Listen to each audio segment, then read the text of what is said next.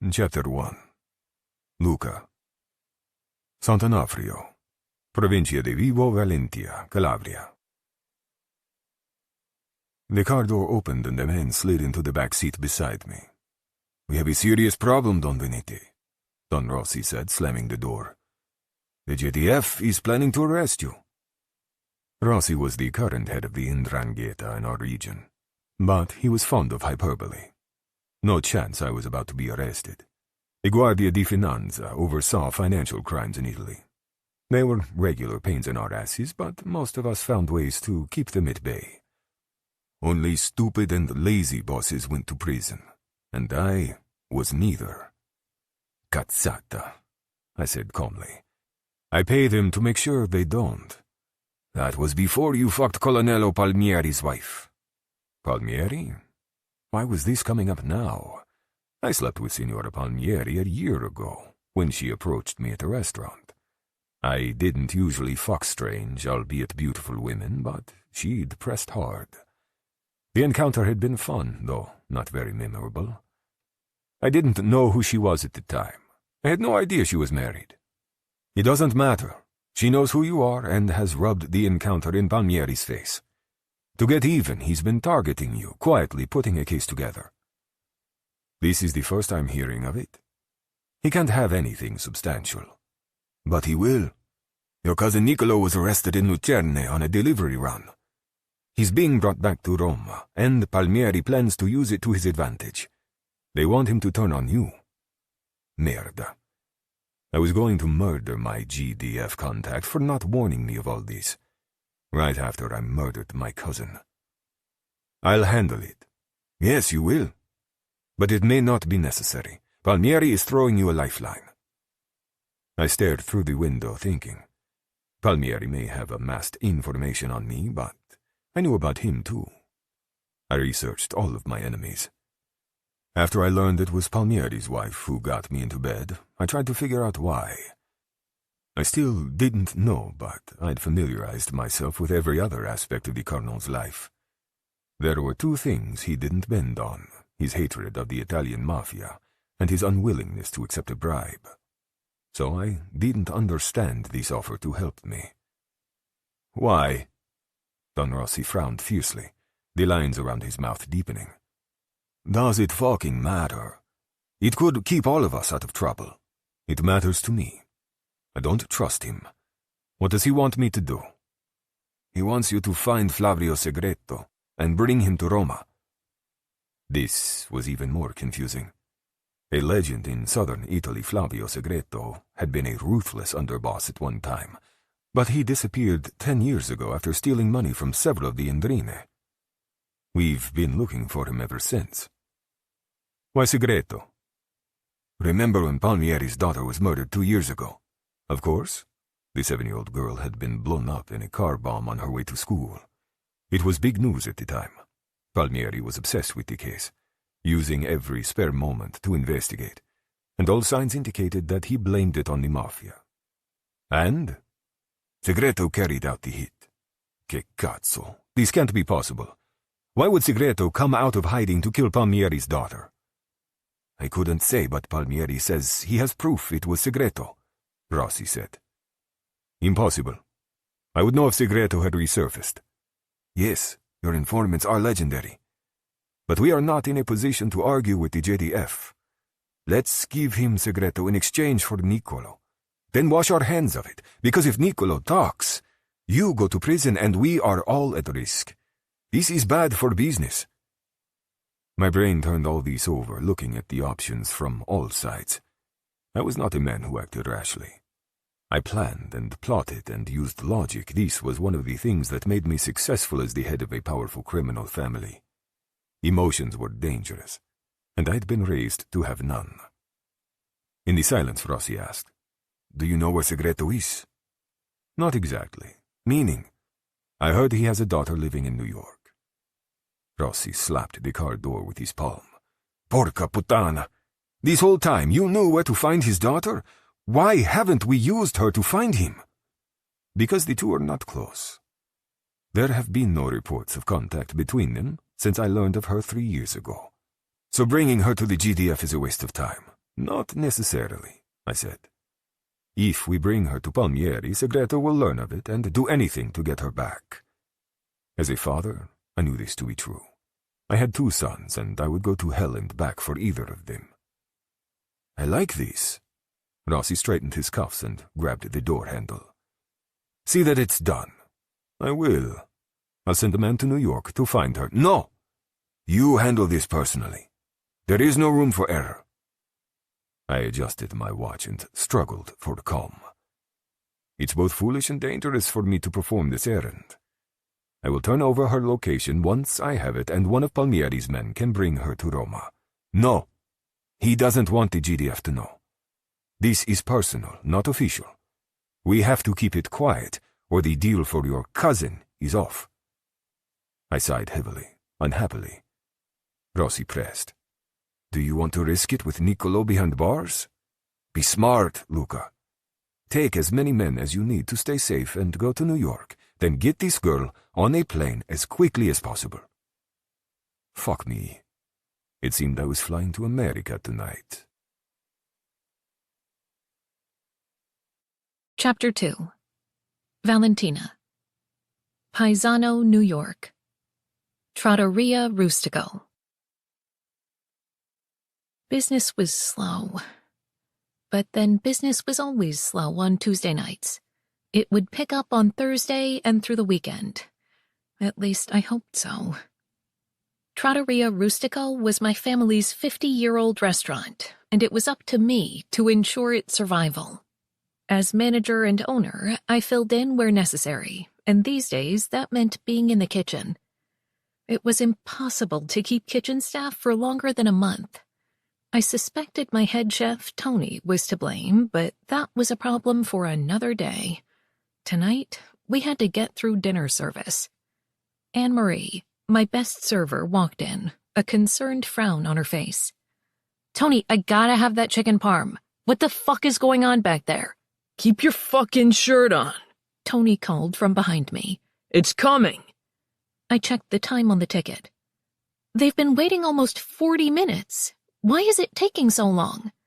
I had to get a chicken breast from the freezer, Val. There weren't any prepared. The fuck? How could we not have any chicken breasts ready for dinner service? Now was not the time to get into it, though.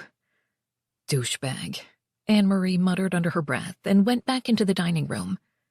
Tony placed 2 plates onto the pass with a snap.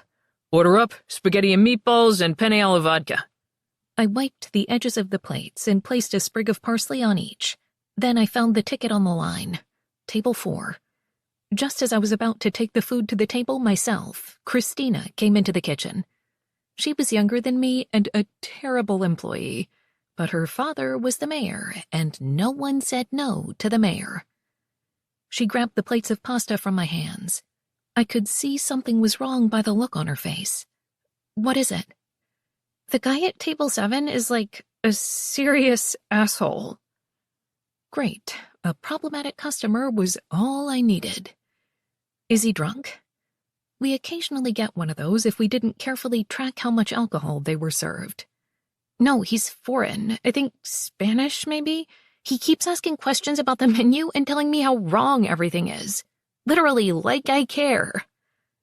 Why is he giving you a hard time? Because he's a dick? She took the plates and walked out of the kitchen.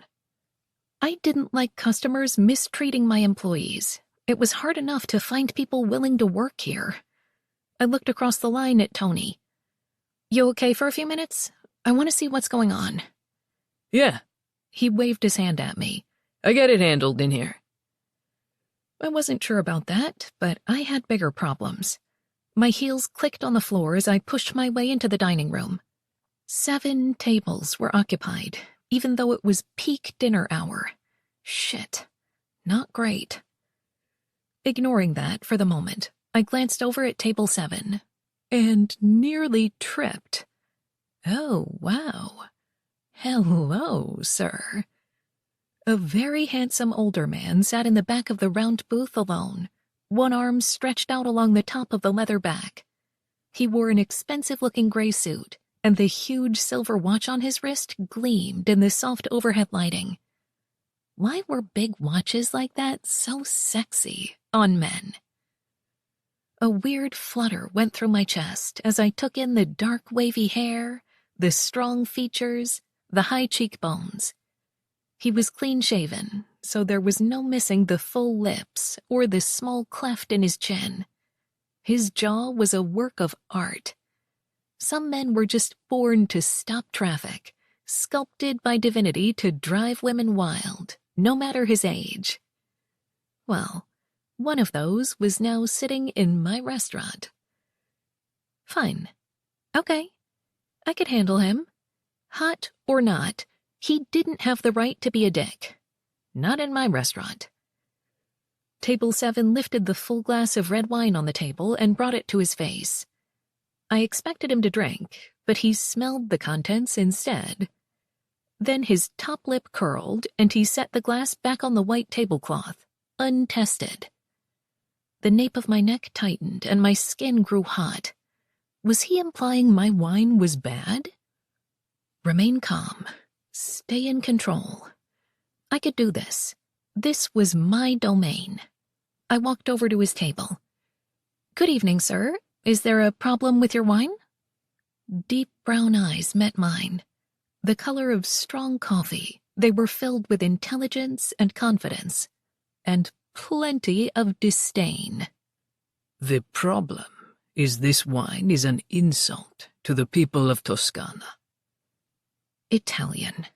I would know those long vowels and rolling R's anywhere. It reminded me of my father, and a wave of irrational anger rolled through me. I swallowed it down, as I always did when thoughts of my father threatened to ruin my day. I would be happy to get you a fresh glass, or a different wine, if you prefer. I was told this is the best wine you offer. Maybe you would prefer a beer then, or a glass of whiskey. What I want, signorina, is a decent glass of wine. Yeah, this guy was a total dick. Customer or not, I didn't need this grief in my life. Well, there are a lot of other restaurants in Paisano. Maybe one of them has a wine that will meet your standards. He barely blinked, his stare so intense that I felt it in the toes of my high-heeled shoes. You are supposed to please the customer, no? Not kick them out. Perhaps I should speak to the owner. You are speaking to the owner. His lips twitched, as if this information pleased him, which made no sense. I see. So you are the one who pretends to know my language. I folded my arms over my chest. What are you talking about? The name of your restaurant is incorrect. Look.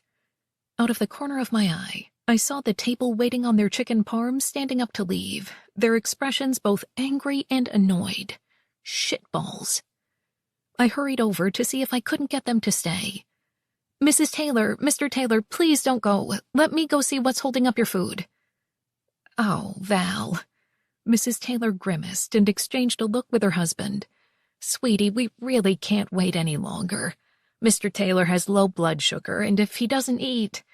I held up my hands, pleading with them. I know you've been waiting on your food for a long time. I'm so sorry. What if I bring you something to tide you over? We have to go, Mr. Taylor said. There's a game on tonight. Well, let me send you home with some food. Salad or a dessert, maybe. The older couple started edging away from me, heading toward the door. That's all right, honey, Mrs. Taylor said. We've got some leftover chicken tetrazzini in the fridge. Damn it, this was a disaster. I followed them. Fair enough, but the next time you visit, your dinner's on me. Sure, Val, Mrs. Taylor said, but it didn't sound genuine. Were they placating me to get out of here? I waved goodbye and let them go, my shoulders slumping in defeat. Forgetting about table 7 for the moment, I marched toward the kitchen, angry beyond words. This is your responsibility. You're in charge, and you're failing. Get it together, Val. Chaos met me when I pushed inside.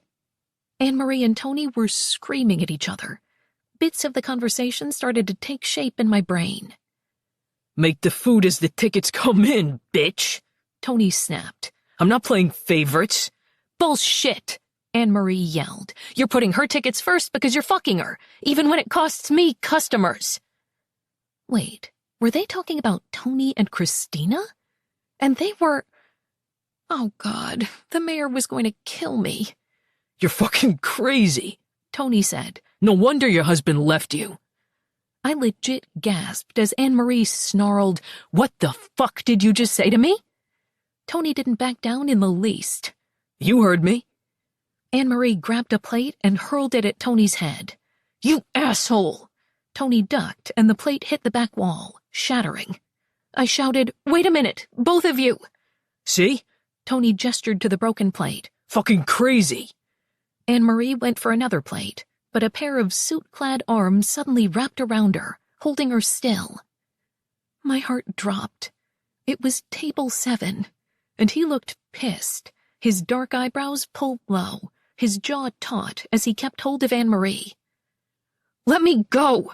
She twisted, trying to break free. Basta, signora, he said in a commanding tone that no one, man, woman, or child, would argue with.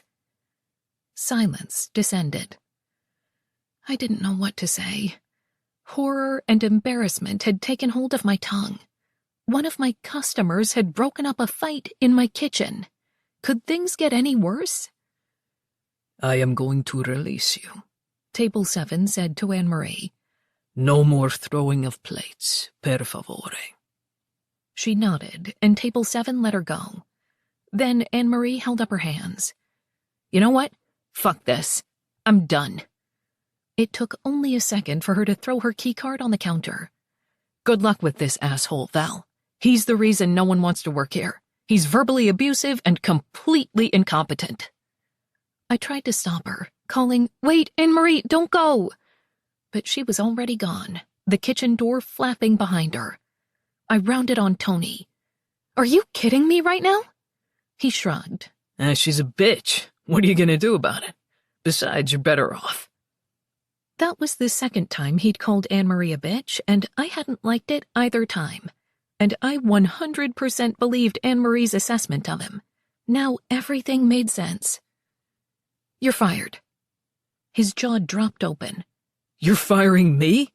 I'm the only thing holding this place together. Without me, you're fucked, Val. I don't care. I'm tired of the late tickets, the sloppy plates, not following directions. You are costing me both customers and good staff. His expression twisted with fury as he slapped the metal counter with his palm. Fire me? Fuck off! I'm the only person willing to work here. You'll never find another chef. You fired Tony?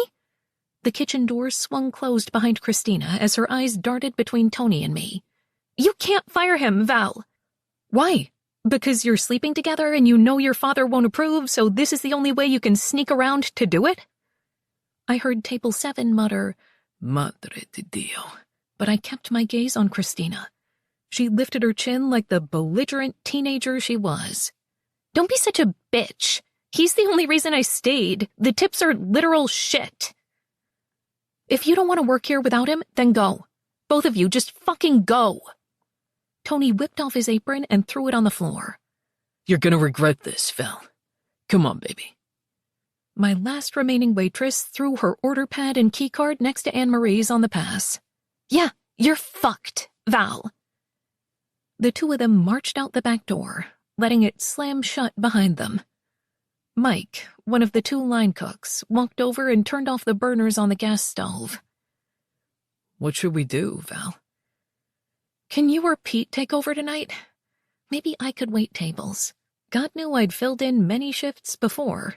Then the evening wouldn't be a total loss. Mike and Pete exchanged a look. Neither looked particularly enthusiastic about taking over. I suppose I couldn't blame them, considering they hadn't been working here long. Mike scratched the side of his neck. I don't know. Tony was still teaching us. I nodded, even though I wanted to scream about the unfairness of all this. But it wasn't Mike and Pete's fault that they weren't ready. It was like this place was cursed. do something. This is your responsibility. I took a deep breath and let it out slowly. I needed to close tonight. Maybe for the entire week, until I hired another chef and more servers. Why don't you two take off? I'll send the customers home and we'll figure all of this out tomorrow. Ignoring table 7, who for some reason was still standing in the kitchen, I went to the back. John, my dishwasher, was busy loading dirty plates into the rack, his head bopping to the music blaring from his earbuds. I flicked the lights to get his attention without scaring him half to death. He took out his earbuds and grinned over his shoulder. Hey, Val. Everything okay? John was in his late 20s. I knew he'd been in jail a few years ago for stealing a car, but I didn't judge him. None of us had it perfect in this life. He was an excellent employee, and I'd pushed him for months to go out onto the floor as a server. He claimed he liked washing dishes best because no one hassled him back here. We're closing early tonight, and we'll probably be closed for a few days. I swept my arm in the direction of the kitchen. Almost everyone just quit. Oh, shit. What did I miss? It's not worth explaining. Bottom line, I should have fired Tony a long time ago. Yeah? John agreed, wiping his hands on a towel. Him fucking Christina wasn't ever going to end well. Did everyone but me know? Why didn't you tell me? I thought everyone knew. I'll see that you're paid until I find a new chef. Thanks, Val. I appreciate that. He gestured toward the stack of dishes. I'll finish up for the night. Just bring back anything that needs washing. I will, and thank you. I hurried to lock the back door, just in case any recently fired employee tried to return. Then I went to my office to turn off both the online ordering system and the phone. No sense in taking orders we couldn't fill. When I returned to the kitchen, I found table 7 opening a fresh bottle of wine. I nearly tripped. Like, what the hell? Yes, he looked like a contestant on a reality show called Italy's Hottest Business Daddy, but I didn't need him to witness any more of my humiliation. What are you still doing here? The man rolled his hand as if the answer were obvious. I'm pouring you a drink. I don't have time for that. I have to go deal with the customers. He filled a glass halfway with red wine. I have done that already. Have a drink, signorina. He had? I peered through the tiny window in the kitchen door into the dining room. Sure enough, empty. What happened? How did you clear everyone out so quickly? I gave each table $100 and told them to get the fuck out. Along with your boy, the one that cleans the dirty tables. There had been 6 tables other than his out there, and he sent my busboy home too? Who carried $700 in cash on them? I'd think about that later.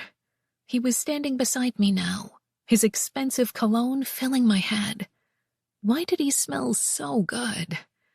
A glass of wine appeared in front of my face. Drink. I really shouldn't. I have 1,000 things to do tonight. No, you don't. Take a breath and have a drink. Your problems will keep. He made it sound so easy.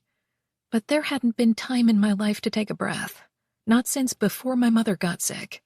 Who was this stranger to order me around? Except that glass of wine looked amazingly good. I stared at it, feeling myself weaken. I did need to relax. Wasn't that what my friend Maggie always said? And this had been a really, really shitty night. Still, I didn't trust men bearing gifts. I peered up at him. Is this because you feel sorry for me? No, this is because I have been in this country for 2 days and am still searching for a decent glass of wine. Maybe this will be the one. Despite all my woes, my lips twitched in amusement. Are you a wine snob? I am from Italia, he said with an elegant lift of his shoulders. Take the glass, signorina. You deserve it. I did deserve it. Fuck it. Our fingers brushed as I accepted the wine, and I ignored the little thrill that rocketed through me. "I'll pay you back," I murmured before taking a long sip. The wine was rich and flavorful, a delicious explosion of bold fruit on my tongue. Wow, this is good. Which one is it, the Pinot Noir? No, I bought a decent bottle from the place next door. He went to the counter and poured his own glass.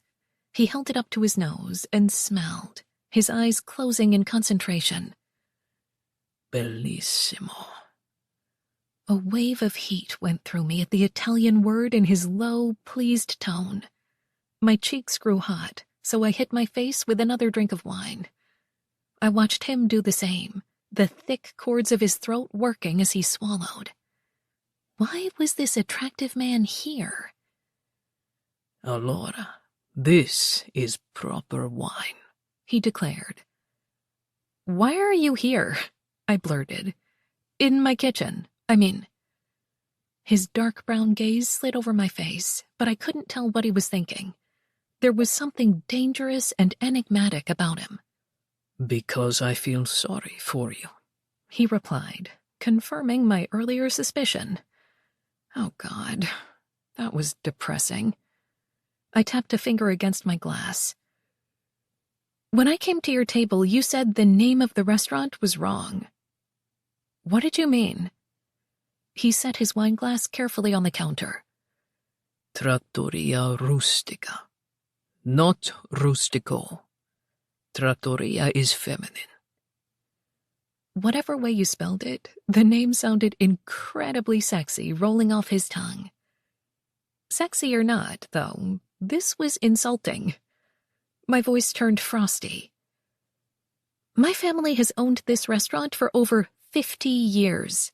No one has ever pointed out that the name is wrong." Ma dai, he muttered and dragged a hand down his face.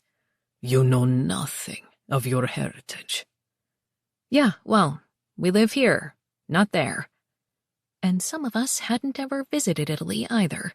I wanted nothing to do with my father or his homeland. That is no excuse. I downed the rest of my wine. "Thanks for this, but if you don't mind, now I have to clean up so that I can go home and take the world's longest shower before dropping into bed and catching 3 hours worth of sleep before coming back here in the morning." He heaved a sigh at my rambling and shook his head, like I was a ridiculous child. "You are better off. These people, they were terrible." "True, but no one's knocking down my door to work here." He reached for the bottle of wine and refilled my glass. "Have another drink and tell me why." I probably shouldn't, but what the hell? Lifting the glass, I took a deep swallow. My shoulders eased slightly and I leaned against the counter. "Because I suck at this job, apparently."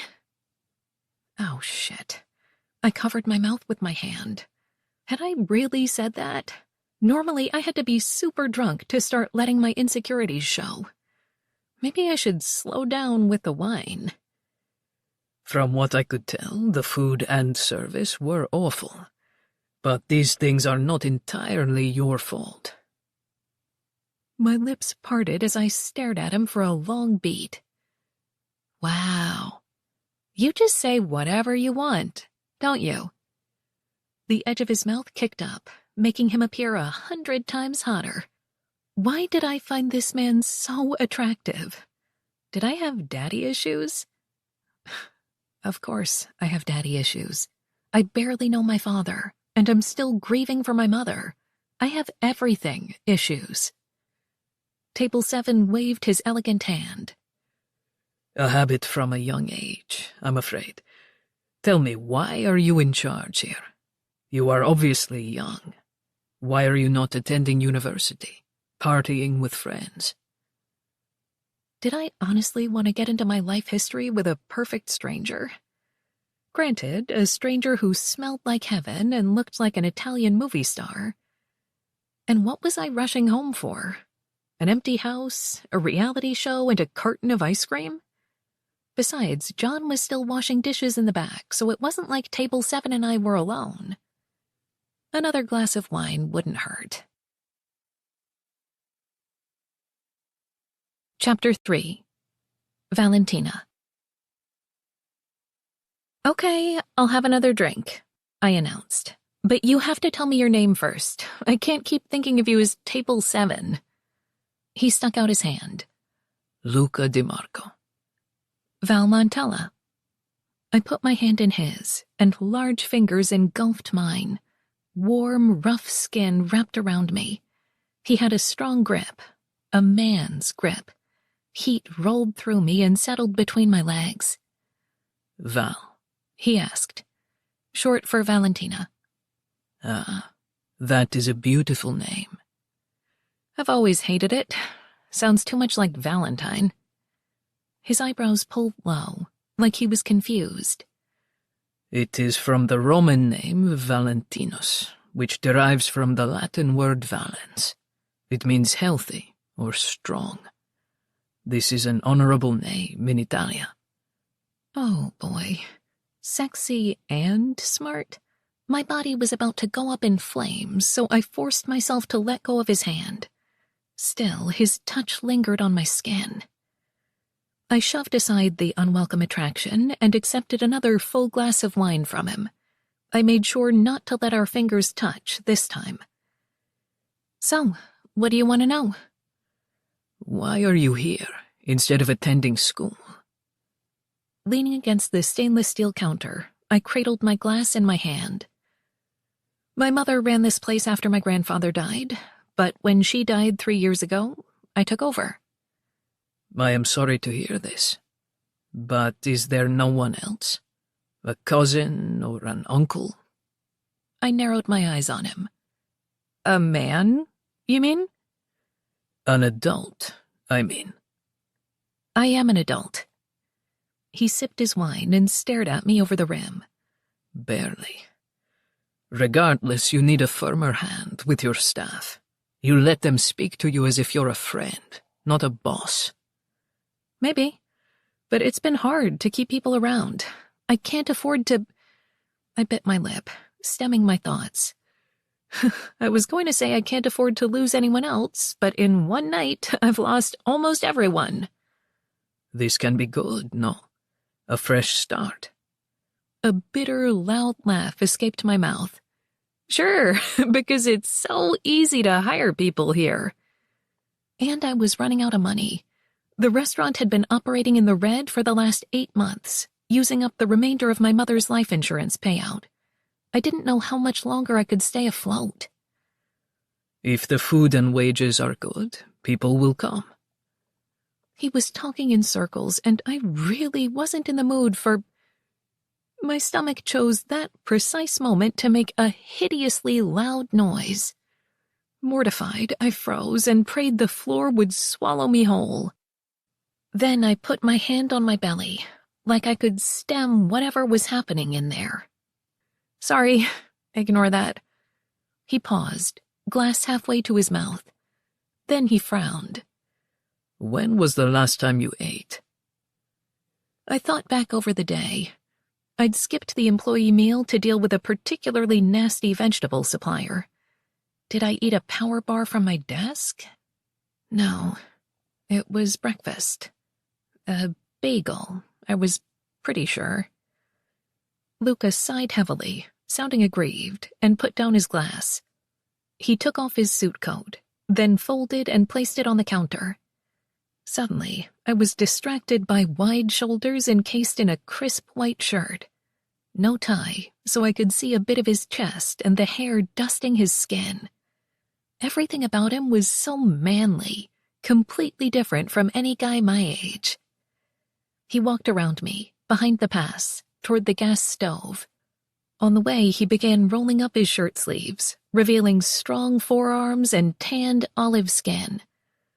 I must have had more wine than I thought, because I itched to run my fingers over those forearms, trace the veins and tendons there. He peeked into the pans left on the stove and pushed them out of the way, then searched through the utensils and cookware. He produced a clean sauté pan and set it on a burner. "What are you doing?" I asked.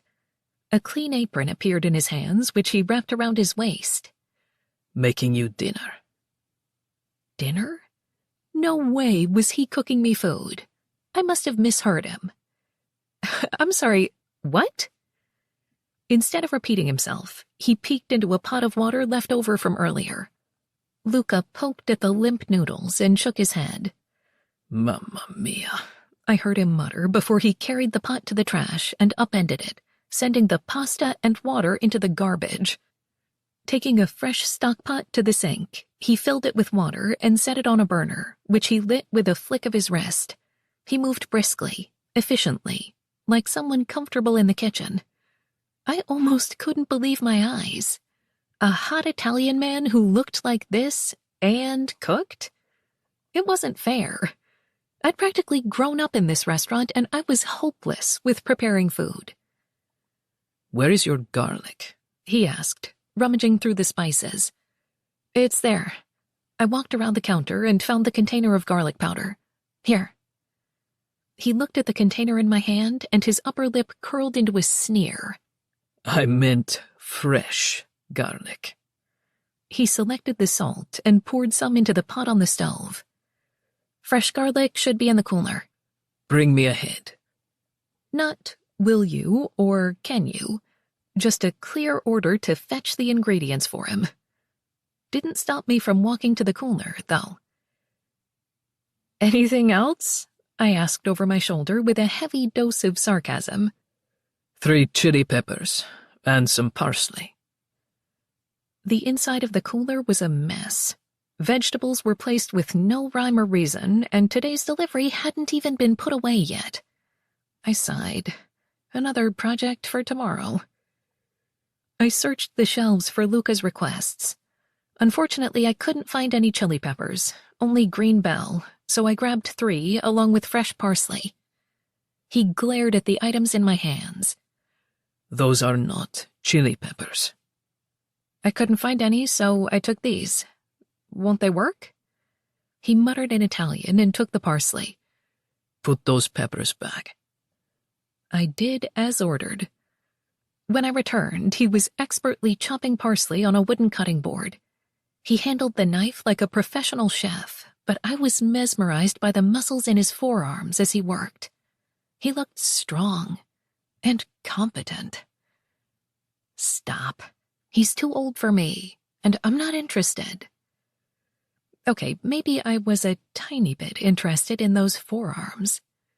Bending, he searched below. He dangled the giant container of olive oil in his 2 fingers like he was holding a dead rat. "This was made in Texas." I crossed my arms over my chest, feeling defensive. That is good olive oil. He uncapped the container and sniffed inside. "It's shit." "Well, that's all we have." "This is your problem," he said, drizzling some of the oil into a sauté pan. "You don't know real food. Tell me, what is your favorite dish?" That was easy. "Chicken parm." He snorted. "Not from Italia. Next." It wasn't? "Spaghetti and meatballs." Again, not a dish from Italia. Now I was getting annoyed. Then why are those dishes on every Italian menu in the world? He added parsley stems and cloves of garlic to the hot oil. "Not in authentic restaurants, they aren't." He stirred the stems and garlic with a metal spoon. I went for my wine glass, needing something to do other than stare at this infuriating and beautiful man. "Well, here in America, we like chicken parm and spaghetti and meatballs." "You will like this better." He added a fistful of spaghetti to the boiling water, then returned to the sauté pan. He removed the garlic pieces and stems, tossed them in the trash, then reached for 2 more garlic cloves and a grater. Like it was the easiest thing in the world, he grated the garlic into the warm oil. I drank and watched, fascinated. Grating garlic? What magic was this? He added chopped parsley, red pepper flakes, and a ladle of pasta water, then mixed it all around. Do you have cheese? Real cheese, not the powdered kind. Yes, we have real cheese. Va bene. Bring me pecorino, or parmigiano reggiano. I have hunks of Parmesan. From his sigh of disappointment, you'd have thought I said we use a non-meat substitute in our meatballs. I'd better not mention that the Parmesan came from a big box discount chain. I delivered the cheese to him and leaned against the counter. You're a food snob. And a wine snob. You say this like it is a bad thing. He removed the pasta with tongs and added it all to the sauté pan. But you will taste this and learn why simple, quality ingredients are best. Another ladle of pasta water. Then he reached for the cheese and the grater. I enjoyed more forearm muscle porn as he grated the cheese atop the noodles. Find me 2 plates, he said. Taking the handle of the pan, he lifted it and began tossing the noodles in the sauce with little flicks of his wrists. I stood there, frozen, watching. Not a splash or a drop spilled. He worked the pasta around, his strong hands both capable and sexy, and I knew without a doubt those hands would be just as capable and strong on a woman's body. My heart was racing in my chest just thinking about it. Plates, Valentina, he repeated, and I realized I'd been staring at him for far too long. I grabbed 2 plates from the overhead shelf. Then Luca twirled 2 heaping servings onto the plates, making sure to add more sauce. He grated more cheese on top, then lifted both of the plates. Bring our wine and follow me. Another order. This man did not know the word please. I grabbed the wine glasses and bottle and trailed him into the empty dining room. He'd already placed the plates on a clean table and was removing the apron when I caught up. He held out a chair for me. It felt weirdly intimate to be out here alone with him in a restaurant. Almost like a date. No, he's just old school, gentlemanly. He feels sorry for me. Thank you, I said as I sat down. Luca lowered himself into the seat opposite and placed the napkin on his lap.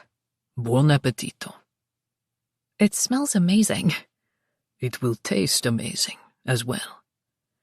He topped off our wine as I took my first bite. The sauce was a tad spicy but creamy, silky smooth in my mouth. The garlic flavor was the perfect amount. I quickly took another bite. Oh God, this is so fucking good. Luca hadn't touched his plate. Instead, he reclined in his chair, wine glass in hand, and studied me as I ate. I'm glad you think so. No, seriously, I said around another mouthful of food. How can you produce something this good, this flavorful in 5 minutes? It's not fair. More like 15, no. And this dish would be better with the right cheese and real peppers. I was too hungry to argue. After a few more bites, I asked, "How did you learn to cook? Did you go to culinary school?" He sipped his wine. I learned by watching. Food is very important in a family in my country. Do you have a big family? Yes, I have 3 brothers, but I'm the oldest. They have always been my responsibility. Where are you from in Italy?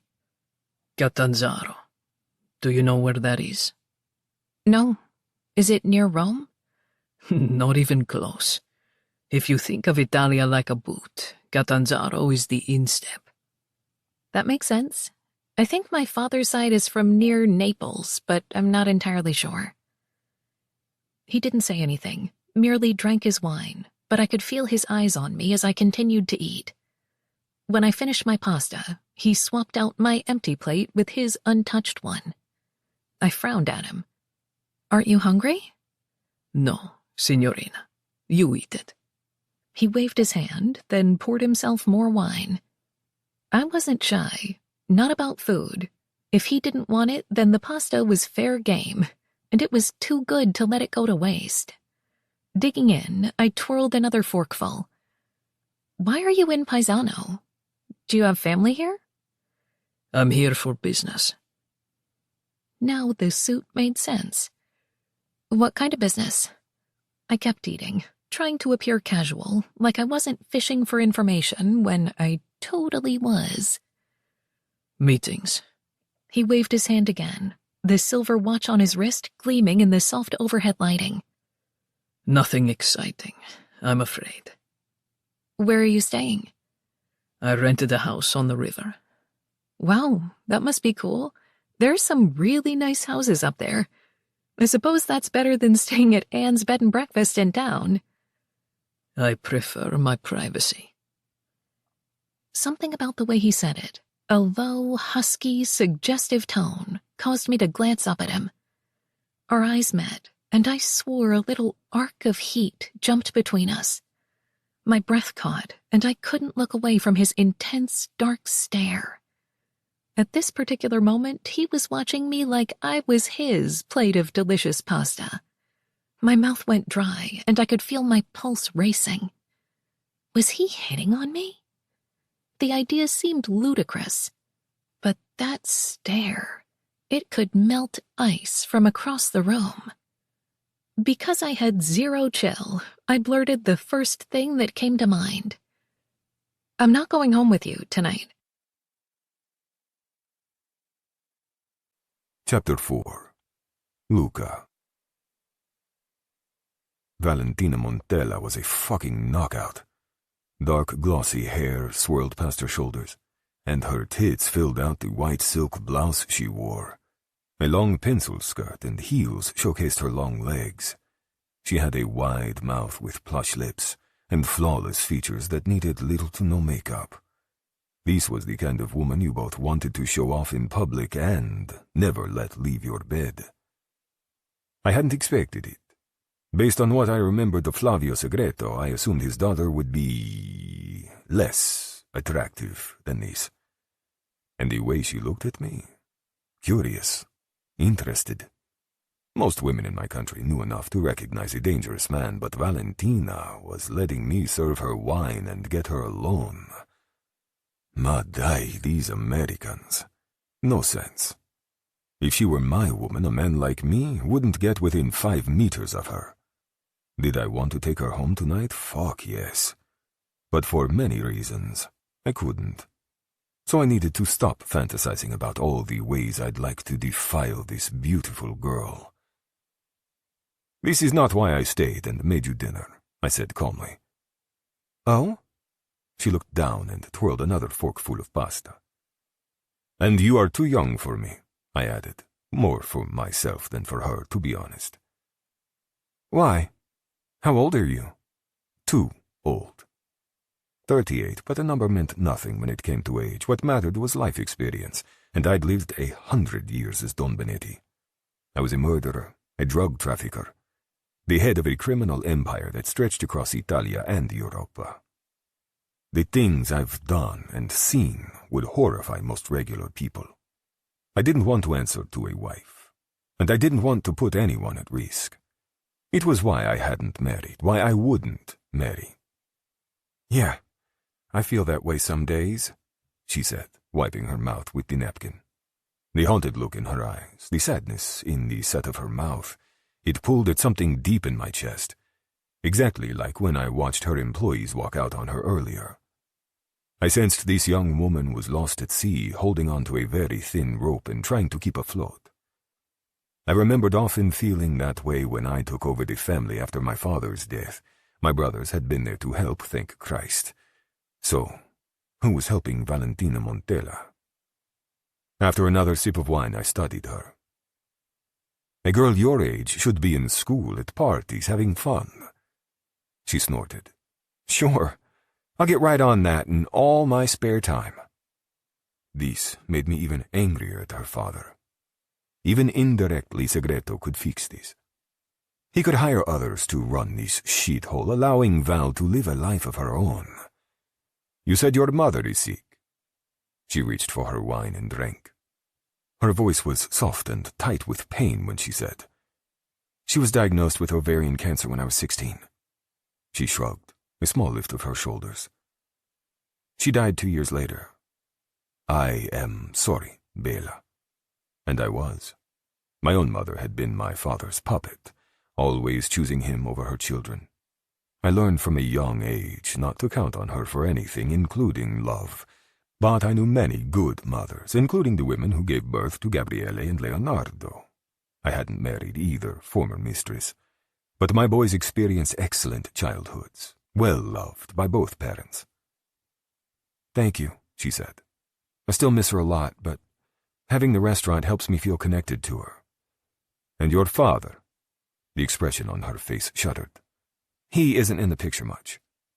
She drained the wine in her glass. "He's pretty much an absentee father. Just blows into town for a day or two, then leaves again for half a decade." Reaching for the bottle, she almost knocked over a water glass. "Shit!" We both reached out to steady the empty glass.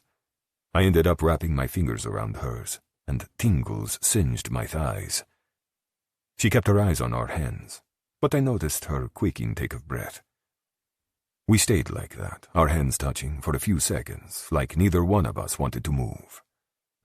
Then she finally slid her fingers out from under mine and put her hands in her lap. I lifted my wine glass to my lips, suddenly wishing for something stronger than wine. I needed to get my head on straight.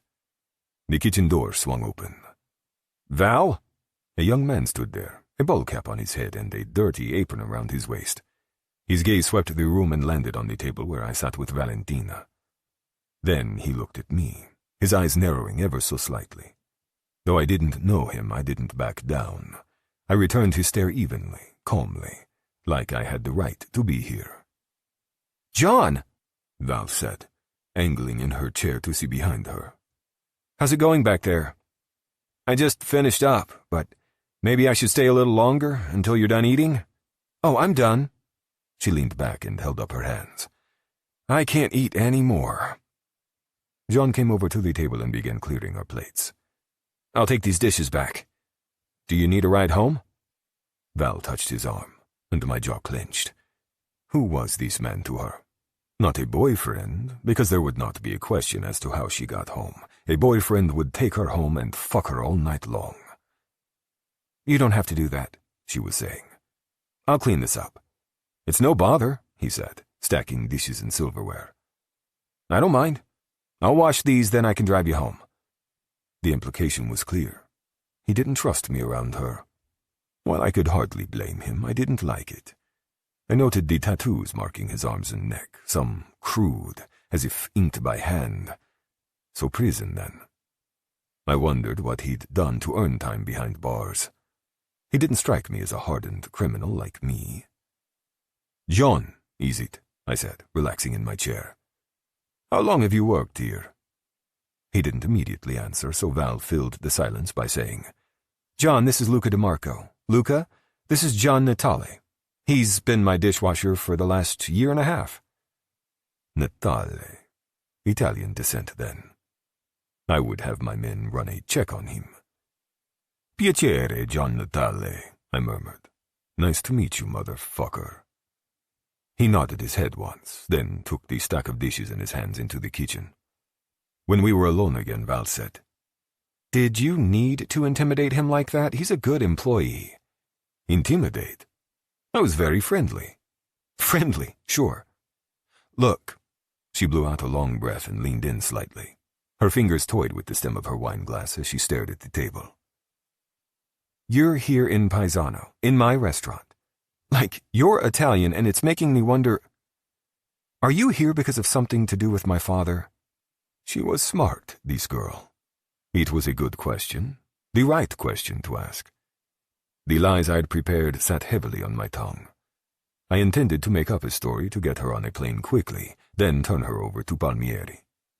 What happened next was not my problem. If she or Segreto died, so be it. I had my own problems. I needed to get Niccolo out of prison before he toppled my entire empire. But this was before I saw her holding on to this place by her fingernails. Before I heard her stomach growl because she took care of everyone else before herself. Before I noted a weariness in her eyes that made me want to help in whatever way possible. And she'd just confessed that Segreto shows up here every now and again. That meant he was close, keeping tabs on his daughter, as I'd suspected, Maybe I could give Flavio Segreto directly to Palmieri without using Valentina. I needed to consider these. Meeting her gaze squarely, I lied. No, I'm here for business. Oh, good, she said softly, almost dreamily. Then her cheeks warmed and she bit her lip in the most adorable way. I mean, good that it's not about my father. I really don't know much about him, and I don't want to either. When was the last time you saw him? I think I caught a glimpse of him at my mom's funeral. She dragged a polished fingernail over the white tablecloth. Her nails were a deep red, a color I happened to find very sexy. But he didn't speak to me. Because Segreto knew it was dangerous to be seen with her. But I would bet anything he's close by, or at least keeping tabs on her. Before I could comment, she asked, "Do you have family back in Italy? A wife? Kids?" Was she fishing? I have never been married, but I have 2 sons. They are 16 and 18. Her brows lifted. You weren't in love with their mother? I almost laughed, not because I thought loving a mistress was impossible, but because I didn't believe myself capable of the emotion. I hadn't experienced romantic love once since I started fucking at 13 years old. And children outside of wedlock were common in the 'Ndrangheta. Every Don I knew had at least one child from a woman who was not his wife. Mothers, plural. And neither one was interested in marriage with me. I find that hard to believe. Having kids is a lot of work, not when you have money. I gave both as much help as they needed, and my sons had the best of everything.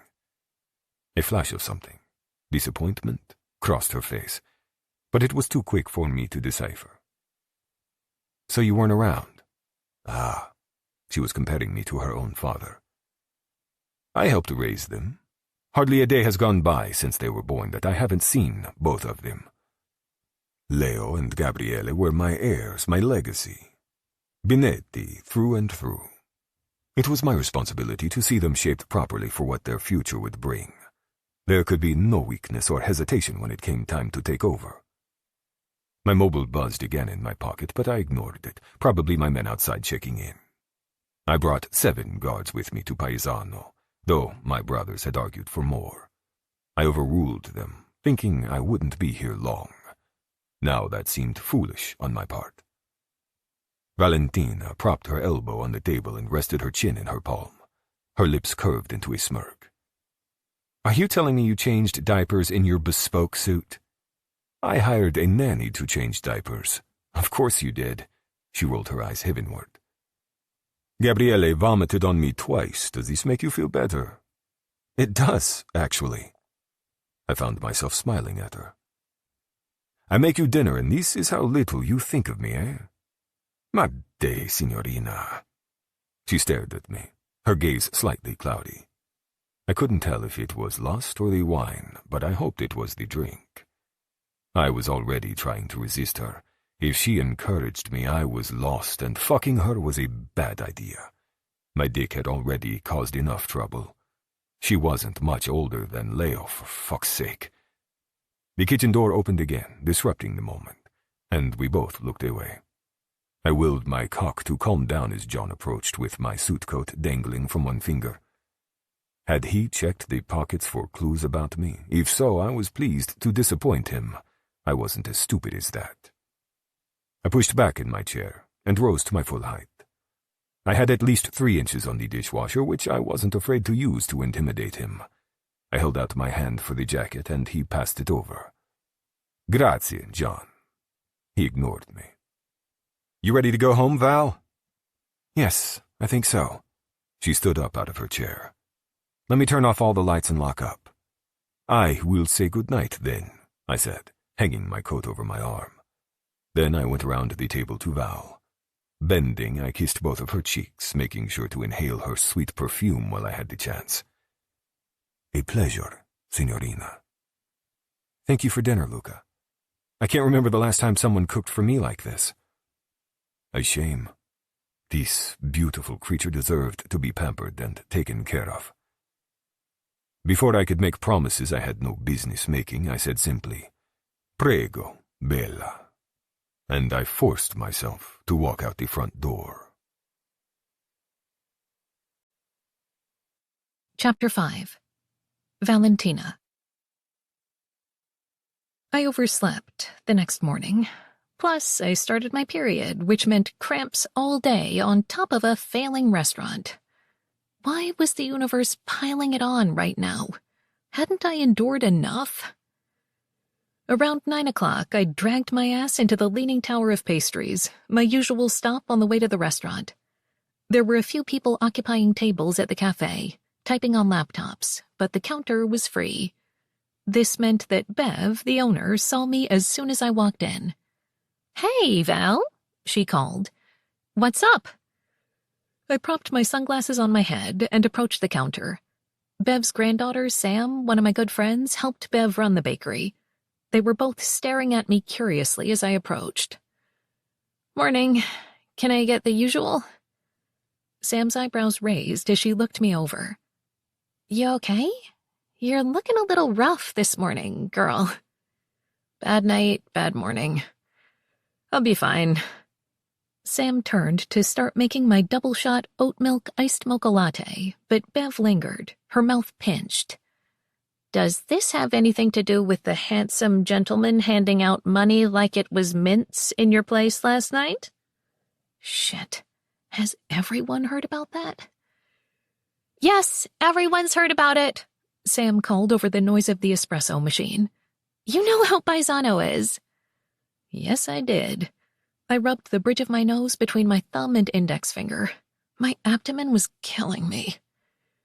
"Then you also heard everyone quit on me." Bev waved her hand. "You're better off. Tony's food was terrible, honey. You'll find someone else." I wished I shared her optimism. "Know any Italian chefs you can recommend?" "What about Mr. $100 Bills? Is he a chef?" "Not a chef, unfortunately. Though that pasta dish was amazing, and he'd managed it so quickly." Sam drizzled extra chocolate syrup on top of my drink, then put on a lid.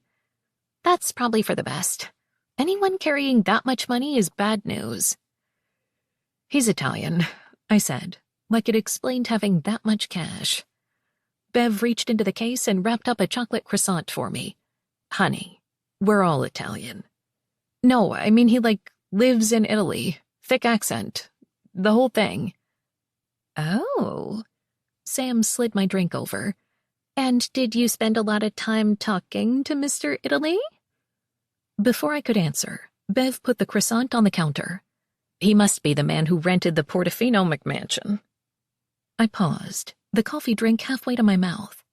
That house was the biggest in Paisano, owned by a family with reported mob ties. With 7 or 8 bedrooms, the place was straight out of a BBC Jane Austen adaptation dipped in gold leaf. He said he rented a place on the river. Bingo. Bev rang up my total on the register. I heard he made the Portofinos an offer they couldn't refuse. Stop. Next you'll say there's a horse's head in the bed. I paid with my phone and grabbed my croissant. You're leaping to conclusions. Not a very big leap, Val.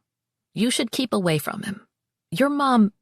When Bev bit off what she was about to say, I prompted, "My mom what?" Bev patted my free hand where it rested on the counter. "Your mom wouldn't want you messing around with those kinds of men." Mom and Bev had been good friends, playing in a cutthroat mahjong group every week until Mom grew too sick. Since my mom died, Bev had watched over me, almost like a grandma. Sam spoke up. "Grim, stop scaring her. You know Val doesn't have time for dating." Guilt washed over Bev's expression. "I'm sorry, Val. I know you've had a lot on your plate these last few years." An understatement. There hadn't been time for romance or even hookups. My mother got sick when I was 16, and all my time after that had been split between school, her care, and the restaurant. Now, 5 years later, I was an overworked, exhausted virgin, which was so embarrassing. Most girls my age were finishing college, having fun, while my nights were spent arguing with servers and chefs. And any man I'd even remotely tried to flirt with had quickly lost interest when they heard my schedule. Sorry, I work every night. Maybe we could have a morning coffee date if it's before 9 o'clock? I was cursed. Sad and angry and cursed. I finished paying and took my things. Speaking of, I need to get over there. This situation isn't going to unfuck itself. Wait, Sam said, heading for the edge of the counter. I'll walk you out. Okay, bye, Bev. I lifted the hand holding the coffee in farewell and went to wait for Sam. When my friend joined me, we slowly made our way to the door. Don't let Bev scare you away, Sam said quietly. She worries, that's all. I know, it's all right. She elbowed me. So, tell me about him. What happened after he handed out money and you closed up? How do you know something happened? I don't, but the way you're turning red right now is a pretty big clue. You look like that time in high school when our chemistry teacher told you to stop staring at Joey Brooks. I bit my lip. I swear that boy was so fine. Agreed. Now back to Mr. $100 bills, please. Not you, too. Ugh. Sometimes Sam and Bev were far too alike. And there's not much to tell. He made me dinner, and then— He made you dinner? Her voice was a screech that gained the attention of everyone in the room. I wanted to crawl under a table. Do you mind? I don't need the entire town to find out. Sorry. Oops. Sorry. She took my elbow and led me outside onto the walk. Wait, I need details. I couldn't hold it in. I spilled about my stomach growling, the pasta dinner, how charming Luca had been. Oh my God, you have a crush on him. Stop it. He's a stranger and too old for me.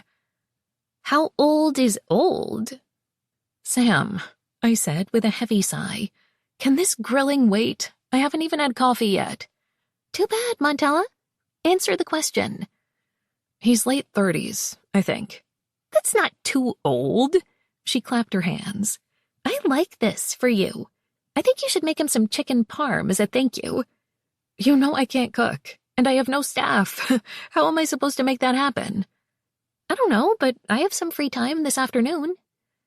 Thanks. I appreciate the offer. And I did. Sam was one of the kindest, big-hearted people I knew. She baked a custom cake for each of her friends on their birthday.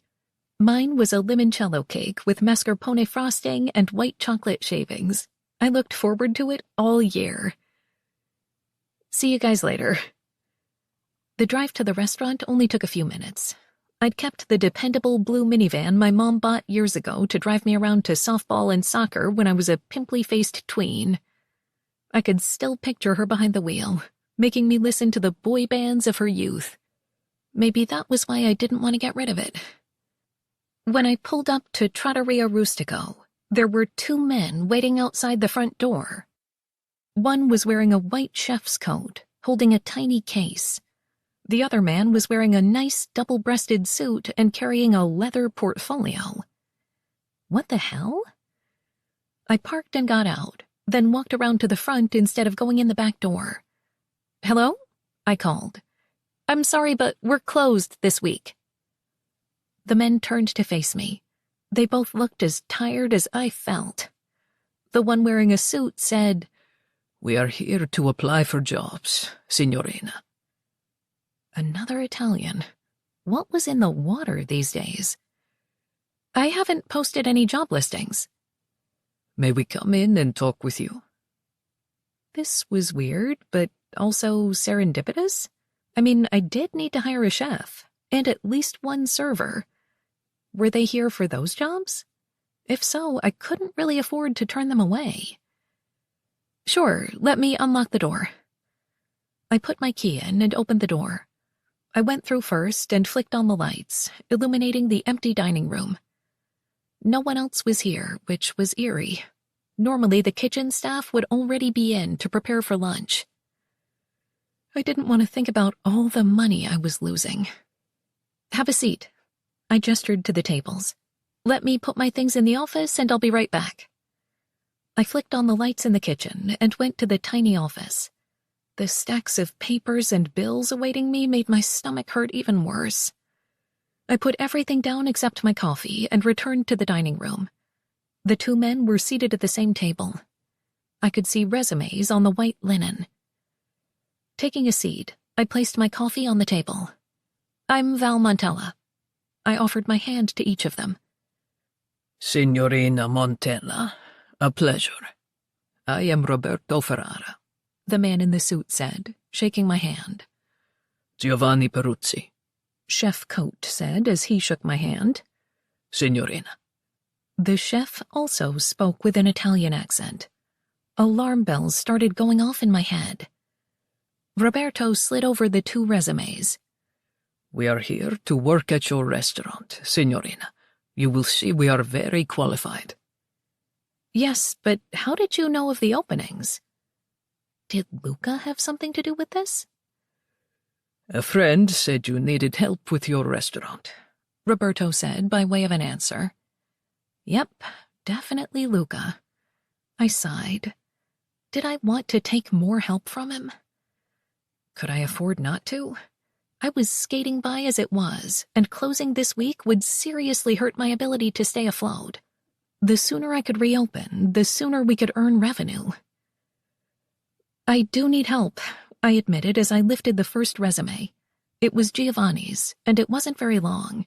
He'd worked in a total of 1 restaurant, but he was there for more than 15 years. I kept reading. The restaurant was in Rome and had a Michelin star. Holy shit. Jaw falling open, I glanced up at him. Why in the world would you want to work here? I was the sous chef. Working here would allow me to have my own kitchen. I couldn't process this. My mind tripped over itself in disbelief. You realize where you are, right? A small town in New York State? We're not in Manhattan. The edge of his mouth curled through his thin layer of scruff. I understand, Signorina. I grabbed my coffee and sucked a big mouthful through the straw. Maybe I was still dreaming? I set Giovanni's resume aside and started reading Roberto's. His was longer, but as I started reading, I could tell he'd worked as a maitre d' in some very prestigious restaurants. I recognized some of the names from social media. You're a maitre d'? Roberto nodded once. I am the front of the house, see? But I can do almost anything you need, Signorina. Balance books, oversee the staff, place food orders, greet customers. I am very experienced. I didn't doubt it, based on his resume, but this was too good to be true. Employees like this didn't drop out of the sky, not in Paisano. There had to be a catch. This friend, the one that told you to come here this morning, do you have a way to reach him? The 2 men visibly paled as they exchanged a look. Signorina, Roberto said, we are happy to help. No one has forced us to come here. What an odd thing to say. Now I was even more eager to speak to Luca. I'm sure that's true, but I'd like to speak with him anyway. Roberto licked his lips. I will call him for you. I will ask if he is available. Please do that. Roberto stood from the table and walked a good distance away before pulling out his phone. He spoke quietly to whoever picked up on the other end. After a moment, he carried his phone over to me. Mr. DeMarco, Signorina. I accepted the phone and put it to my ear. Hello? Ciao, Valentina. Those 2 words, spoken in his deep accented voice. Holy Christmas. I stood up and walked to the other side of the room. What have you done? Que cosa? What do you mean? Luca, these men are way overqualified to work here. I'm not sure I can even afford them. Did you force them to come? Don't be ridiculous. I heard the clink of porcelain, like he was setting a cup down on a saucer. You need employees, and I found you the best. They jumped at the opportunity. Do not sell yourself short, Bella. I wasn't stupid. No one was jumping at the opportunity to work in my restaurant. This is insane. You are insane. I mean, we just met. Why would you help me like this? Because I can. I know people in the restaurant business looking for work, so I decided to help them and you. Do not make it more complicated than that. I stared at the faded wallpaper behind the server station. Was I crazy for complaining? Luca was presenting me with a solution to my problems, so maybe I should accept it and stop looking for ulterior motives. But I wasn't used to someone taking over like this. I supposed if I dipped into Mom's life insurance fund, I could pay them a little more than their predecessors.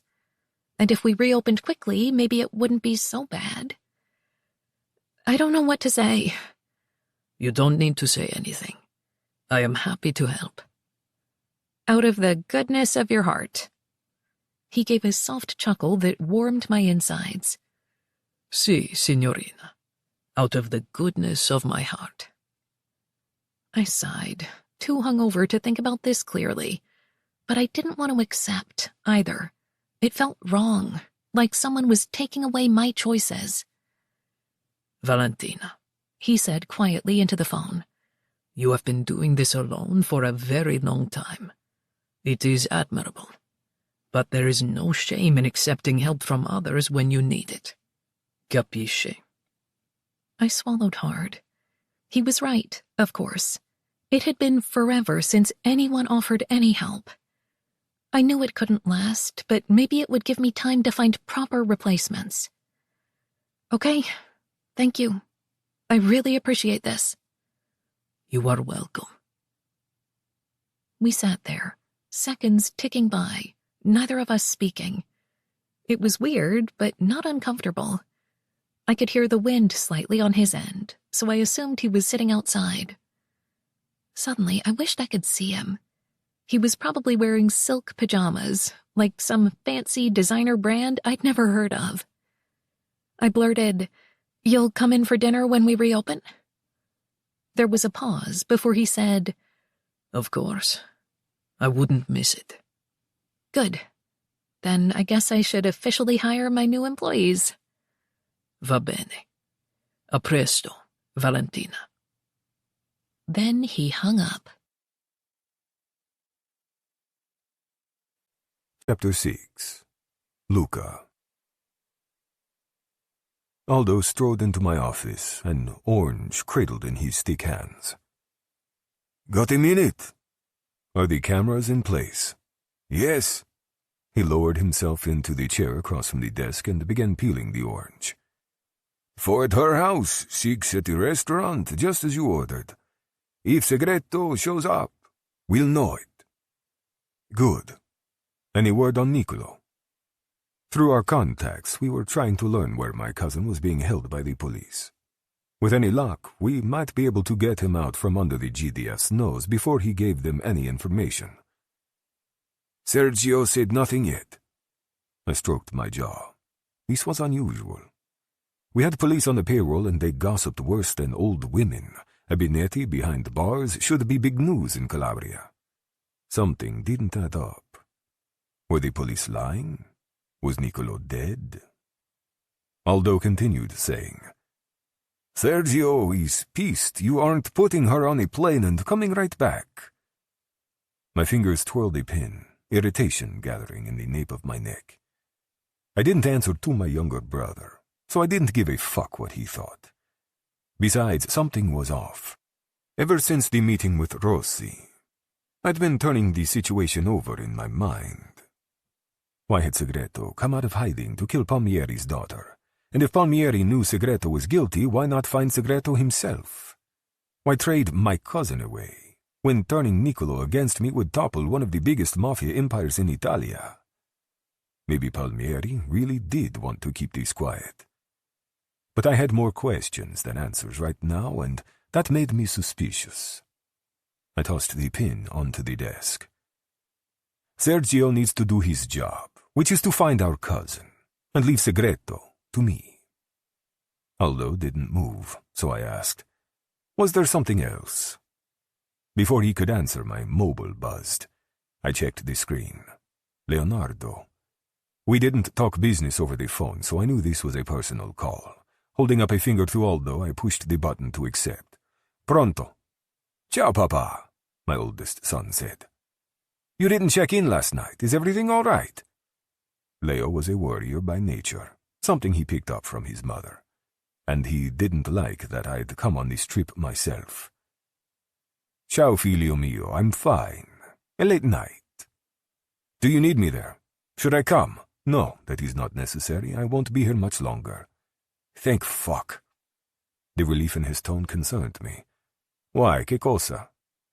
"I probably shouldn't tell you this, but Gabby wants to buy a new car. He went to drive it yesterday." Mamma mia, another sports car. I scowled at the desk like it had offended me. "Your brother has enough cars, and he doesn't yet have a license to drive."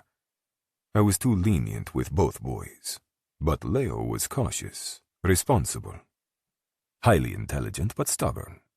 Gabriele, on the other hand, was carefree and wild, more reckless, like me at his age. "You should talk to him," Leo said. "He won't listen to me." "I will. Tell me, how are you doing? Anything I should know?" "I'm fine," Leo said. "Finished work and I'm going to my mother's." Work was following around one of his uncles and doing whatever was asked of him. "Tell Antonia I said hello," I said, referring to his mother. She married a few years ago, which was another reason I was glad Leo lived on the estate with me. I didn't want another man influencing my boys. "How are the women there?" Leo asked. Young, beautiful, with dark eyes and dark hair, a little shy, big tits. I shoved thoughts of Valentina away. "This is not that sort of trip." "Hey, Papa, every trip is that sort of trip." "Is that what your Bianca would say?" Leo had been seeing the girl for almost 6 months. She was nice enough, but not who he would marry. I would make those decisions when the time came. "Are you keeping the guards with you?" he asked, ignoring my question. "I have been doing this for a long time, figlio mio. You don't need to worry about me. You haven't been away like this in a long time. It's strange." True, I hadn't been away much, especially not in the last few years.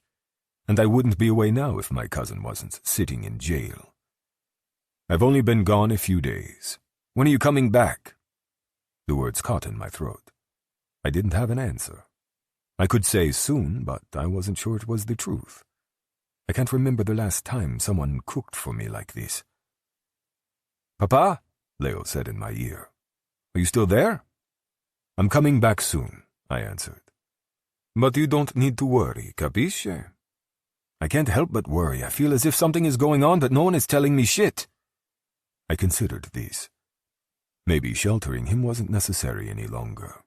At some point, I had to start trusting my boys with the problems I dealt with every day. "We'll discuss it when I'm back." "Okay, I need to go. Mama is expecting me." "Ti voglio bene." "Ti voglio bene, figlio mio." After we disconnected, Aldo smirked. "The boys say it's purple."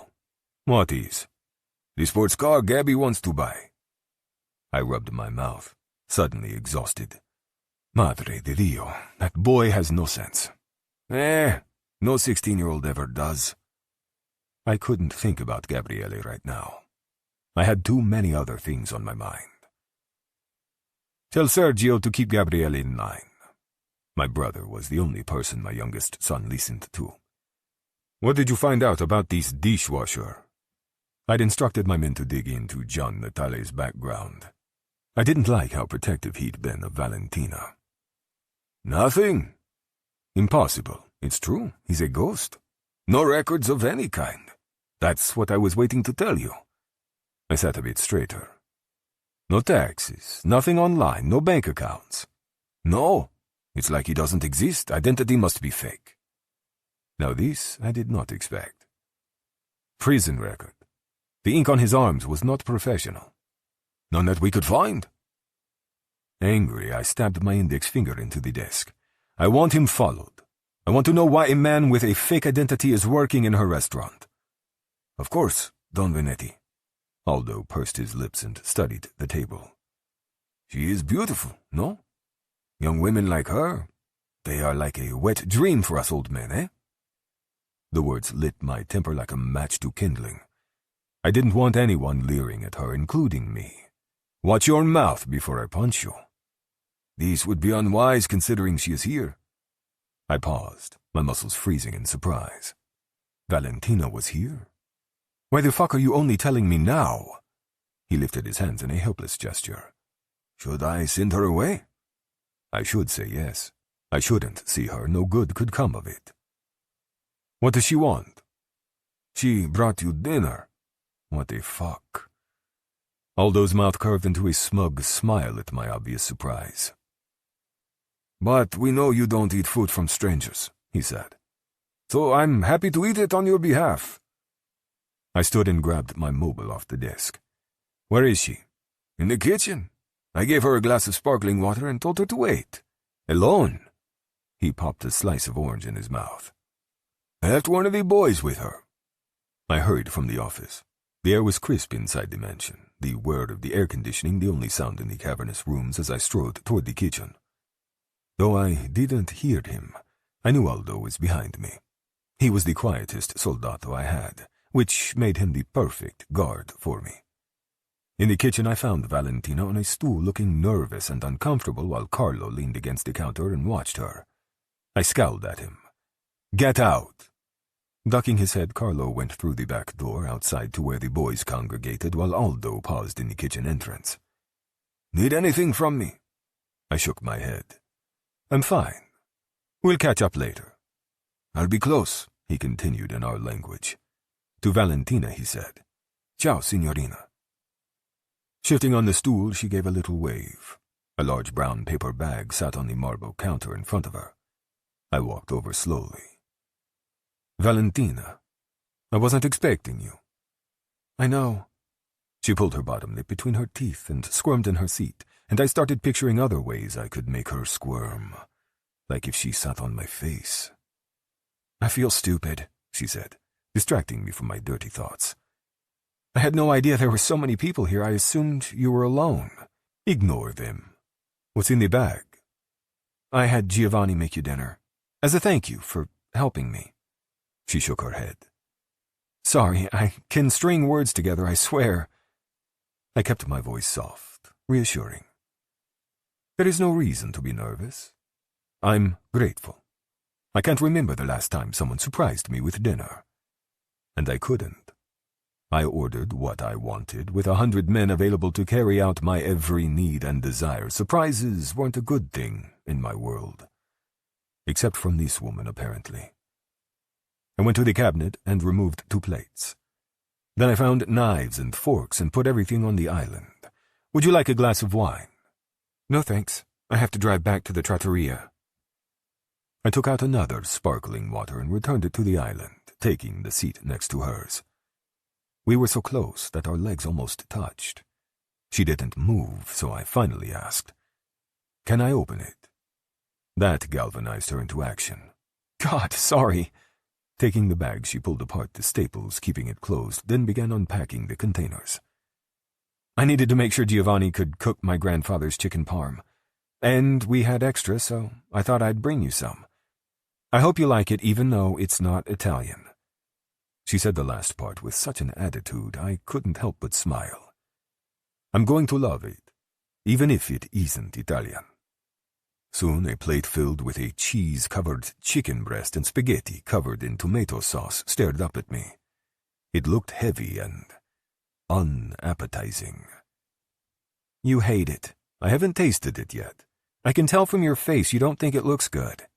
I was usually better at hiding my reactions. Wiping my face clean, I picked up the knife and fork. I wasn't thinking anything of the sort. I lied and cut a small bite of chicken. Thick cheese shifted around the top of the meat like a sloppy mess. I forced myself to balance the meat and cheese onto the fork and bring it to my mouth. Exactly as I thought. Heavy, all wrong.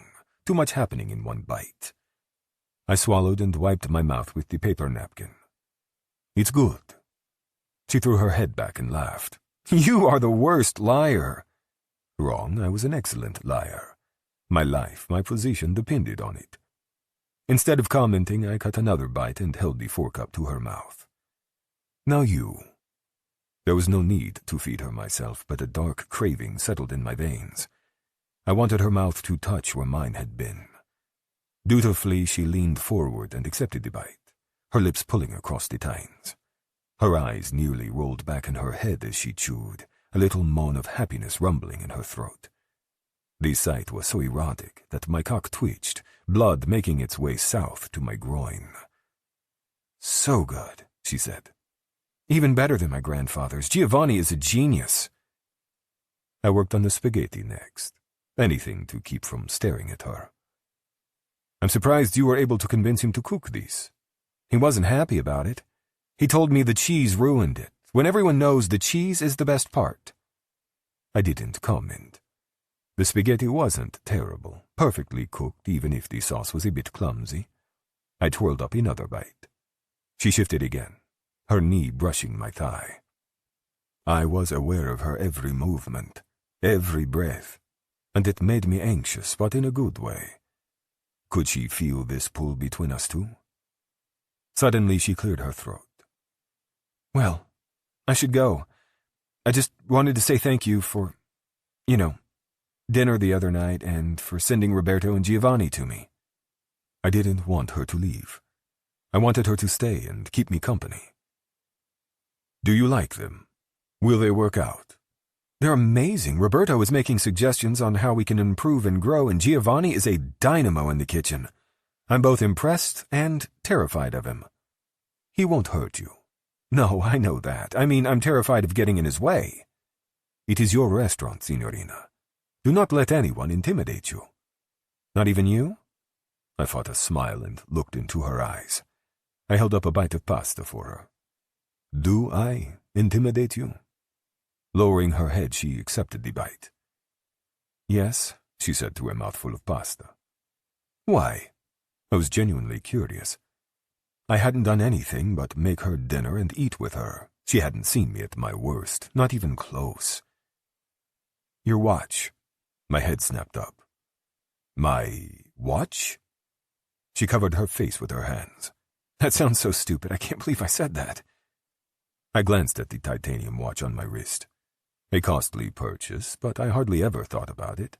I used the accessory to tell time because I didn't always carry a phone. "Explain." "It's expensive and sexy." Sexy? My mind tripped over this word. I didn't know what to do, speech deserting me as the seconds ticked by. Women have been easily available to me since I was 14. There wasn't a time when I wanted one and couldn't have her. Until now. Fuck, it wasn't fair. I was drawn to this girl for some reason, even when I shouldn't be. And the feeling was reciprocated. In any other circumstance, I'd be angling to get her into a bed upstairs right now. But I couldn't. I took a long drink to clear my head. "You think my watch is sexy? Is that crazy? It's just metal and gears, but somehow it's elegant and mature, like cufflinks or reading glasses." She wrinkled her nose. "Ugh, ignore me. I'm going to go." My cuffs were rolled at the moment, and my glasses were in my office, but I wore all those things. She was out of her seat before I could stop her. "Again, thanks for your help, Luca. I really appreciate it." There was so much I wanted to say, but my mind was a tangled mess. "You're welcome, Valentina." She bumped into the stool, her arms flailing a bit as she lost her balance. I grabbed her wrist to steady her, and my fingers stroked her warm, soft skin for a few seconds before I let her go. "Okay. Bye." She gave me an awkward wave and headed for the back door. "Ciao, Bella," I said softly, not taking my eyes off her. She left, and I was alone. Dinner. She'd brought me food. I shook my head and studied my plate. She thought my watch was sexy. What was it about her? She was too young, too innocent, American. A girl I was using to lure out her father. Pursuing her would be the height of stupidity. And I wasn't stupid. I can't remember the last time someone cooked for me like this. She'd regarded me like a hero for such a simple act. And to thank me, she brought me food in return. When was the last time someone I wasn't paying had taken care of me like this? I couldn't remember. Cazzo, this girl. She knew all the right buttons to push. I wasn't used to denying myself when I wanted something. I was the boss. The world bowed to my whims, not the other way around. As my father liked to say, "Chi nasce lupo non muore agnello." He who is born a wolf does not die a lamb. I was tired of acting the part of a lamb with her. Hoping wine might improve the taste of the food, I rose, poured a glass, then sat back down. My mind started churning, examining, plotting. This wasn't complicated. The business with Valentina's father in Palmieri was separate from any physical relationship I might have with her. We would monitor the camera feeds at her house and restaurant for any sign of Segreto, ready to grab him if he appeared. And there was a good chance we could get Niccolo out of prison before using her became necessary, and if I eventually needed to get her on a plane to Italy, I would have an easier time of it if she trusted me. There was nothing stopping me from having her. In fact, it might work to my advantage. I needed to think. I returned my attention to the chicken dish. She wanted me to eat it? Then I would eat it, even if it killed me. Chapter 7. Valentina. We were busy. Roberto and I worked together on a plan to hire new staff, rearrange the dining room, and update the decor. I also met with Giovanni to discuss his vision for the menu. He deferred to me, though I could tell he was more than capable of doing this job alone. Would probably do a better job, even. But this place was mine. I wasn't letting anyone take over. Like when Roberto wanted to remove my friends' wines from the wine list. Roberto argued New Yorkers could not produce a proper red table wine, but Maggie and I went to school together. Her family, the Fiorentinos, ran one of the biggest wineries in the Hudson Valley. We were leaving their wines on the wine list. Period. So when Roberto said that he had a surprise for me outside, I was instantly wary. I wasn't a fan of surprises. Roberto, what's going on? You will like this, Signorina. I wasn't so sure, but I followed him through the front door and out onto the walk. A large white delivery truck was parked at the curb. A guy was putting a ladder away in the back. What do you think? Roberto asked, pointing up. What the hell? No, wait. I blinked several times. The sign. The restaurant sign had been replaced. Not only that, the name of the restaurant had been replaced. Trattoria Rustica. I didn't know what to say. The sign was elegant and beautiful, eye-catching and classy, with black block serif letters on a white background. But it wasn't the old sign. The old sign had been there for as long as I could remember. It had a 1970s font and colors like the Italian flag. No doubt it went up when my grandfather opened the place. My tongue felt thick, emotions strangling my throat. I couldn't cry. It was stupid to be upset over a sign with its incorrect name and outdated font. God knew keeping the sign wouldn't bring my mother back. But I stood there, looking at this beautiful replacement, feeling like I'd failed, like I'd disappointed her. The ache in my chest multiplied, grief gathering like a wave, building and swirling inside me. I couldn't speak. I couldn't even move. Signorina, Roberto said, his eyes searching my face. We thought you would like it. I should. Any fool would be grateful for the upgrade. Anyone except me, apparently. Wait, we? Roberto hadn't made this decision alone, and immediately I knew who else was involved. There is no shame in accepting help from others when you need it. Damn it. Why did he do this? The old sign was perfectly fine, if not technically correct. It was one little letter. Who really cared? This restaurant was mine, my legacy, My link to my mother and her family, the generations of Montellas who lived in the Hudson Valley. And now it was transforming into something totally different, something unrecognizable, something I hadn't approved. Tears burned behind my eyelids. Jesus, was I going to cry over a sign? I dug my fingernails into my palms and tried to hold myself together. I felt brittle and helpless, a little girl trying to stay afloat in stormy waters. Signorina, Roberto tried again. say something. I couldn't. If I spoke, I feared that I would crumble onto the asphalt. A horn honked behind us, and I automatically turned. A familiar red pickup truck slowed at the curb, my friend Maggie behind the wheel. We'd chatted briefly last night as I caught her up on what was happening at the restaurant. "Look at this!" She pointed to the new sign as she came around the front of her truck. She wore a tight Yeah Yeah Yeahs t-shirt, flared jeans, and chucks, her shoulder-length brown hair tucked under a baseball cap. This was her usual attire. I think I'd seen her in a dress only once, and that had been at my mother's funeral. She came over to where Roberto and I stood and wrapped an arm around my shoulders. "Holy shit, Val! You're fancy!" I swallowed and tried to sound normal. "Is it too much? I mean, the old one was fine, right?" "The old one went out with disco and key parties. This sign is really nice, babe." "But I wasn't sure. Does it fit?" "Val." Maggie turned me to face her, hands holding onto my shoulders. "You like things to stay the same. I get it, and I understand why. But you can't hold on to the past through signs and chicken parm." I felt my eyes starting to burn again.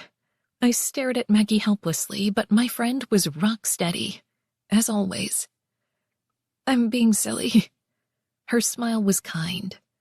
"No, but you are being given a gift that almost any restaurant owner would kill for, especially one who has worked as tirelessly as you have for the past few years. Embrace it. Change can be good for you." I sighed. "You're right. Of course I am. Now introduce me to your bespoke friend." Oh, I'd forgotten about Roberto. Wiping the edges of my eyes, I shifted to Maggie's side. "Roberto, meet a very good friend of mine, Maggie Fiorentino." Of the Fiorentino wines. "Yes." He inclined his head. Buongiorno, signorina. A pleasure. Maggie didn't crack a smile. "You're the one who thinks my red table wine sucks."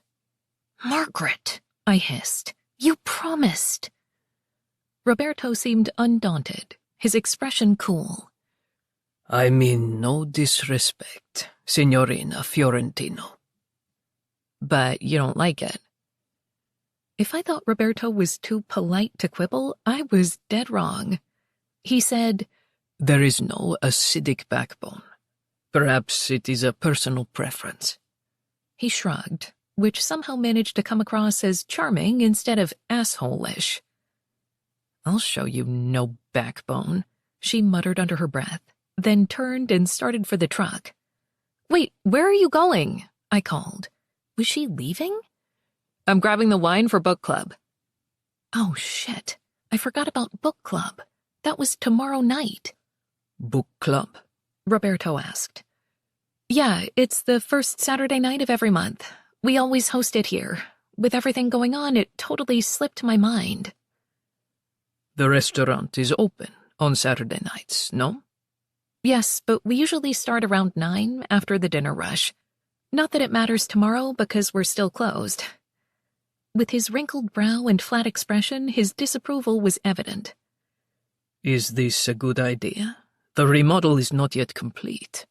"It'll be fine. We hardly ever break anything."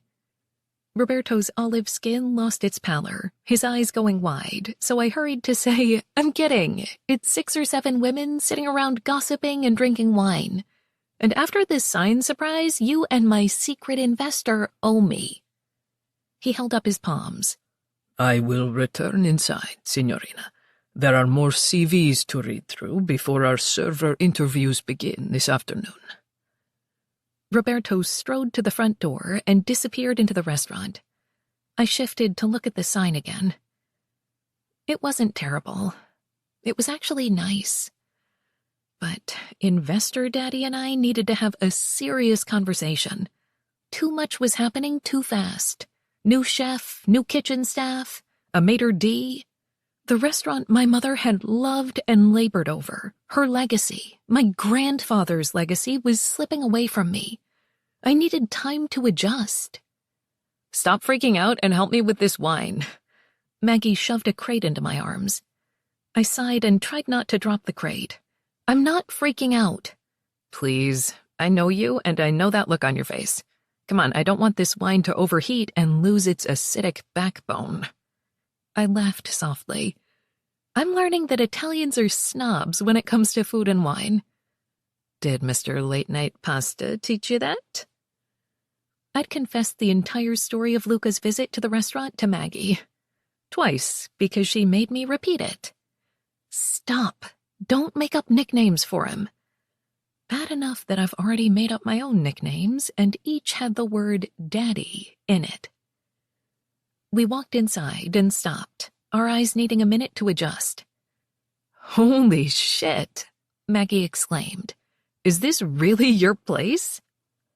I tried to see the changes through my friend's eyes. New coat of paint, new tall bar tables and chairs that Roberto found for a steal. The clutter was gone from the walls, and there were fewer dining tables, which made the place feel bigger, less cramped. It's not finished, I said. We've reached out to some local Hudson Valley artists for pieces to hang on the walls, and we hired guys to sand and stain the old wooden tables so they'll look like farm tables. No more tablecloths? No more tablecloths. Wow, this is major. I set the crate on a chair. It's too much, isn't it? Are you kidding? Maggie gaped as she looked around. It's gorgeous. It's like a place you'd see in New York or Boston. But will people want to eat here? Babe, the entire valley is talking about it. You're going to have lines around the block.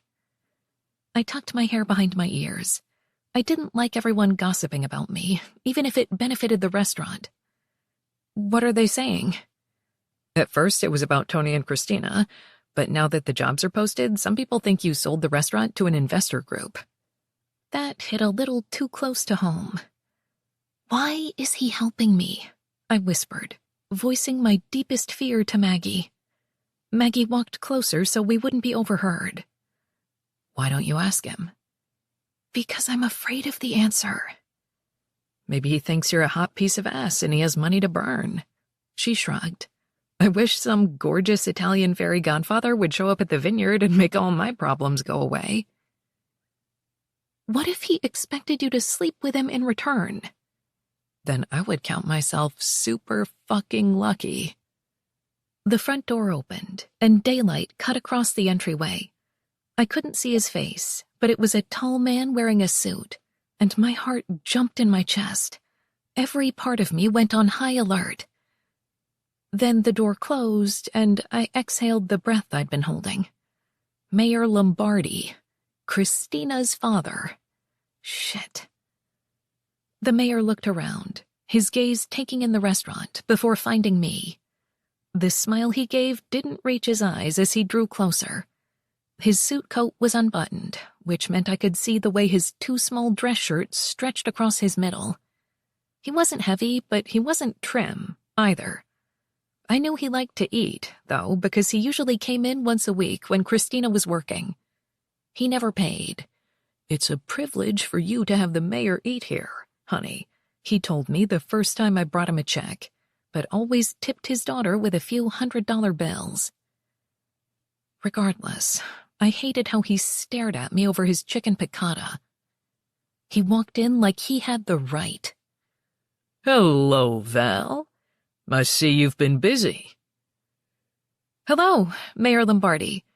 Sorry if you came for lunch, but we're closed. I'm not here to eat. He nodded once at Maggie, then returned his stare to me. I'm here to talk about how you fired my daughter. Technically, Christina quit. I didn't bother to say it, though. And, he continued, you let her get involved with a member of your staff. He paused. I thought we were friends, Val. I could feel Maggie edge closer to my side. She never liked the mayor either. I'm not sure what you're talking about, I lied. It's the talk all over town. How you fired Christina and your chef because you discovered they'd been dating. Dating was a stretch. Something told me Tony wasn't taking the girl out to dinners and movies. That's not true, I offered. If something was going on between them, I didn't know. He slipped his hands into his trouser pockets. Margaret, do you mind if I speak to Val alone? Maggie didn't budge. Val? The mayor stared at me pointedly. I could feel all the things my friend wanted to say, but she had a business, a livelihood here. Pissing off the 4-time re-elected mayor wasn't wise, not if she wanted to keep it afloat. It's okay, Mags. Why don't you put the wine in the back? Maggie grabbed the wine off the chair and walked it into the kitchen. When the swinging door shut behind her, Mayor Lombardi edged closer. Val, my daughter is only 17. This employee of yours was 26. The age of consent in New York is 17. No laws were broken. The lines around his eyes deepened as he squinted at me. You're right, of course, but I expected you to look after her when I asked for her to work here. You broke your promise to me. I'm sorry. I had no idea it was happening. If I had, I would have put a stop to it. He studied me like he was looking for flaws, a police detective waiting for a suspect to crack. I held firm, though. He couldn't prove anything.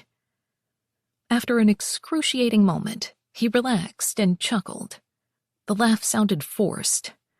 Kids, I guess. What are you gonna do?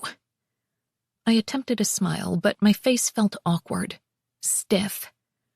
He took a tiny step back, but his gaze darted to my chest before he looked around the dining room. Now, Val, I see you've been doing some remodeling, including a new sign outside.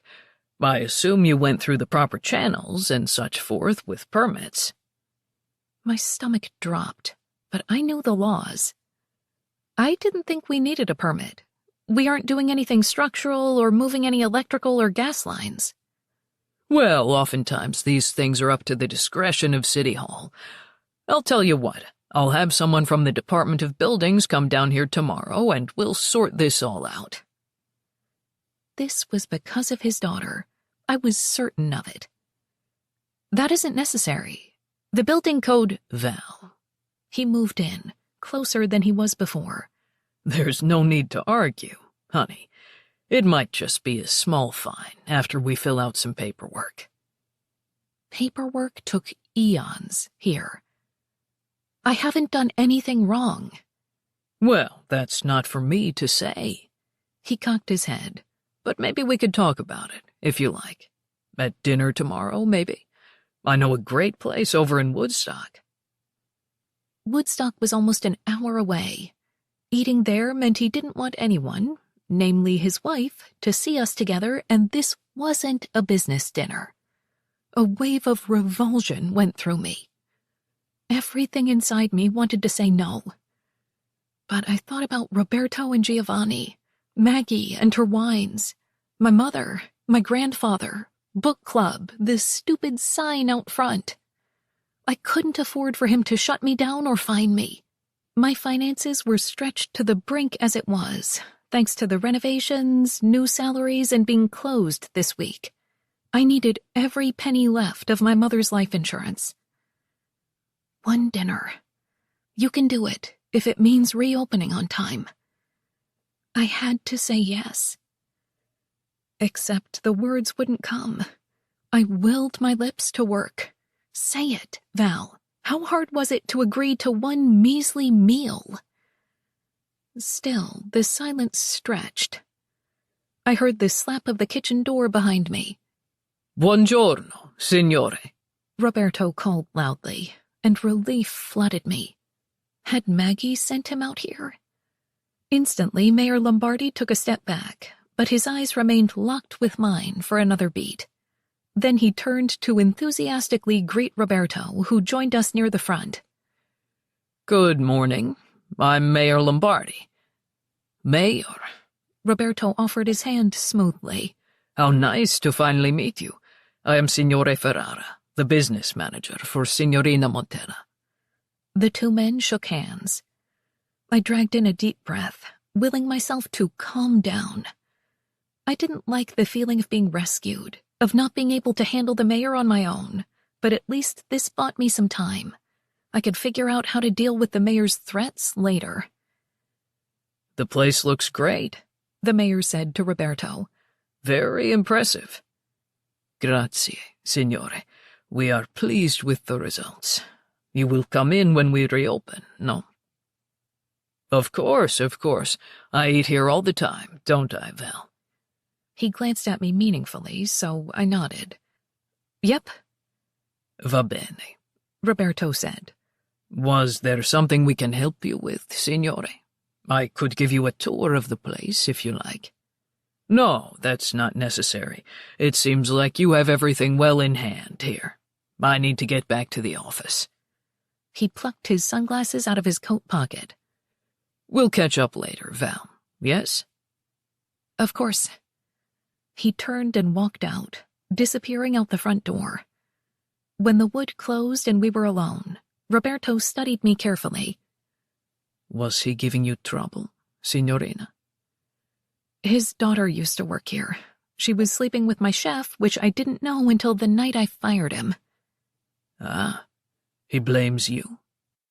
How did you guess? I raked my fingernails across my scalp, then adjusted my ponytail. It's fine. I'll deal with him later. What does this mean? Deal with him? He says we need permits. I waved my hand. Paperwork, but I can't let him delay the reopening or fine us, so I'll talk to him. Do not go near him alone, signorina. My mother would say he is un lupo, capisce? A wolf. I didn't respond. I knew he was right, but what choice did I have? This was my problem, and I would fix it. Is that creeper gone? Maggie called from a crack in the kitchen door. Is it safe to come out? Yes, I said. I assume you sent Roberto out here. Yeah. You think I'd trust that man alone with you? I rubbed my eyes, despite my mascara. It was that kind of day. Is it too early to start drinking? No, Maggie said, while Roberto said, yes, at the same time. Maggie threw her arm around me. Come on, let's find our acidic backbone and open a bottle over lunch. Chapter 8. Luca. Pulling out a burner phone, I dialed Sergio. I needed an update. My brothers were sweating one of our informants tonight, trying to get information on Niccolo, and it was taking too fucking long. Sergio answered my call right away. Pronto? What have you learned? Ciao, fratello, he said. Nothing. This guy doesn't know anything. Cazzo. I slapped a palm on the desk. Ebenetti does not disappear like this. Someone would be bragging about the arrest or the hit. I know, which is why it's strange. But there's no sign of him at all. If Niccolo is being held, no one is saying where. And he's still not picking up his mobile. No. I could hear my own brothers, Dante and Enrico, the youngest brothers, laughing in the background. I ground my back teeth together. Those two treated the mafia life like a big party. Murder, booze, drugs, women. They loved the money and the power. At least Sergio took things seriously. Allora, are you getting her on a plane? Sergio asked. Or are you still thinking her father shows up? I want to give it a few days. If Segreto's close, he'll learn I'm here and show up. How do you know? My gut. We took this very seriously in my world. Instinct kept us alive, so we'd learned to trust it. And if he doesn't, you'll get her on a plane. If we don't find Niccolo, then yes. but I'm still not certain we aren't being played. Just as long as you're prepared. I swiveled my chair to stare through the window out to the river. The soothing view did nothing to ease the irritation I felt. And why wouldn't I be prepared to do whatever is necessary for the family? I'm not saying you won't, he paused. I hear she brought you dinner. Fuck these gossiping men. I changed topics. Did you speak to Gabriele? I did. I told him women think men who drive cars like that have small dicks. A grin tugged at my mouth. And he cancelled the order with the dealership. Thank Christ. Grazie, Sergio. I appreciate all you're doing while I'm away. You'd do the same for any of us. And I love my nephews, the little fucks. He told me to hold on, then yelled. You too! Make yourselves useful, go help with the cleanup. Ah, so the informant was dead. We'd need to find another to replace him when I returned home. Anything else? I asked my brother. Rossi called earlier. Wanted an update on the girl. Interesting that he hadn't called me. And what did you tell him? I lied and said you hadn't found her yet. Good. Don't tell him shit until I figure all of this out. Okay, but turning over Segreto's daughter buys us time. Maybe. But I don't like helping the GDF on a maybe. I want facts. Sergio didn't say anything. His silence weighted with judgment. I gripped the burner phone tighter. Do you have something to say, Fratello? Are you fucking her? That is none of your fucking business. Luca, we need you here, not there. And it seems as if you're in no hurry. I have to wonder if she's the reason. I can't remember the last time someone cooked for me like this. From the moment I walked into that shit show of a restaurant, I was drawn to her. And the craving worsened with every second I spent in her presence. I could claim it was out of pity, that I wished to care for her as I would one of my boys. But there was nothing paternal about the way my dick responded to her, like it wanted to break her apart, split her open, and completely wreck her. And if I did decide to fuck her, no one had a right to say a word. I was the Don, the head of our family. I didn't owe answers to anyone. I don't need to explain myself to you. Come on, Luca, this is me. Stop trying to bullshit me. Brother or not, he was pissing me off. This is family business, Fratello, and I am the head of the family. This means I make the rules. Leave the girl and New York to me, capisce? Is that how it is? Si, certo. If you learn anything, bring me right away. I disconnected, then broke the burner apart with my hands, plastic snapping as I destroyed it. A knock sound. Prego, I snarled. Aldo appeared, and I could tell right away something was wrong. What is it? Roberto rang me. I guess the mayor stopped by the restaurant and scared the shit out of Valentina. Something about his daughter getting fired. He's taking it out on Valentina, claiming permits weren't filed for the renovations and saying he's going to shut her down. I guess she was really freaked. He what? Then the mayor suggested he and Valentina have dinner to discuss it. There is a thing that happens when I get very angry. I get quiet. The complete opposite of our father, who would shout and scream his head off about every little thing. I always swore that when I took over, I would never act like a raving madman. So I absorbed the fury and let it sink in, let it fester inside me like an infected wound, corroding and destroying. I used it as fuel to make decisions, plot retribution that no normal person would dare to carry out. The mayor was a dead man. I waited in the dark. The house was what one would expect, tasteless and full of its own importance. Americans had no sense of shame when it came to showing off their wealth. They didn't understand that true wealth was what you left behind for your family, your legacy, and living simply meant living longer. Aldo argued against this errand, saying it was too risky for me to handle, but I insisted. This was personal to me. I would deal with the mayor myself, without a public display, and without killing him. Unfortunately. But I didn't need the hassle of the American police, so this meant I needed to get creative. I wasn't worried. He would receive my message as clear as a fucking bell. It wasn't long before the garage door began grinding open. I checked my watch and saw it was 9:30. He was on his mobile as he entered the house, his voice full of arrogance as he disconnected the alarm system. "No, hold out on that a little longer.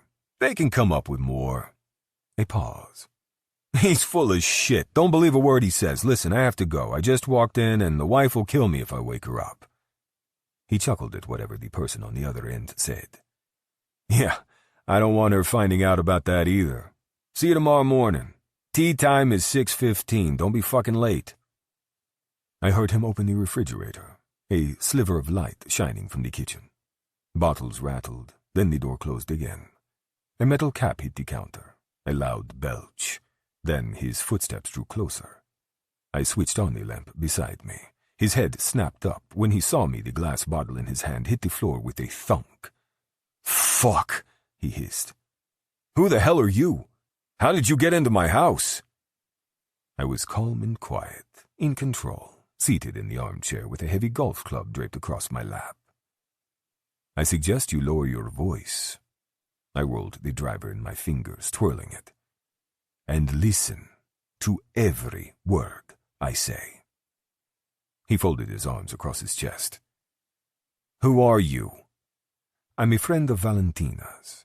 That is all you need to know." The mayor's eyebrows flew up. "This is about Val?" The fact that he used her nickname as if they were close caused a white-hot bolt of fury to rocket through me. "Signorina Montella to you, stronzo. Listen, I don't know who you think you are. I am the man telling you to stay the fuck away from her." He swallowed but gathered his courage to say, "This is my town. You can't tell me what to do. I'm the mayor. I know who you are. You're a man who preys on vulnerable women to get his dick wet. So listen up, because I'm only going to tell you this once." I rose slowly, my hand tightening on the club handle. Then, in one smooth and quick motion, I stepped forward and swung the club. It landed directly between the mayor's legs, the wooden head smacking into his balls. Instantly, the mayor crumpled to the ground with a groan and a long curse. Bending, I grabbed a fistful of his hair and pulled his face up to see mine. "Do not say her name. Do not stop by her restaurant. She does not exist for you. Am I making myself understood?" The mayor's face was pale, his eyes glazed with pain, but he was wise enough to nod.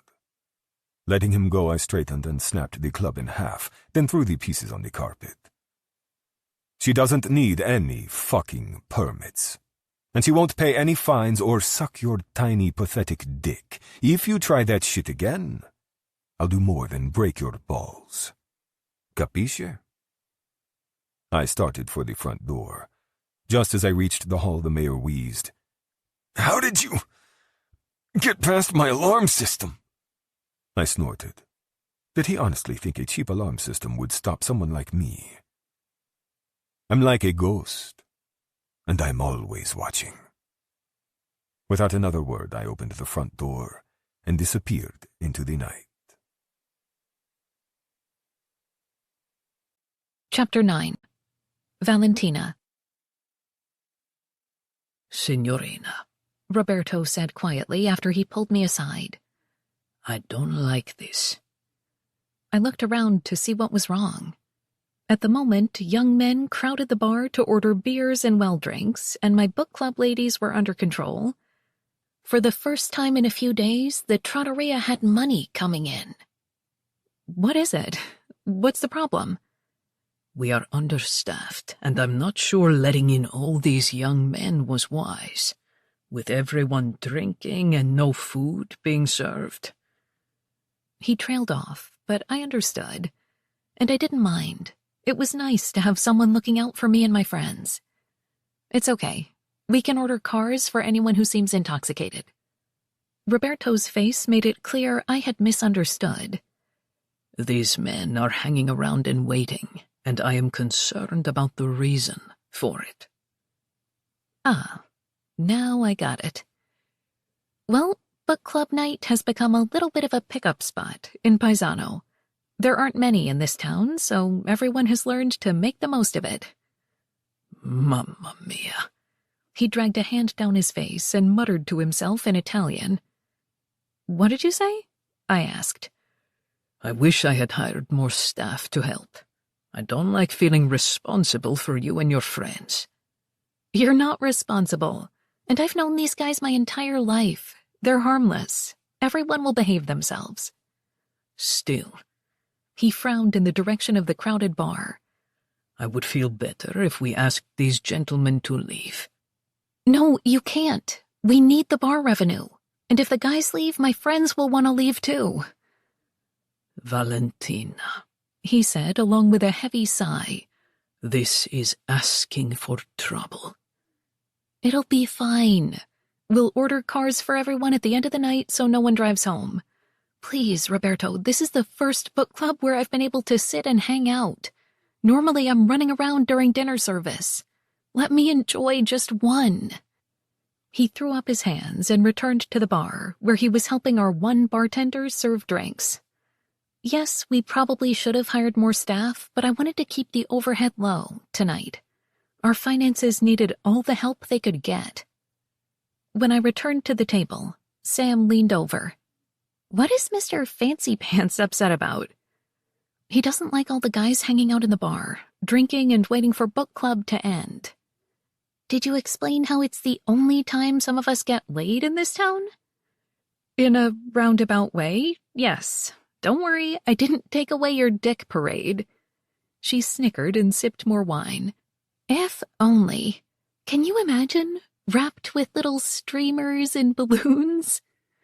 Yes, I can only imagine, I grumbled. Most women my age had loads of sexual experience, but I felt like I was miles behind everyone else. Oh, Val, I'm sorry. I forgot. She bumped my shoulder. Look at them over there.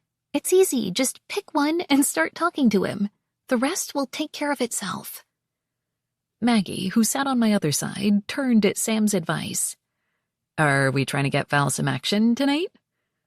Yes, Sam said. At the same time, I said no. It's a waste of time, Sam, Maggie said. These guys aren't old enough or Italian enough. Oh, fuck off, I said, and tried to hide my smile behind another sip of wine. Why are you grinning? Sam asked. What happened? I couldn't hold it in any longer. I'd been dying to tell them. I took dinner up to the Portofino mansion, I whispered. No, you did not, Sam exclaimed, while Maggie said, Holy shit. This got the attention of the entire table. I didn't want to share this story wide, so I led the conversation in a different direction. When everyone ignored us again, I said, I took Luca chicken parm, and it was your idea, I said accusingly to Sam. Maggie held out her fist to Sam, and the two fist bumped.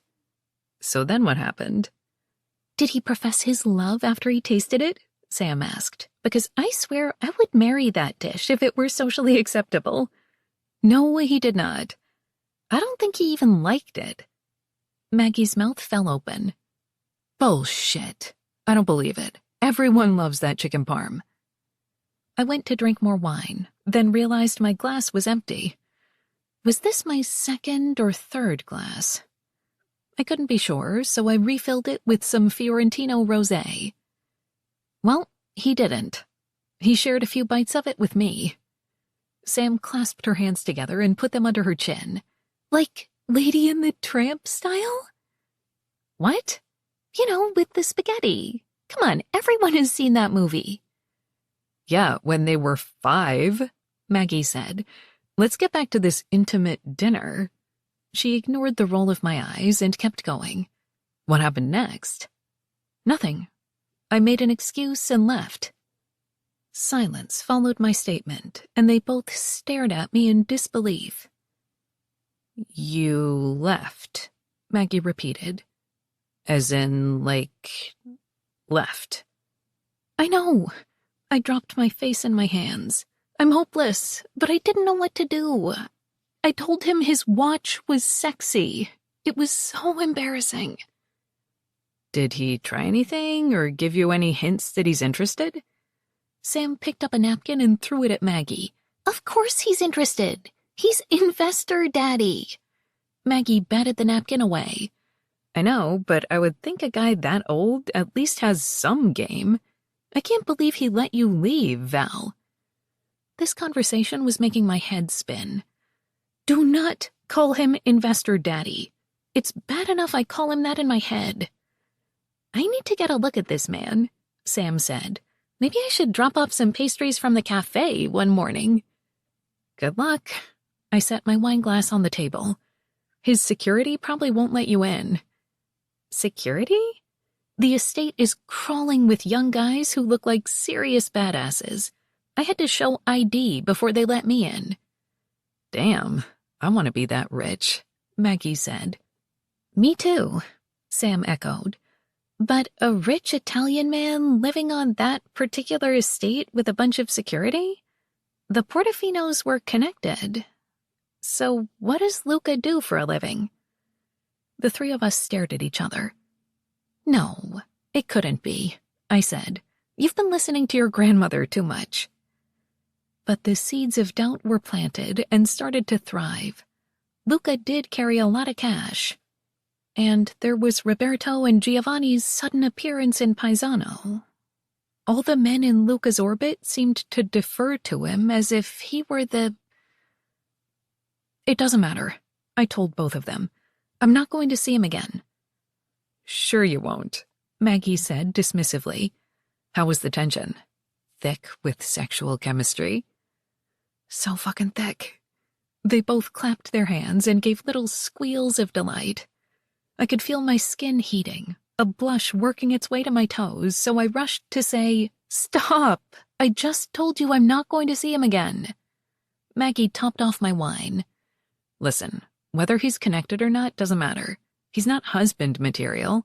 Just have some casual fun for once in your life with someone you won't see at the grocery store for the next 40 years. Maggie had dated a lot of guys in Paisano. She said she couldn't go anywhere here without running into at least 2 of her exes. Sam nodded. Yes, good point. And I bet he's very experienced. We need to find a way to manifest this for you. You deserve a temporary fuck buddy, Val. You're both insane. And I don't want to think about that tonight. I lifted my glass again. Tonight, I just want to drink and hang out with all of you. Okay, but don't think we're dropping this. Maggie lifted her glass in a toast. To manifesting. We all touched glasses, with Sam giving Maggie a wink. To manifesting. Luca. The computer screen blurred, so I took off my glasses and rubbed my eyes. Though I was tired, I couldn't relax. An hour had passed since my visit to the mayor, but I was still pissed. I kept picturing Val forced to fuck that piece of shit, and I wanted to hit something. I'd tried to take my mind off everything by staying busy. I showered, then concentrated on work, moving money and reviewing financial reports. I even checked in with some of our distributors in the Netherlands. But I couldn't concentrate. I was so wired. Maybe some food would help. In the kitchen, Aldo was sitting at the island, laughing at something on his phone. He didn't look up as I went to the refrigerator. Let me guess, hamster videos. Aldo was obsessed with watching animal videos, usually hamsters. They're adorable! Per favore, can we get one? I shook my head as I searched for something to eat. I'd once watched Aldo pop a man's eyeballs from his skull, and he could dismember a body faster than anyone else on my payroll, and he wanted a tiny little ball of fur. Pronto, I heard him say, answering his phone. I took the mortadella and cheese from the fridge. I missed my housekeeper, Cantanzaro. She made the best sandwiches. Living with a bunch of guards and fending for our own meals was starting to wear on me. No shit, Aldo said, snickering. How many? Yeah, I'll tell him. A presto. What is it? I asked, slicing open ciabatta for a sandwich. She say anything to you about her book club? I was too tired and irritated to play guessing games. Spit it out, Stronzo. Tonight is book club night at the restaurant. A bunch of hot girls get together and drink wine. And all these single guys in town know how to hang out in the bar on book club nights. I froze, a piece of mortadella dangling in my fingers. I thought the restaurant was closed. Restaurant, yes. Bar, no. Valentina insisted on opening it tonight, so they could recoup some of the lost revenue. It's one of her biggest money-making nights of the month, she told Roberto. I fucking bet. Hot girls, wine, single guys, no doubt the men were hoping to take one of the drunk women home. I pictured Valentina, helpless, trapped in a car with some man who didn't care if she were willing or not. My gut cramped and a red mist coated my brain like a thick layer of paint. Cazzo! I dropped the meat on the counter. I need to get over there. Do you want to change first? Aldo asked, getting off his stool. I wore a t-shirt and jeans, not my usual public attire. This was what I wore around the house. There's no time, andiamo. Aldo grabbed the keys from a bowl near the garage door. Soon, we were speeding toward town in one of the 2 cars I'd rented. During the ride, I called Roberto and told him under no circumstances was Valentina allowed to leave before I arrived. There was a lot of noise in the background, but he said he understood. The drive seemed to take forever. The restaurant's parking lot was full of pickup trucks and SUVs, but we didn't bother looking for a space, Aldo parked in the fire lane right in front of the restaurant. I got out and strode toward the door. Voices carried out onto the sidewalk, mostly feminine laughter. A siren's song for every horny college-aged boy in town. What in the hell was she thinking? Throwing open the door, I went in. My gaze surveyed the place in one sweep. At a large round table sat 10 beautiful young women, all dressed up, laughing and drinking. The bar was crammed with over a dozen men of all ages, beer bottles in hand, lurking and talking quietly. A sporting event was on the screens, but the men were more interested in the table of women. I found her, and my heart stopped. Que figa que le, mamma mia, so fucking hot. Her dark hair was slicked back and pulled back into a high ponytail, accenting her face. The dramatic makeup she wore made her look older, more sophisticated, and her lips were painted a bright red. My dick twitched as I thought about those red lips nibbling on the head of my cock. Why such effort? Was she hoping to take a man home? It didn't matter. I wasn't letting anyone take advantage of her, not while I could prevent it. I walked over to the bar. There was no use making a scene and disrupting the girls' fun, which would piss Valentina off. I would handle this quietly. I went to the cluster of young men at the end of the bar. 3 of the 4 wore baseball caps turned backwards. Several curious gazes met mine. I spoke softly so they had to lean in to hear. Get the fuck out.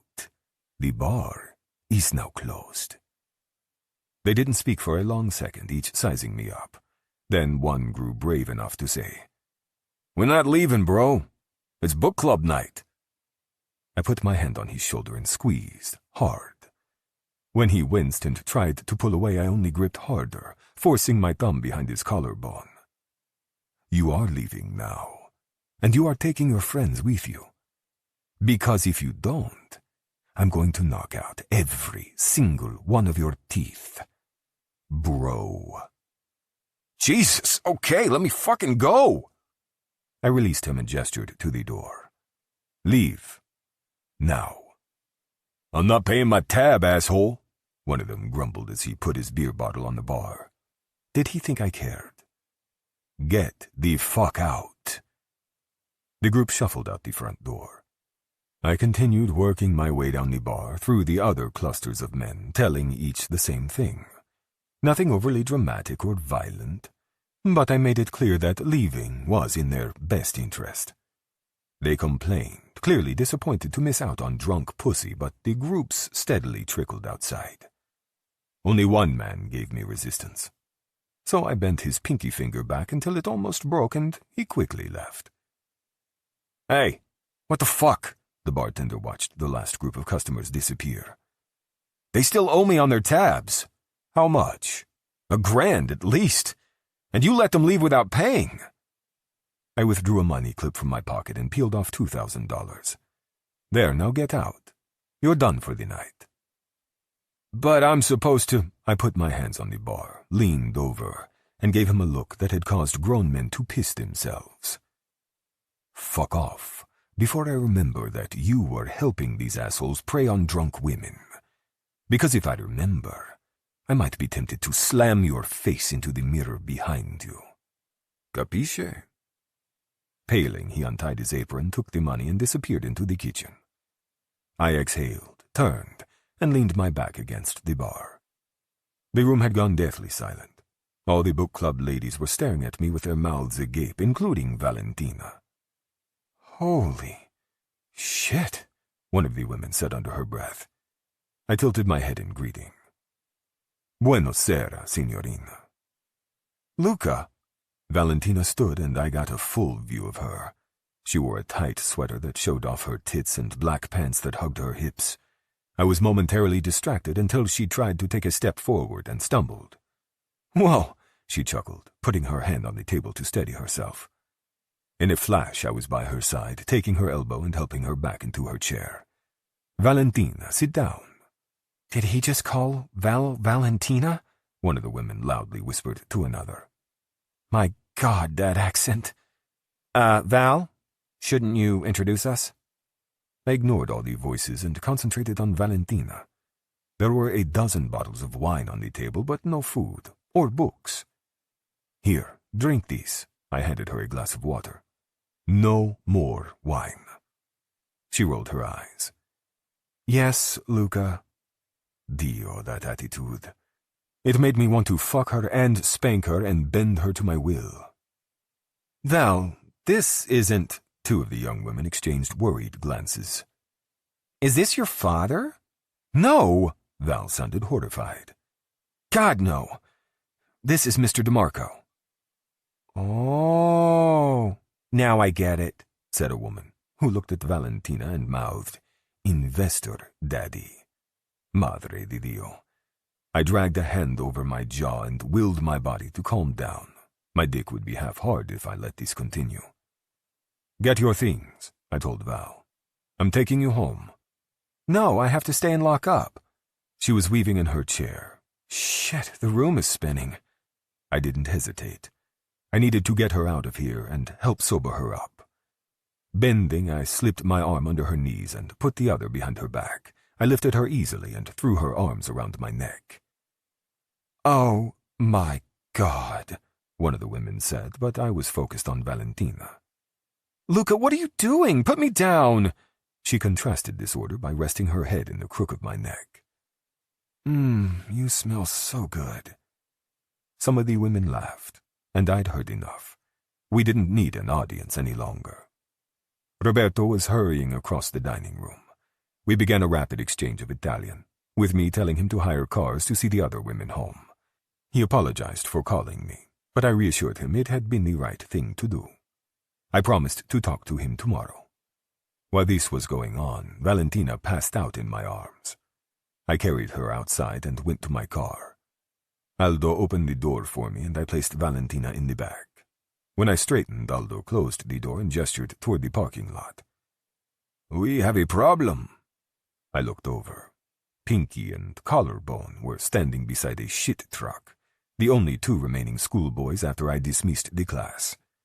Pinky was slowly slapping a stick into his palm, in a futile attempt to look menacing. A stick. I nearly laughed. Want me to send them home?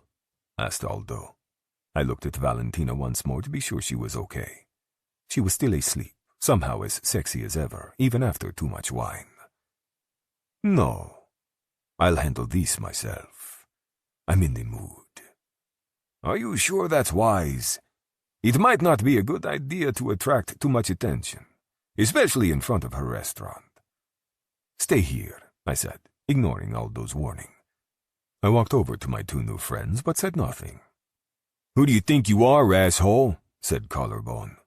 You come into our town and cock-block us, then threaten us like you're some bullshit Dago mobster? You're about to learn how we deal with outsiders here. I couldn't help but smile. I was going to enjoy this. What makes you think it's bullshit? Collarbone smirked and looked at Pinky. Bro, can you believe this asshole? Before he could even look again in my direction, I punched him in the face with everything I had. It felt good. Collarbone's head rocked back and struck his truck with as much force as my fist applied to his face, and he crumpled into a heap on the pavement. I knelt over him as he struggled to breathe and asked him one question. They go. Looking at me through his rapidly swelling eye, he appeared confused. No doubt because my question may not have been specific enough for him to understand. I grabbed him by the hair and pulled him closer to me so I was sure he could see me. I spoke to him quietly, but did nothing to hide the fury that I felt. You think you are powerful, Coglione? You don't know the first thing about real power. I hit him in the other eye because I like symmetry, and then a few more times simply because it pleased me. I needed the exercise. His nose snapped and his skin split open with the force of my punches. I finally stopped when I realized that I might get blood on my clothes. I glanced over at Pinky, who was wide-eyed and pale and holding his arms up in a show of surrender, yet he still had that ridiculous stick in his hand. Following my gaze, he seemed surprised to see the stick, and dropped it as if it was on fire. Take this piece of shit home, I said, and don't come back. And if you mention this to anyone, I'm finishing what I started. With both of you. Returning to the car, I found Valentina sleeping peacefully and my anger drained away. As I got into the back seat and laid her head in my lap, Aldo got in behind the wheel. Where to? Let's take her to the house. Chapter 10. Valentina. As I came awake, I instantly regretted all my life choices. Fuck, my head hurt. And my stomach. Oh no. No. I rolled into a ball, hoping to prevent myself from puking. Why did I drink so much wine at book club? My stomach twisted and I had to do some deep breathing. Ugh, stop thinking about wine. I must have fallen back asleep for a few minutes. When I came to, I felt slightly better. At least the nausea had passed. The headache had eased slightly, too. I rubbed my feet into my sheets. The soft fabric felt amazing on my skin. Too amazing. Wait, were these my... In a blink, it all came rushing back. Book club, the restaurant, wine, Luca. Holy shit, Luca. He'd carried me out of the restaurant. My eyes flew open. A strange room filled my vision. A ceiling that was too high, too white. Gold fixtures, large windows, a huge bed with gray sheets and a gray duvet. A divan was in the corner with a folded pile of what looked like my clothes on top. I clutched the sheet around me. I was wearing only a bra and panties. Did Luca see me like this? God, please no. How much lower could I sink in that man's eyes? Between the troubles at the restaurant, then finding me drunk at book club, he must really think I'm a mature and responsible adult. Jesus. At least he put me in a guest bedroom alone. Please let this be a guest bedroom. I lifted my head off the pillow slightly. Shit. There was a head-shaped indent on the pillow next to mine. Did he sleep next to me? Flashes of last night stabbed through my aching head. Me, falling onto his bed. Wow, this place is nice. Luca, handing me 2 pills and a glass of water. Take these. Why? Because I said so, fiore mio. Does fiore mio mean pain in my ass? No, Bella, it does not. Get under the covers. This sweater is too hot, I said, whipping it off and throwing it onto the floor. I will leave you now, he said, turning to go. No, Luca, you have to stay. I lunged for his arm. Please, don't leave me. Oh, God. I'd begged him to get into bed with me. He'd protested, but I pushed. What if I get sick in the middle of the night and no one is here to help me? Then you will call, and I will hear you. No, Luca, I need you in bed with me. I won't feel safe without you. He'd stared at me for a long time after that, but finally relented. He'd stripped out of his clothing, and I really wished I remembered every single detail about those few minutes. But it was fuzzy, like my brain was telling me that I couldn't handle the full memory. Wide shoulders, narrow hips, chest hair, and had I asked the brand of his boxer briefs? I don't know, he answered, looking at me like I was crazy. A personal shopper in Roma takes care of my clothes. I closed my eyes in humiliation. Finally, I went home with a man. Except it was to sleep off too much wine. I was so lame, while he was handsome and sophisticated. And older. And possibly in the mafia. Yikes. I had to escape. I pushed up onto my elbows, then did some more deep breathing. Fuck, I felt awful. Where was my phone? The only thing on the bedside table was the half-finished glass of water. Did I bring my purse with me? Damn, my phone and purse were still at the restaurant. I left them in my office during book club. Great job, Val. Mom would be so proud. Crawling out of bed, I grabbed my clothes and hurried into the bathroom.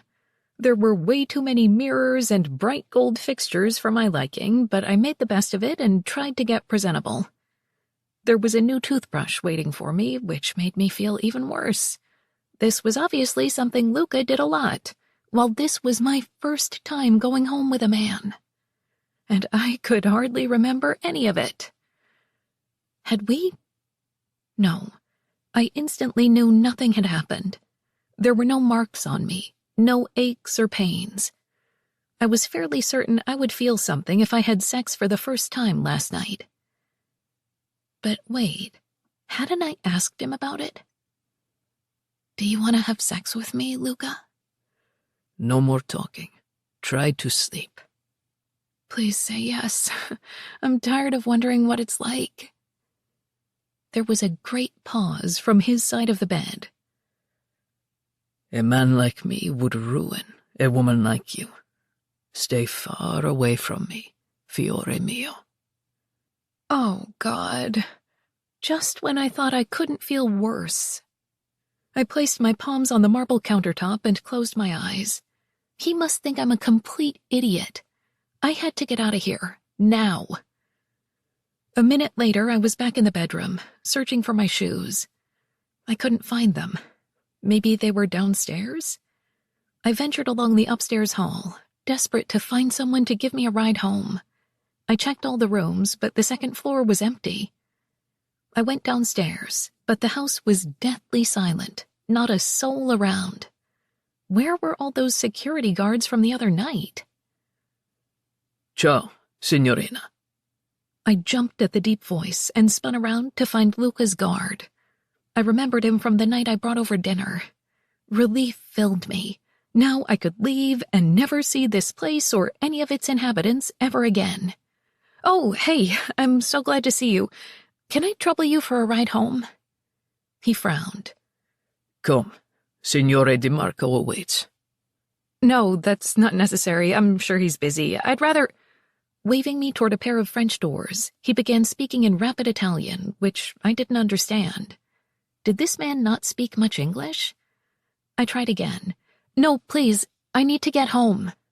He kept gesturing toward me, walking backward, and I knew a lost cause when I saw one. This man worked for Luca, so there'd be no getting around seeing his boss. Resigned, I followed. Okay, but just for a minute. I really have to go. Va bene, andiamo. He led me through the dining room and out through another set of doors, where we ended up on a gorgeous terrace. Just beyond was a rolling green lawn and the river moving slowly in the distance. It was the perfect view. Except for someone with a hangover. I shielded my eyes and tried to breathe through the pain in my head. A chair scraped on stone. Ah, there you are. Luca came toward me, a black t-shirt stretched across his chest. Light, loose pajama bottoms covered his lower half, and his feet were bare. I couldn't help but study his long feet, which were the same olive skin tone as the rest of him. In general, feet were gross, but Luca's feet? Totally sexy. "Do you want to have sex with me, Luca?" I looked away. This man did not want me, probably because I was constantly making a fool of myself in his presence. Now I was ogling him like I had the right. I needed to pull it together. I apologize for being undressed. He lifted my face in his hands and kissed my cheeks. He smelled like coffee and mint. Softly, he said, Buongiorno, Valentina. God, that accent. If I weren't so miserable, I would have melted into a puddle on the floor. Hi. Come, sit. Have something to eat. Oh, I shouldn't. Really, I should go. You've already done far too much. Nonsense. Come, have cafe and a roll. He took me by the elbow and began leading me to the table. Short of digging in my heels like a small child, I didn't have much of a choice but to follow him. He pulled out a chair for me, so I plopped down awkwardly. Luca walked over to his seat and gracefully lowered himself down. Aldo will bring you a cappuccino. Until then, there are pastries and juice. I don't know what I expected, but this was no casual breakfast with a box of donuts and a carton of juice. There were china plates, tiny juice glasses, and sterling silver flatware. A crystal pitcher of orange juice rested on the table next to Luca's electronic tablet. Was this how he spent every morning? He filled up my juice glass. How do you feel? Shitty. I'm not surprised. Eat something. It will help. A cup and saucer appeared at my elbow. I glanced up and found Aldo there. Allora, signorina, he said, and put a cappuccino down in front of me. Thank you. Normally, I would dump some sugar into my coffee and savor it, but this wasn't that kind of morning. I had to get through this quickly. The sooner I finished, the sooner I could leave. Here. Luca placed my phone next to my plate. I exhaled in relief and set down my cappuccino. Thank you. I felt totally lost without it. I picked up the device and unlocked it. How did you get it from the restaurant? I had Roberto bring your things over last night. I paused, my finger hovering on the glass. Roberto? Wasn't he busy closing up the restaurant? Luca made a noise that sounded close to a snort and lifted his tiny espresso cup to his mouth. He should have looked ridiculous drinking from something so small, but somehow didn't. He didn't answer, and I couldn't let it go. Wait, did you snort because he wasn't closing the restaurant? First, I never snort. He threw back the rest of his espresso and set the demi-tasse cup down. Second, I don't have any idea what he was doing. People usually do what I ask, Bella. A rush of hot and cold shivers went through me, like a mixture of both fear and attraction. It was a strange reaction, thrilling but unnerving as well. I should have known better, though. If Luca was a mobster, I needed to stay far away from him. My mother never spoke about what my father did for a living, but it was obviously something shady. He had money, lots of it, and tried to give her some over the years, but she refused to take it. She said money comes with strings, and she didn't want him in my life in any capacity. Stay away from men who want to control you, Val. Mom said this so often that I should have it cross-stitched onto a pillow. But I couldn't think about any of that now, not when I was so hungover. Glancing at my phone, I found a bunch of texts from Sam waiting for me.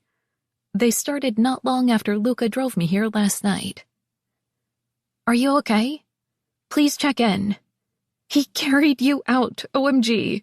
Officer and a gentleman style. I frowned. What was she talking about?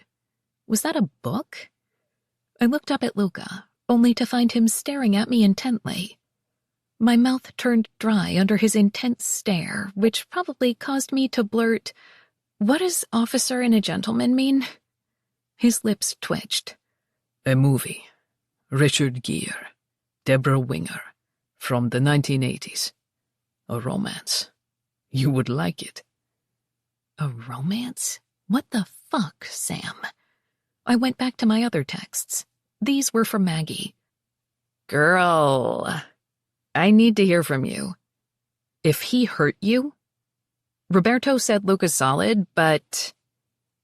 For real, text me now. I texted them both back. I'm okay. Hungover, but okay. Sam was no doubt busy at the cafe, so I didn't expect a response. But 3 dots appeared immediately in my thread with Maggie. JFC, you scared me. Are you home? No, I'm at Luca's. Oh, shit. Call me when you get home. I want all the tea. There was no tea, unless you count me making a total fool of myself. I gave her a thumbs up, then set my phone down. I really should get going. Are my shoes by the front door?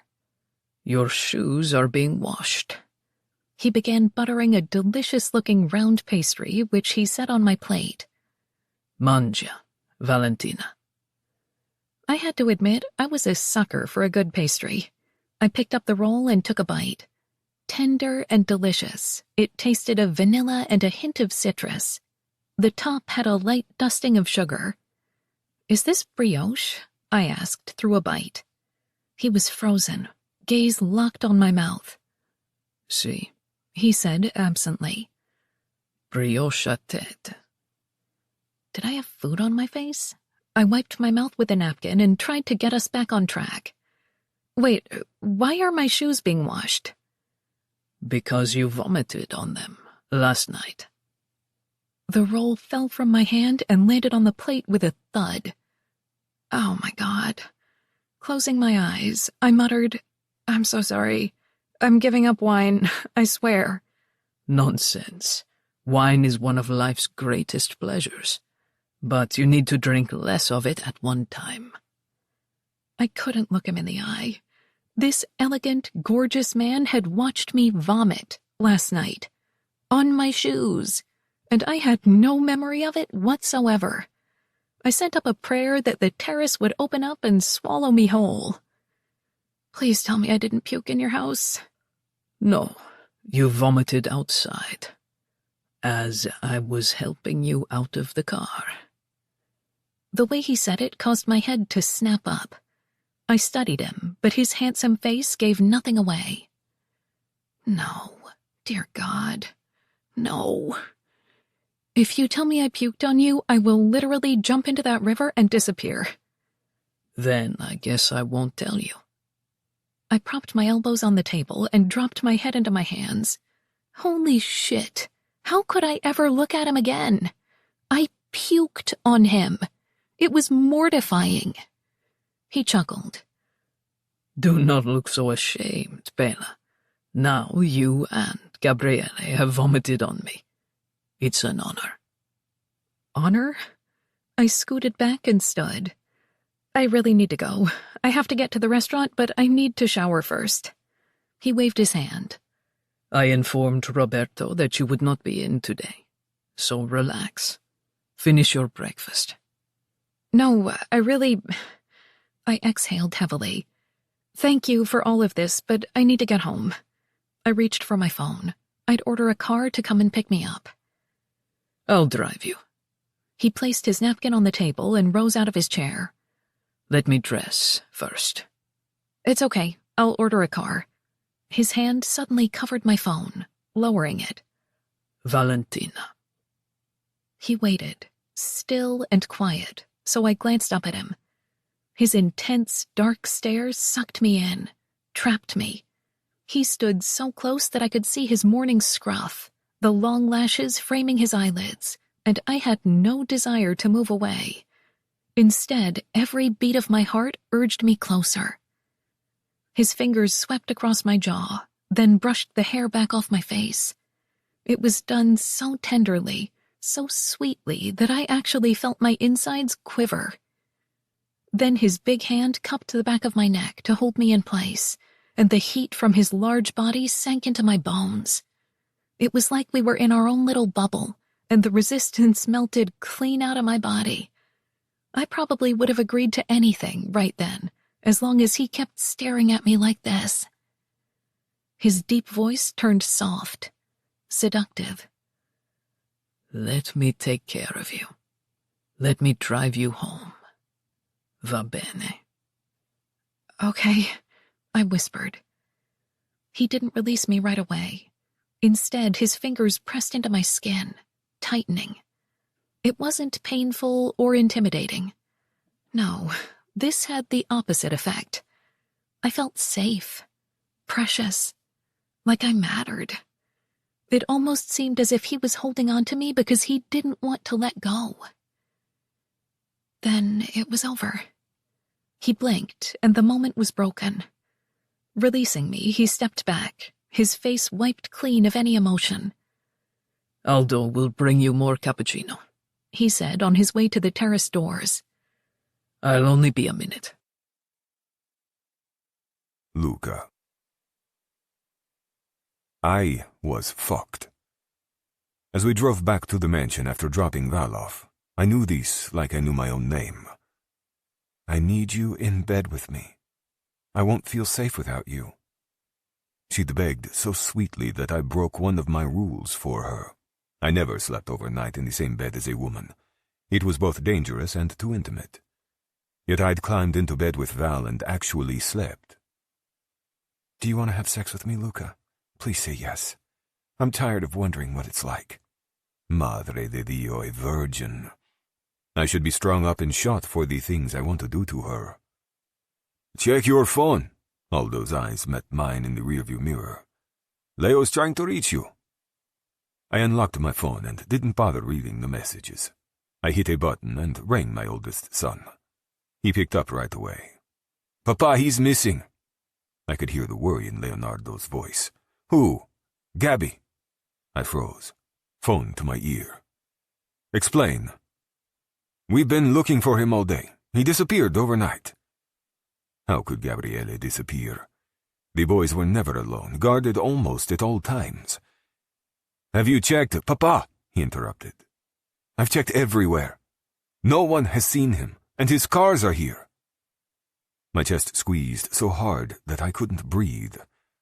Was this something to do with Segreto? Had Palmieri taken my youngest boy? Or was it one of my countless enemies? The edges of my vision wavered, my mind reeling.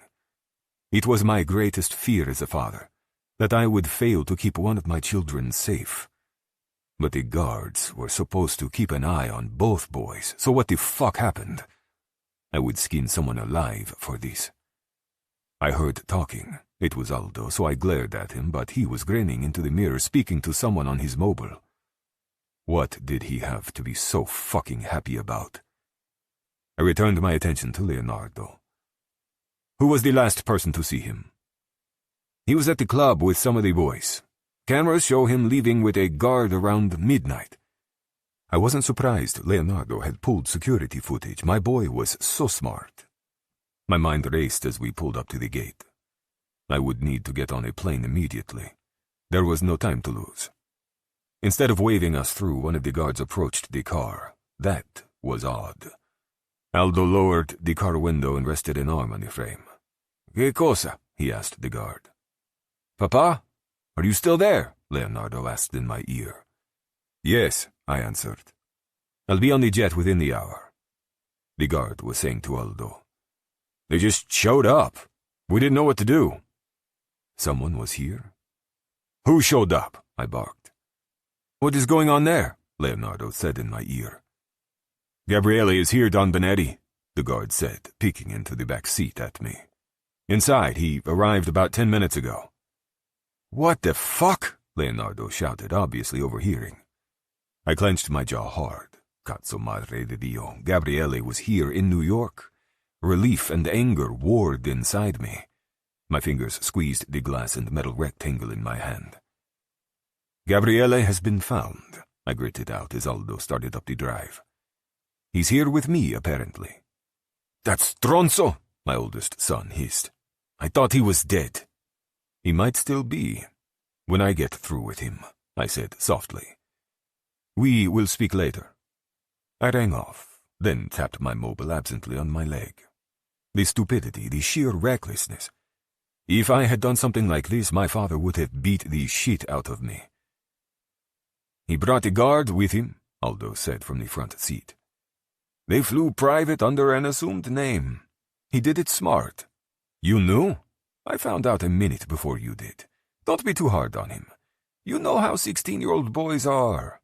No, I didn't. Because at 16, I did everything my father told me, never daring to take a step out of line. He'd been cruel and ruthless, determined to mold his oldest boy into a powerful Don. I locked all that away as the car pulled up to the front door. I got out and tore up the steps. The entry was empty, just the usual dry fountain surrounded by gold cherubs. "Gabriele," I called. "Where the fuck are you?" "Ciao, Papa." My youngest son appeared at the top of the stairs, a wide smile on his face. One of the soldiers was with him, and his downcast expression told me he was smart enough to be worried. I pointed at the soldier. "I will deal with you later." To my son, I said, "Get in my office. Now." "Papa," Gabriele said with a heavy sigh as he came down the steps. "Don't be angry with Toto. I didn't give him a choice." I didn't want to hear it. At the very least, the soldier should have informed Sergio with what was going on. "Follow me," I said, and started to my office. I was furious. At a time when I already had too much to deal with, now Gabriele had to act out too. Didn't he realize the danger in leaving home, let alone coming here with only one man to protect him? I could practically hear my father's voice, berating me for my failings with my sons. "You're too soft on him. They'll never be able to handle the responsibility after you're gone." I held open the office door. Gabriele strode through, his sullen expression telling me he was unhappy with how this was playing out, which was too fucking bad. He was young and immature. He didn't understand the responsibility of being a Benetti. But he would. I watched him settle into a chair. Whereas Leonardo looked more like his mother, my younger son was exactly like me at that age, tall and lanky. His wavy hair flopped over his forehead and down into his eyes. He was a pussy magnet, and he knew it. The guards often complained about Gabriele's prolific sex life, saying he fucked anything with a pair of teats. I kept hoping he would find a mistress or a girl like Leonardo, but Gabriele seemed determined to fuck the entire region. I walked across the room and took my rightful seat behind the desk. "Explain yourself." "Don't be mad. I came here because I know Niccolo is missing. I want to help find him." No one should be discussing Niccolo in the presence of my sons. I was trying to distance them from this. "What are you talking about?" "Allora, Papa, I'm not stupid. Leo and I both know what is going on." Merda. My boys were close with Niccolo, and I didn't want them involved. Because if Niccolo did talk to the GDF, there was only one way I could deal with such betrayal. "Who told you?" My son lifted his chin. "I'm not saying. I don't want him in trouble." Resting my elbows on my desk, I steepled my fingers and took a few breaths. "Our cousin is missing, but likely still in Italia. I was coming here helping to find him." "Because the uncles aren't listening to me. They claim Niccolo is fine, just on holiday, but I know you'll believe me when I say I can help." "And how can you help?" "I have spent more time with him than Leo or anyone else, and he isn't on holiday." I leaned back in my chair. I hadn't wanted him to know, but now I felt as if there was no option but to tell him. "Word is Niccolo has been arrested. He was delivering product to Belgium. The GDF is hoping to turn him against the family. His face lost its color. No. Impossible. Remaining quiet, I let him sit with the information. We all knew what this could mean. Papa, Niccolo would never. He's loyal. It's all too easy to force a man against his will, especially when his life is threatened. Not Niccolo. He wouldn't do that. I wasn't so sure. I'd broken the spirit of too many men to think it impossible. Gabriele took his phone out of his pocket and began scrolling. When was he arrested? The night before I left. Here's his last text to me. This is how I know he's not on holiday. He handed his mobile to me. I scanned the texts, which were about making plans to go clubbing that next night. There were a lot of peach emojis. Then Gabriele made repeated attempts to reach Niccolo in the days that followed, but there was no answer. So he could be in prison, I allowed, which would mean he doesn't have access to his phone. Except he turned his location services off, so I think he has his phone with him. What? I handed Gabriele his mobile. Show me, and please tell me you aren't stupid enough to have your location turned on for the world to see. Hey, Papa, I'm not so stupid. Niccolo and I use this app, and we have our locations turned on only for each other. His thumbs moved rapidly. Then he showed me the screen. See this? He switched it to ghost mode. I didn't know what that meant, but I believed what Gabriele was saying. When? I don't know. But he was last active the morning you left, which means he wasn't in prison. I would need to call Sergio right away. But first I owed Gabriele an apology. I'm sorry I doubted you. This is helpful, figlio mio. He sat back, a grin splitting his face. So does this mean I can stay with you here in New York? I'm afraid if I tell you no that you will hire another plane to bring you back. Probably. Grazie, Papa. I held up my hand. It's not up to only me. You must ring your mother and ask her permission. If she says yes, then you can stay. I will, and ring your brother. You scared him half to death by disappearing. Yes, Papa. I'll do whatever you say whenever you say it. I won't cause a bit of trouble. You'll do whatever I say, even if I confine you to the house and grounds? His enthusiasm dimmed considerably. But why would you, when no one knows who we are in this town? They told me you are going by the name DiMarco. Because it's safer. And you don't question my orders, figlio mio.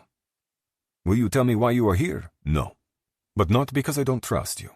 I need to sort some things out first. Okay. But I'm here to help. I'm worried about Niccolo too. I sent him off to ring his mother and brother. Then I stared through the window thinking, if Niccolo wasn't in prison, then why had Rossi lied about it? It was possible Rossi had been given false information from Palmieri, but the more likely scenario was that Rossi lied to me. But why? Just to find Flavio Segreto? I didn't like being used. I liked being lied to even less.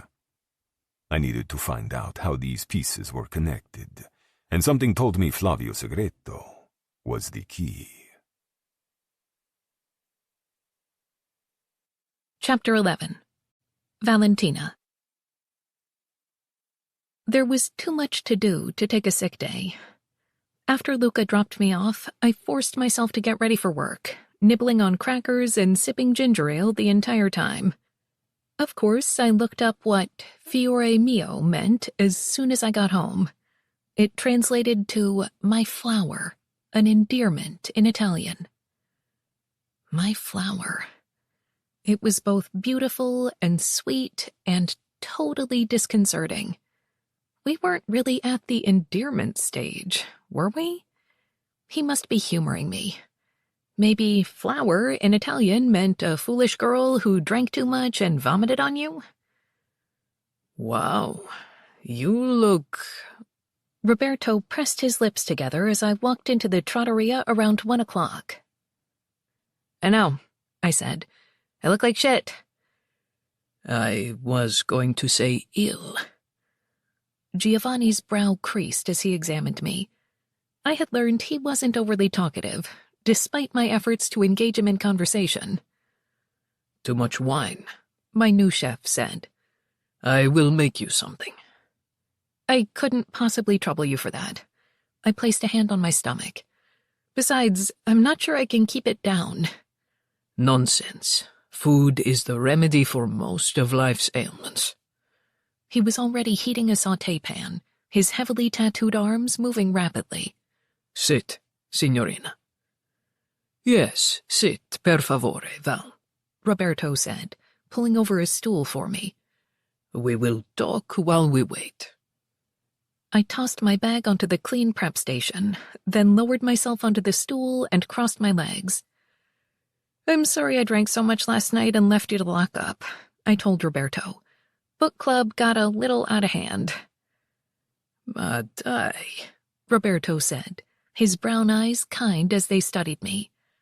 That is what young women do. You deserve a little fun. Allora, I thought you would be mad at me for calling Signore Di Marco. I remembered Luca coming into the restaurant, eyes wild until he spotted me. Then he circulated the bar area, speaking with each of the men there, and somehow convinced them all to leave. He hadn't raised his voice or caused a scene. Instead, he remained quiet and in control, yet forceful enough to clear the room. Normally, I had to threaten and yell to clear the bar on a book club night.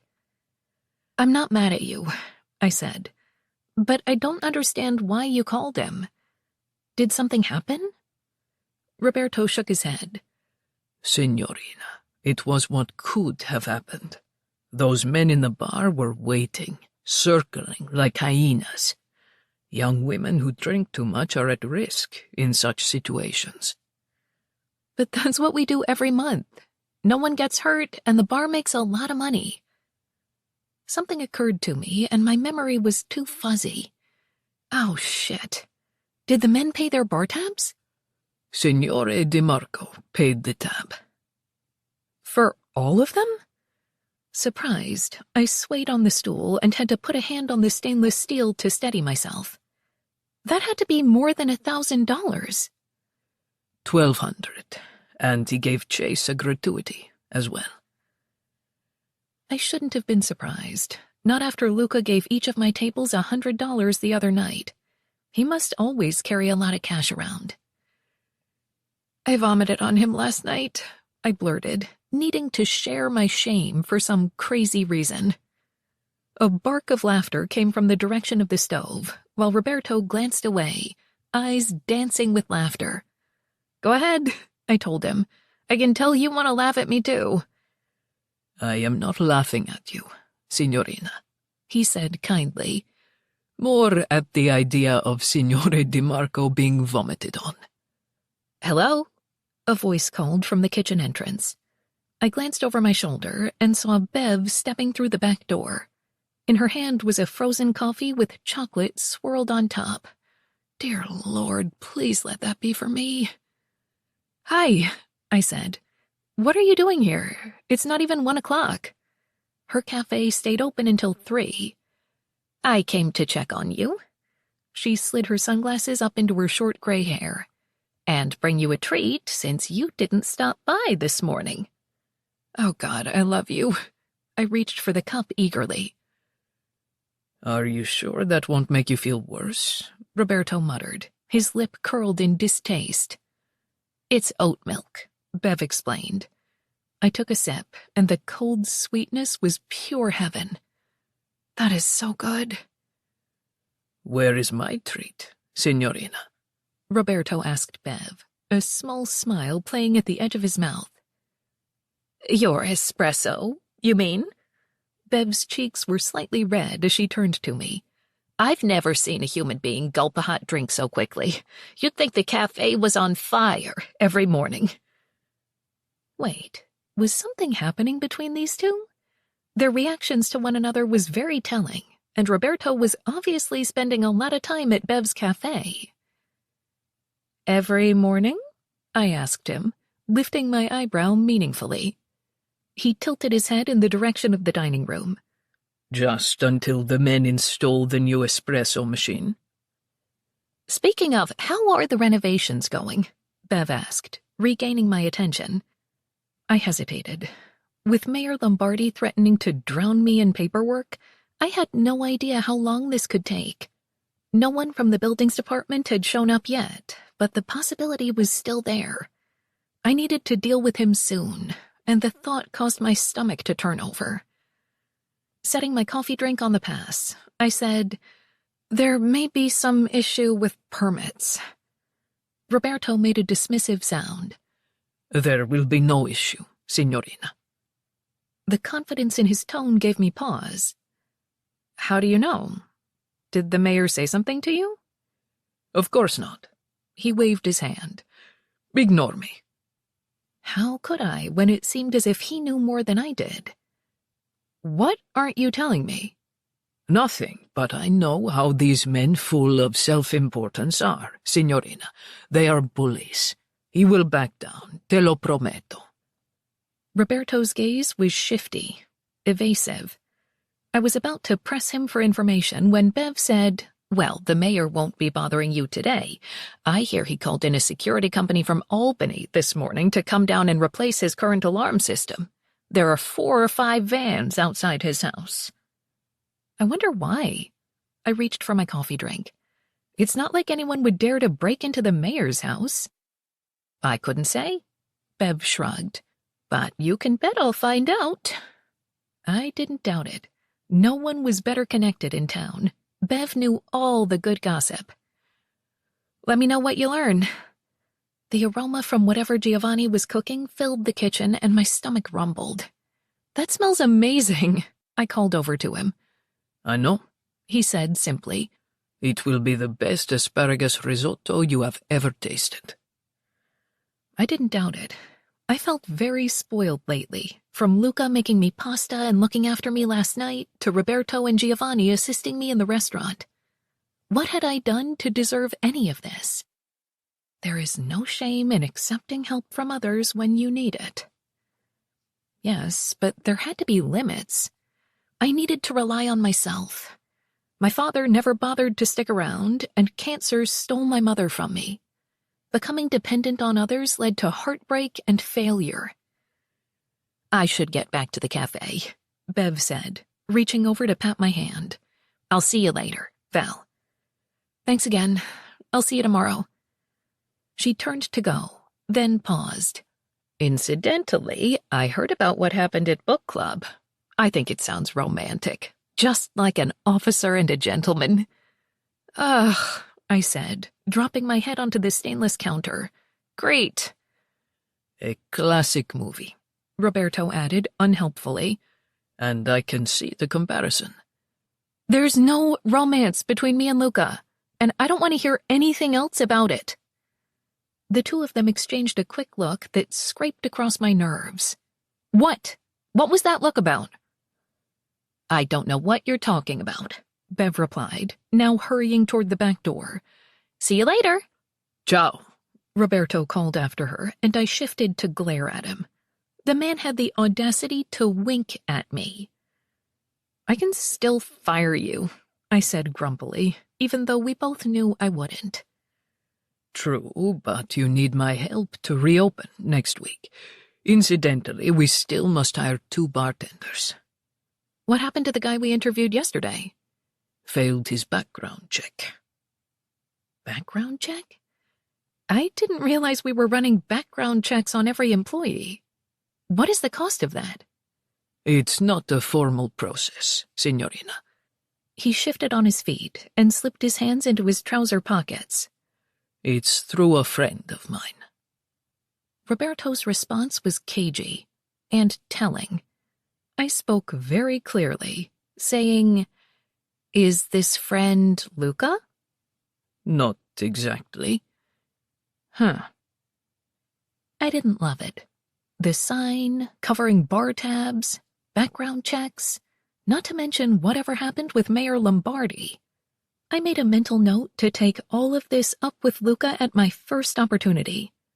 Except it would need to wait because Giovanni set the risotto in front of me. I scooped up a bite and blew on it to cool it down. When I put it in my mouth, I almost died. Oh my God. This is the best thing I've ever eaten.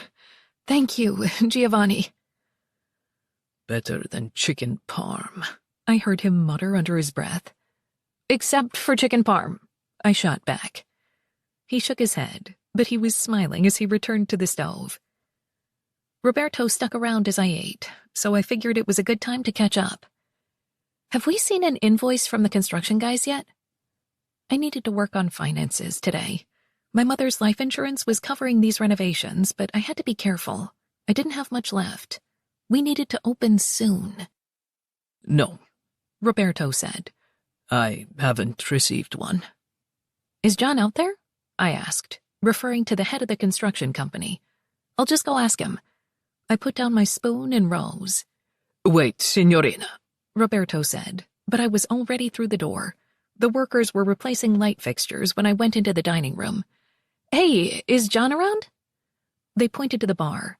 I peered over the top and saw John working on installing a new water line. Hi, John, have a minute? Sure, Val.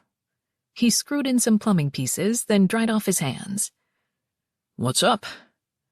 I'm wondering if you have an invoice ready for me. I'd like to pay some of what I owe now rather than waiting until the end.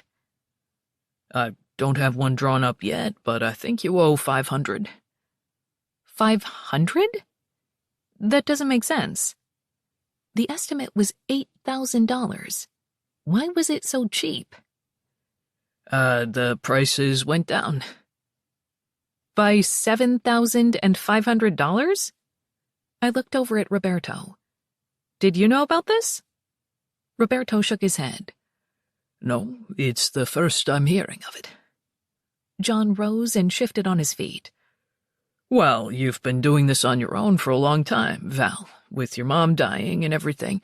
Sometimes we all need a little help, and there's no shame in accepting it. The words. They were too close. And the price drop was too drastic, too convenient. Alarm bells went off inside my head, my heart kicking hard in my chest. I looked at my contractor. John, on the life of your little brother Daniel, who I used to babysit, tell me the truth. Is Mr. DeMarco paying the difference? There was a long pause. Come on, Val. Don't make me swear on my brother. That was enough confirmation for me. I'll be back, I told Roberto. I have an errand to run. Luca. She's at the gate. I looked up from my laptop. There was no need to ask who Aldo meant. Roberto called me the second an angry Valentina departed from the restaurant. Want me to turn her away? Aldo asked, then took a bite of the apple in his hand. No, I might as well get it over with. Should I bring her in here?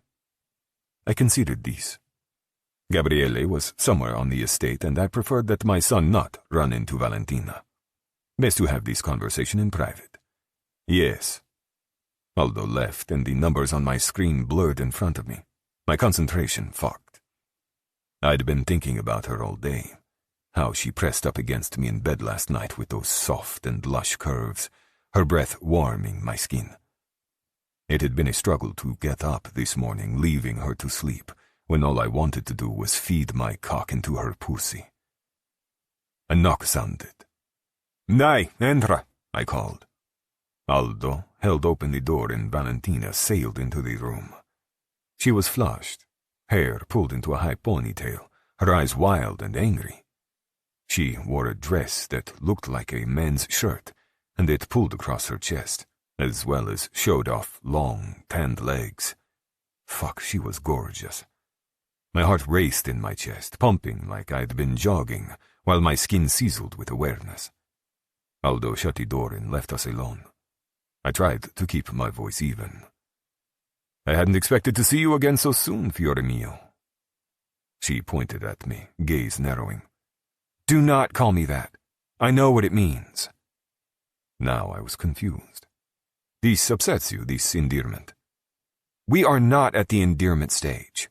I barely know you, which is why I'm here. She folded her arms across her chest, which only brought my attention to her spectacular tits. Stop meddling with my restaurant. Meddling. Don't play stupid, Luca. The sign and the background checks?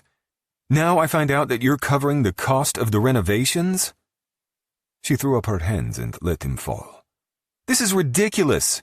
I barely know you, and you've taken over what's supposed to be my restaurant. I should be furious with the way she was speaking to me, with so much attitude and disrespect. But I liked her sassy mouth. It made me want to kiss her and bite her until she melted against me. And her perfume, Christ, it was driving me crazy. It was the same scent still on my sheets upstairs. Do you want to have sex with me, Luca? Please say yes. I'm tired of wondering what it's like. Lust clawed beneath my skin, sharp and demanding, making it hard to breathe. Valentina was a mixture of soft and vulnerable, but also tough as balls. Who else would dare to come here and give me such a scolding? It only made me want her more. In a flash, I made a decision. I was tired of fighting this, which meant I was planning to fuck her. But I couldn't fuck her without telling her my real name and what I did for a living. I was a cruel man, but I wouldn't deceive Valentina about something so basic. Decision made, I slowly stood and put my hands in my pockets. Come here, she huffed, the sound of outrage and disbelief. No, I want answers, Luca. You're overstepping, and I want to know why. That isn't happening. Now, come here. No, you're going to distract me with all of your... She waved a hand in my general direction. You-ness. I had no idea what that meant, but I wanted her to follow simple directions. Get your sexy ass over here right now. She licked her lips, but didn't budge. Why? Because I'm going to kiss you. But I can't until we talk first. And I want my hands on your body while I do it. Her gaze darkened and the skin of her throat turned a dull red. You're supposed to ask first, she said in a breathy voice. Haven't you heard about consent? Madre de Dio, this girl got my dick hard. Now, fiore mio. Wait. Shaking her head, she put up her palms. This is all happening too fast. No, it wasn't. This was taking fucking forever. I usually had the patience of a saint, but this girl was testing all of my limits. I edged out from behind the desk and stalked toward her. She lifted her shoulders but didn't move, just watched my approach with hooded eyes that told me all I needed to know. She was nervous but excited, curious but hesitant, eager but shy. I vowed right then to make this so good for her. As I closed the distance between us, the muffled thump of my shoes on the carpet was the only sound in the room. When I reached her, I stopped and stared down at her. I could see the pulse throbbing on the side of her neck, my virginal little flower. I dragged my hand up her arm and felt the tiny shiver that ran through her. I kept going, higher over her shoulder and then her throat, until I cupped her jaw in my palm. My other hand rested on her hip, my body surrounding her. I want to kiss you. Do you want it too? She nodded and swayed toward me ever so slightly. I nearly smiled. The victory was so sweet. You need to say the words. We need to be very clear on what you are consenting to. You're a dick. But she was smiling as she rested her hands on my chest. She was tall, but even taller in heels, her forehead reaching my mouth. Madonna, I couldn't wait to have her beneath me in every way. Yes, I am, I conceded. But I want to hear you ask me for it. She stared up at me, and I could see the indecision swirling in her gaze. I'm still mad at you. I want you mad, Bella. I want you to claw and scratch and bite me. Because that makes my dick even harder. Capisce? You're impossible. I can't win with you, can I? If I kiss you, we both win. Now, ask me, Valentina. She swallowed. Please. Will you kiss me, Luca? Satisfaction flooded me, but I didn't pounce. It's what a boy half my age would have done, slobbered and pawed all over her like an inexperienced puppy. But I wasn't a puppy, and I needed to show her what it would be like between us, slow and satisfying, unlike anything she'd imagined. If it killed me, I would exhaust myself to wring every drop of pleasure from this virgin's body. I would take my time and do it right, until we were both satisfied. Lowering my head, I edged closer, my fingertips pressing into her skin, letting her feel me. Then I skimmed my lips over hers in the lightest caress, closing my eyelids to concentrate on every millimeter of her flesh. I moved gently, learning the edges of her lips, mapping the delicate bow at the top, inhaling her warm breath. So sweet, this girl. I wanted to lick her from head to toe. Her arms wound around my neck, so I moved my hand to the small of her back. I let my fingers linger near the top of her ass cheeks, brushing her skin through the thin cotton of her dress, imagining all I would do if she were naked. Soon. A sound of frustration erupted from her throat as I bent to kiss her jaw. You're teasing me. I am making you wait for it, I said into her velvety skin. I don't want to wait for it. That is too bad, because you asked me to kiss you and I am taking my time. I kissed a line along her throat, her pulse pounding against my tongue. I liked feeling her every reaction to me. I would bet my empire that her pussy was soaking right now. I licked the tender spot where her neck met her shoulder. I can't wait to bite you right here. Oh, God, she breathed, her fingers sliding into my hair. Luca, please. I didn't waste another second. Lifting my head, I slammed my mouth down onto hers. Soft and wet lips met mine, and she kissed me eagerly, hungrily, as if she'd been dying for it. I didn't hold back, letting her feel exactly how much I wanted her with every pull and sweep of my mouth. Then I adjusted the angle and flicked my tongue against her lips, and she instantly let me inside. Hot and slick, her tongue met mine and I growled in satisfaction. Cazzo, she was perfect. I held her face in my hands and let the kiss drag on. I couldn't remember when I'd kissed a woman for such a long time like this, with my full effort and attention, not intending to do anything more. I can make her come, though. Would she let me? I pulled back, but didn't let her go. I want to taste your pussy. She moaned and tried to kiss me again, but I held her firm. Valentina, I'm serious. She was panting, her big eyes blinking up at me. Right now? Right now. But... She attempted to shake her head in my grip. It's the middle of the day and someone might walk in. No one enters without my permission. And what? You think I can't give you an orgasm in the daylight? It's embarrassing.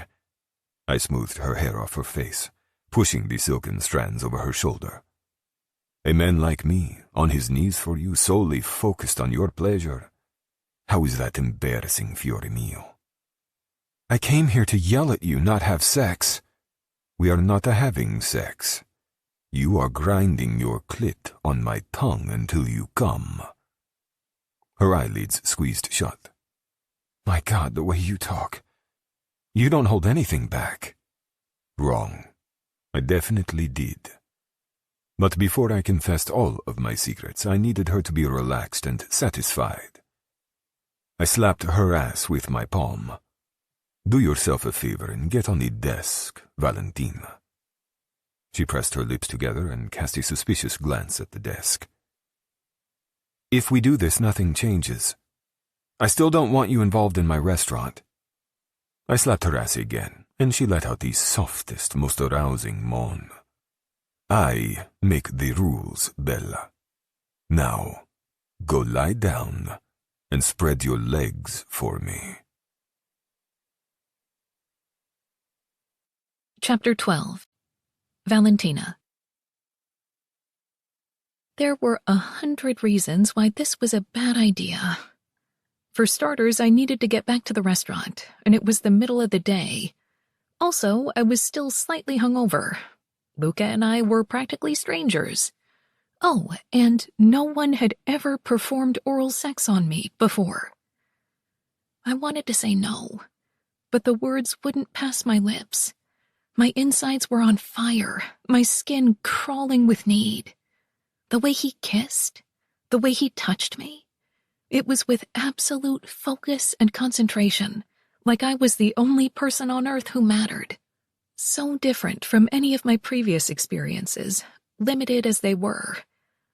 Luca was unexpectedly gentle, too. I thought he'd be rough, impatient, but he was the exact opposite. Safety. That's what he felt like. I wasn't one to act impulsively, but didn't I deserve a treat after busting my ass for the last 3 years? After setting aside so much to care for my mom? After giving up dreams of traveling and parties to take over a family restaurant? And I was certain I could trust Luca. He wouldn't hurt me, and I bet he knew his way around a woman's body. I walked over to the desk. Then I moved his things, climbed up, and waited. He stared at me intently, his deep brown eyes almost black, the hint of his smile curving his lips. I felt drunk on his attention, the most beautiful and sexy woman in the world, not an inexperienced 21-year-old. The front of his trousers revealed the erection pushing at the cloth, and I loved seeing the proof of his desire for me. This gorgeous man wanted me. He ran a palm over the ridge in his trousers. Do you like seeing how hard you get me, fiore mio? I licked my lips. Yes, it's very sexy. Dropping his arm, he started toward me. My dick is sexy, or the torture you are putting me through. I gripped the edge of the desk, nerves and excitement at war in my chest. Both. My dick is exceptionally sexy, he said arrogantly, then leaned over me to put his mouth near my ear. Soon I will show it to you, and we will see if you agree. My lips parted, and I was panting, nearly vibrating with need. Between my thighs was already pooling with arousal, and he hadn't even touched me yet. Today? No, not today. He straightened, only to drop to his knees. Large hands pushed my thighs apart, and he glanced down to examine me. Look at that wet spot, all for me. Mamma mia, I am going to eat this pussy until you scream. Oh, God. He dragged the back of his knuckles along the thin strip of soaked cloth between my legs, brushing over my clit. Shivering, I bit my lip to keep from begging him to hurry up. He hummed in his throat, a sound of male satisfaction, as he peeled my panties off my hips and down my legs. Then I was bare in front of him. You wax all of your hair off, he said with a deep rumble. I like it. You do? I do. Cazzo, you are gorgeous. He lightly traced the edges of my labia with a fingertip, a string of mumbled Italian falling from his lips. This teasing was too much. I was ready to crawl out of my skin. Luca, please. Lie back, Valentina. Let me take care of this pussy. I eased down onto the wide desk, nervous about being on display, but Luca began a soft press of his lips to my flesh, quickly erasing all my doubts. I expected him to go quickly, but then I remembered our kiss. Was he going to torture me again? The man had the patience of a saint, apparently. His dark head looked positively indecent between my legs, His eyes closed as he explored my labia with his mouth. Damn, this man was fucking hot. That, and a combination of his warm breath and gentle touch on my most sensitive skin caused me to tremble with anticipation. The tip of his tongue flicked at my entrance. He groaned. So sweet. He tasted me again, then spread me wide with his hands. Look at my girl, so wet and slippery. Madonna, the things I'm going to do to you. I was so turned on that I barely registered the "my girl" comment. I squirmed, unsure of what I needed, but desperate for something more. "Luca, please." He dragged his tongue through my slit, then again. Keep squirming, Bella. I like it. I didn't know what that meant, but he was licking me like an ice cream cone, and pleasure streaked through every part of my body, like ripples of lust that twisted inside me. It was amazing. If he continued to do this, I might come after 20 minutes or so. His tongue met my clit, and I nearly shot up off the desk. My body jolted like I'd been shocked, and a moan fell from my throat. Wait, was this what oral sex was all about? Relax, Valentina, he whispered, his hands pressing on my inner thighs to hold me open. I'm going to take care of you. Then he began in earnest, his attention focused solely on my clit. Tongue, teeth, lips, he used all three, a mixture of pleasure and pain, varying his speed and suction as he feasted on me. My back arched as my muscles tightened, his mouth all I could feel, wave after wave of bliss driving me higher. I wasn't sure if it had been minutes or hours, but I never wanted this to end. I was shaking, quivering, my body strung tight as a bow. Close, so close. The orgasm was right there, building in my lower half. Take out your tits, Luca ordered against my skin. I want to see them. As if I were in some kind of haze, I unbuttoned the top of my dress and spread the edges apart to reveal my bra and cleavage. Luca's hand reached up, jerked one of the bra cups down, then palmed one bare breast. He growled, an actual, honest-to-God growl, and then resumed lashing his tongue over my clit. At the same time, he shaped and molded my breast, squeezing, pinching my nipple. I gasped, and my inner walls clenched. "More," I whispered. "I'm so close." Luca's clever fingers tugged, tweaking on my nipple as he sucked on my clit. The combination was a revelation, an uncontrollable high that shook me to my very core. I was at his mercy, on his desk, taut with lust, unable to do anything but lie here and let him do as he pleased with my body. His plaything. That did it. An unstoppable rush of electricity started in my toes and raced to my clit. "Oh, God!" I threw my head back, a shout ripping from my throat as my pussy convulsed, the orgasm blinding me to everything except Luca's tongue. It went on and on, my vision turning white for several beats. When it finally ended, I slumped onto the desk and tried to catch my breath. He eased up then, his mouth turning gentle as he nuzzled his way to my entrance. Then he lapped at my arousal, gathered it on his tongue. Fuck, he breathed. That's what I need, right there. So fucking delicious. Then he pushed up to his feet and lunged for my breast, drawing my nipple into his mouth. I floated happily, blissfully, threading my fingers through his hair as he suckled on me. Letting me go, he bared the other breast, then held them in his hands. Bellissima. They are better than I imagined. "Thank you," I murmured. You like when I play with them, no? I nodded, and he hummed in his throat. Good, because I will be touching them a lot. You will? Did he mean today? Si, fiore mio. We will have a lot of fun together. We will? My brain wasn't working right. Of course. He straightened and pulled the cups of my bra back over my breasts, covering me. Were we done? Wait, I said as he started to button my dress. I want to reciprocate. He paused, like maybe he was considering it, but eventually exhaled heavily. I want this as well, but not today. His fingers moved along each button, briskly and efficiently closing the two sides and smoothing the fabric. Why not? I like that you are eager for my cock, Piccolina. But we need to talk first.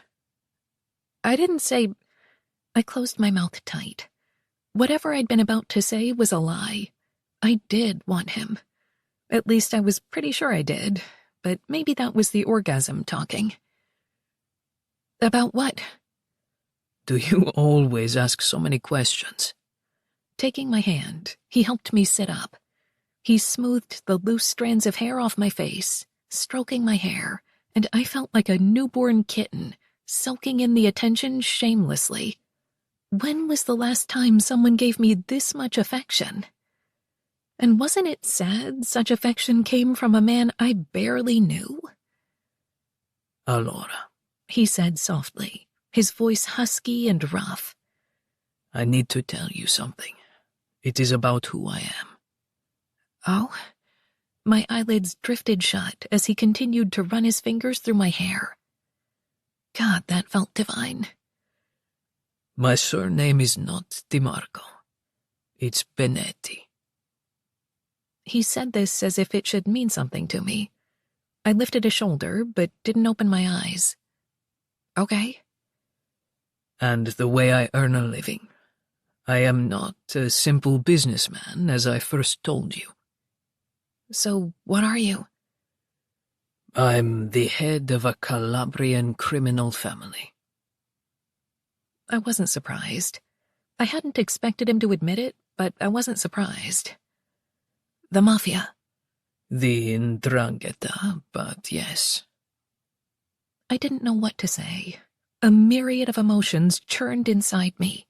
Anger, fear, regret, curiosity, and yes, hurt. He'd lied to me. But deep down, I'd known it all along, or at least suspected it, as had Maggie and Sam. But I wasn't thrilled about having my suspicions confirmed. I just let a mafia boss give me head. My mother would be so proud. When I didn't react, Luca said, You don't seem surprised. That's because I knew, or heavily suspected. This changes nothing between us, but I wanted you to know. I try to be upfront with all of my mistresses. Oh, wow. This was...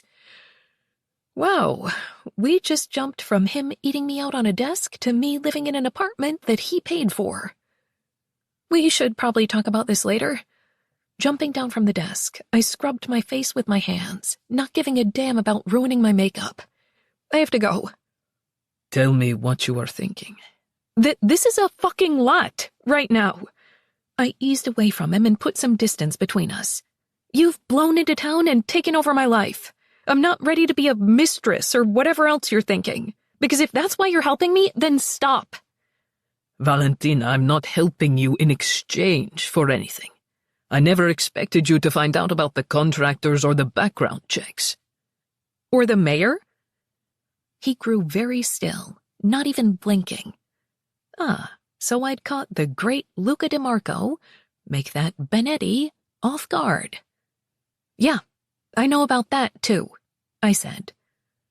I won't apologize for scaring that motherfucker, so don't expect it. I pressed my hands together and prayed for patience. Luca, this is a small town.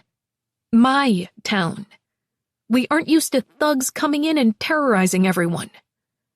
The planes of his face sharpened, hardened, his chest expanding. This is what you think of me? That I'm a thug? Is it the word you object to or the definition? Because I can find another word, if you prefer. How about you thank me instead? he snapped. I rocked on my heels, the fury so swift and fierce that I wanted to throw something at him. First of all, I have thanked you, and you can fuck off if you think I'll let you take over my life without putting up a fight. Luca closed the distance between us, and I began backing up. I wasn't afraid of him, but I hadn't argued with a mobster before. They weren't known for being reasonable. Then my spine hit the hard surface of his office door. Luca kept coming, his muscular frame even larger as he caged me against the wood, pinning me like a bug. His hot breath ghosted along my ear as he whispered darkly, "Fight me all you like, fiore mio. But you slept in my bed and came on my tongue. You're mine now, and you will do as I fucking say. Capisce?" Chapter 13.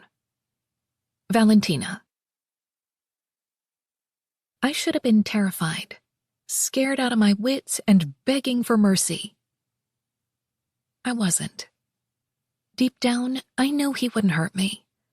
Not the man who'd taken such care of me when I was drunk, who'd cleaned up my vomit. If he were going to do something terrible, I couldn't have stopped him that night.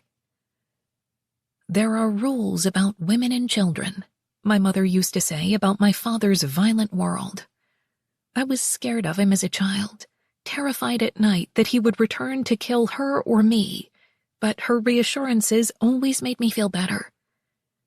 I had to believe Luca ascribed to those same rules. I stilled, waiting, the sound of my heartbeat thundering in my ears. I didn't move, but I could feel his heat and strength surrounding me, the slabs of muscle and long limbs. I was trapped, and it was like my body didn't mind in the least. I recalled the desk, his rough touch, and the bliss of his mouth between my legs.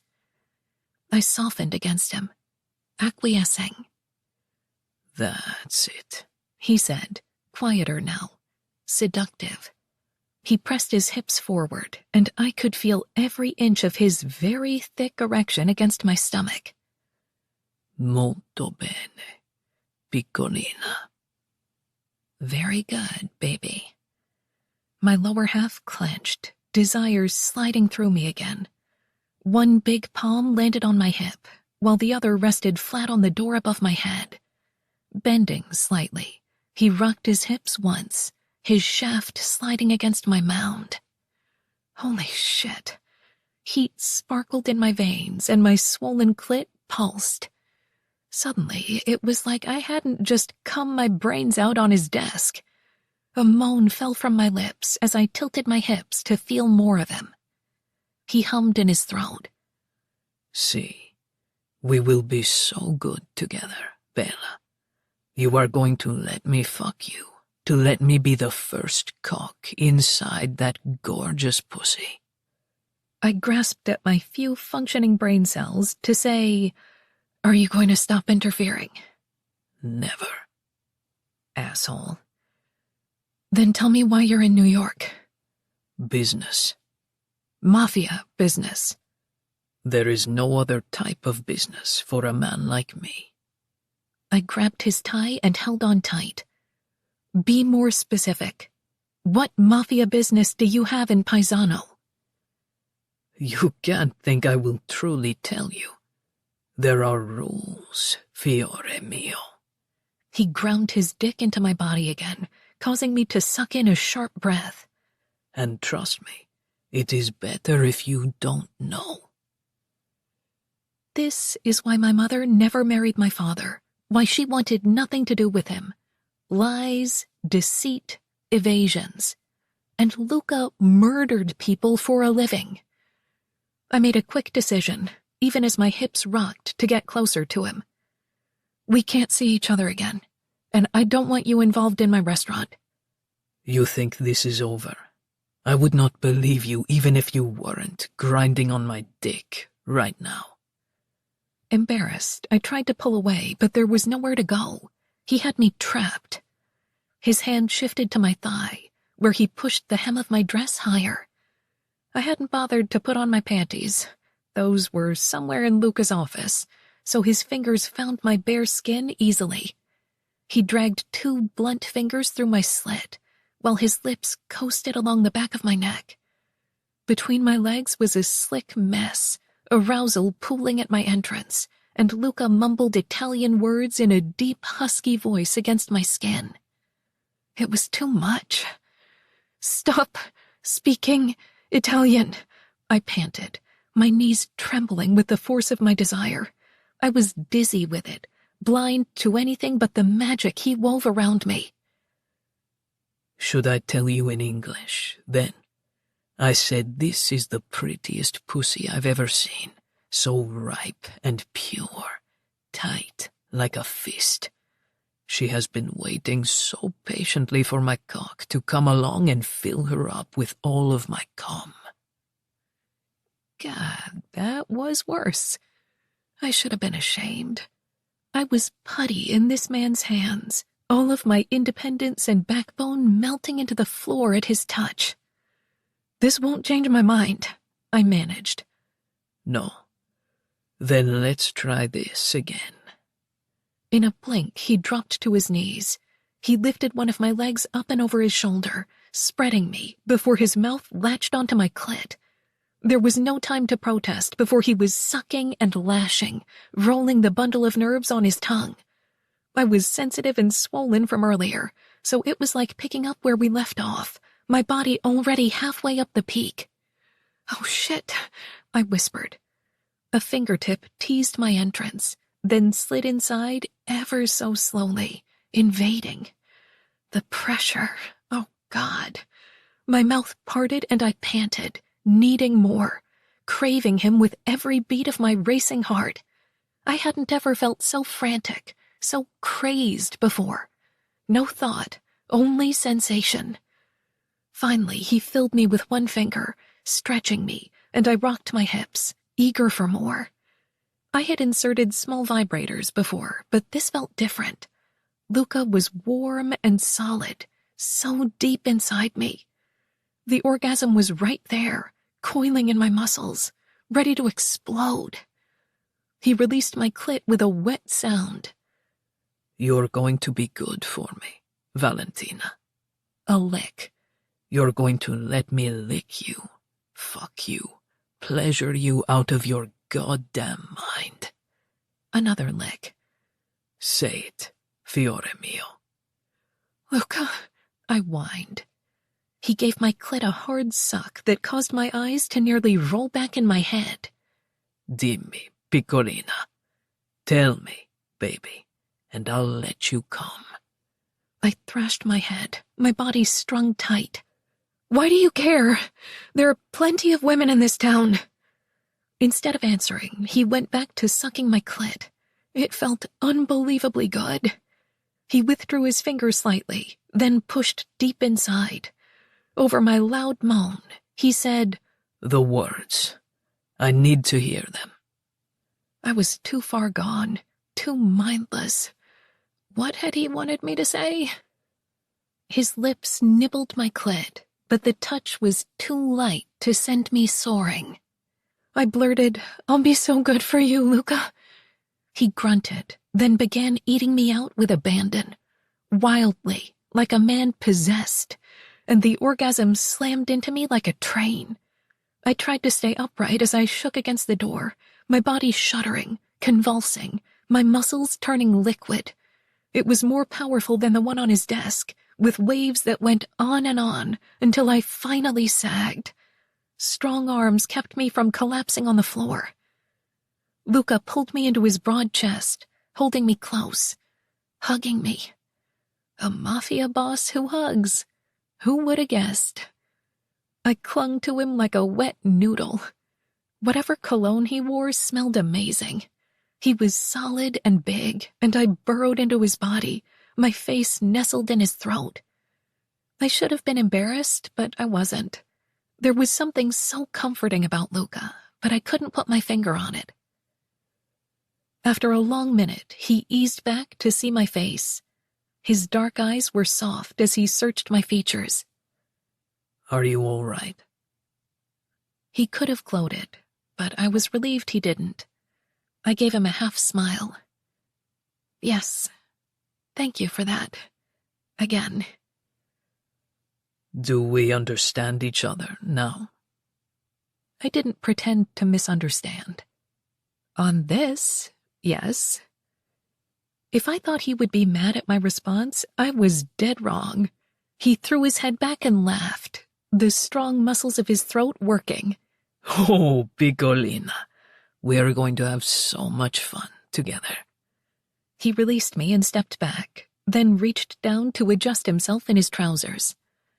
Cazzo, you get me so hard. It's very distracting. It seemed surreal that this older, sophisticated man wanted me. He could have nearly any woman on the planet. And while I wanted to sleep with him, God, yes, please, I didn't want him micromanaging Trattoria Rustica. Luca, I'm serious about the restaurant. Stop interfering. He slipped his hands into his trouser pockets. You work long hours and closely with other people.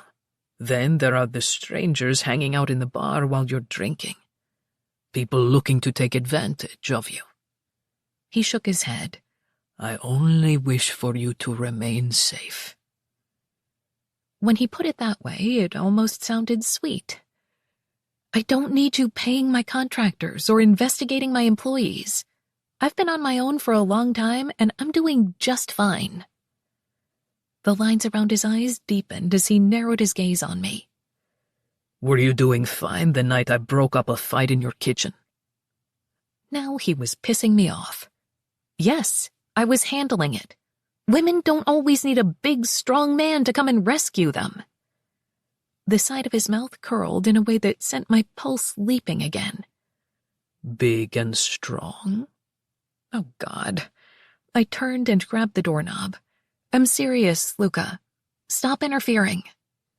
He said nothing. Just let me leave. I closed the door behind me with a snap. Irritating man. Sexy, but irritating. Extremely talented with his mouth, but irritating. Had I really agreed to sleep with him? What was I thinking? He was a mob boss. I should be running away from him, not agreeing to fuck him. Maybe he'd forget about me. No doubt he had 1,000 illegal things to do every day, all of which were far more important than chasing me down. I mean, the idea of Luca pining over me was ludicrous. He'd have no problem finding someone to take my place in his bed. I should keep going and never look back. And if I felt a tiny twinge of disappointment at what might have been, I'd never tell a soul. The entryway was quiet. Late afternoon shadows streaked across the smooth marble floor as I approached the front door. When I went out onto the stoop, a sedan pulled to a stop in the drive. It was a gorgeous, dark blue Maserati with 2 men inside it.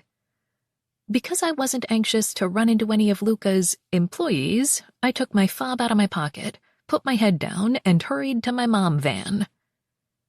Oh, beautiful. Hold up. The deep voice was thick with an Italian accent. No way was I reacting to that compliment. I was already fending off 1 Italian. I didn't need to deal with 2. My hand had just reached the door handle when someone grabbed my arm. Wait a minute, he said, angling me toward him. What is the hurry, Bella? I could feel my jaw drop. Oh, my God. A younger version of Luca stood in front of me. Equally handsome, the same chiseled features, olive skin, dark hair. His eyes held a confidence only found in incredibly attractive people, like they knew everyone was staring at them. You're his son, I blurted.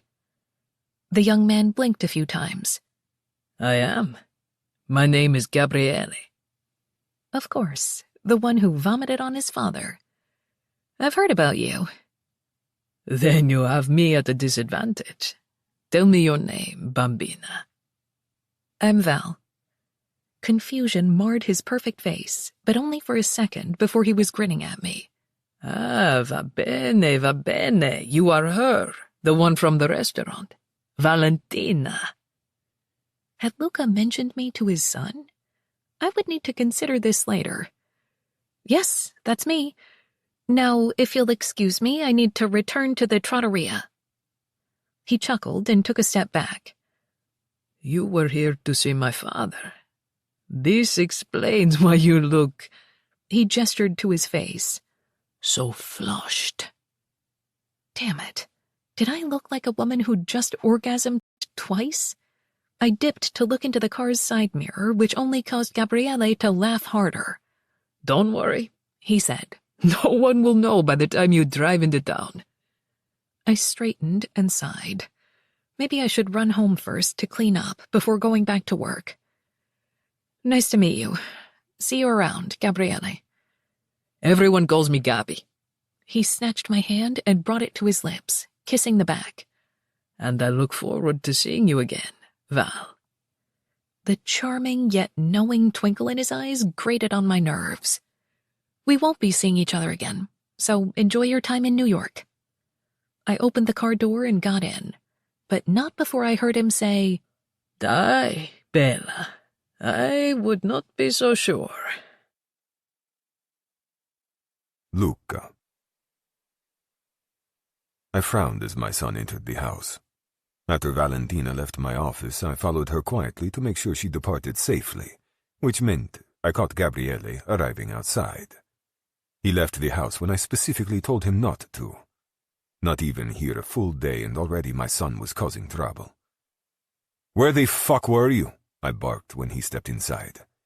He jerked, clearly startled, but then composed himself and closed the door. "I went out to grab a bite to eat. I told you not to leave, except there's no food here." He was arguing with me. I ground my back teeth together, struggling for calm. "The kitchen is not bare. You want something, you prepare it." Gabriele tossed the Maserati keys onto the entry table. "You mean cook? Like on the stove? Hey, Papa, you know I can't do that." Unfortunately, I did know this. Both of my boys were spoiled this way, thanks to my housekeeper and cook in Catanzaro. "I suggest you learn. I won't have you running around in town putting yourself at risk and alerting everyone to your presence." "There's no risk. No one knows we are here." There was always a risk for Benetti. "That isn't the point. The point is I told you to stay here, and you disobeyed me. And stop arguing with me." He held up his palms. "Mi dispiace, Papa. But please, can we hire someone to cook for us? I need food, good food. You wouldn't believe what people eat here. It's disgusting." "This is not a vacation, Gabriele. I am here for business. And if you don't like it, then I suggest you return home." "Business?" He smirked at me, the expression reminding me of my brother Sergio. "I saw how Valentina looked when she left. That didn't seem like business." "Watch your mouth." I turned and started back toward my office. I was the boss. I wouldn't answer to anyone about my actions. Also, I could still smell her pussy on my face and wanted to jerk off while the memory of her taste was fresh in my mind. "Oh, now I know why you're so mad," Gabriele called behind me. "You saw me talking to her outside." I couldn't let him think this had a grain of truth to it. I was his father, as well as his boss. "Do you honestly believe I am jealous of you?" I scoffed. "Be serious, figlio mio." "No, you are," I heard him following me. "That's why you were waiting at the door, snarling at me. You didn't like me flirting with her." I tried to be logical about it, to rely on cool intellect rather than emotion. I had no right to be jealous, and Gabriele was closer to Valentina's age. They made more sense together. "I'll be so good for you, Luca." Fuck sense. She was mine, no one else's. I stopped at the office door. "If that is what you call flirting, then I'm surprised you get any pussy at all." He threw his head back and laughed. "You like her?"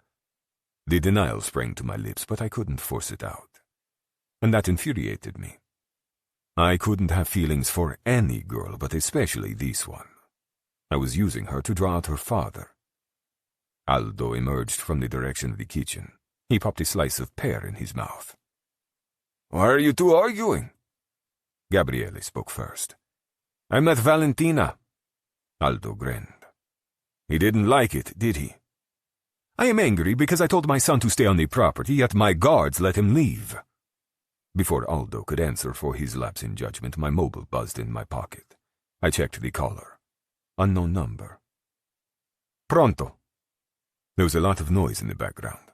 A male voice spoke quietly, as if trying not to be overheard. "Luca, it's me." I froze, every muscle in my body on high alert. "Niccolo." "Luca, I'm sorry." "Tell me where you are, right fucking now," I said very carefully into the phone. A sliding door slammed shut in the background before he said, "I did my best, forgive me." Then he disconnected. Motherfucker. I took a deep breath and tried the number back, but it didn't go through. Niccolo probably used a burner to place the call. Aldo was already speaking on his phone. He handed it to me and I heard Sergio's anxious voice. "Niccolo, called you?"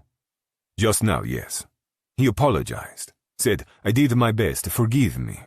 Then he hung up. "His best? What is that supposed to mean?" "I don't know," I admitted.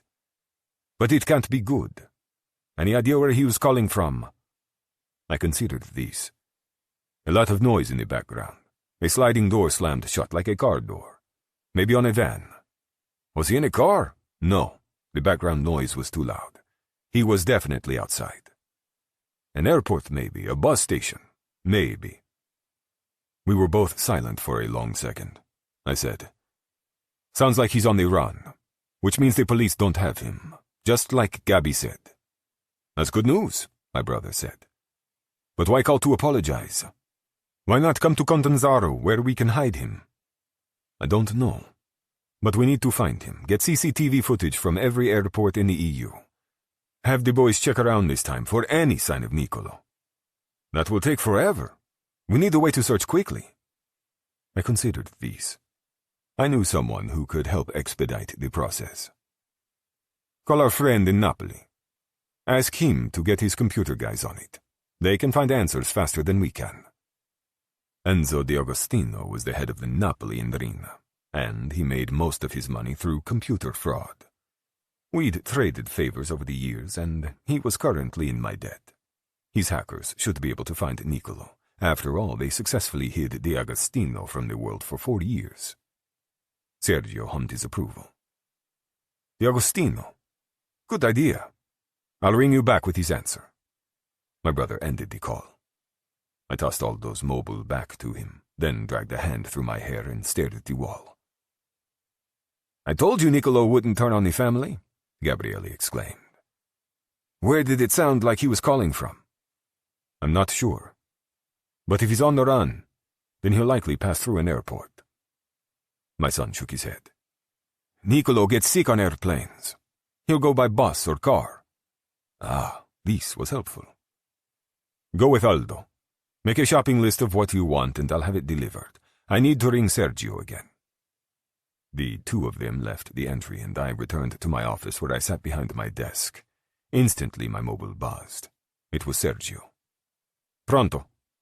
"He wants a face-to-face," my brother said. "Fuck that. I don't have time to fly to Napoli." "He's in New York. His woman has a show at Fashion Week tomorrow. He said you can come there to talk." I rubbed my bottom lip between my thumb and forefinger. New York was 2 hours away. Cristo, he's a pain in the ass. He said he wouldn't do it without talking to you first. A negotiation, then. I needed his help, so I would have to find out what he wanted. Fine, I'll go.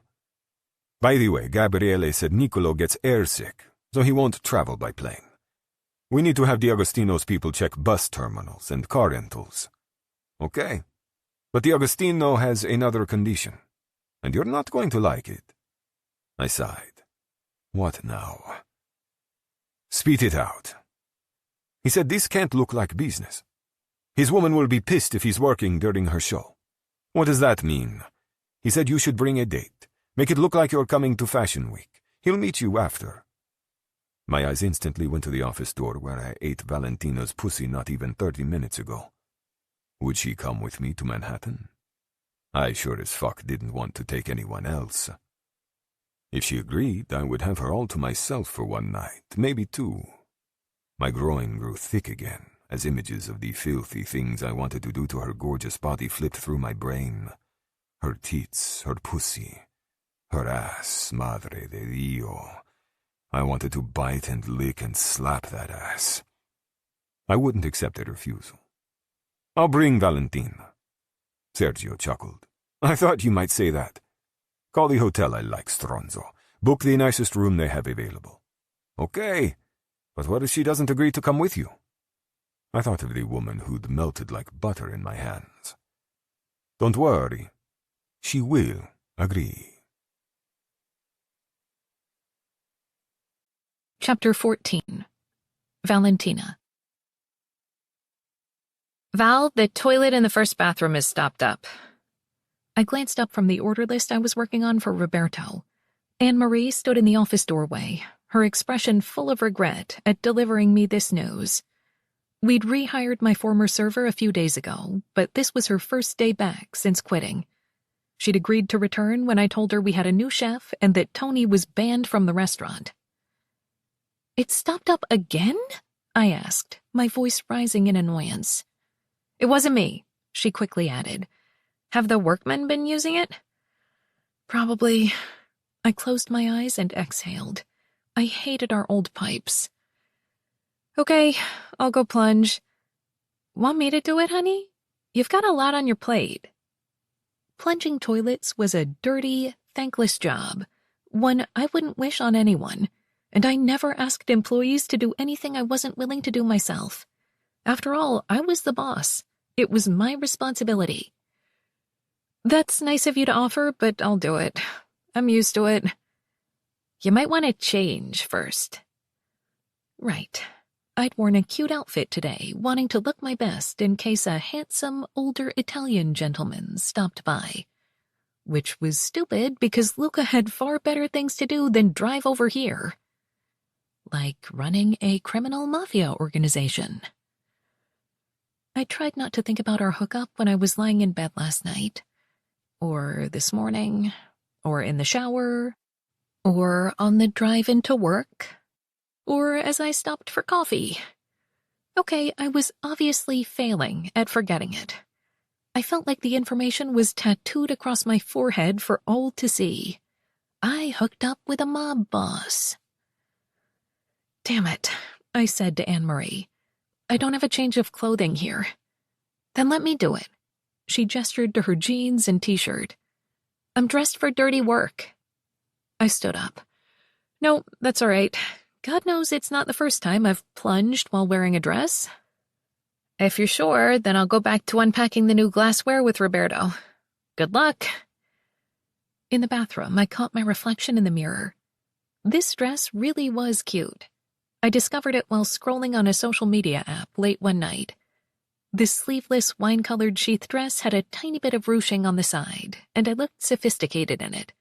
A woman in charge, like my mother. Not like a silly 21-year-old virgin. Bottom line, nothing was going to ruin this dress. I locked the bathroom door, then carefully unzipped my dress and stepped out of it. I carefully hung it on the side of a wall sconce, far out of the way. I stared down at myself and tried not to laugh. I now wore only heels, a thong, and a lace bra. It was ridiculous, but what choice did I have? Besides, this would be over soon, and no one would ever know. A long curse crossed my lips. At some point, I really needed to get these old pipes dealt with. No matter how many signs you put up asking people not to flush paper towels or feminine products, rude assholes still did it anyway. Just as I turned to the small supply cabinet for the tools needed to tackle the job ahead of me, a frightening bang on the door was accompanied by an equally frightening shout. What the fuck? I froze. That wasn't Anne-Marie. It was a man. A man I'd hooked up with yesterday in his office. And he sounded pissed. Luca? Valentina? He growled. Open this door. I'm right in the middle of something, and stop shouting at me. Open up right now or I will break this door down. Oh, hell no. Where did he get off ordering me around? And what the fuck did he have to be so mad about? Don't talk to me that way, and you are not coming in here. Alora, I will break the door down. His footsteps came closer, and I panicked. No, don't do that. Jesus, then I'll have to replace the door. I turned the lock, cracked the door, and peeked through the sliver of space, as worried about who might see me as Luca's anger. Stop right there! The planes of his face were sharp. Eyes narrowed dangerously as he thrust his hands on his hips. He was wearing a dark navy suit, and even as foolish as I felt right then, I couldn't help myself. My God, he looked fucking hot. The white dress shirt showed off his olive skin, and the dark blue tie that contrasted the color of his eyes. His wavy dark hair fell effortlessly in elegant sweeps, like it had been styled by a professional. As I was studying him, I forgot that he was also studying me. He looked slightly calmer, but no less intense, as he said, Stand back. I'm coming in. Why? Because I said, Andiamo, Valentina. Not a good enough reason, Luca. I'm busy with something in here. Leaning in, his voice went soft. You need to learn your place, Fiore. I'm coming in right now. Capisce? My place? The fuck? Now I was pissed. That asshole wanted to see me? Okay, fine. I hoped he enjoyed the show, because that was all this high-handed fucker was ever getting out of me. I stepped back and he took full advantage, barging into the bathroom. Happy? I felt foolish, nearly naked, but then Luca's gaze performed an excruciatingly slow sweep of my body. I could feel his regard like a caress over my bare skin, the heat of his stare burning me. My nipples tightened, and tingles spread along my thighs. He looked at me like I was something to be savored, a cold treat on a blistering hot day. Cazzo, madre di Dio, he whispered. It's even better than I remember. He wasted no time locking the bathroom door behind him. The click of the metal echoed in the tiny space like a gunshot, and my mouth dried out. My breath came shallow and fast in the mask, my muscles trembling with anticipation. I had no idea what was about to happen, but I certainly wasn't angry any longer. I was something else altogether. His long stride ate up the distance between us. He captured my face in his hands and leaned in close. You are mine now, Fiore mio, he said quietly. And my woman does not plunge toilets or clean bathrooms. Ever. Are we clear? A tremble rolled through me, but I couldn't tell if it was from his words or his touch. Luca, are we clear, Valentina? I'm not yours, I whispered. A muscle clenched in his jaw. Did I eat your pussy yesterday? Twice. Yes.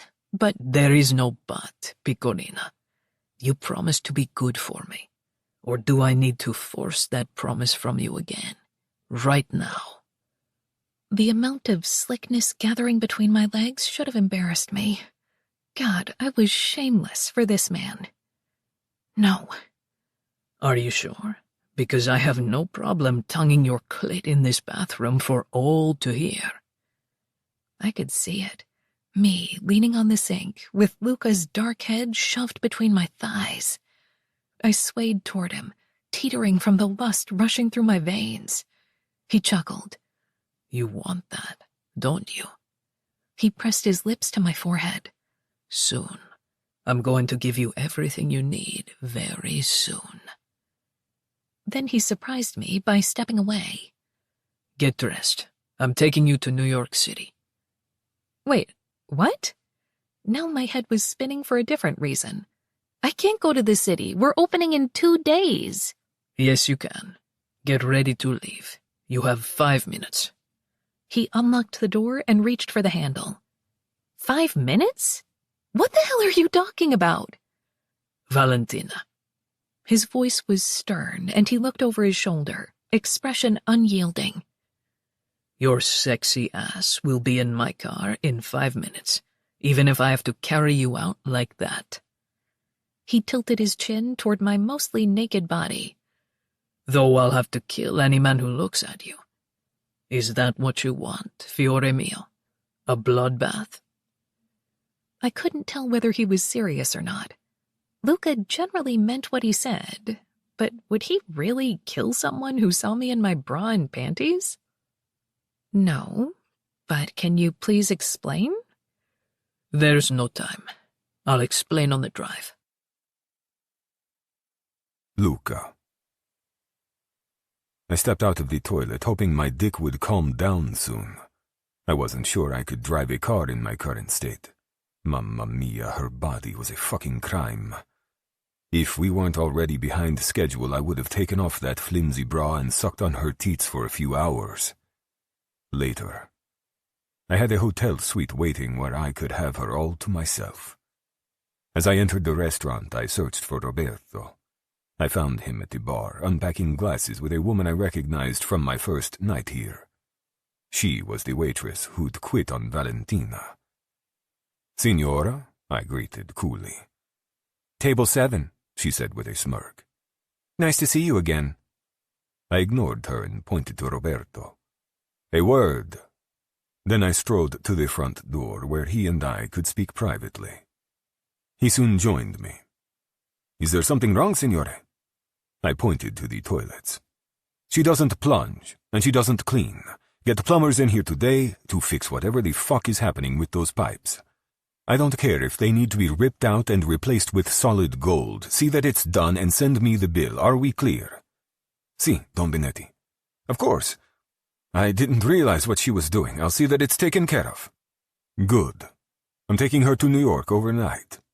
I expect you to handle things here and not trouble her with drains and paperwork and glasses, capisce?" "Understood. No problem." "What are you two talking about?" Valentina was close enough to hear us, but we spoke in our language, not hers. "Nothing," Roberto said confidently in English. "Luca informed me that he's taking you to New York, and I said that wasn't a problem." I wrapped my arm around her waist. "Come, let's get on the road." "Wait," she said, putting her hand on my chest. "Roberto, I was nearly finished with the ordering list for you. It's on my desk, and Giovanni wanted to talk about—" "That's enough," I said, and began towing her toward the door. "Roberto has run some of the finest restaurants in Italia. He can handle your little trattoria." She bristled against me. "My little trattoria? It's my whole life, Luca, and I don't appreciate you being so bossy and condescending." She continued to argue with me as we went outside, but I ignored her. As long as she kept moving to the car, she could yell at me all she liked. The Agostino wouldn't wait around, so I needed to ensure we arrived at the show on time. I let Valentina settle in the passenger seat and I closed her door. Then I hurried to the driver's side. Before I got in, I nodded at Aldo and another guard who were following behind in a second car. I slid into the smooth leather seat, buckled in, and started the engine. When I pulled away from the curb, I noticed she was quiet. "Is something wrong?" I asked. "Are you kidnapping me?" The accusation was an unwelcome reminder of my purpose in this country. "No, you're free to stay here, although you might want to hear what I have planned first." "Then am I at least allowed to stop by my house and pack?" "I already did that for you." She made a choking sound and glared at me in disbelief. "You broke into my house and went through my things?" "Yes." "Luca, what the fuck?" I shifted gears and dodged around a slow truck. "First, you need better security. It was embarrassingly easy to break in. Next, would you rather Aldo packed for you? I assumed you would want me to choose your sexy panties." "I'd rather choose my own sexy panties," she snapped. "And you are really grating on my nerves." "Piccolina, you keep talking like that, and I will find a better use for your mouth on this drive." "You wish." She folded her arms. Cazzo, the idea of her lips wrapped around my dick. I do. And we have already established that you cannot resist me. God, your ego. Do Italian women get off on your domineering, arrogant attitude? Yes, they do. Almost as much as American women. Have you... She closed her mouth abruptly, but I knew what she was going to ask. I said, not on this trip, but yes, years ago. Silent, she mulled that over for a long second. Then she said, I thought mafia bosses were always in hiding. Smart mafia bosses go wherever they like. It is the stupid ones who get caught. Frowning, I tapped my fingers on the steering wheel. Because I'd fucked Palmieri's wife, everything was now at risk. Who was the stupid one now? She was busy exploring the car, and for once I was glad she wasn't paying attention to me. I didn't want to talk anymore about mafia bosses. After she investigated the contents of the Maserati's glove box, she closed the front. So tell me why you're dragging me to the city. I have a meeting there. From the side of my eye, I watched her angle toward me. You are dragging me 2.5 hours away to attend a meeting with you? I took the ramp onto the motorway. Yes. Luca, are you insane? I can't go to a mafia meeting. I'm a restaurant owner. I don't want to be a part of your illegal activities. I sighed heavily. I supposed I owed her an explanation, but I wasn't used to someone yelling at me. The men in my life would never dare. There will be nothing illegal about this meeting. I need a favor from someone else, another Don. He's at his woman's show and refuses to meet me unless I bring a date. Why? Because it can't look like work. So I'm your date. Maybe. But only if you stop asking so many questions. She wrinkled her nose and stared through the windshield. You said he's at a show. Broadway? Fashion Week. She's a fashion designer. We're going to a fashion show? The way her voice rose in volume had me looking over. This is a problem? Oh, I don't know, Luca. Maybe because I was at work about to plunge a toilet 15 minutes ago, I feel gross, and now I have to attend a New York fashion show. I put my hand on her bare knee and slid my palm along her skin, moving higher until I reached her inner thigh. You are not gross. You are hot as fuck, Piccolina. Every man there will want to fuck you when they see you in this dress. Thank you, she said. There was a slight edge to her voice, but nothing like a moment ago. You're not thinking about what's important. Let me focus your attention. I dipped my fingers into her panties. Smooth, hot skin met my fingertips. I brushed through the wetness gathering in her slit and nearly ran off the road. You feel so good, I murmured. I can't wait to eat this pussy again. She shifted in her seat, making more room for my hand. What if a truck drives by? They will know what you're doing. My hand is under your dress, which is all they will see. Still, it's obvious what's happening. Do you care? Yes.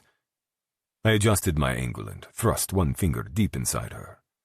What about now? She threw her head back and closed her eyes. Her slim throat worked as she swallowed. Maybe. Va bene, fiore mio. Fuck, she was tight. I couldn't wait to feel this virgin cunt strangle my bare cock later tonight. I knew she was on birth control because I'd found her pills earlier in her bathroom. I pumped my finger a few times and she began panting, her hands clutching the leather upholstery. Keep talking. In Italian.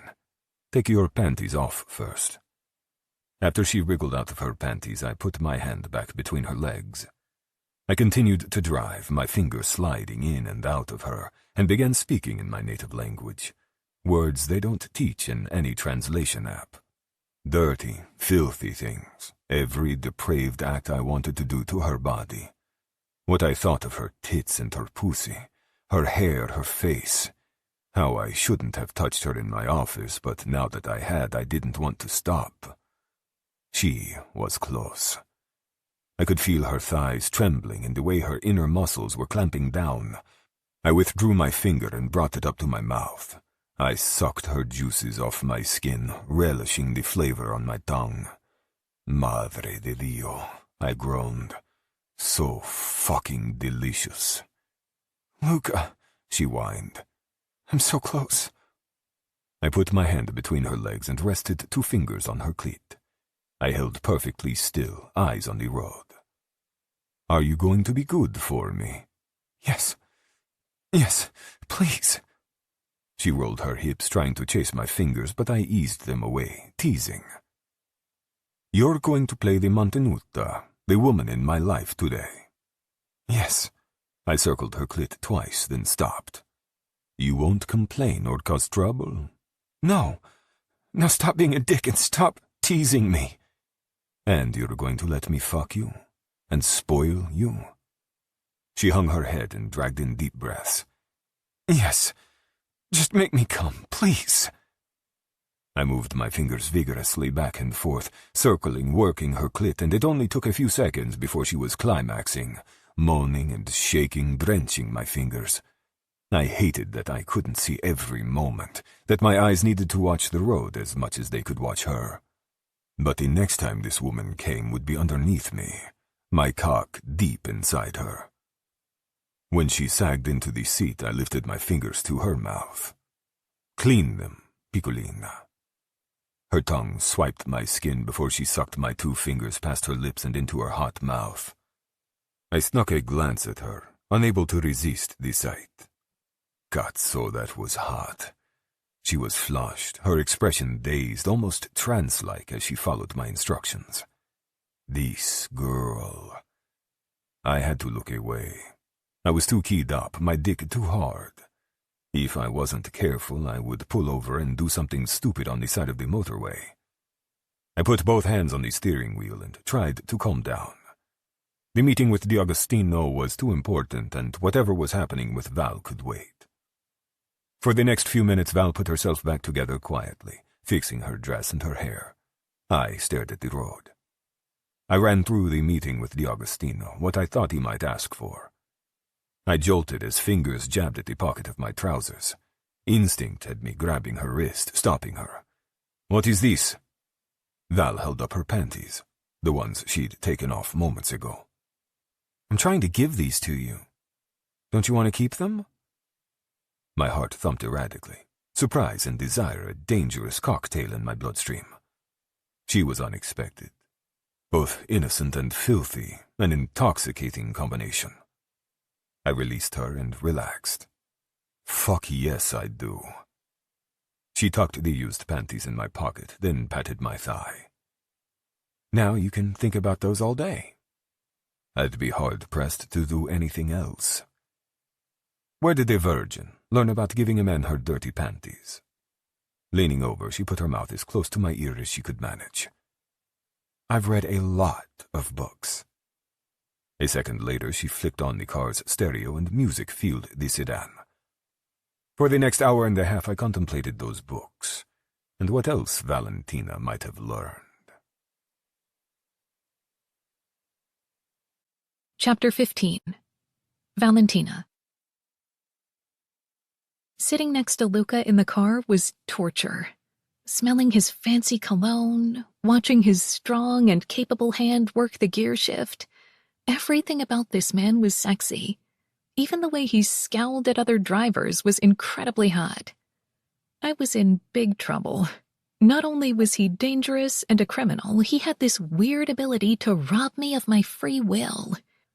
The reasons for that would need to be examined later, when I was alone. For now, I would just enjoy whatever the day brought. Luca said he wanted to spoil me, and I was ready for spoiling. I couldn't remember when I last took any extended time away from the restaurant. My mother's funeral, maybe? And I hadn't been to the city since sophomore year of high school, when we took a class trip to Lincoln Center. It was right before my mother's diagnosis, before we knew how sick she was. Right before everything changed. Once we were through the tunnel, Luca navigated the streets with ease, almost as if he were a New Yorker. He waited impatiently for pedestrians and dodged taxicabs. Finally, we eased into a parking garage. The daily price made my head spin, but Luca didn't blink as he turned over the car's fob. Then he took my hand and led me onto the sidewalk. "How do you know where you're going?" I asked, trying to keep up with his long legs. It isn't difficult. Most of Manhattan is a grid. North, south, east, west. "How many times have you been here?" Twice. That was as many times as I'd been here, and I wasn't nearly as familiar with the streets. We passed an old building with people milling about out front taking photos. A red canopy hung over the door, and a black carpet was spread out on the ground. Luca continued past the entrance, though. "Was that it?" We're going in a different way.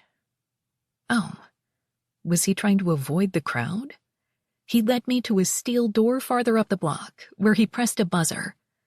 When the door opened, Luca gave his name, and we were admitted into a long hallway. Stairs are at the end of the hall. Go right and you'll see them. At the top, go left, the security guard said. We followed his instructions, and soon found ourselves backstage. There was no way it was anything else, with the number of people rushing about, hair and makeup chairs, and half-naked, gorgeous men. I'd expected female models, but clearly the show was for menswear. Hooray for me.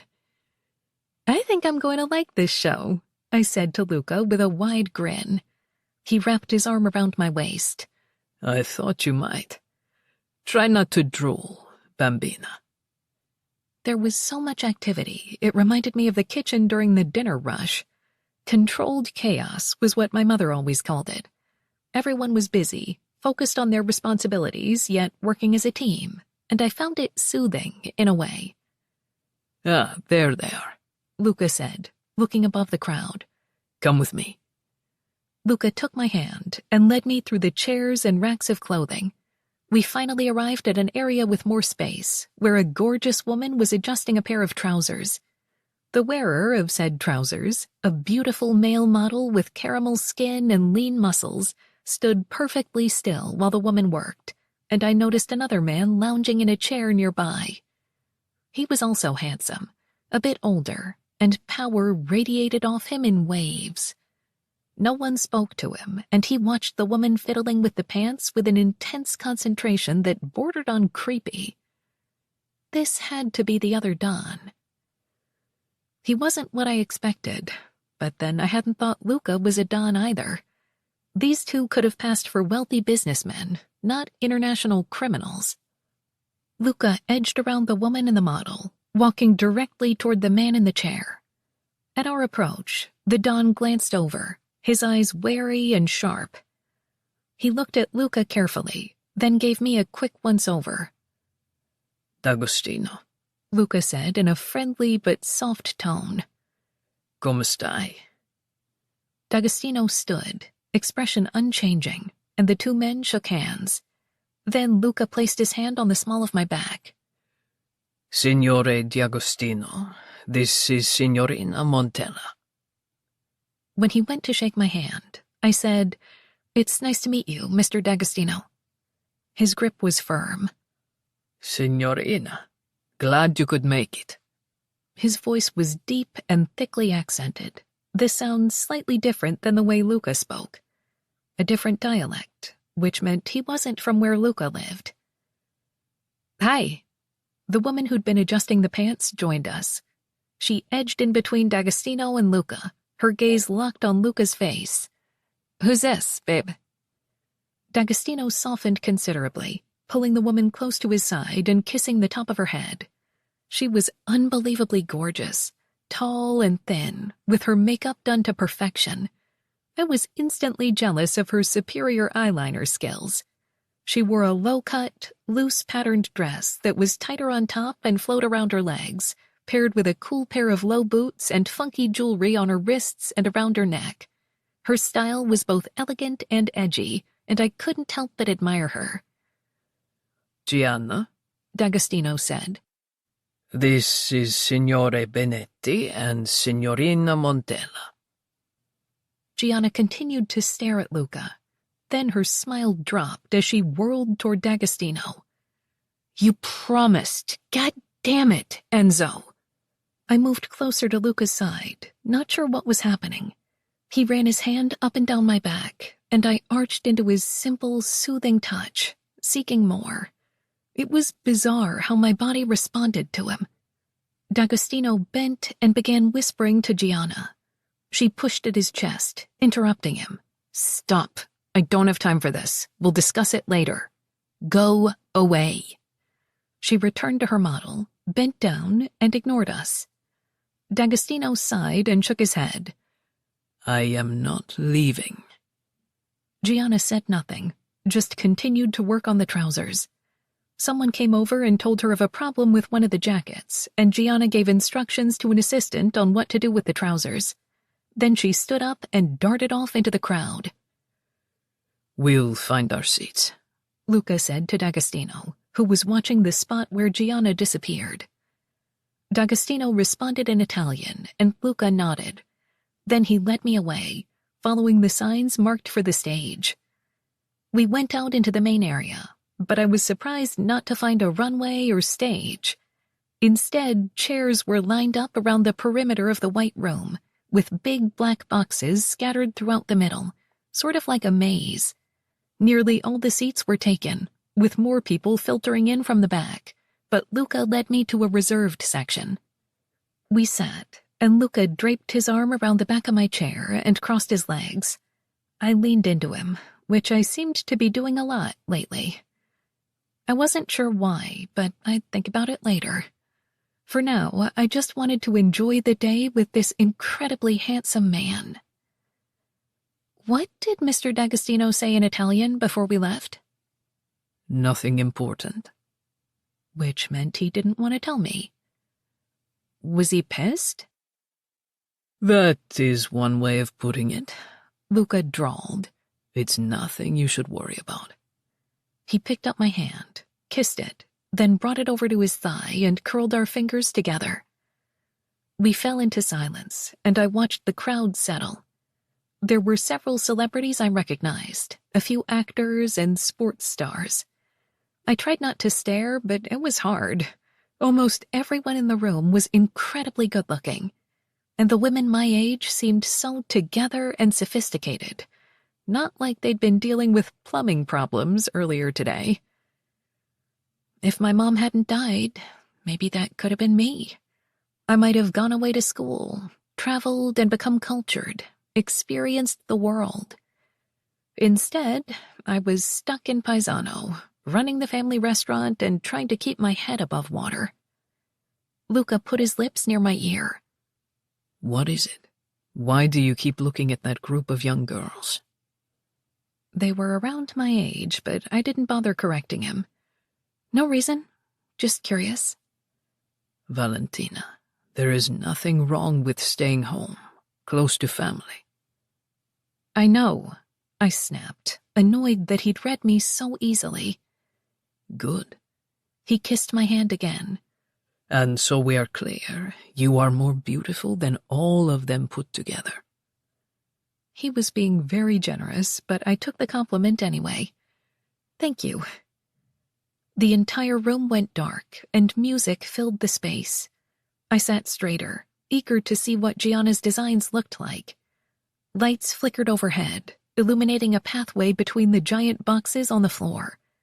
Models began appearing from backstage one after the other, their walk smooth and steady, and their flat, almost angry gazes focused straight ahead. The clothes were so cool, more androgynous than traditional men's clothing. I would definitely wear some of the shirts and sweaters. At the end, Gianna emerged, and everyone clapped wildly. She waved and smiled, following the models in a long train around the room once more. Then it was over, and the house lights came up, and the crowd began talking and moving toward the exits. Luca didn't stand. He kept hold of my hand and remained seated. "Should we go?" I asked. "No, we will wait here for a moment. What did you think of the show?" "It was so good. She's mad talented." He smiled at me in a strange way, soft and affectionate, yet also amused. He tucked my hair behind my ear. "Yes, I think so too." I shivered at his gentle touch. You're laughing at me.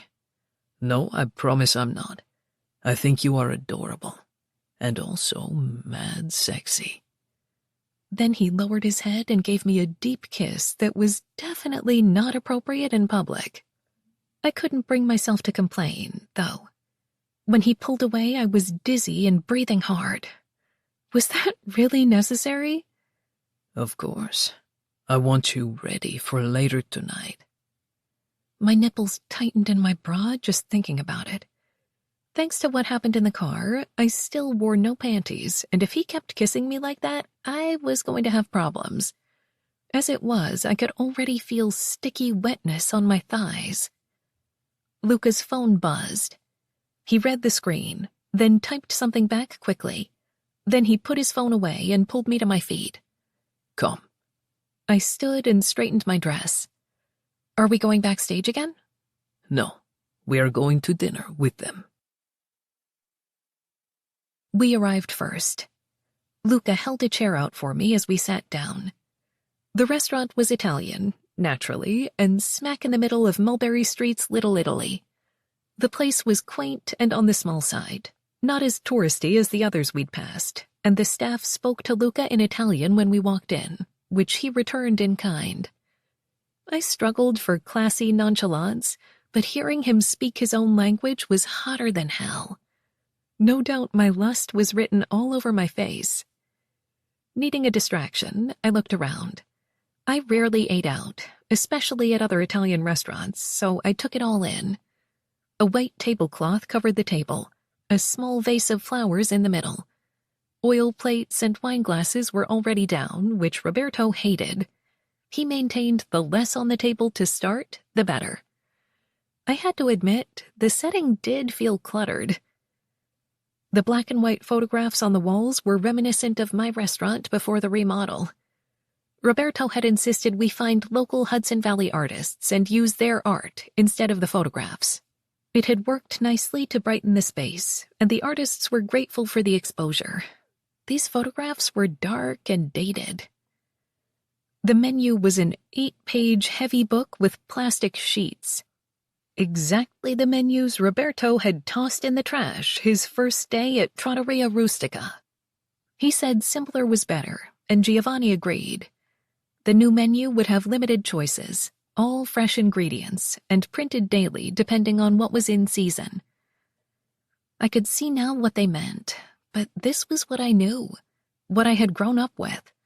Cluttered tables, photographs, and plastic menus. The new restaurant was a big change from the old way. What if the valley wasn't ready for it? Luca ordered a bottle of wine from the server, gaining my attention. When we were alone, I said, maybe I didn't want wine. He reached over and placed a hand on my thigh. The warm weight of it was possessive and delicious, like he had the right to touch me. I didn't hate it. At all. You will like this wine, he said. It's produced in Calabria by a man I know. Besides, we have already established that your taste in wine is terrible. No, you're just a wine snob. Luca moved closer, his lips near my ear as he said huskily, Are you even old enough to drink wine, Piccolina? Barely. I grabbed his dark blue tie and turned to face him. Does that make you feel like a dirty old man? He hummed in the back of his throat, then angled his head to meld his lips with mine. When he parted my lips, I opened for him eagerly, desperate to feel his tongue once more. I lost all sense of time and space when Luca kissed me, like my mind was a sieve, incapable of holding on to the simplest thought. I see the party has already started. The dry female voice startled me, and I broke off, letting go of Luca's tie. Gianna and D'Agostino had arrived. We said hello, and the mob boss settled the designer in the seat next to me. As D'Agostino lowered himself into a chair, the hostess tried to hand him a menu, only to have D'Agostino sneer at it. He snapped something in Italian, and the hostess scurried off. Gianna bent toward me and whispered, I force him to eat in Little Italy every time we're in New York. She snickered. It makes him crazy. He doesn't appreciate the reminders of home? This is nothing like my home, D'Agostino said. It's an affront to my country, and she does this merely to irritate me. Gianna shook out her napkin and placed it on her lap. How can I resist? You make it so easy, il pazzo. D'Agostino picked up Gianna's free hand and brought it to his mouth. I expected him to kiss her hand, but he bit her fingers instead. She just laughed and flipped open her menu. What are we ordering? I'm fucking starving.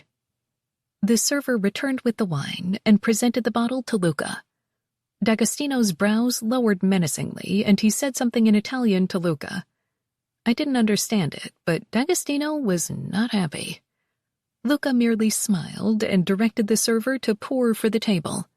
Oh, good choice, Gianna said. I love the Ravazzani wines. It's nice to support the family business. Your family has a winery? I asked her. My sister's husband. Then she asked the server to bring an Italian beer for D'Agostino. Enzo would rather die of thirst than drink this wine, she explained to me. Your show was amazing, I blurted when the server left. I know nothing about fashion, but I loved every piece. Oh, thank you. That is nice of you to say. Gianna smiled wistfully, her eyes a bit sad. It's always a letdown when the show is over, like I'm letting go of my little babies. Meanwhile, I'm already designing 3 shows ahead. The fun never stops. Yet you're doing very well, Luca said. I saw you were picked up by several stores recently. Yes, and I've been asked by a European chain to design some pieces, so I'm definitely busy. She picked up her wine and regarded Luca. I'm sorry I was so rude before, Mr. Benetti, but I have a clear no-work policy when it comes to Fashion Week, which Enzo is more than aware of. Mi dispiace, signorina, Luca said, hand on his heart like he was making a pledge. If this were not an urgent matter, I never would have intruded. How did you know? I couldn't help but ask her. We could have been at the show for a totally different reason. Gianna rolled her eyes. Girl, when you grow up in the life, you learn how to spot these guys a mile away. And yet, Enzo said smoothly, leaning over to kiss her temple. You did not spot me, Micina.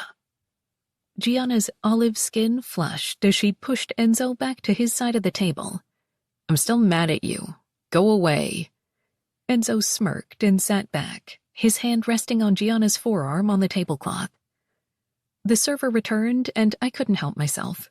I had to order chicken parmigiana to see if it was better than mine. Luca asked the server a bunch of questions about the fish. Where had it been caught? How long ago? Was it ever frozen? He then ordered a pasta dish, apparently not liking the news regarding the fish. I couldn't blame him. Getting decent fish was tricky in the restaurant business. Enzo and Gianna ordered. Then we were alone again. So what's your story? Gianna angled toward me.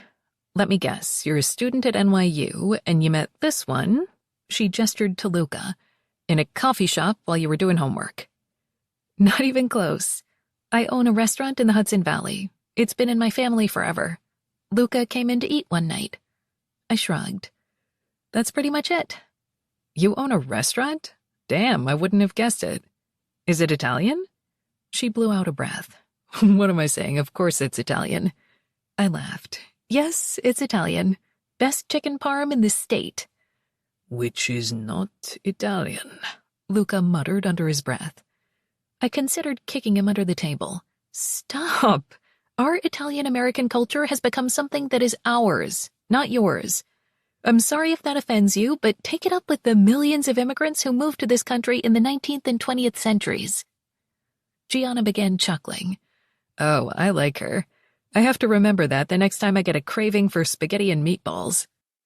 Also not Italian, I mimicked in a deep Italian-accented voice. Gianna laughed loudly, and even Enzo cracked a smile.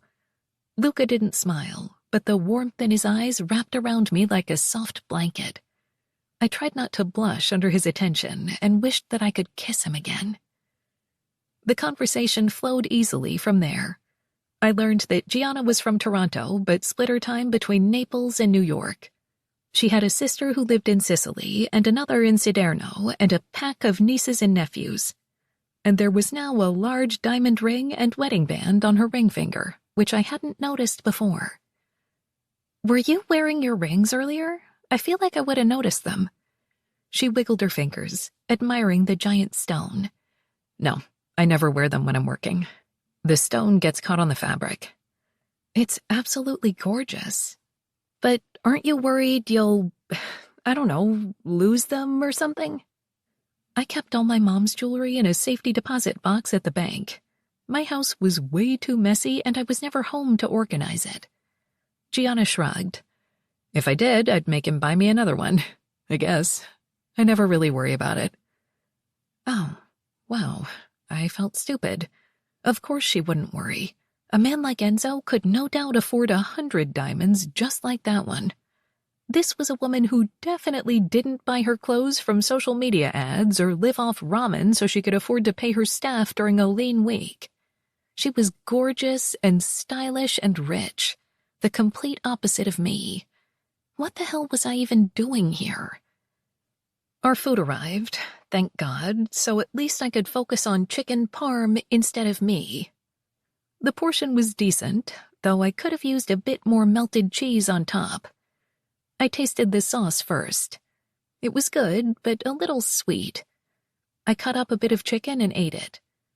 It was the right thickness, but the breading was a tad soggy. My next bite, I put all the components together, and it wasn't bad.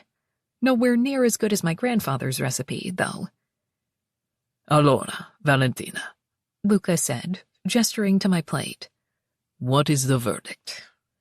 I realized everyone was watching me, and I tried for a careless shrug I definitely didn't feel. "Nice. I wouldn't order it again, but it's not terrible. Mine is better." That made Gianna and Luca laugh. Then Luca forked up a bite of pasta and held it up to me. "Try this." I opened my mouth and eased forward, scraping the tines with my teeth. Heat and spices exploded on my tongue. Wow, that's really good. "Of course it is." Not as good as the pasta dish you make, though. Gianna set down her wineglass with a thud. "Wait a minute. Luca cooks?" She glanced over at D'Agostino. "Wow, you better step up your game, Marito." "My game," D'Agostino replied smugly, "seemed to satisfy you enough on the ride down." Gianna laughed, then leaned over to kiss his cheek. These two were adorable, in a weird, enemies-to-lovers kind of way. They probably fought all the time, but made up just as passionately. I gave all my attention to my dinner. Gianna did the same, which made sense after the rings conversation. She probably thought I was a small-town bumpkin with no business on the arm of a man like Luca. The opinion wasn't altogether wrong, either. When I couldn't eat anymore, I decided to escape to the ladies' room. I scooted my chair back. "Excuse me." Luca, because he was classy and older, also stood and helped me out of my chair. "Everything all right?" "Yes, I just need to visit the ladies' room." "Oh, good idea." Gianna eased out of her chair as well. "I'll come with." I couldn't very well refuse, so I started toward the back of the restaurant. I found the ladies' room and went inside, then held the door for Gianna. We both used the toilet, flushed, and came out to wash our hands. Then she leaned against one of the sinks. "Okay, spill." "About what?" "You and Luca. I need details. How long have you been together?" I paused, paper towel in my hand. I wasn't sure if I was supposed to tell anyone the truth, but Luca hadn't told me to lie, either. Besides, my lying skills were terrible. If Luca didn't like it, too bad. "We're not together. It's true what I said. He came into the restaurant to eat a few nights ago. I've seen him a few times, but it's not serious." Gianna's perfectly sculpted eyebrows rose. "Please, that kiss when we first walked in, that was a 'we are very serious' type kiss." Heat crawled across the back of my neck. Still, it's true. He brought me today to pose as his girlfriend so you wouldn't think this was business. He said I was his manten something. Mantenuta? Yes, that. She blew out a breath and leaned in like we were having a heart-to-heart. Valentina, honey, mantenuta does not mean girlfriend. It means mistress. Kept woman, specifically. She shook her head. Girl, you've been mafiosoed. I blinked a few times, my brain scrambling to catch up. This was the second time the word mistress had popped out of Luca's mouth. Mafiosoed? What does that mean? Lipstick in hand, Gianna angled the mirror, our eyes meeting in the reflection. These men, these mafiosos, they are crafty sons of bitches. They'll lie to get what they want from you.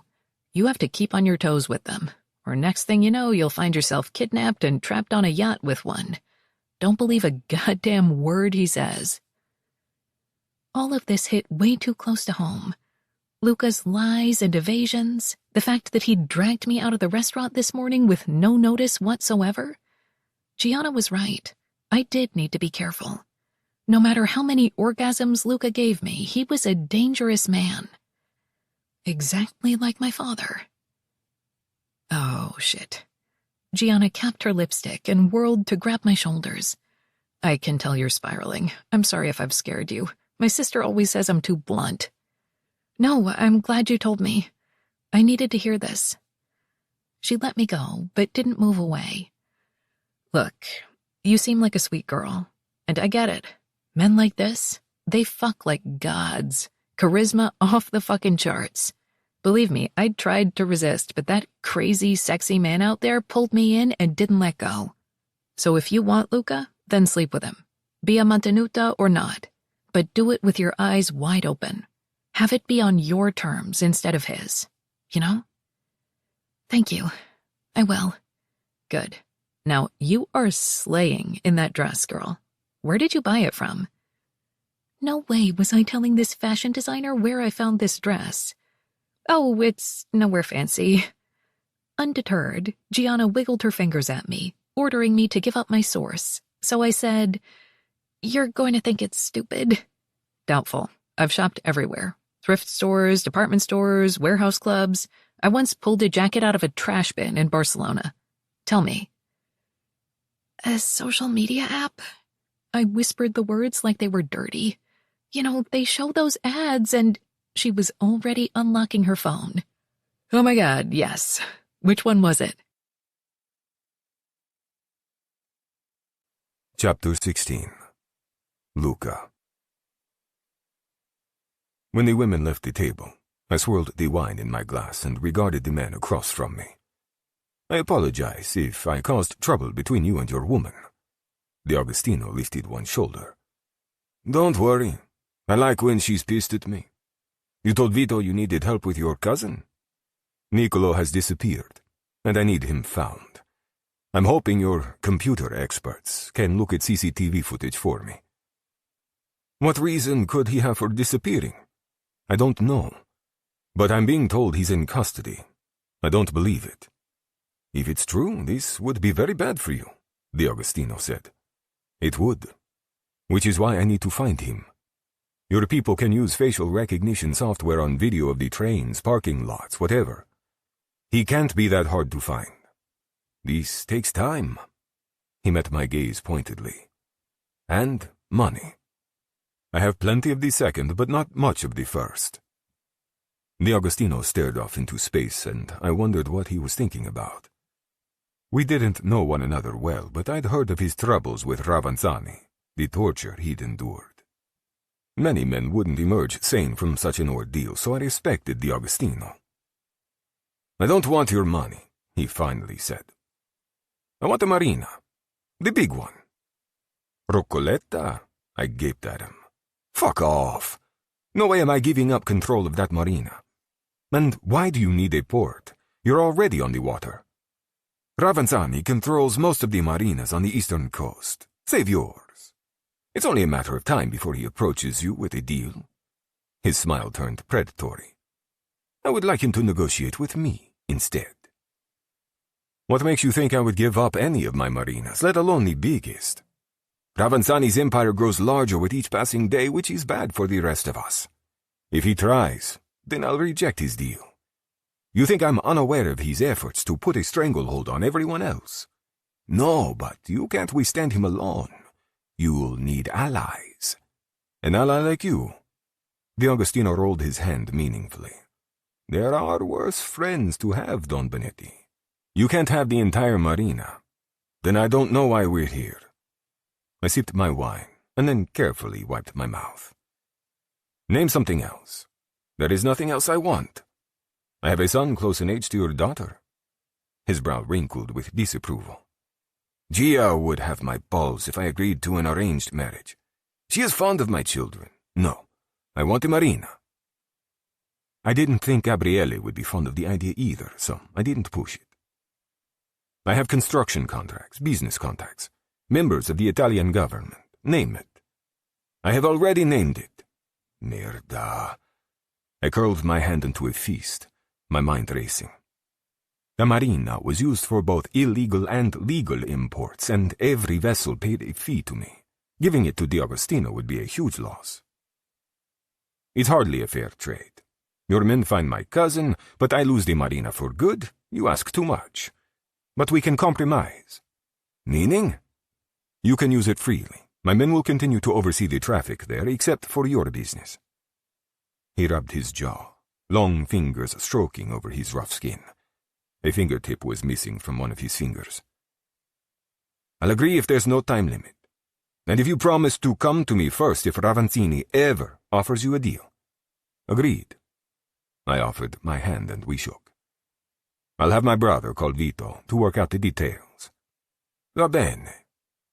Just then the women emerged from the washroom and walked toward our table. I leaned toward D'Agostino and lowered my voice. You hate him, don't you? More than you can ever know. But I also respect him, which is how I know he won't be satisfied until we're all out of business. We both rose and helped the women into their seats. Valentina remained quiet for the rest of the dinner. Even during dessert, she pushed the tiramisu around on her plate, not participating in the conversation. What happened in the washroom to sour her mood? I paid for dinner, and the group of us gathered on the walk to say goodbye. Surprisingly, Gianna hugged Valentina. Remember what I said? D'Agostino's woman whispered in Valentina's ear. I frowned. Had Gianna said something about me? I shook D'Agostino's hand. Sergio will be in touch. Good. I'll tell my brother to expect his call. They got into the limo and drove off. I considered my options and went with the simplest. Aldo and Carlo were talking at the curb, so I caught their attention and pointed north. Aldo nodded, and I took Valentina's hand and began leading her up the block. She glanced over at me. Have they been here the whole time? Yes. How did I not notice? It is their job to make sure no one notices them. Where are we going? You didn't like your tiramisu, so I thought we would try gelato. You know a gelato place here? I needed her closer. Letting go of her hand, I put my arm around her waist. There must be one nearby, no? We soon found a gelato shop, and they served the treat the true way, in a cup with a spoon, not a cone in sight. Valentina chose chocolate, while I got blood orange. After I paid, we walked and ate silently, letting the sights and sounds of New York City surround us. I sensed she was working something through in her mind, and I didn't want to push. Besides, she knew where I stood on the issue of her and me. My plans for the night hadn't changed one bit. I like Gianna, she said. I thought you might. She's a ball-buster like you. Did you and Enzo work out whatever the issues were? Yes. D'Agostino hadn't made it easy on me. I needed to warn Sergio of what we'd promised in exchange for D'Agostino's help. Which means you have my attention for the rest of the trip. She said not to believe a word you say. I didn't like it, but it was decent advice, considering her history with D'Agostino. Have I lied to you? Yes, about my name. But I told you why I needed secrecy. And you've already agreed to be mine. You cannot take it back. Of course I can. I can change my mind any time I like. I'm not going to be your mistress. Ah, now her attitude shift made sense. This was what Gianna had warned her about. I have a mistress, back in Catanzaro. I don't need another. Valentina gasped, then hit me in the arm with her gelato spoon. Luca, what the fuck? Did you think I was celibate? No, but I'm not getting involved with you when you're already involved with someone else. I am not involved with her. I fuck her when it's convenient for me. Oh my God, she muttered around a mouthful of gelato. Do you pay her? It doesn't work like that. Then explain how it works, please. I'm a busy man. My free time is infrequent and unpredictable. I don't have the energy to find a woman every time the mood strikes, so Chiara is available when I need her. And yes, I pay for her villa. What does she do the rest of the time when you're not around? I don't know and I don't care. We do not talk about our lives. This is unbelievable. How did you meet her? She was fucking one of my men. Then she came on to me. And he didn't care? Of course not. He introduced us. I don't understand your world at all. She dug into her cup for another bite of gelato.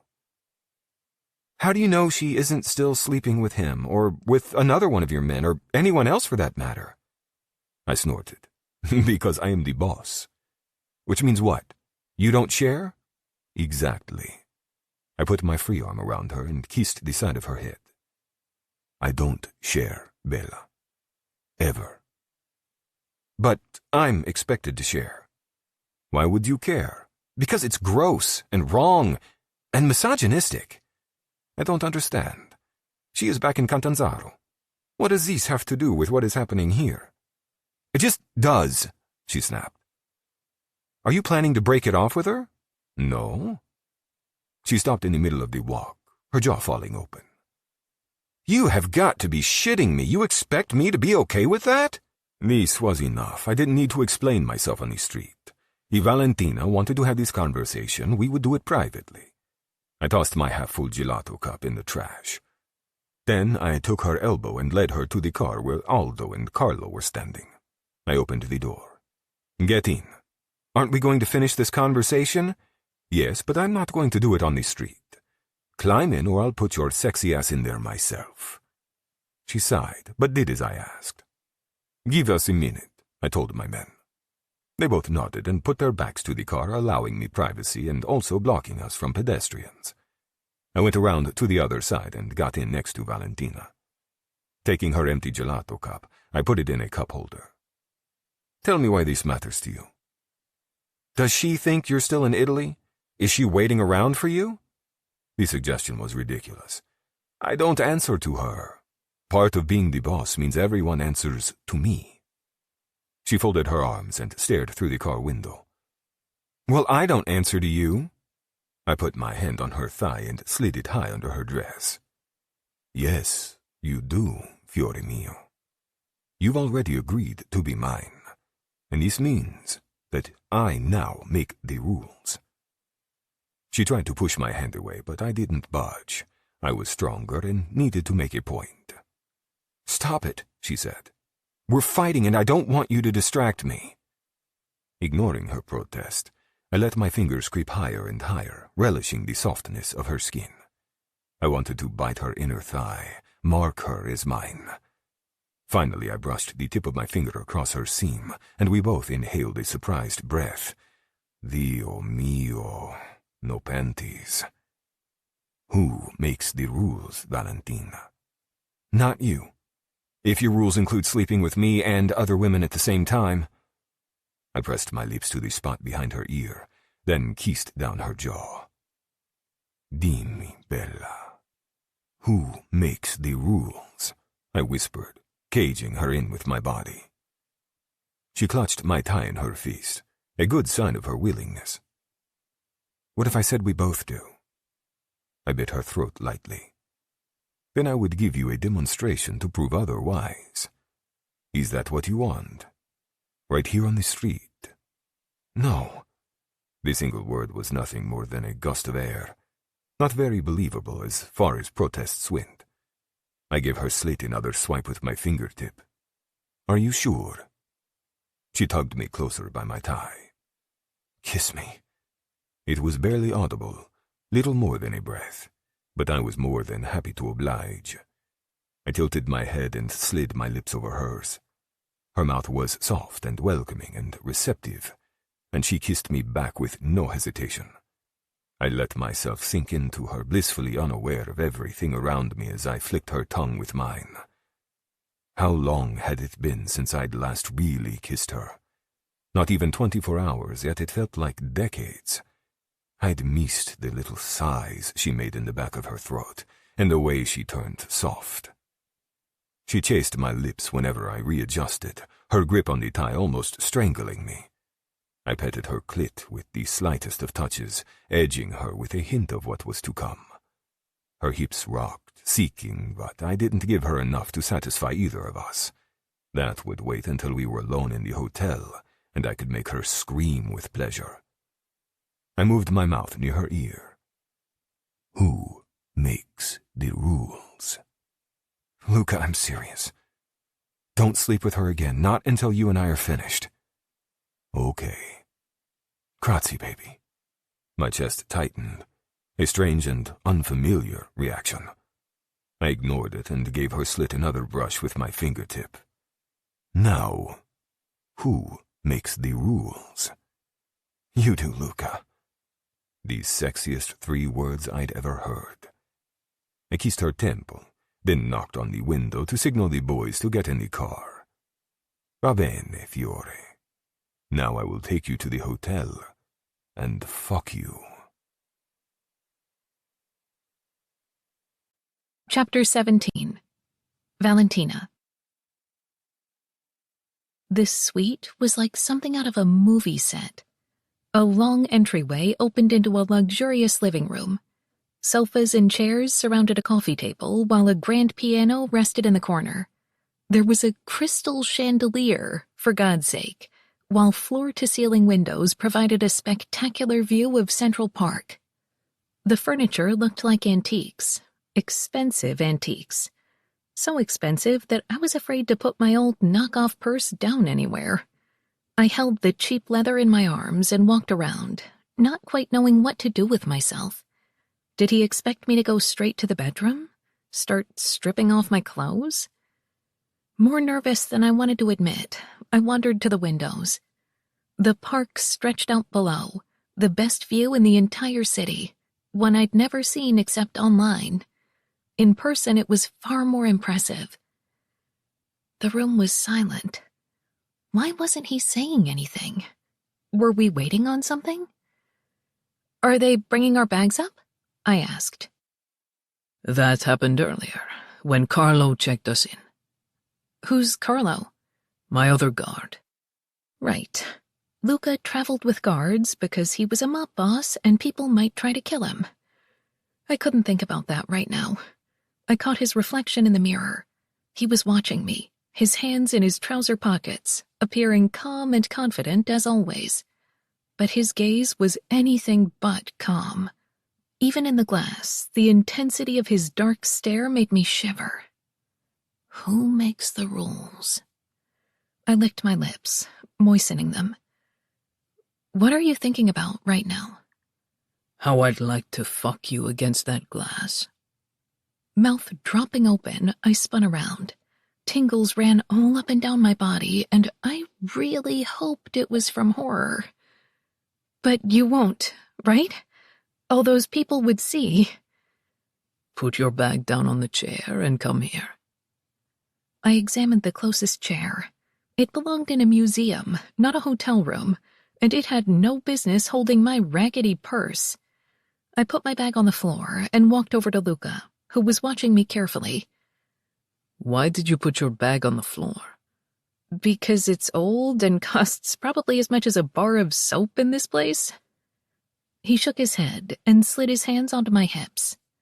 The chair can handle it, but we'll deal with that tomorrow. Right now, I have plans for you. Are these naked plans? Yes.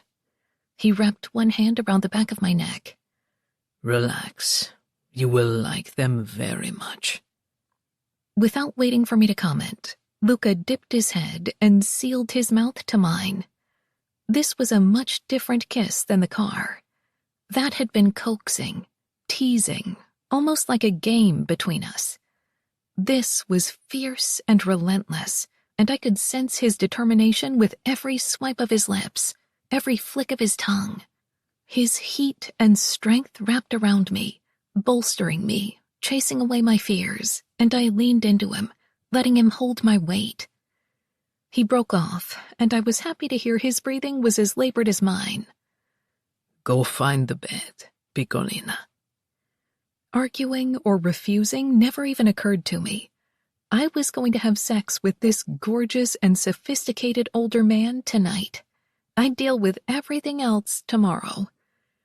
My head swam with so much desire that my limbs shook with it. I nearly tripped as I made my way into the bedroom. Luca was right behind me, silent, with not even his feet making noise on the floor. But I knew he was there because my skin prickled the way it did whenever he was in the same room. Something about this man felt inevitable, a temptation I'd never been able to resist, a reward for so much loss and heartache. I deserved this in a very temporary, non-mistress kind of way. In the bedroom was a perfectly made king-sized bed, white sheets, fluffy pillows. Classy, exactly like Luca. I sat on the edge of the mattress as instructed and waited for whatever happened next. He stopped a few feet away, his mouth curving wickedly as he removed his suit jacket. God, that tie did crazy things to me. Actually, any time he wore a tie. Something about the power and confidence of it made me want to wrap that long silk strip around my fingers and never let go. His shoulders shifted as he removed his cufflinks and slipped them in his trouser pocket. Did any man my age even own a pair of cufflinks? Certainly none I'd met. Luca's hands went to his throat, and he loosened the tie, then slid it off his neck in a whisper of silk. He tossed it on the bed near my hip. Just in case, he said, his eyes glittering. We might need it later. Before I could spend too much time thinking about that, he pulled his shirt tails from his trousers and started smoothly unfastening each button. I could feel his eyes on me the entire time, but I couldn't look away from his hands. His large, capable, sexy fingers that had been teasing my clit about 20 minutes ago. I pressed my thighs together as more and more of his chest was revealed. Then his stomach came into view, and I forgot to breathe. If there was ever a doubt as to whether a man in his late 30s could have abs, I could say that yes, they definitely could. It wasn't an 8-pack like a fitness model, but a solid 4. Luca was in shape. You could tell he took care of himself and cared about his appearance. The shirt fluttered to the ground. I rolled my lips and inhaled a deep breath as I looked him over. My God, this was a man. Not a boy. He had wide shoulders and toned arms, not to mention a chest with hair on it. His muscles moved beneath the skin, veins popping in all the best places, and I wondered if he'd unlocked some kind of forearm kink in me. His hands went to his belt. I sat up straighter. He unbuckled the ends and pulled the leather from the loops of his trousers in one smooth motion. He tossed the belt on the floor. When his fingers went to his trousers, I couldn't miss the large bulge behind the fabric. I edged forward. This was the best, most erotic striptease I'd ever seen in my life, and I was dying to see the rest of him. The way you weren't watching me, he whispered as he stepped out of his shoes. So eager and attentive. It gets me so hard, Piccolina. I thought... My voice caught, so I cleared my throat. I thought I would be stripping for you. You will. Don't worry. But let me show you everything I have for you first. The rasp of the zipper lowering was like teeth scraping across my nipples, which were now pulled taut, aching. I gripped the soft bedspread with both hands, panting slightly. Jesus, he'd barely touched me tonight, and I felt drugged, drunk on his pheromones and manliness. He pushed the trousers past his hips and stepped out of them, his socks quickly following. When he straightened, he wore designer boxer briefs that hugged every ridge and bulge like the fabric was tailored just for him. "Wow," I said, unable to help myself. "Die. It gets better," he said with a cocky smile, then stripped off the boxer briefs. Holy shit. He wasn't kidding. It did get better. A lot better. A lot better. Granted, my experience with dicks was limited to the virtual kind, but I'd seen enough to know that Luca was gifted. His dick was long and thick, the type that women whispered about behind their hands when they got together. I never thought to actually see one of these in person. Luca gave himself a long, slow stroke, almost as if he was showing off, which was totally unnecessary in my opinion. This dick spoke for itself. "Allora, piccolina, take that dress off." I started to wriggle the garment off, more than eager to get started, but he held out a hand. "I want you on your feet. Show me, but slowly." As I stood up, Luca walked to the bed and stretched out. He put his arms behind his head, his naked body presented like a feast, with his cock resting proudly on his stomach. He even had nice balls, his pubic hair neatly trimmed. "Valentina," he said sharply. "Focus." I dragged my gaze off his groin and unzipped my dress.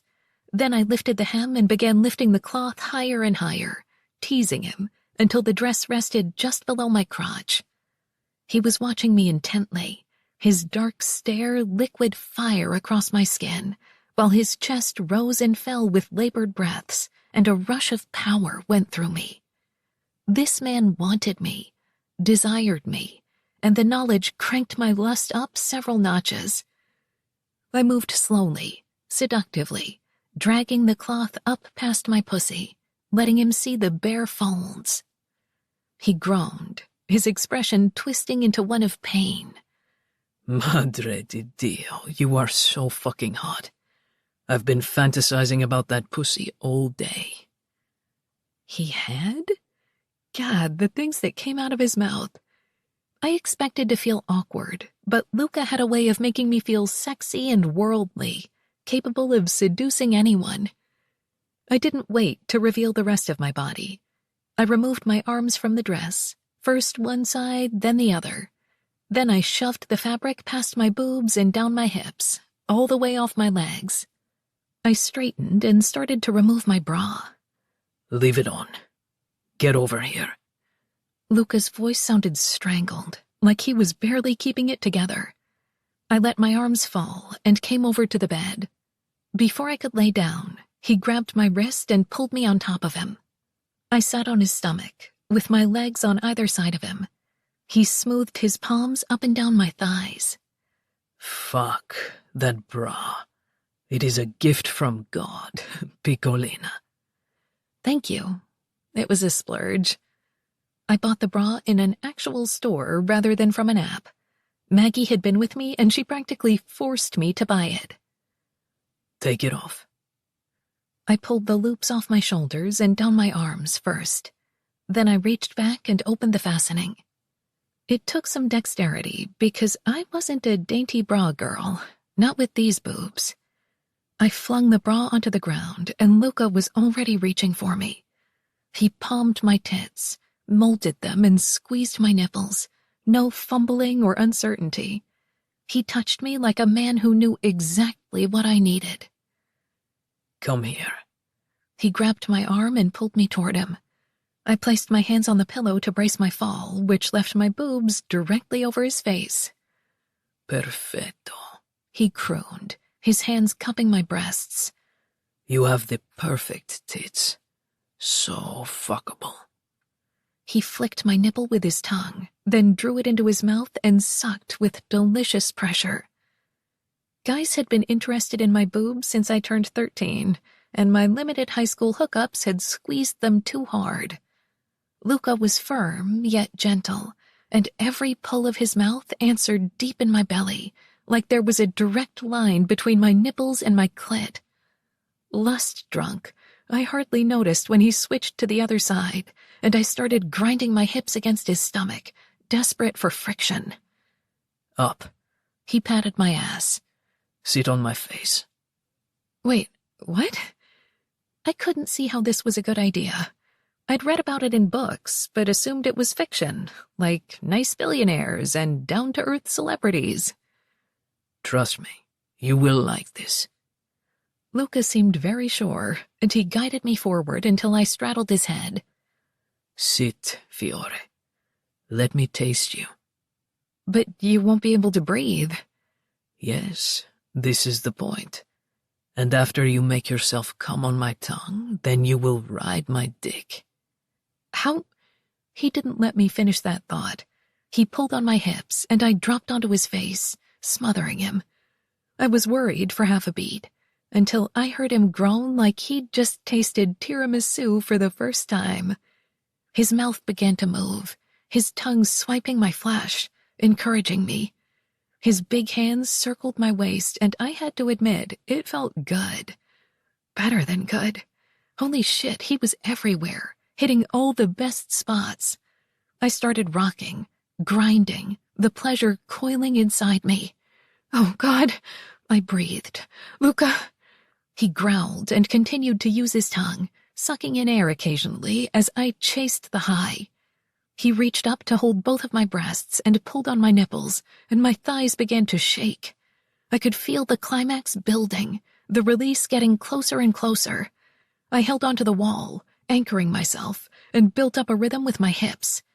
Then I exploded, just tiny particles of light and sensation that flew apart as I convulsed atop him. When I sagged against the wall, he gave me one final lick and eased me off of him.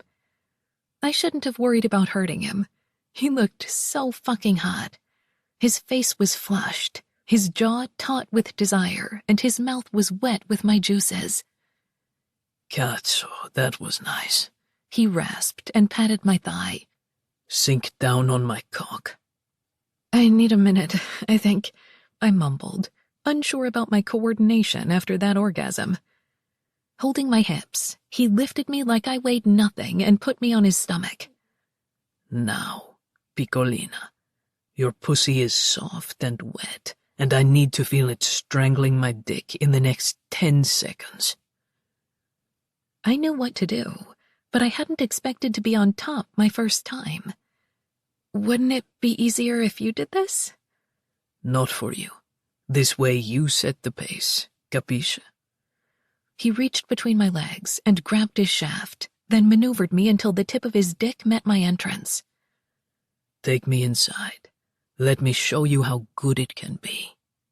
Wait, the post-orgasm high receded enough for some of my intelligence to return. You're going in bare? What the hell? I'm clean, and you're on the pill. Andiamo, Valentina. He lifted his hips, and then he was inside me. Not a lot, but enough for me to feel it. Luca. Pausing, I dug my fingernails into his chest. How did you know I'm on the pill? I saw them in your bathroom. He swiped my hair off my face. Okay. You are ready to do this. My chest pulled tight. A mafia boss concerned with consent? My heart might not survive it. Instead of answering, I let myself drop a bit more, taking another inch or so inside me. I closed my eyes at the rush of pleasure, and Luca exhaled sharply as his fingertips pressed into my skin. That's it. Take more, Bella. Take it all. It wasn't easy, but I was determined. Luca's patience surprised me. His muscles bulged, but he let me go at my own pace. Luca watched me wriggle and pant, shift and bounce until our hips met. Finally, he was completely inside me, and I felt so full. His chest heaved as he stared at where we were joined. Va bene, va bene. Guardati, fiore mio. Sei tutta mia. I didn't know what he was saying, but it sounded so sexy coming out of his mouth. I thought it would hurt, but it doesn't. You're so thick, stretching me out, but there's no pain. He hummed in his throat as he cupped my breasts again. Virgin no more. You belong to me now. If sex always felt this amazing, then yes, I could belong to him for as long as he was in New York. Ride me, he directed, his voice thick. Bounce on my dick and grind that clit on me. I gave him what I hoped was a sexy smile. You make the rules. Fucking right I do. He slapped my ass. Move, Valentina. I began slowly, rolling my hips, dragging him barely in and out, learning how far I could go, what felt best for me. Luca let this go on for a few minutes, but then he grabbed my hips. Up and down. I want to watch your tits bounce while you fuck me. And go fast. He guided me, showing me what he wanted, and I was up for all the experimentation we could handle tonight. I wasn't sure I'd like this, but I gave it 100%, using my thigh muscles and glutes to ride him over and over. Luca folded his hands behind his head and watched, absolutely absorbed, his gaze darting between my face, my chest, and my lower half. You are killing me, he said in a tortured whisper. I am so close to filling you up. Fuck. He grimaced and closed his eyes briefly. Do you think you can come again? I was close, but not that close. I don't know. He licked his thumb and brought it between us. Then he began rubbing my swollen clit and speaking a stream of Italian I didn't understand. But I didn't need to. It was the long vowels and lyrical quality of the words that got me every time. Like some ancestral part of my brain recognized it and longed for remnants of the past. I came barely a minute later. My walls were still convulsing around his length when Luca flipped us over. Then he was pushing in again, his body stretched out over mine. His hips thrust fast and hard, driving into me, our bodies slapping. This was like another level of fucking, the more advanced version I'd expected earlier. And his weight on top of me? Absolutely delicious. I held him close as his breath started to stutter. His muscles tightened, and I knew he was about to climax. I put my lips by his ear. Have you ever come inside a virgin before? The response was instant. Merda. He pressed deep and threw his head back, his hips locked to mine. I could feel him thicken as he shuddered, his big body twitching and jerking while he came. Several seconds later, he pulled out, flopped onto the bed, and then dragged me to his side. I curled into him and closed my eyes. His hand stroked my back in long sweeps, and my brain floated happily, unable to catch a thought. When was the last time I was this relaxed? I couldn't remember. Where did you learn to say those things? He asked. About coming inside a virgin. Books? He grunted. I am increasing your book allowance. I smiled into his skin. I thought you might like it. Dio mio, Valentina. He rubbed his eyes with his free hand. If I had liked it any more, you might have killed me. That would give me a lot of explaining to do, I said with a snicker. I don't think your men would believe me that I killed you with words. No, but they would believe you killed me with this body of yours. I could feel my cheeks heat. Luca probably encountered beautiful women every day, so his compliments were flattering. Energized and giddy, I rubbed my feet against his calves. Now what? He cracked open an eye and focused it on me. What do you mean? What are we going to do now? He rolled to face me. His hand wrapped my throat, turning my head so he could kiss along my jaw. Then he bit me gently. Sleep, he whispered. that is what we are going to do. No, come on. I pushed on his shoulder so I could see him. It's too early to sleep. I can't fuck you again so soon. No, I don't mean sex. I want to shower and order room service. Maybe watch a movie. The edges of his mouth turned down at the suggestion. Valentina, he started in a grumpy, boss-like tone. No way, Luca. I slipped out of his grasp and stood up, then turned toward him. I gave you my virginity. That means I get to make the rules for the rest of the night. That is not how this works. It is tonight. You owe me. He stared at my boobs for a long beat before his gaze returned to my face. The edge of his mouth lifted slightly. Tonight, Fiore mio. That's all you get. Chapter 18. Luca. She was una nottambula, a night owl. I should have known this about Valentina, considering her profession. Most everyone in the restaurant business kept odd hours, but I wasn't prepared for how much energy this girl had at 1 o'clock in the morning. I didn't dare suggest going to a club for fear that she would agree. Though I was exhausted, I didn't complain. Yes, I was jaded, a hardened criminal, but how could I not indulge her? It was clear she hadn't stayed in a hotel this luxurious before, nor had she ever ordered room service. Her delight at the ability to summon a grilled chicken sandwich, French fries, and a hot fudge sundae in the middle of the night had been adorable. Now I was wearing a hotel robe, eating greasy food and watching a mindless reality show on the television, all because she wanted me to.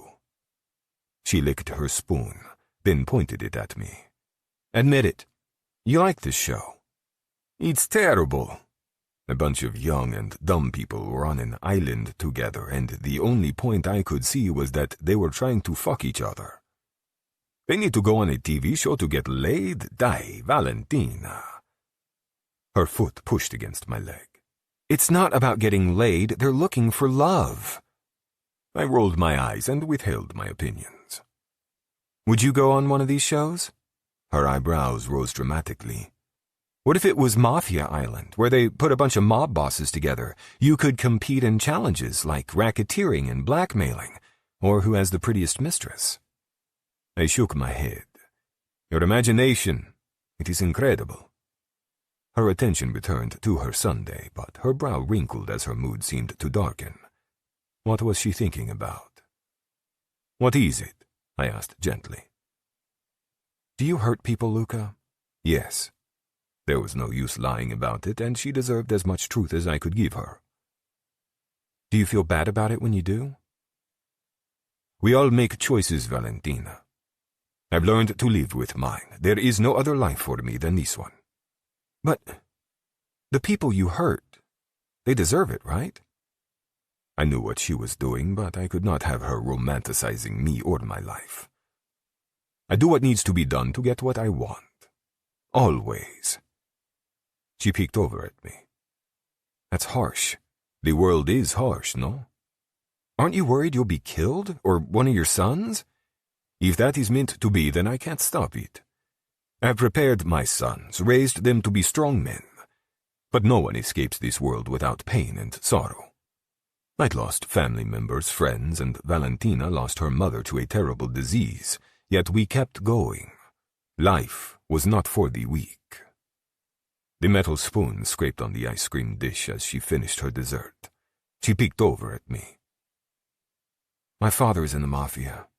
I hid my surprise. It was a fact I already knew, but I was shocked she was confiding in me.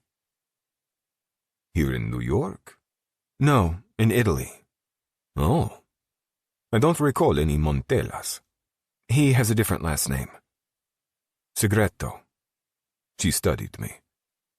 Flavio Segreto. Do you know of him? Well, I hadn't encountered Segreto personally, I certainly knew of him long before Rossi forced me into this mess. I kept my voice even as I answered. I have never met him, but there are many of us spread out over Europe. It's not as if there is a mafia island where we drink and party together. She gave me an adorable half-smile that twisted something in my chest.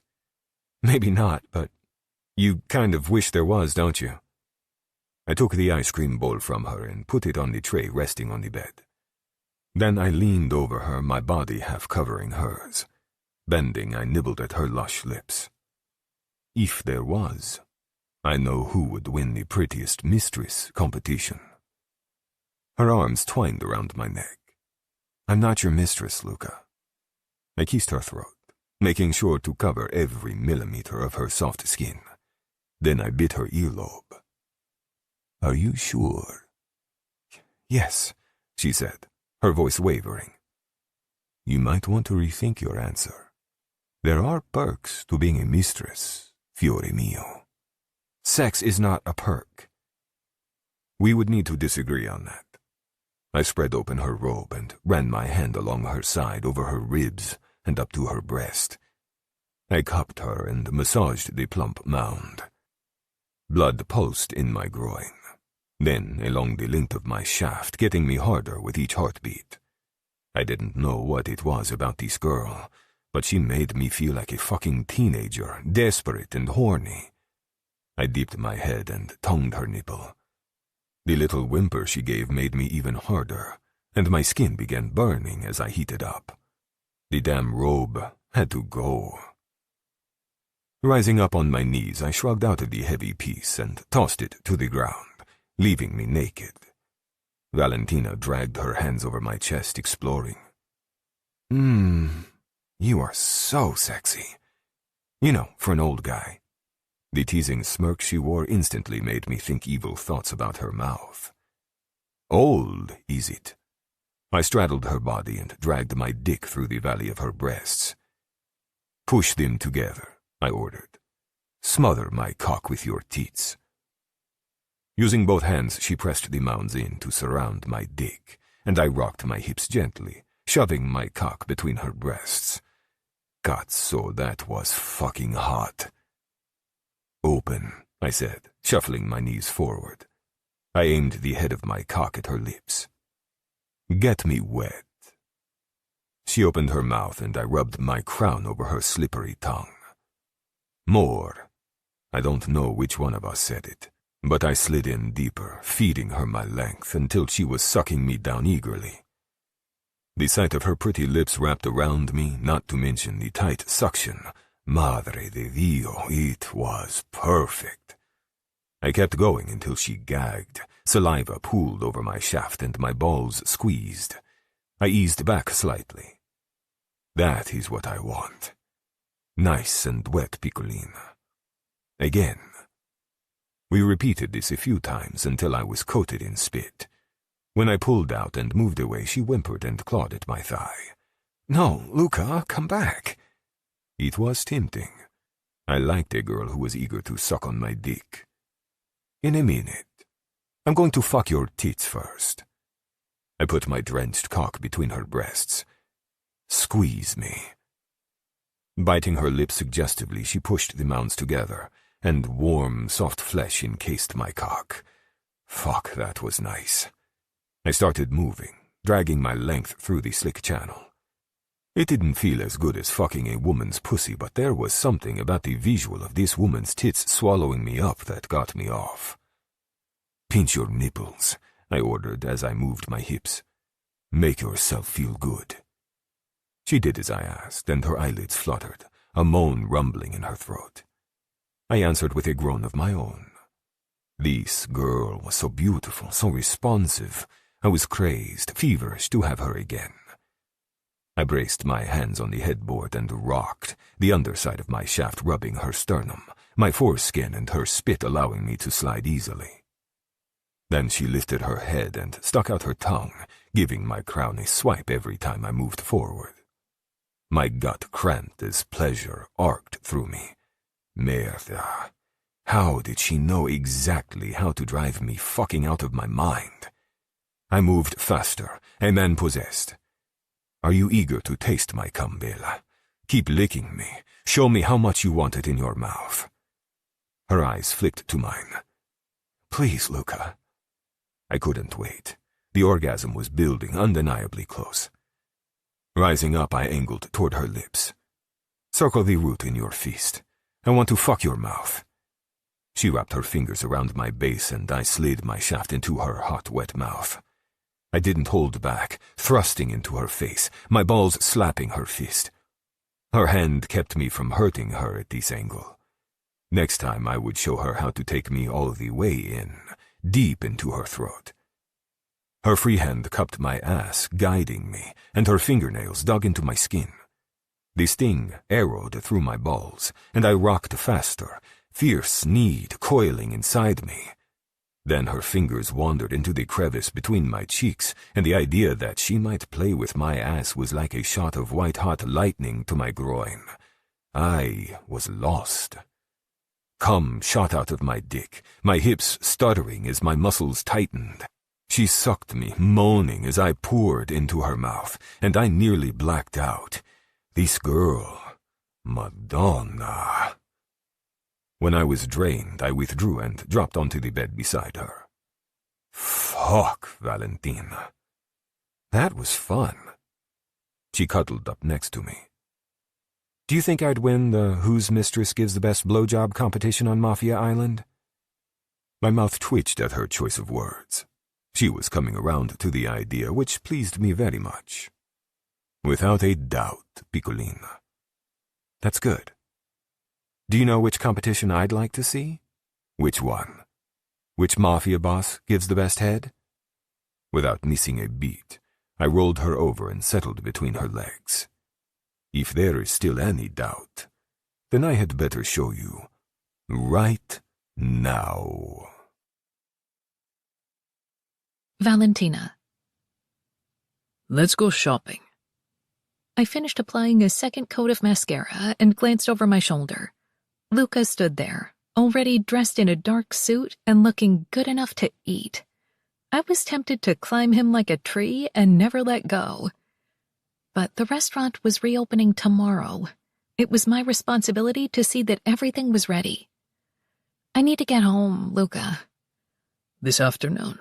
First, I am taking you shopping. You don't need to do that, and I really need to get to the restaurant as soon as possible. He came toward me, his eyes never leaving mine in the mirror as he approached, his big body sealed to my back, while the marble counter pressed into my hip bones. My mouth went dry. Even though we had sex again in the shower this morning, I still craved him. Would I ever get enough? His hand wrapped around my throat, and he leaned down to kiss the soft spot behind my ear. Who makes the rules, fiore mio? The words in his deep voice, pure sin. A full-body shiver went through me. You do, Luca, I whispered. That is my girl. Now finish getting ready so I can take you shopping and spoil the fuck out of you. How long will it take? I needed to let Roberto know when I would return. He eased back and slapped my ass. As long as I fucking say.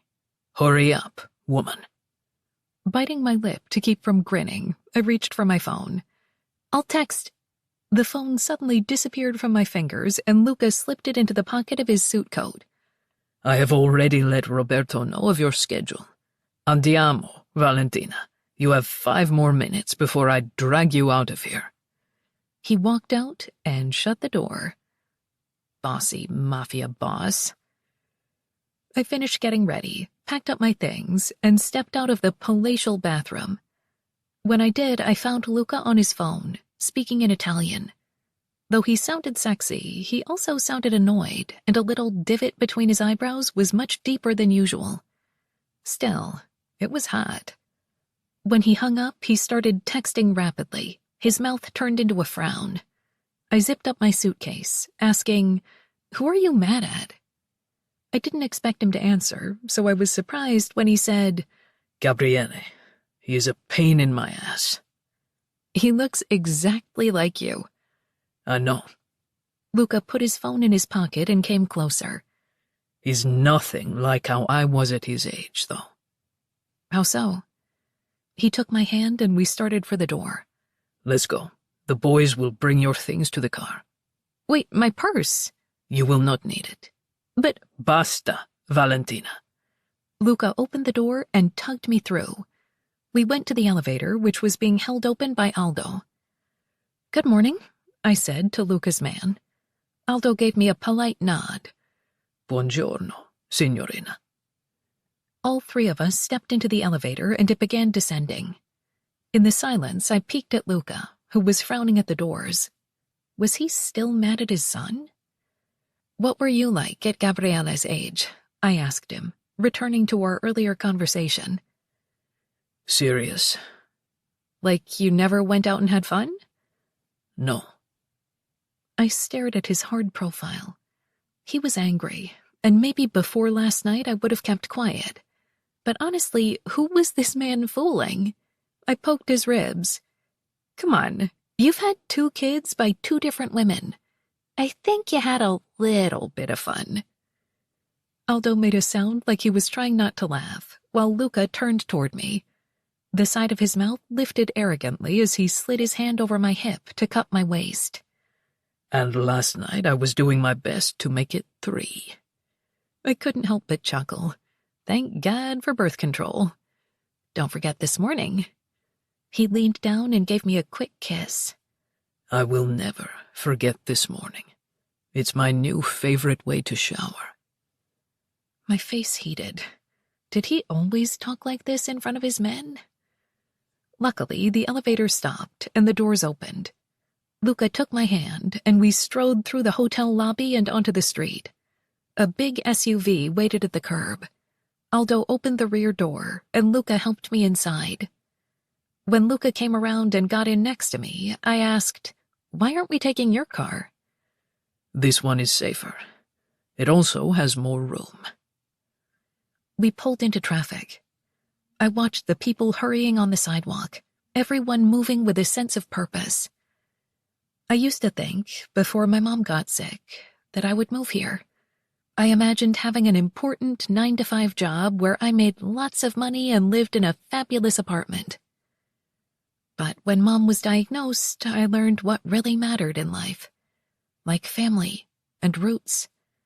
I started to appreciate feeding people and running the restaurant. Money was nice, but it wasn't the end-all be-all. The car turned a corner and slowed. Luca finished texting on his phone and put it away. We're here. I looked past him and saw where we were going. The Hermes store. My eyes grew wide. This was one of the most famous brands on Earth. He opened the door and got out, then reached for me. I slid across and took his hand. Once we were on the ground, I adjusted the dress Luca had packed for me. Are we buying scarves? Do you need scarves? No. We walked toward the entrance. Then no, we aren't buying scarves. Ties? He sighed heavily and opened the door for me. Get inside, Bella. The second we walked in, the air in the store shifted. It was like every salesperson paused to size Luca up, then went on high alert. It was the same way some bartenders claimed they could sense a big tipper from a mile away. Luca pointed to a young man hovering near the ties. You. The young man dropped the ties and came over. He nodded at me first. Hello, ma'am, sir. How may I help you? I called earlier to arrange to buy some purses. Was he crazy? Purses here were $1 bazillion. Oh, Luca, I don't need— The ones you don't keep out on the floor, he said to the salesman. The man nodded his head. Of course, you probably spoke to Ms. Dumas, the manager. Follow me. Luca put his hand on the small of my back and guided me forward. I lowered my voice and moved closer to him. What are you doing? This is insane. He didn't respond, and then I lost the chance to argue because we were shown into a back room where a woman waited behind a small counter. She was polished from head to toe, the kind of elegant lady who could contour like a pro and never, ever plunged toilets. "Mr. Benetti," she greeted. "Miss, welcome. I'm Ms. Dumas, the manager, and I'll be happy to assist you this morning." Thank you, Luca said. we appreciate it. We? I wasn't on board with this outing. Ms. Dumas slipped on a pair of white gloves before reaching into a locked cabinet. She pulled out the most exquisite beige leather handbag, the kind you heard whispered about on social media but never saw in person. Ms. Dumas set the tote on a cloth in front of me, and I couldn't look away. It was gorgeous. With a simple design, the bag was a decent-sized rectangle with small handles. The other woman flicked the gold clasp on the front, and the top flap opened. Each Birkin bag is made from rare heritage leather and has unique character. She continued on about the saddle stitching, but I zoned out, my brain trying to wrap itself around what was happening. Who carried a bag like this? I'd splurged on a $100 purse once, and the guilt drove me to return it the next day. Do you like it, Valentina? Luca was asking me. I licked my dry lips and saw Ms. Dumas watching me carefully. No doubt she was wondering what I was doing here, too. Lady, I don't have a clue. I didn't want to seem stupid, so I said, "It's lovely, really, but—" "We'll take it," Luca blurted. "What other colors do you have?" My jaw fell open. This handbag cost over $20,000. No, wait, that's not necessary. Luca put a hand on my back, the alpha male signal for "I'm handling this." But I couldn't let him buy me even one of these handbags, let alone other colors. It was outrageous. Ms. Dumas carried on like I hadn't said a word. "We don't have any others in the store. In fact, I was actually saving this one for myself." "Oh, then I couldn't possibly—" Luca squeezed my waist, and I quieted. He said, "Which is why we are paying double for it. Show us smaller handbags, then. Clutches, everyday bags." With a nod, Ms. Dumas left, and I clutched Luca's arm. My voice was a desperate whisper. "What the fuck? Have you lost your mind? This is too much." He shifted toward me and cupped my face in one hand, the other resting on my waist. "I told you I was going to spoil you. What did you think that meant?" I put my hands on his chest, his dress shirt smooth and soft beneath my fingers. "Honestly, a mochaccino and a chocolate croissant. Maybe some French toast if we were feeling especially wild." The scowl he usually wore disappeared, and I could feel his big body relax. "You think a lot about food." "Doesn't everyone?" "Not around you. I'm too busy thinking of ways to defile your sexy body." A rush of lust tightened my nipples into painful points, and I edged closer to him. "And when you do, I'll need my strength, which means I need food. See how that works?" Luca's chest shook as he chuckled. "I will buy you French toast, fiore mio, as soon as we finish with the handbags." Ms. Dumas returned, and I jumped away from Luca guiltily, like we'd been caught planning a robbery and not discussing brunch. He didn't let go of me, just continued to look amused. Over the next 10 minutes, he picked out a black clutch, a white coin purse, and a leather and canvas navy tote. I stopped protesting after a while. It did no good, because he wasn't listening. Finally, he handed Miss Dumas a credit card, and she disappeared. I stared at the row of handbags, my mind spinning. While I loved math, I was scared to calculate the final bill. This is too much. He lifted a shoulder in a casual yet arrogant way. "I'm rich, Valentina. It's something you need to accept, capisce?" It wasn't only that he was rich. Luca's money was mafia money. It wasn't exactly clean. And what did he expect in exchange for all this? I tucked a strand of hair behind my ear and lowered my voice. My mother spent her whole life refusing my father's financial help. She said his money came with strings. Luca slipped his hands in his trouser pockets and cocked his head. You've seen my strings. Are you telling me you hated all the orgasms I gave you? No, I said quickly, glancing over my shoulder for Ms. Dumas. But I don't want there to be debts between us. You're already doing too much for the restaurant. There are no debts or expectations that accompany my gifts. When I first helped you, we weren't sleeping together, so you should believe me when I say I do it because I can. All you need to do is to say grazie once in a while. What else was there to say? I could protest, but I sounded ungrateful. If he wanted to drop a mint on handbags for me, then okay. Grazie, Luca. Oh, he liked that a lot. His eyes darkened, just like earlier when he pinned me against the shower wall before sliding his dick inside me. He dragged the backs of his knuckles along my collarbone. See, this pleases me, Piccolina. Here you are, Mr. Benetti. Ms. Dumas placed a slip on the counter for Luca to sign. I closed my eyes. If I saw the total, I might throw up. When Luca finished, he told the manager to have the handbags boxed up and someone would come by to pick them up. Then he took my hand and strode into the main part of the store. Now, we go for French toast, he declared as he held open the front door for me. Good, and it's my treat. He ushered me toward the SUV.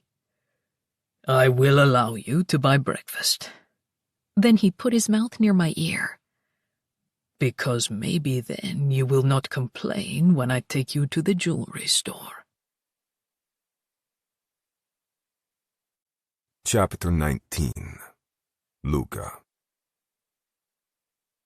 She was quiet on the drive back to Paesano.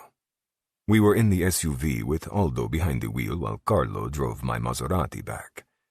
I held her hand, perfectly content to sit in the silence and watch the scenery. Valentina had been a pleasant surprise today.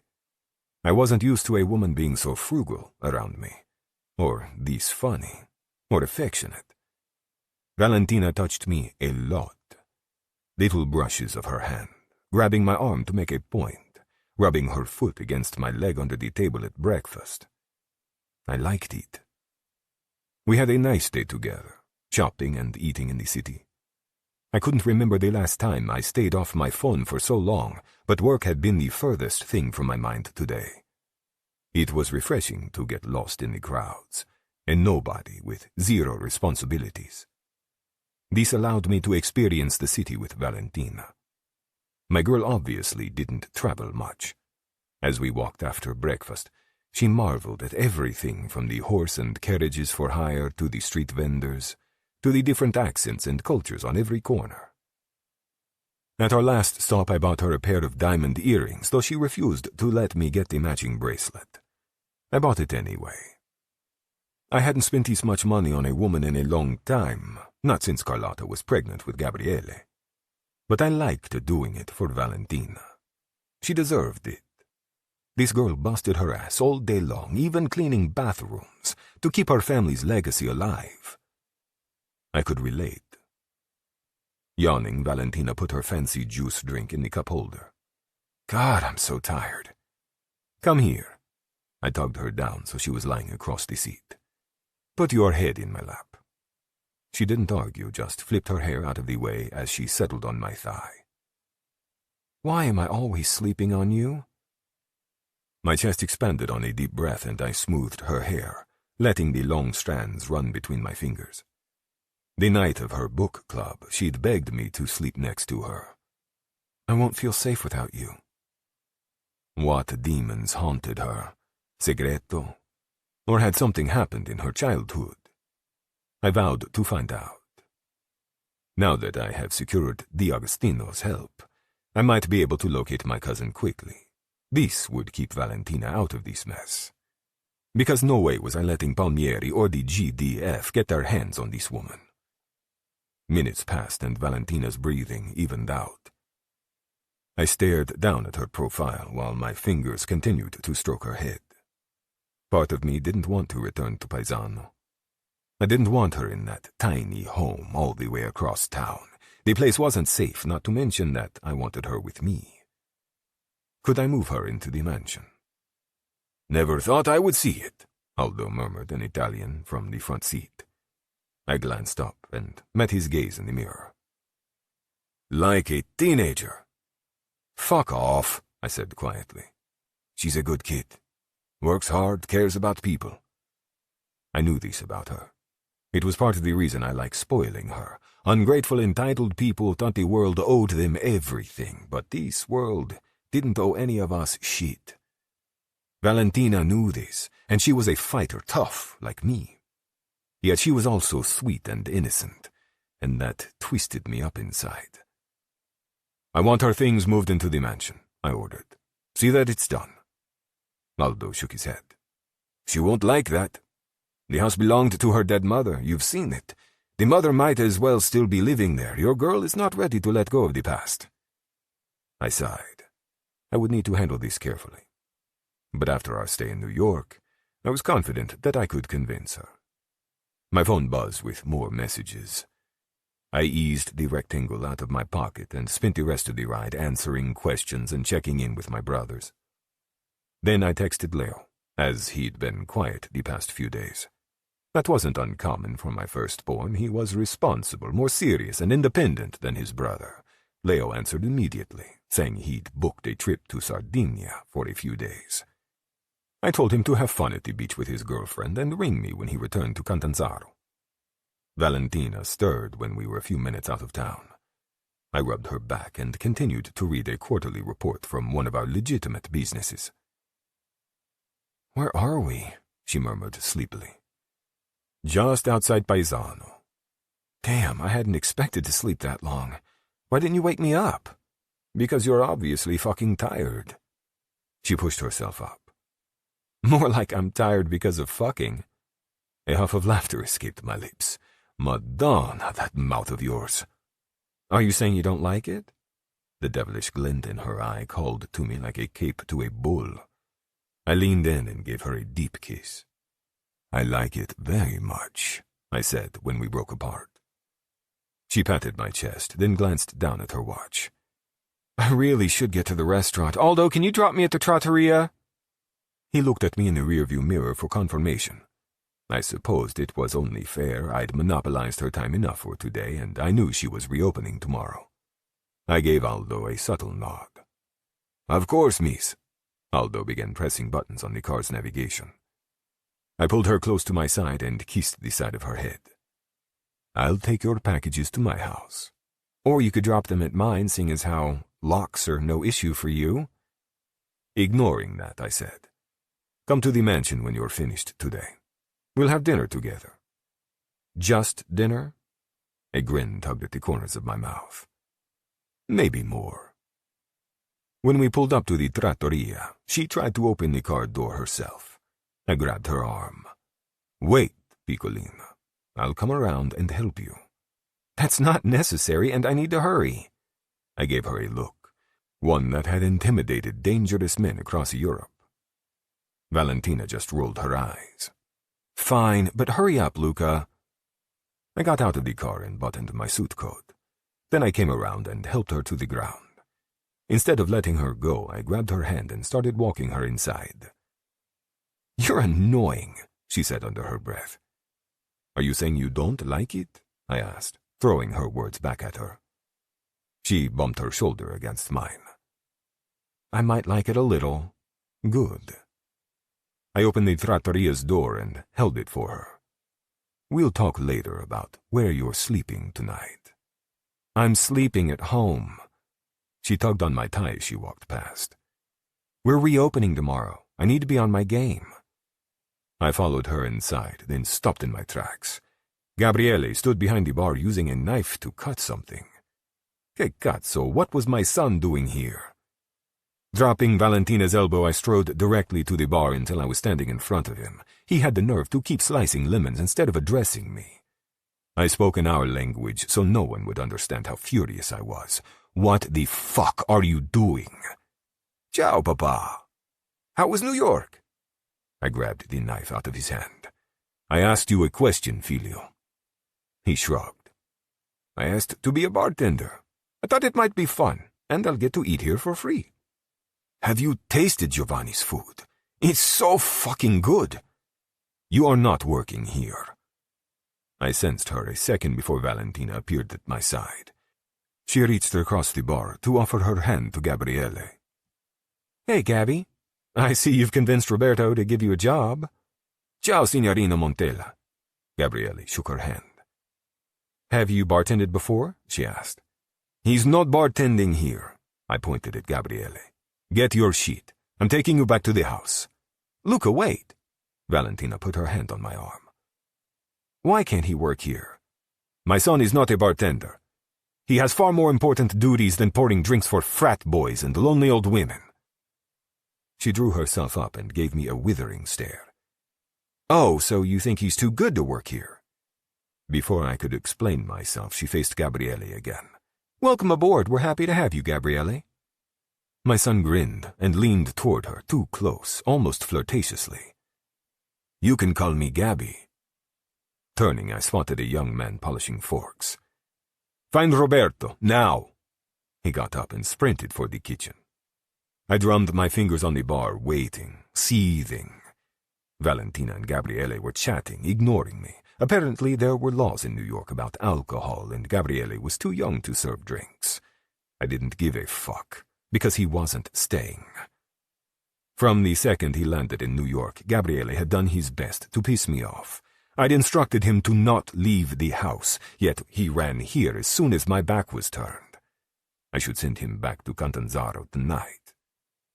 Papa! I looked over at my son. Valentina had stepped away to deal with one of the construction workers, so we were alone. Gabriele leaned across the bar, and though no one understood our language, he lowered his voice. I'm here to keep an eye on her. I know you have cameras here and at her house. Aldo said the former dishwasher used a fake name, too. I don't know what's going on, but I want to help you, so let me help you. I was surprised. I hadn't expected him to pick up on any of this, but it was a good idea. He could watch over Valentina when I wasn't around, as well as keep an eye out for Segreto. And hadn't I told Valentina there was no shame in accepting help? My anger dissipated, and a flare of pride welled up in my chest. You're right. This is smart. Thank you. The edge of his mouth curled like he was fighting a smile. So you'll fill me in later? Yes, I will. Nice work, Filio. The kitchen door swung open and a very pale Roberto entered the dining room. He came straight over. Signore Di Marco, welcome back. I put my hand on his shoulder. Look after him, capisce? Mi dispiace, signore, he said quietly. He asked, and I didn't know what to tell him. It's okay. He's here to keep an eye on things for me. Treat him as you'd treat me. A small, curvy body wedged between me and the manager, forcing distance between us. Roberto, don't listen to Luca. We're happy to have Gabby on staff. She pulled me away, and I didn't resist. Finally, she maneuvered me into a small area away from the dining room. Will you quit it? Her fingers smoothed my tie. You're overreacting. How so? Scowling at everyone and scaring poor Gabby? Don't ruin our perfect day. If Gabby wants to work here, then let him. Okay. Her gaze cut to mine abruptly. Okay? That is what I just said, no? She hooked her fingers into the waistband of my trousers under my belt. You are being very agreeable today. I dragged Valentina to my chest, then put my nose in her hair and inhaled, letting the flowery scent roll through me. Thank you for coming with me to the city. I hope you had a nice time. I did. Thank you for taking me. She snuggled into my body, her arms winding around my neck. She tilted her head and kissed my chin. Are you coming for the opening tomorrow? Of course. We will have dinner together. Luca. Moving away, she frowned at me. I can't sit down for dinner during the reopening. I'll be too busy. No. Roberto will be busy. You will be having dinner with me. Valentina threw her hands up, her expression filled with exasperation. Ugh, you're the worst. Get out of here, I have things to do. She turned to walk away, but I grabbed her waist and pulled her back against my chest. I ground my hips into her ass, letting her feel me. Then I put my mouth to her ear. You will come to me when you finish tonight. Capisce? She swayed, then softened, almost letting me support her weight. Okay. Va bene, piccolina. I let her go, then slapped her ass. Go and do your things. I watched her hurry away, enjoying the view of her body in the skirt and heels she wore. Fuck, she was hot. I couldn't wait to bury my dick inside her again. Once I was back in the car, I asked Aldo, Did you know Gabriele went to the trattoria for a job? His eyes flew to mine in the mirror. No! He did? My mobile buzzed, so I took it out of my pocket. He wants to be our eyes and ears inside the restaurant. Glancing down, I saw the call was an unknown number. Not unusual in my world, so I hit the button to accept. Pronto? A strange voice began cursing at me in my language. Che cazzo credi di essere? Who the fuck do you think you are? You dare to fuck my daughter? You parade her around the city like you're Mantenuta? You fucking pig, Benetti! Flavio Segreto. I gripped the glass and metal rectangle in my hand, yet my voice was calm. Segreto, it's nice to hear from you. Maybe we could meet in person and discuss your issues with me. Are you so eager to die, then? The only reason I didn't put a bullet in your head today was because my daughter was with you. I snorted. Don't act like you care about her. You've ignored her for years. You don't know shit, Benetti. Stay the fuck away from her. Do you think I'm afraid of you? A coward who stole money and then disappeared? Ma dai, stronzo. Again, you don't know shit. If you don't leave Val alone, you'd better watch your back, because I'm coming for you. He disconnected. Aldo spoke up in the front seat. Was that Segreto? What did he want? I nodded. He's obviously nearby, watching her. He followed us to the city. Thinking, I tapped my mobile on my leg. If I could get my hands on Segreto, I could find out why Rossi wanted him and what that had to do with Palmieri. I rang my brother. Sergio picked up on the first ring. Before he said a word, I ordered, Get your ass to New York, and bring 24 men with you. Chapter 20. Valentina. I was barely awake when Luca lifted my leg and pushed his very hard cock inside me. I was wet, but not entirely ready, so it took him 3 thrusts to get all the way inside. Oh, yes, he whispered in my ear, his warm chest tight to my back. This is what I need. Your pussy strangling my dick. He didn't move, just stayed still, letting me adjust. His hand cupped my breast, and strong fingers plucked at my nipple, rolling it. We were in his bed at the mansion because he'd won the argument about where I would sleep last night.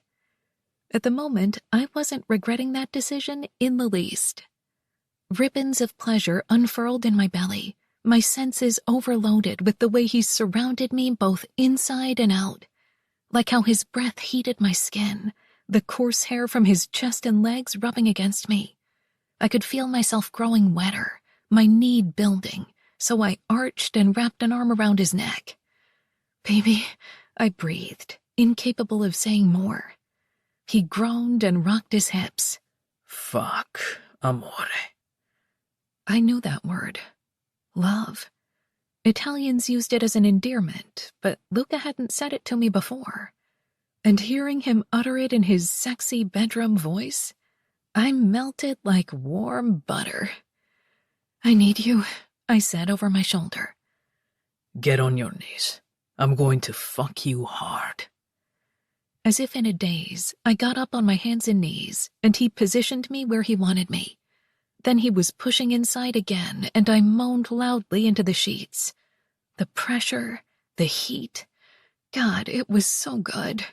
He was taking up all the space inside me until there wasn't room for anything else. No thoughts or worries. No responsibilities.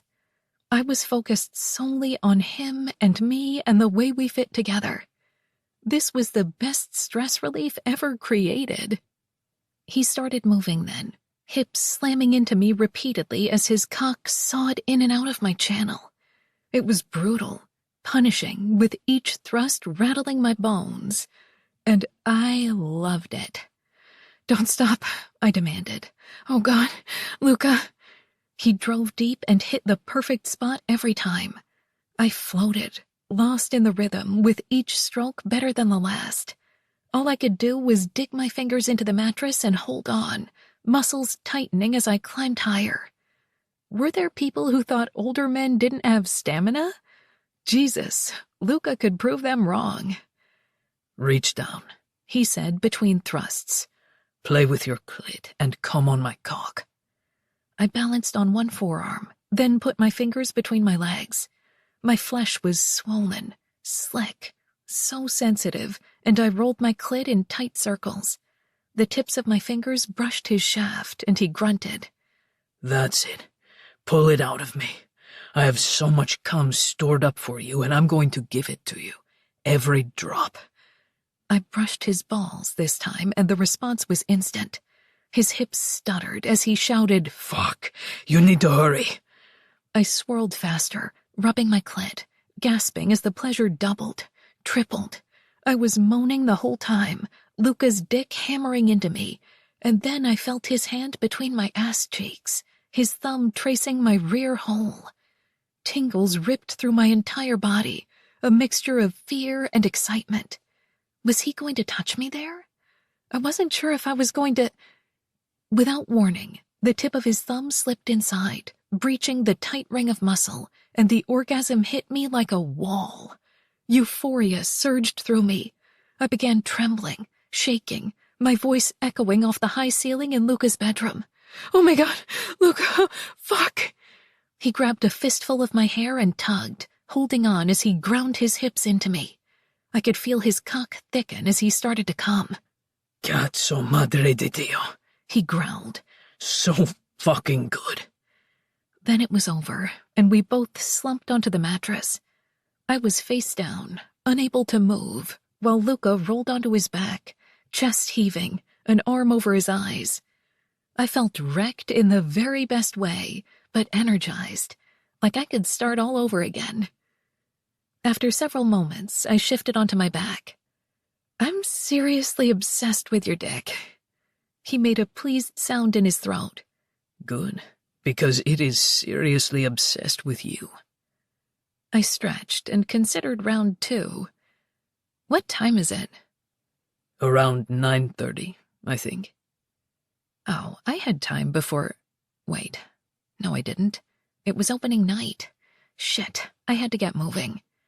I started to get up, and a big hand caught my arm. "Where do you think you are going?" "I need to get up and shower. I have to get to the trattoria." He hummed and yanked me down onto his chest. "You can spare me 10 minutes. I want to hold you and think about how much I love to fuck you." My restaurant was reopening in a few hours, and he wanted to cuddle? "Luca," I protested, trying to push against him. "I have to go." 10 minutes, amore. God damn it. That word was my downfall.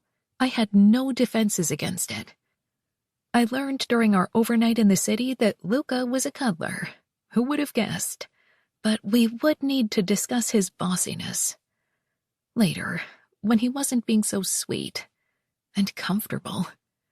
I relaxed and closed my eyes, forcing my thoughts away and emptying my mind. He was warm and solid against me, our legs tangled together on the world's most comfortable sheets. Admittedly, it was nice. Neither one of us spoke. 10 minutes of post-orgasmic bliss passed in silence, as the sounds of the river and chirping birds filtered in through the windows. This might be heaven. Va bene, he said, kissing the top of my head. Now, we shower. I'm not sure I can get up. I was heavy with relaxation, the kind of sluggishness that required binge-watching a show on my couch for a full day. Luca pinched my right butt cheek. What of your opening tonight? That did it. I forced myself off him and stood up. Luca's eyes did a quick sweep of my naked body, his gaze hot and possessive. I have everything set up for you in the adjoining bathroom. Use that one. I grabbed his dress shirt off the floor and slipped it over my head. Then I walked over to the nightstand and picked up my phone. So we aren't showering together? Muscles and tendons shifted as he sat up. I thought you needed to hurry to the restaurant. I do. I was just wondering why. Get moving, fiore mio, or I'm going to eat your pussy in my shower and make you very, very late. Everything inside me squeezed, and for half a second, I considered it. Damn, that sounded nice. But I really did need to get to the restaurant. Any other day, I would take you up on that, I said on my way out the door. The second bathroom was as big as Luca's, decorated in a similar over-the-top style. I used the toilet as the shower heated, and then hurried under the spray. The bath products were familiar. The same shampoo, conditioner, and face wash I used at home. There was even a razor like mine. Had Luca peeked inside my bathroom yesterday? Sweet, but strange. I took as long as I dared, then got out and dried off. Someone must have unpacked my suitcase from the trip, because my makeup bag was on the counter. I tried not to be too mad. I'm sure Luca was trying to be helpful, but I could unpack my own damn suitcase. So I didn't freeze. I slipped Luca's dress shirt back on, then took out all my beauty products and got busy. After I finished with my makeup, I dried my hair with a fancy hairdryer that was definitely out of my price range. Now I just needed to run home and change into clean clothes. I found him in a blue dress shirt and navy trousers, buckling his leather belt in his big walk-in closet. "Hey," I said, "I need to go home to change. Can you drive me, or should I order a car?" His upper lip curled, like the suggestion offended him. I don't want you riding in cars with strangers. I will have Aldo drive you whenever I'm busy. Okay, so are you busy? You don't need to go home. Check the closet in the adjoining bedroom. I narrowed my eyes suspiciously. Did you buy me clothes, too? I told you I don't need you buying me things. Just go and look, Bella. Turning, I marched out of his bedroom and into the adjoining one. He really needed to stop. The handbags yesterday cost a mint. Now he'd bought me clothes? Probably designer shit that I had no business wearing around town. Everyone was going to think I'd lost my mind. I stopped in my tracks. The huge walk-in closet was filled with my things. My dresses, my pants, my sweaters. Everything. All neatly arranged on hangers and folded on shelves. My shoes were stacked on one wall. He'd, moved me in? I blinked, sure I was mistaken. He wouldn't do that. Would he? There were drawers, so I opened those, hoping not to find more. Please God, let me be wrong. Nope, there they were. My panties and bras, all neatly arranged. What the fuck? I usually tried to control my temper, but I came from a long line of loud Italian-American women who took no shit from anyone, and this was absolutely too much. "Luca," I shouted, "get the fuck in here!" Problem, Bella? He answered instantly in an even tone. I whirled and found him casually leaning against the doorframe, his hands in his pockets. Had he been standing there this whole time? Yes, there is a fucking problem. I waved my arm toward the hangers. You moved all of my shit here. Are you insane? Your house isn't safe. I told you earlier how easy it was for me to break in. Anyone could come in there and hurt you. I put my palms together and prayed for patience.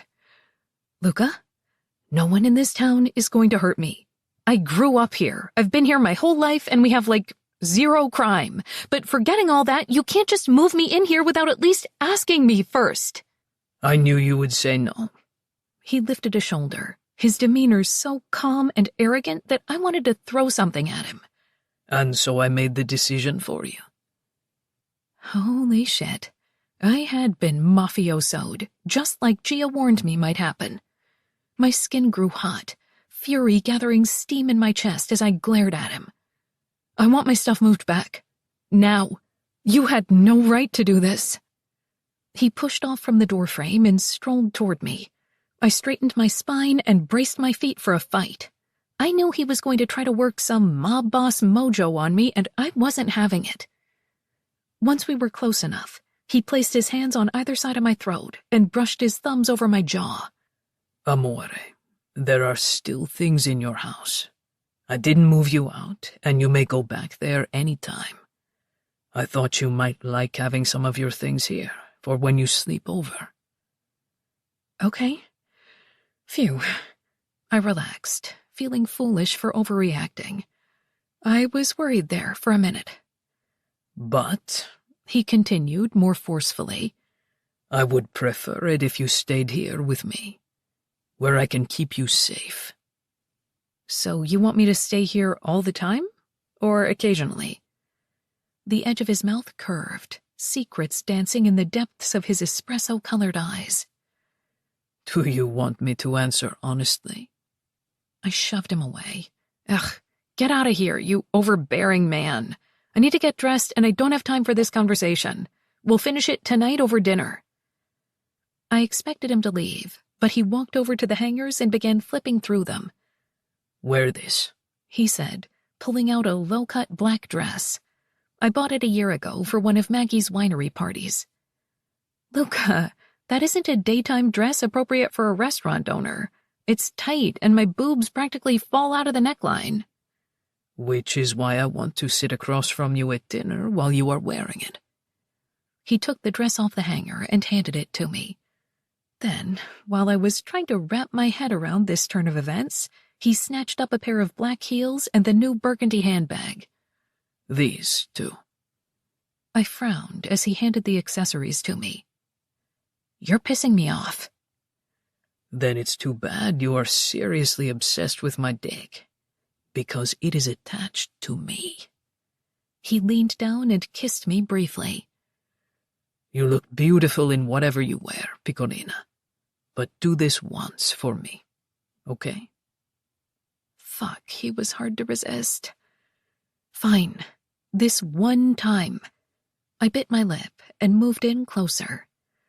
But if you're picking out my clothes, can I pick out your tie? Of course. Get dressed and come back to our bedroom. He rubbed the pad of his thumb over my lips, then walked out. Our bedroom. What in the fresh hell?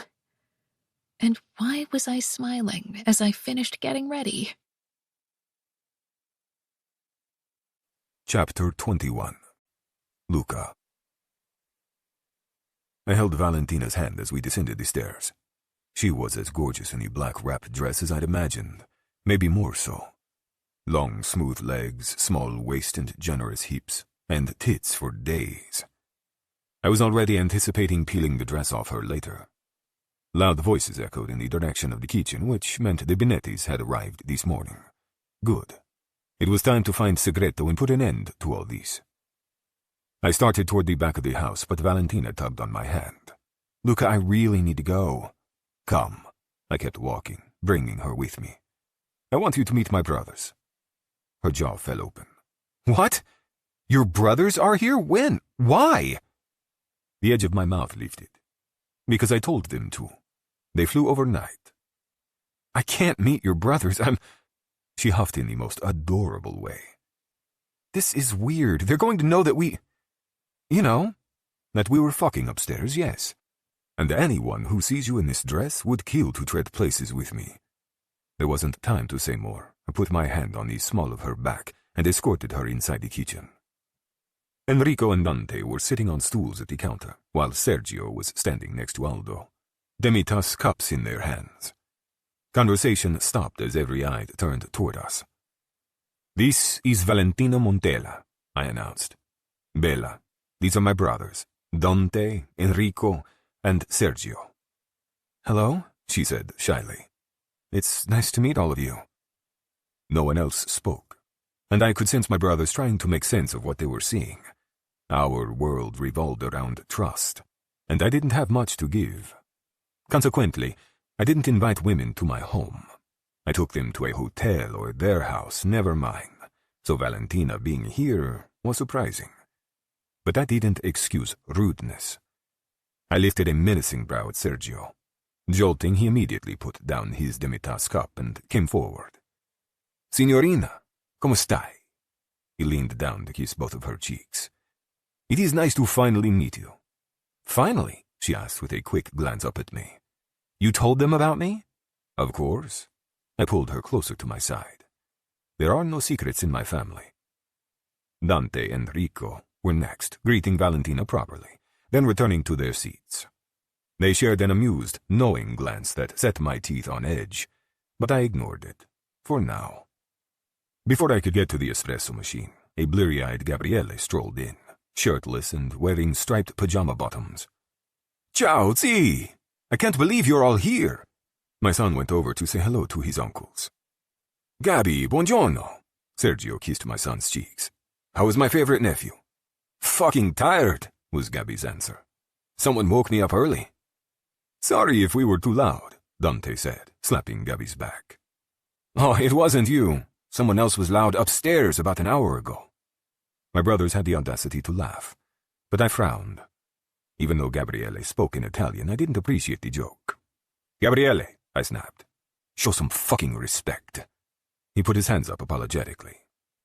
"Mi dispiace, papà." He nodded at Valentina. "Buongiorno, Val." "Hi, Gabby." "You look beautiful," he whistled. "The customers are going to swallow their tongues when they see you in that dress." "It's too much, isn't it?" She bit her lip and looked up at me, her expression full of doubt. "I told you I shouldn't wear this." "No, signorina," everyone said almost at once. "You should definitely wear that," Rico finished with. "Yes, I agree," Dante added. "You look bellissima." "Thank you, but I think I'll go and grab a sweater." She gave me her handbag. "Be right back." Her heels clicked on the tile as she left the kitchen and went into the hall.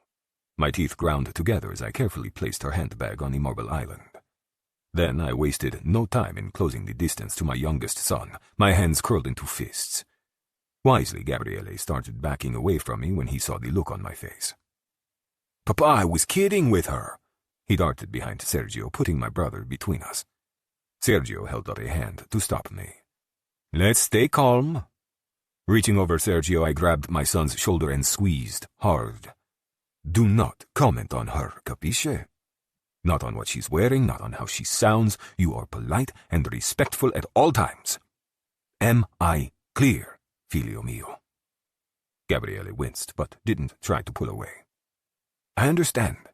I'm sorry." "Easy." Sergio peeled my fingers off Gabriele. "He didn't mean any harm, Luca." I took a step back and straightened the cuffs on my dress shirt. "I'm taking her to work. The three of you be ready. We will get to work when I return." Gabriele grabbed a breakfast roll and his phone, then hurried out of the kitchen. Dante and Enrico were quiet, but Sergio said, "Don't be so hard on him. He's only 16, Luca. He's a dumb kid and desperate for your approval." "I never acted like that when I was 16. Can you imagine if I spoke to one of our father's girls like that? My father would have had my balls strung up and displayed for the entire town." "To be fair, you've never had a woman sleep over before. We were all caught off guard this morning." The clack of a woman's heels grew louder, and we stopped speaking. After I grabbed a breakfast roll off the counter for her, Aldo handed me 2 travel mugs. "Grazie," I told him. "Start the car. You're driving us." He nodded and headed for the back door. Valentina came in, a black cardigan sweater pulled over her arms and chest, buttoned high. A crime against humanity, that sweater. "I'm ready," she told me, taking her new handbag off the counter. Each of my brothers bade her a polite goodbye, and we went out to the car. Once we were settled in the back seat, she took the cappuccino from me. Why are you mad? I'm not mad. She took a sip from the travel mug. Luca, I have eyes. Gabby said something you didn't like. What was it? I set my jaw and stared out the window. Don't worry about it. Her small hand landed on my thigh and she smoothed my trousers, almost petting me. Baby, tell me. I know it was something about me. She was quiet for a bit, and I could almost hear her thinking. Does he hate the idea of me sleeping over? Is it because of his mom? Needing to touch her, I grabbed her hand and threaded our fingers together. No, nothing like that. But I don't want to repeat what he said. It doesn't matter. Did he hear us arguing this morning? I didn't move a muscle, didn't breathe, because she was so close to the truth. It turned out she didn't need any help from me. She was smart and arrived at the answer all on her own. Her eyes grew wide. Oh my God, he heard us. Oh my God. That's it, isn't it? Leaning forward, she rubbed her forehead with her one hand. Holy shit. I want to crawl into a gigantic hole and die. I needed my hands free. Cursing my son, I took the mug from her and set it in the holder along with mine. Valentina. I cupped her face in my palms and brushed my thumbs over the velvety skin of her jaw. I want you passionate and loud. I want you to scream your pleasure so the entire town hears it. And I wasn't quiet either. So who gives a fuck? I do, she said, frowning. It's humiliating. We're not having sex in your house again. No way I would agree to that. I gentled my voice. Piccolina, I'll fuck you in every room of that house if I choose, and I won't care who hears it. Well, I do. And we can stay at my... I cut her off. Don't say it. I'll move Gabriele to a hotel before I agree to sleep at your house. There's nothing wrong with my house. Beef up the security if you want. Make it safer, I don't care. But we'd be totally alone there. No, this wasn't happening. I wanted her in my house, which was more secure than most prisons. Therefore, this discussion was over. I unbuckled her seatbelt and lifted her up onto my lap. Her ass settled on my thigh and her side pressed against my chest. I kissed her throat, my hand drifting up to cover her teeth. The smell of her body wash, which I now knew was melon, invaded my senses and my dick started plumping. Fuck, I was insatiable for this woman. She arched her neck to give me better access, while her hands gripped my suit coat. I nibbled and licked, then bit her gently, and she gasped, a tiny intake of breath that had me wanting to lay her down in the back seat, remove her panties, and eat her pussy for breakfast. We're not done discussing this, she said between breaths. Amore.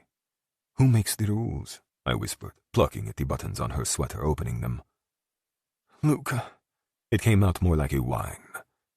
I dragged my knuckles along her cleavage, wishing there was time to suck on her nipples. I should take you to the restaurant, lock us into your office, and fuck you again. Then you could feel my cum inside you all day long. Her fingers tightened. Everyone would know. Yes, that's true. Everyone in the restaurant would know how greedy this pussy is, how much you need my cock.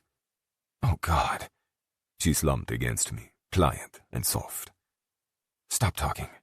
Aldo can hear you, and I have a restaurant to reopen. Then stop arguing with me. Trust me to take care of you. She smoothed my silk tie, the one she picked out earlier. No one has taken care of me in a long time. I know. I kissed the top of her head, which is why I want to do it.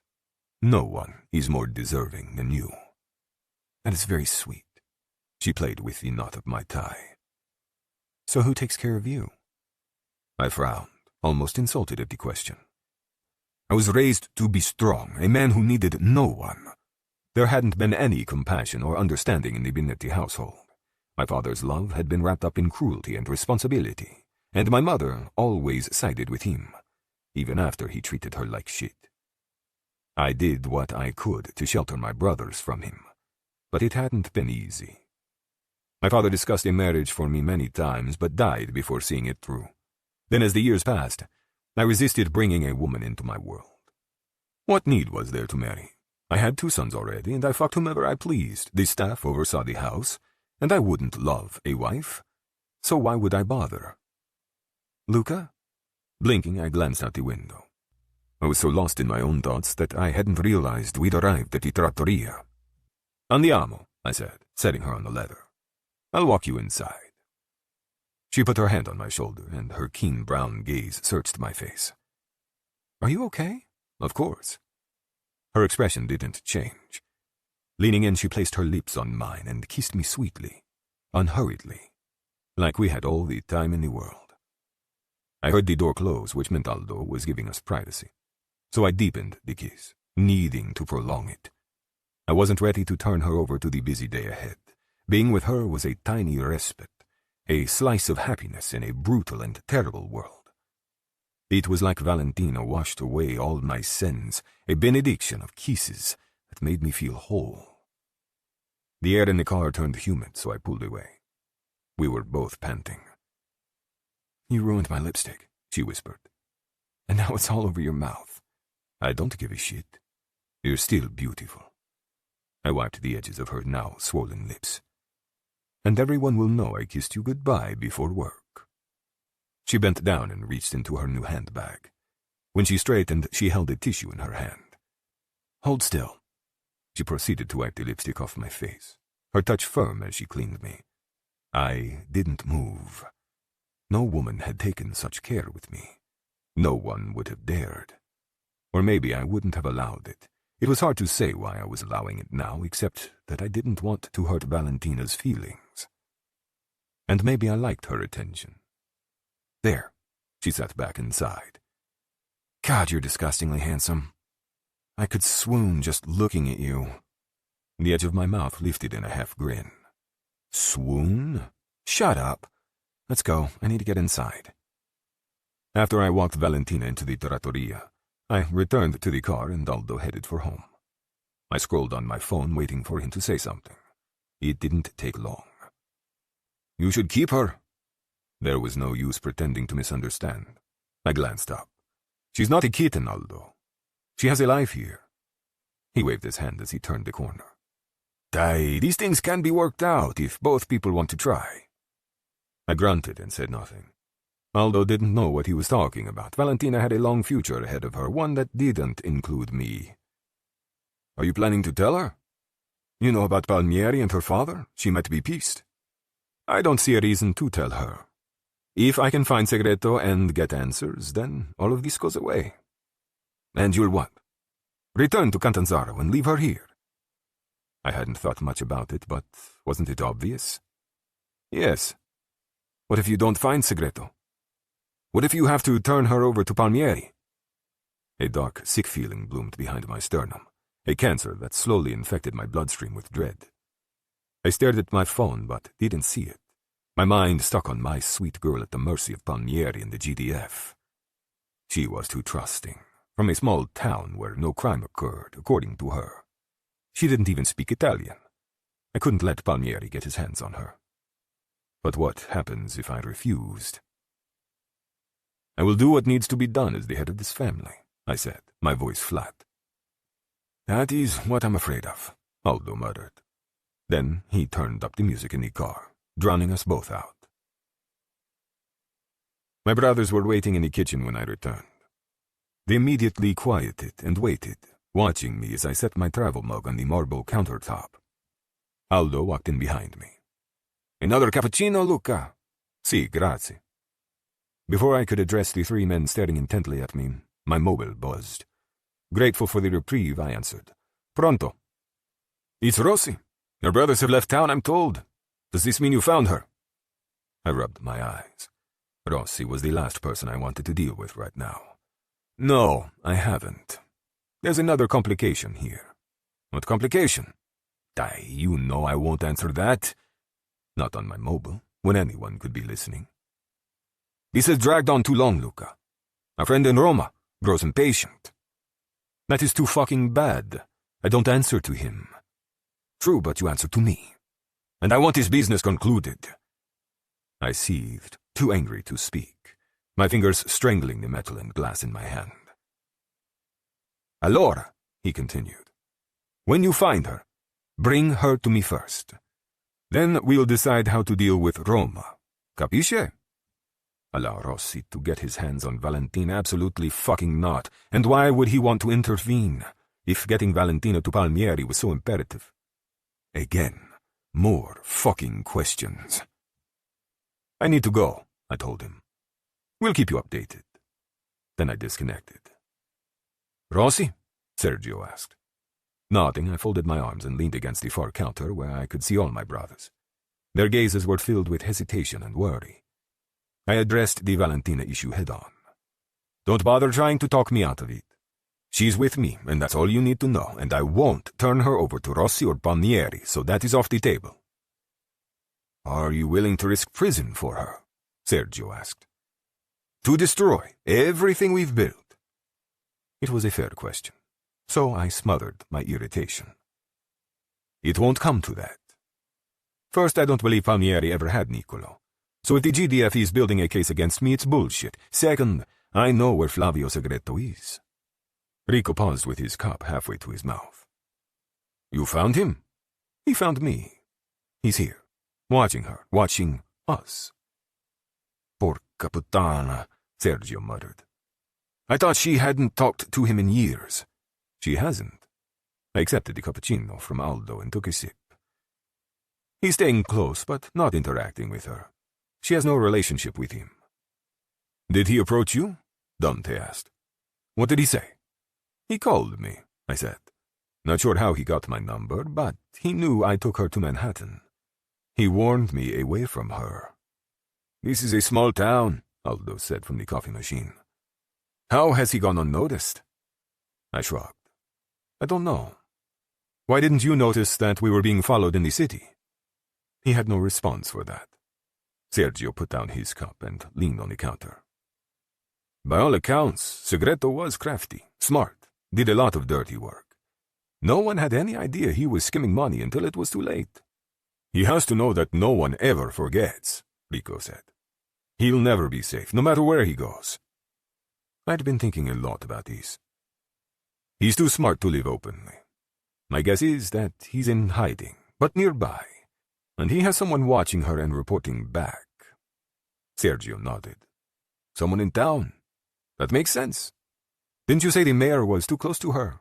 The mayor is a Coglione, and too stupid to be a spy. She would notice him right away. No, it has to be a person she trusts. The woman from the coffee shop, Aldo suggested as he sliced open a brioche roll.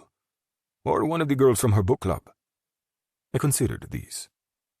They're not around enough, and I'm not sure a woman would work with Segreto. Maybe she doesn't have a choice, Dante said. Maybe he's blackmailing her. Maybe, I allowed, still thinking. It didn't feel right, though. Segreto was a hardened criminal. How would he get close enough to any of these women to blackmail them? The town was small and people talked. An association like this would be hard to keep secret. So, if it's not a woman, then a man? Sergio asked. Who is she close to? Male friends? There are none. My tone was brittle, like cut glass. My brother put up his hands. Calm down, I mean no offense. It could be someone at the restaurant. We ran background checks on all of them, Aldo said. Even the ones she fired. They all checked out.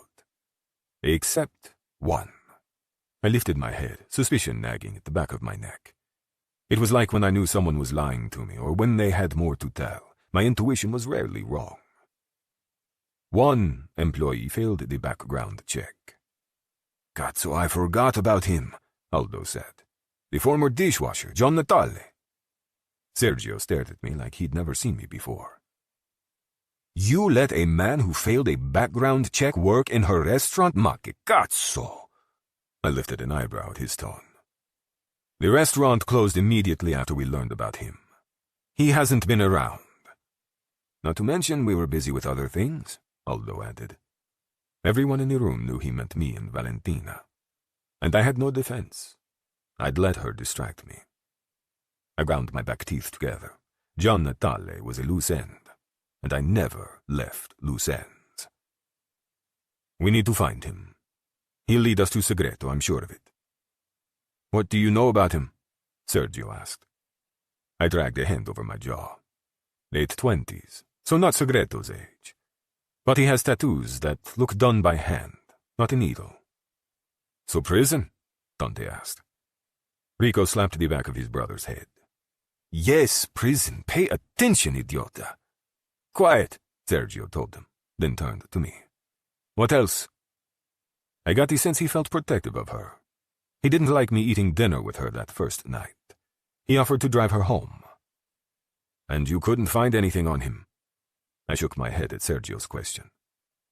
No records of any kind. No driver's license. It's a fake name. Is he back at the restaurant? Aldo asked and took a bite of his breakfast roll. Let's find out. Within a minute, I called Roberto at the trattoria and got my answer. I told my brothers. Natale never returned for a dishwashing job. Roberto has no idea who we're talking about, and all the current employees have passed background checks. He has to be around, Sergio said. If he's helping Segreto, he hasn't left town. I could kick myself for forgetting about Natale. I slapped my palm on the countertop. We need to fucking find him. Today.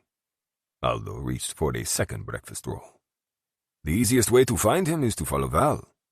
This was true, and she needed security now that she was mine. Let's put 2 guards on her when she's not with me, I told Sergio. Tell them to stay hidden and be fucking vigilant. I also want our house checked for bugs. Rico, you and Dante do that now. If there were listening devices, my brothers would find them. All of us had been raised from birth to guard against being eavesdropped on. I'll text you the address, Aldo said as he found his mobile on the counter. Key fobs are on the table. We're on it. Rico finished his cappuccino and set the empty cup down. Let's go, Dee. My youngest 2 brothers left through the back door and silence descended. Aldo was busy chewing while Sergio regarded me through his lashes. I scrolled on my phone and waited. Sergio would have his say sooner or later. My brother stirred his cappuccino slowly, the spoon clanging lightly against the porcelain. When he set the spoon down, he said, She's beautiful. I slipped my mobile back in my pocket. And what happens after we find her father? We get answers. And if I find out Rossi has lied to me, we take him out. You're going to kill the head of the region. Ma sei pazzo. No, I'm not crazy. If it brings war with the other clans, so be it. I won't be made a fool. Left to dance on Rossi's string. He nodded, like this was what he expected me to say. And Valentina? Are you moving her to Catanzaro? I think we should, Aldo put in, but we ignored him. I stared at Sergio, unsure why he was pressing on this. Was he worried she would disrupt my life? As I told Aldo in the car, I would return to Catanzaro alone. Valentina had the restaurant and her friends here, and my work consumed all of my time. I didn't have time for dinners and dates. So who takes care of you? The answer was simple. I took care of myself, as I'd been doing my whole life. My mother never made her children a priority, and my father had raised killers, not sons. The housekeepers over the years had shown us more affection than our own parents, and still we thrived, the 4 of us boys, like a pack of wild dogs that stuck together. So no, I wouldn't take her to Catanzaro, even if this burning sensation in my stomach, this inexplicable craving for her never abated. I would learn to live with the ache. Family came first. No.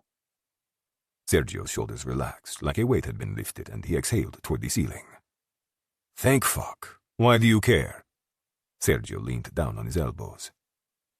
Do you really believe she'll forgive you after she learns why you're here? To use her to find her father, not to mention you were originally prepared to kidnap her and turn her over to the GDF. Think about it, Luca. She will never find out. Die, Luca. You can't be this naive. My voice turned hard. Do you have a death wish, fratello? I am looking out for you. He straightened and faced me. For the family. We are all in jeopardy right now because of this woman and your decisions. I've been holding everything together in Catanzaro since you left. Then you ordered me here at a moment's notice. I barely slept on the plane and arrived here to learn you've moved her into your house. What the fuck? There is no jeopardy, stronzo. I stalked over to the island and stared him in the eye.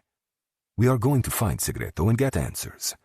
Whatever happens outside of that doesn't concern you. Anything related to you concerns me. You are dawn of this family, and every decision you make affects all of us. You think I don't know this? I have lived with the responsibility longer than you've been alive, and it won't change until I'm dead, which could happen at any moment now. He dragged a hand through his hair and began pacing, which was unusual for my normally calm brother. You are completely exposed here in the middle of nowhere. The house and grounds aren't nearly as secure as back home, and you don't have enough men. And why are you risking your life for a woman who won't speak to you after she learns the truth? I understand that you are worried. Of course I'm worried! He stopped moving and pinched the bridge of his nose with a thumb and forefinger. First you fucked Palmieri's wife. Now this woman... You know it's dangerous to move her in, yet you did it anyway.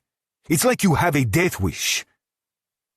My upper lip curled into a sneer as I considered it. I'm not scared of Segreto. And it's safer for Valentina to live here until this business is sorted out. Safer? Or just more convenient for you? Fury flooded my veins, and my muscles bunched in preparation for violence. I'd never hit him. Not once, even when we were young, but I wanted to hit him now.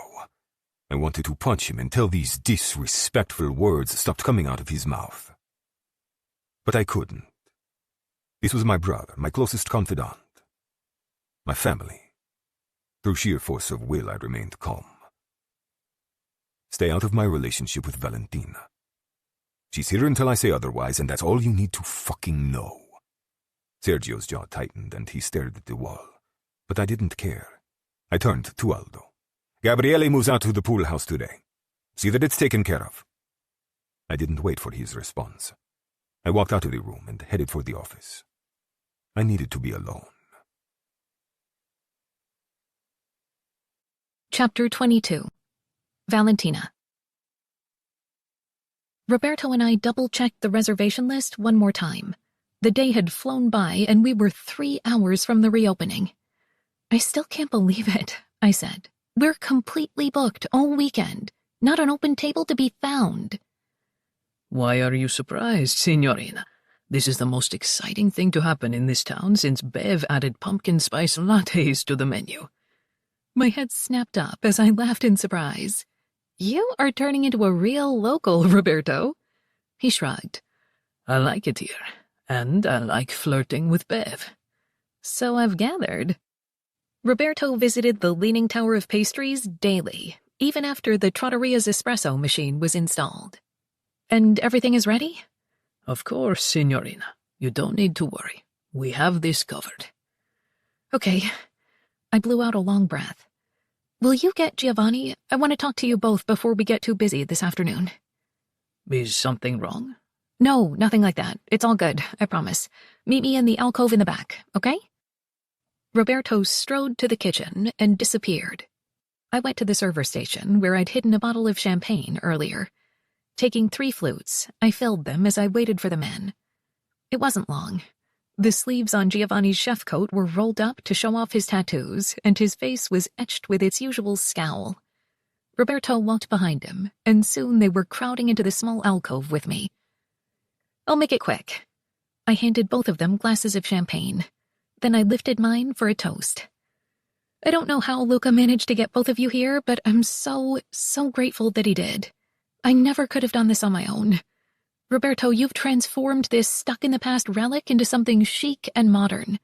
And Giovanni, you're a genius with flavors. You've designed a menu that will amaze and impress, but will still have a familiar feel to the locals. Whatever happens after tonight, I want you both to know how much I appreciate everything you've done. My voice cracked as emotion clogged my throat.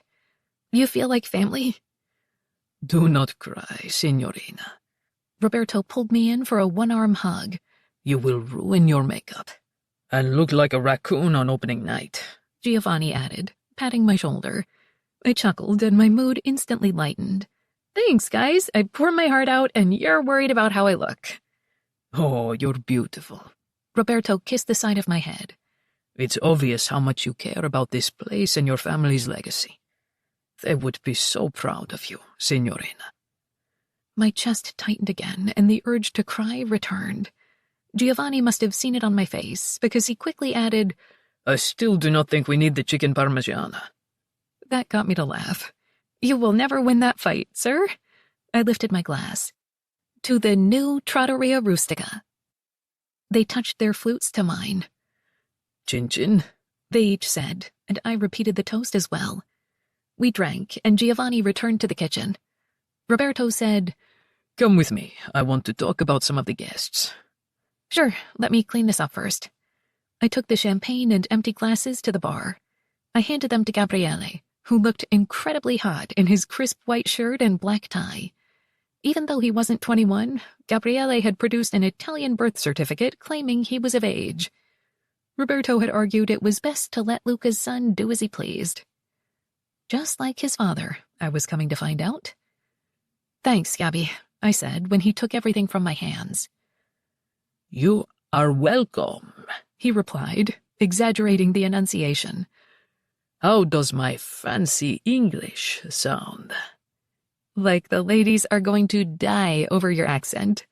Don't worry, they'll be throwing money at you right and left. I don't need money, Bella, but I will take phone numbers. Oh, God. It became clear why Gabby wanted to work here. Do not hit on my customers. Gabby lifted up his hands and adopted an adorable, mischievous expression. Though he looked like Luca, they were complete opposites in personality. I promise I won't, but I can't help it if they hit on me. And they would, too. I'm glad you're here, Gabby. Me too. He grew serious and put his hands on the bar, leaning closer. And I apologize for this morning. I was out of line. Thank you. I appreciate that. Pausing, I decided to fish for information. Was your father mad at you about it? Gabby grunted and rolled his shoulder. That is one way of putting it. What happened? Nothing. He waved his hand. But I've never seen him so mad over a woman before. He is making me move into the pool house. Oh, my God, I'm sorry. I shouldn't have slept over. No, you don't understand. My father has never allowed a woman to sleep over before. Not once. It is a big deal. My toes curled inside my heels as my stomach dipped. Never? I croaked. Never. He didn't try to hide his mistresses, of course, but he didn't bring them to the house. And he didn't move them in. Capisce? I nodded like I understood, but I really didn't. Luca didn't bring women home? That didn't make sense. He'd practically moved me in after one night together. I'm not his mistress, I mumbled. True. Gabby didn't look up from where he was slicing limes. You're his girlfriend. I gripped the edge of the bar as the words echoed in my head. Girlfriend? Really? Did that mean Luca was my boyfriend? Signorina, Roberto called from across the room. Shaking myself out of my thoughts, I left the bar and went to the reservation desk. Roberto took in my face. What's wrong? Why are you so pale? It's nothing. Who did you want to talk about? Roberto asked me questions about some of the reservations, townspeople he didn't know, and we discussed who needed VIP treatment. I pointed to the mayor's reservation. You saw this, right? He won't pay, but we should treat him well.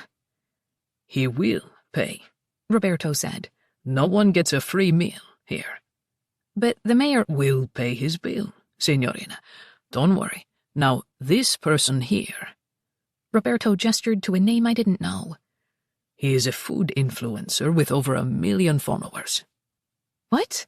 Oh my God, how did he find out about us? The new social media account. Roberto had started it a few days ago, mostly posting pictures of Giovanni and his food, and we had over 20,000 followers. Should I say hi? Bring him a free drink? I'll take care of that. You should enjoy yourself this evening. Leave the little things to me, including this person. He pointed to another name. This is a food critic from the Times. I felt dizzy, so I grabbed the wooden stand. The Times, as in the New York Times? Si, signorina. What the fuck? On opening night? They generally come more than once before writing the review, so don't worry. Strangely, this did not make me feel better. Does Giovanni know all this? Yes, he does. I'll remind him and the waitstaff as the tables are seated, however. I placed a hand on my stomach, hoping to settle it down.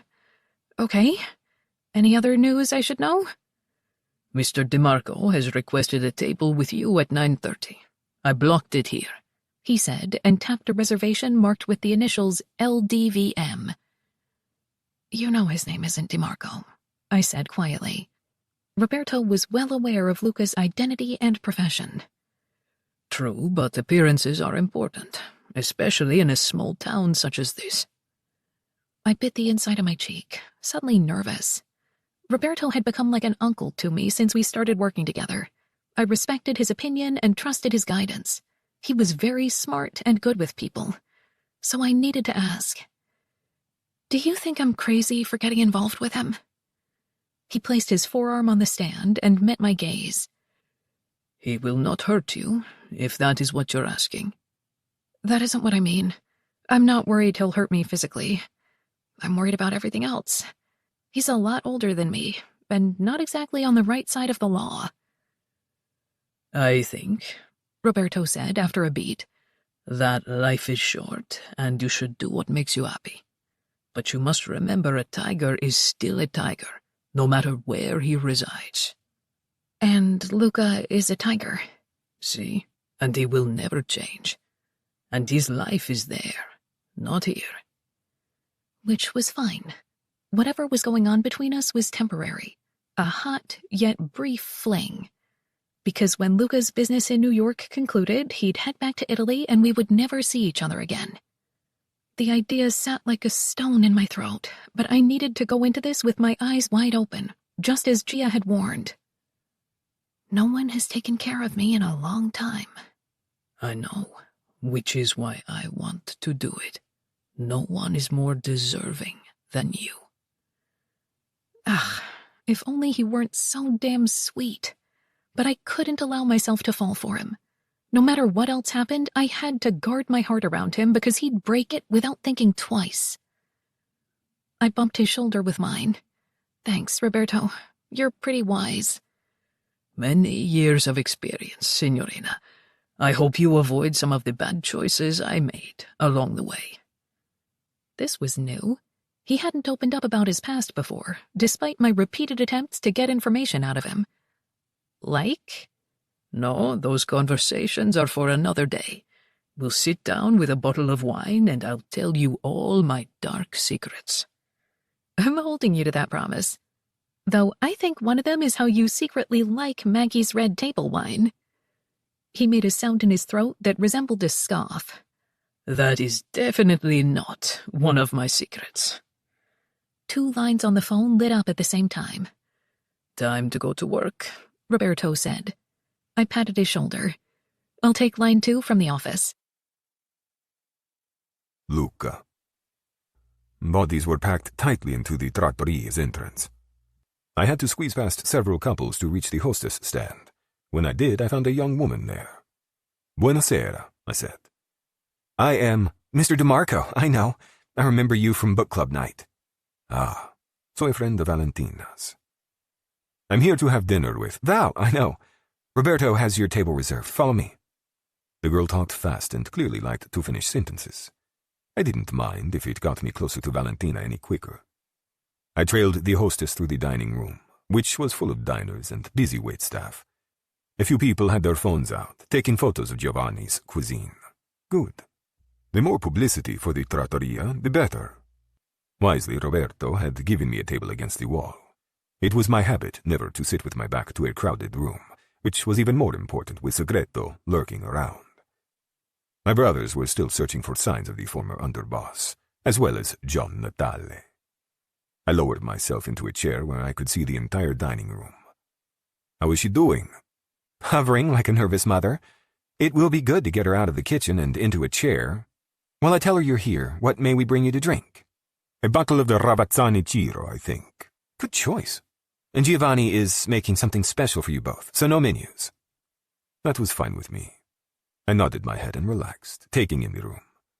Valentina and Roberto had outdone themselves.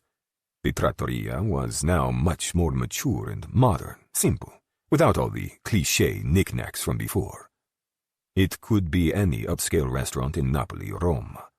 I was so fucking proud of her. My son was behind the bar pouring drinks and smiling at a bunch of young ladies. My father was very likely rolling over in his grave at the moment. A powerful heir to the Benetti kingdom, a bartender. But I liked knowing he was here. It gave me one more person looking out for Valentina. A server came over and blocked my view of the bar as she presented the bottle of Giro. After I tasted the wine, she poured 2 glasses and left me alone. I was about to take out my mobile and ring Leo when the most gorgeous woman in the world came into view. Valentina. Madre di Dio, I couldn't take my eyes off her. She came toward me, her heels making her long legs even longer, wearing that wrap dress that hugged every curve. Dark brown hair swirled around her shoulders in waves.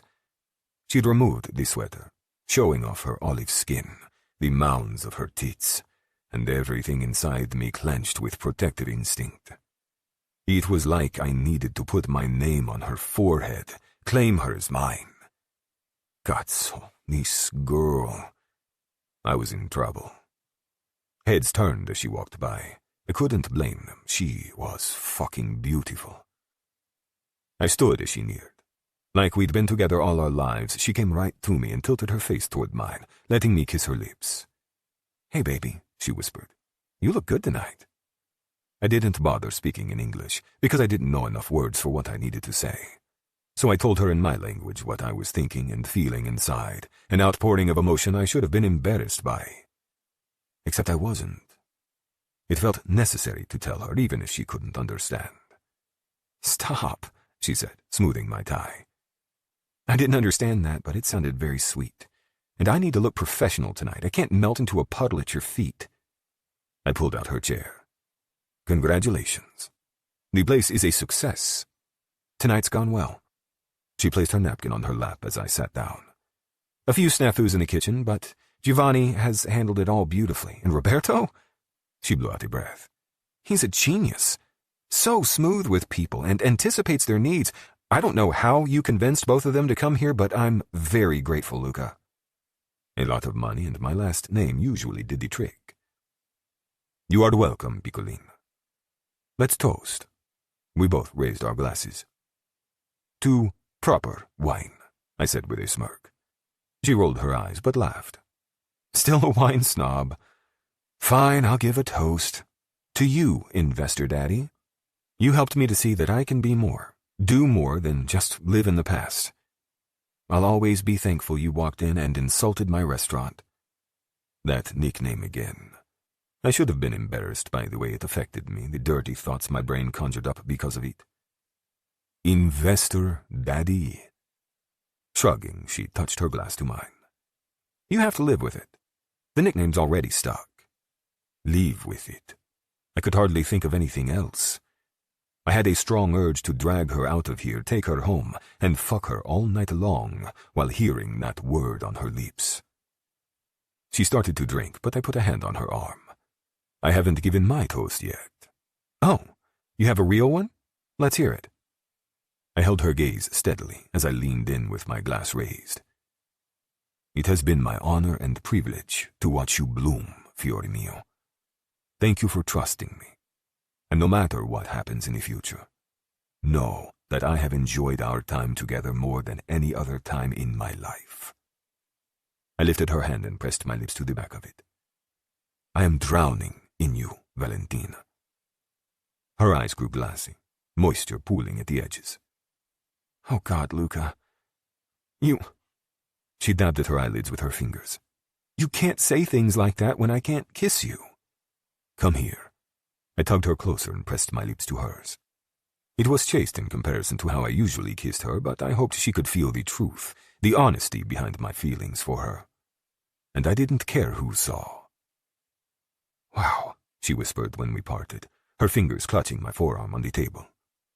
"If we haven't started a scandal in town before tonight, that kiss definitely did it.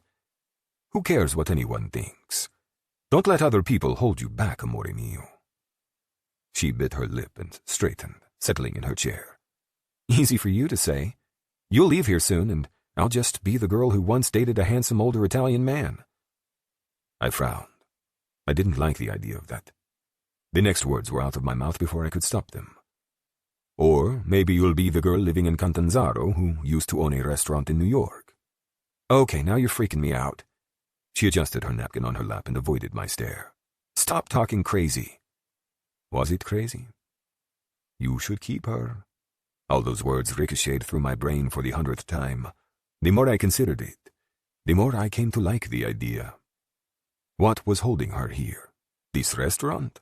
That wasn't a good enough reason to live here, in my opinion, and I wasn't finished with whatever this was between us. "You will like Catanzaro.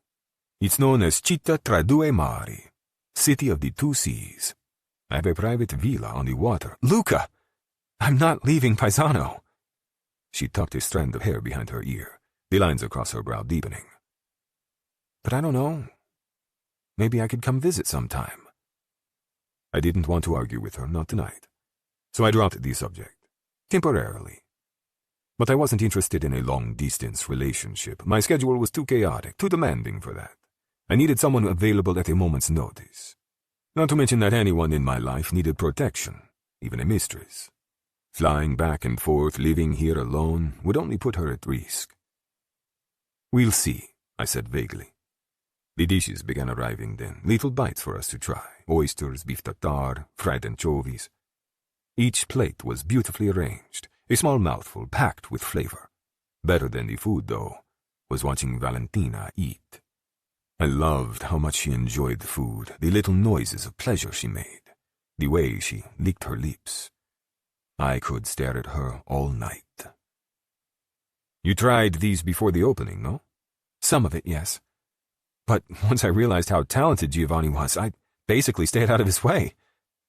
She reached over and stole my plate containing a scallop topped with prosciutto foam. "This is my favorite, though, so I'm stealing it. Sorry, not sorry."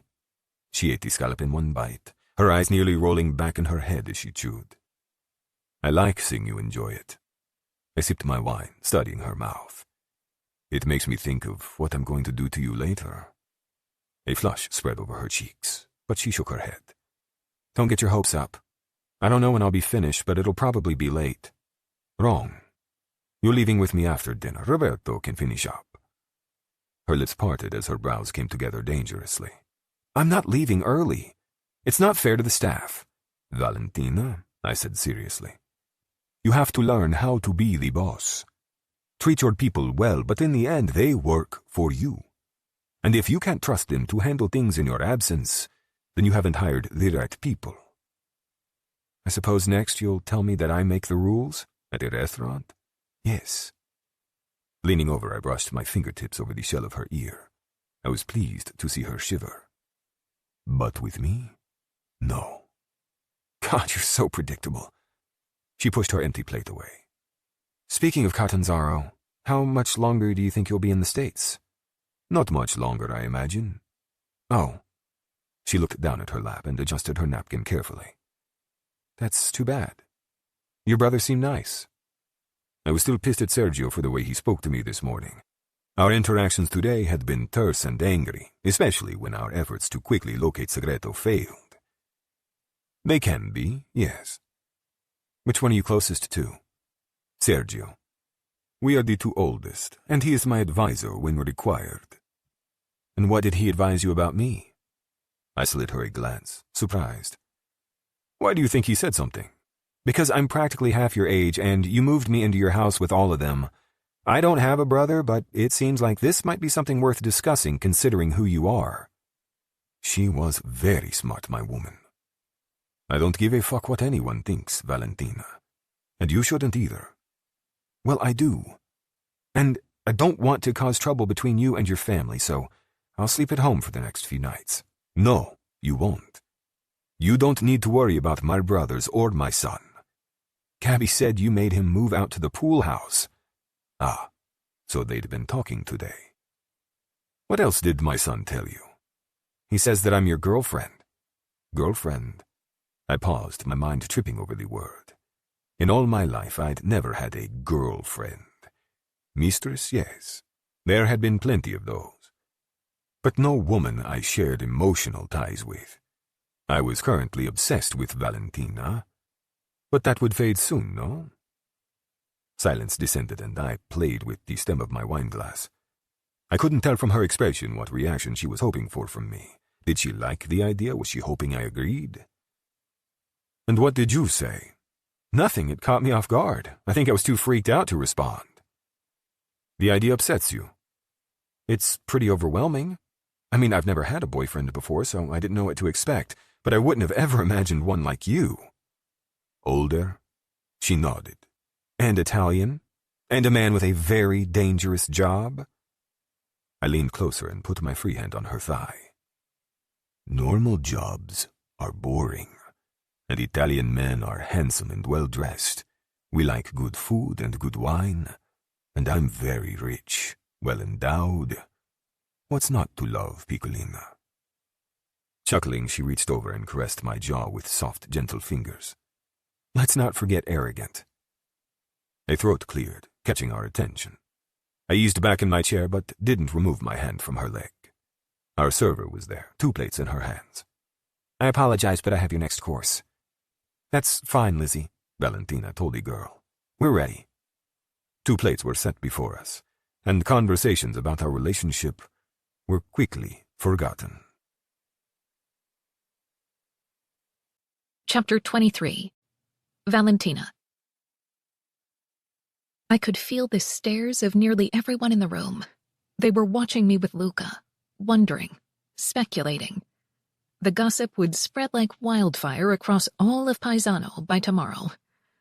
I tried not to let it bother me. Tonight wasn't about me. It was about celebrating the reopening and Giovanni's brilliance. I didn't know if an upscale Italian bistro would work in this small town, but I was willing to try. The social media posts were getting good results, and everyone seemed encouraged. There were a large number of tourists in the Hudson Valley, especially in the summer and fall, so maybe they would come here. But I couldn't worry about all that. Not right now. I finished my small plate of saffron risotto, which was absurdly delicious. Luca had a linguine and shrimp dish, and he said it was the best he'd ever tasted. No doubt this was a lie for my benefit, but I'd take it. I needed all the positivity I could get. Luca topped off my wine, then refilled his glass. His hands were sexy and strong, the veins shifting along with bones and tendons. He had clean, manicured nails. There was something appealing about a man who took care of himself, who liked for the world to notice him. Are you done inspecting me? I looked up and found him smirking at me. I like your hands. This is good, because they will be all over you in a short while. I rolled my eyes. Relentless, this man. But I wasn't leaving early tonight. How would it look if I left before everyone else? This was my restaurant. I had to stay and congratulate everyone, not to mention close out the receipts. I reached for my water, not the wine. I needed to keep my wits around Luca. Lizzie returned with our next course, and when she set the plate in front of me, I smiled. Chicken parmigiana. Tell him thank you, I told Lizzie. I know he wanted to send out something else. As she gave Luca an order of the stuffed chicken, Lizzie said, I think it's growing on him, and it's one of the most popular orders tonight. I'm not surprised. It's a classic for a reason. I loved the way Giovanni prepared my grandfather's chicken parm. It was the same Montella sauce, but Giovanni used tomatoes canned in Italy and fresh herbs instead of dried. He also sprinkled a blend of cheeses atop the breaded chicken instead of just mozzarella. In my humble opinion, more cheese makes most things taste better. I waved my hand toward the magnificence that was my plate and asked Luca, would you like another taste? No, thank you. Once was enough. I studied him as he cut his stuffed chicken. Did you finish it or throw it away that night? Be honest. I ate it. Every bite. Admit it. You loved it. I most definitely did not. I shrugged and cut a tiny bite of chicken and cheese. Fine. That just means more for me. The first bite was heaven. The second even better. I couldn't remember the last time I was this happy. Good food, good company. The restaurant was bustling, just like I remembered from my childhood. My mother would be so proud right now. I love to see you like this, Luca said. You're practically glowing. I didn't know how to put it into words. This is what my family intended for the restaurant, to provide a welcoming place for people to gather by serving really good food. And when I was younger, we used to be this busy every night. So it's very gratifying to experience it again, even if it's only tonight. It won't only be tonight, Bella. I wouldn't have brought Giovanni here if I didn't believe in his talent. The reviewers are going to love it, and word will spread. I hope so, I said around a bite of chicken parm. Over the next 30 minutes, Roberto and our server stopped by to check in, but mainly Luca and I talked over dinner, the conversation flowing easily. Giovanni then came out to personally serve our dessert, which was a hard chocolate ball covering a scoop of pistachio stracciatella gelato. He poured hot espresso over the top, which melted the chocolate onto the gelato. The result was like a sundae flavored with chocolate and coffee. I nearly climaxed when I tasted it. Holy shit, this is good, I muttered as I scooped up another bite. Luca merely watched me, sipping on an espresso, and I couldn't understand why he wasn't digging in. Don't you want to try it? And miss the little noises you're making, licking your lips for me. No, you eat it, amore. Stop making everything dirty. I can't help it when I'm around you. Everything you do makes me want to get you naked. Holding his gaze, I lifted the spoon to my lips and slowly slipped it into my mouth. The creamy sweetness hit my tongue, and I cleaned the metal dramatically, letting out a little moan to torture him. Luca put his arm on the back of my chair and angled toward me. My skin broke out in goosebumps as his mouth found my ear. Unless you want to get fucked in the bathroom, say your goodbyes. I'm taking you home. Heat gathered between my legs, an undeniable wave of arousal, and I was fully on board for whatever Luca had in mind. But I wasn't sure I could leave yet. Later, baby. I need— No. He reached into his pocket and took out a grip of money. I watched, mesmerized, as he peeled off $500 and dropped it onto the table. Let's go, he said, his jaw tight and hard, his demeanor in full boss mode. It was probably wise not to test the bathroom threat. Okay, but let me say goodbye to the kitchen staff and Roberto. 10 minutes, okay? 5, he said, his voice deep and almost menacing. But I wasn't scared. Far, far from it. There must be something wrong with me because I suddenly craved all of that aggression and domination focused solely on me. I pushed away from the table and hurried to the kitchen. As I crossed the dining room, friends and acquaintances offered up their congratulations, so the journey took longer than I anticipated. Inside, the kitchen was winding down. They were still busy, but not slammed, so I gushed to Giovanni over his food, then gave my sincerest thanks to the entire crew. I apologized for leaving early, but no one seemed to care. Maybe Luca had been right about that. My bag was back in the office, so I went to the rear of the kitchen to get it. No way was I leaving a $20,000 handbag here overnight. I'd locked it in my desk drawer earlier, terrified someone would steal it. I unlocked the office door, then removed my bag from the drawer. I left Roberto a note, telling him thank you and that we'd catch up tomorrow. Just as I was leaving, one of the kitchen staff came in from a smoke break in the alley. These were common, so I didn't think twice about it, until he said, Miss Valentina, a man was asking for you outside. A man? I was instantly on edge. Who? The line cook pointed to the alley behind him. He said to tell you only if you were alone. It's your father.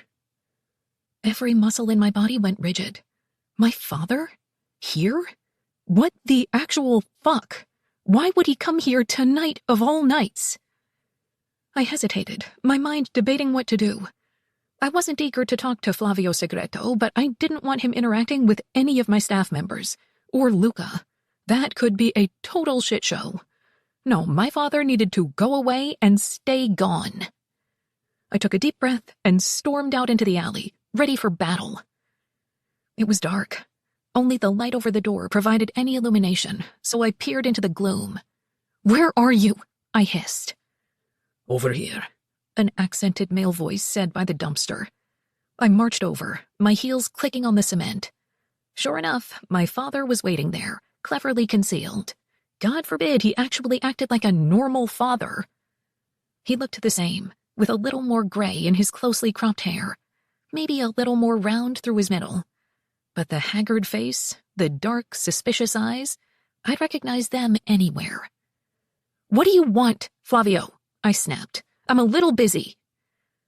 Luca Benetti is a dangerous man. You need to stay away from him. I exhaled heavily and looked to the sky for support.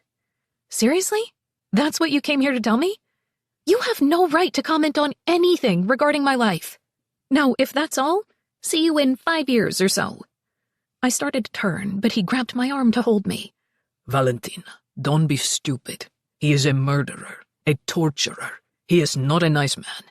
Even if he weren't too old for you.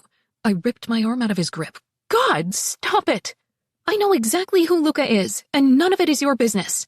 If this is your attempt at protecting me or acting like a real father, it's too little too late.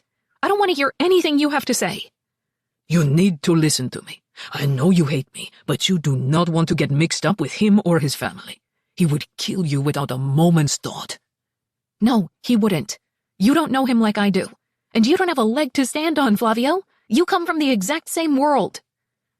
Yes, which is why I am warning you away from him, Philia. This will only end badly for you. Maybe, but I didn't want to hear it. Not from this man. He'd ignored me nearly all my life, letting my mother raise me alone, then letting her die with only me at her side. Letting me struggle with the restaurant, the mortgage. Fuck him. Go away and don't come back. I don't need you or want you in my life.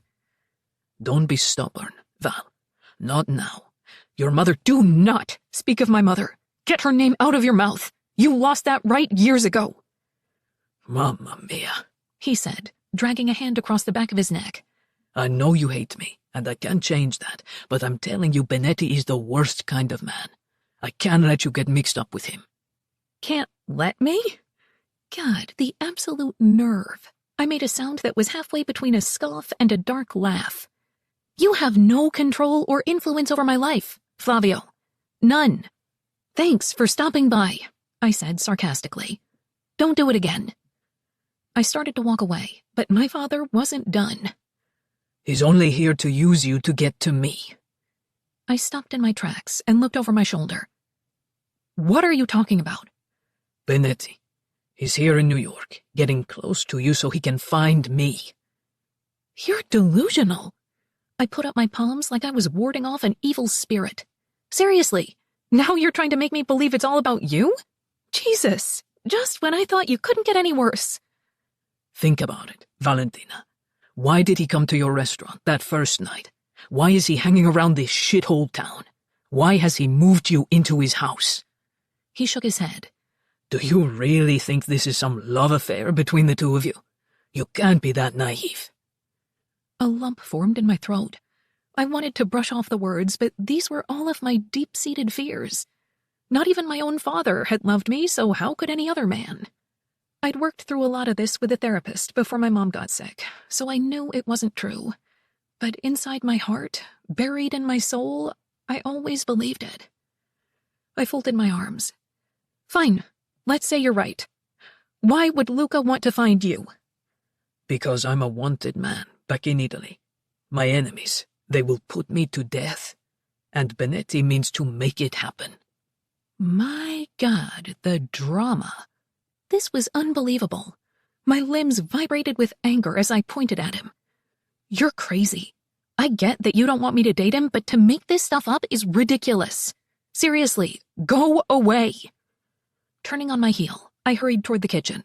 You don't know him, my father called. I didn't stop. I needed to get back to the dining room. I didn't want Luca coming to look for me and finding Flavio.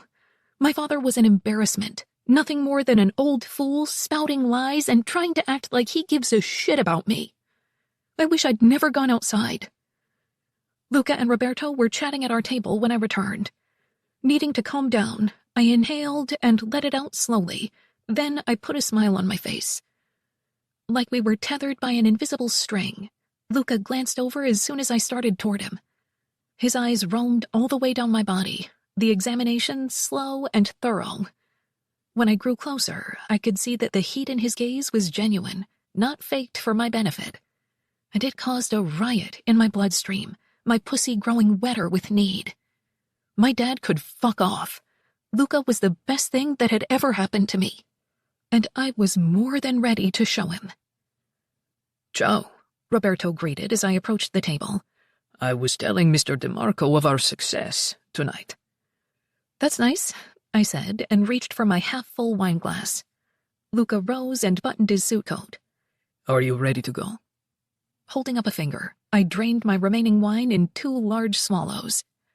"I am now." I bid goodnight to Roberto and let Luca escort me from the dining room. When we reached the front walk, I threw myself into Luca's arms. He grunted but held me close. "Okay, Piccolina." "Did you drive yourself to the restaurant?" "Yes. Why?" "I'll show you on the way home. Hurry up." Chapter 24. Valentina. I lunged for his belt the minute we were alone in his car. Luca adjusted his arms on the steering wheel, making room for me. "Que cosa? What is this?" "Start driving and ignore me." He pushed the start button and the engine purred. "I'm not sure that is possible." After unfastening the clasp on his trousers, I unzipped his fly. The thick length of him was there, waiting like a present beneath his fancy briefs. He wasn't fully hard, but stiff enough to make my mouth water. I rubbed him through the soft fabric. "You're so fucking hot. You don't even know." "Are you talking to me or my dick?" "Both."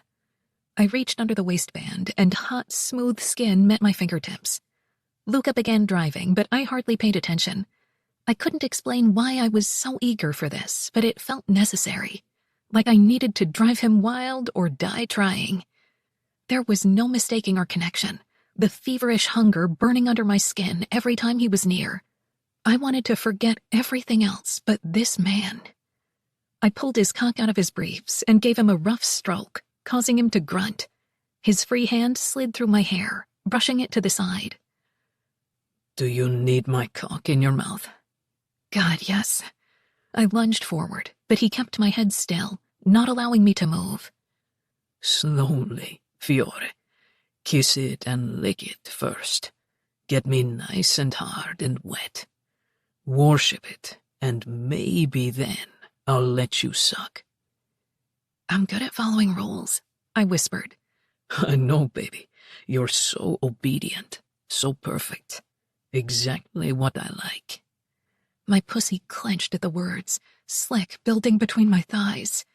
Jesus, this man. I craved his approval like a drug. I shifted in my seat, angling my upper body across his lap, my face directly at his crotch.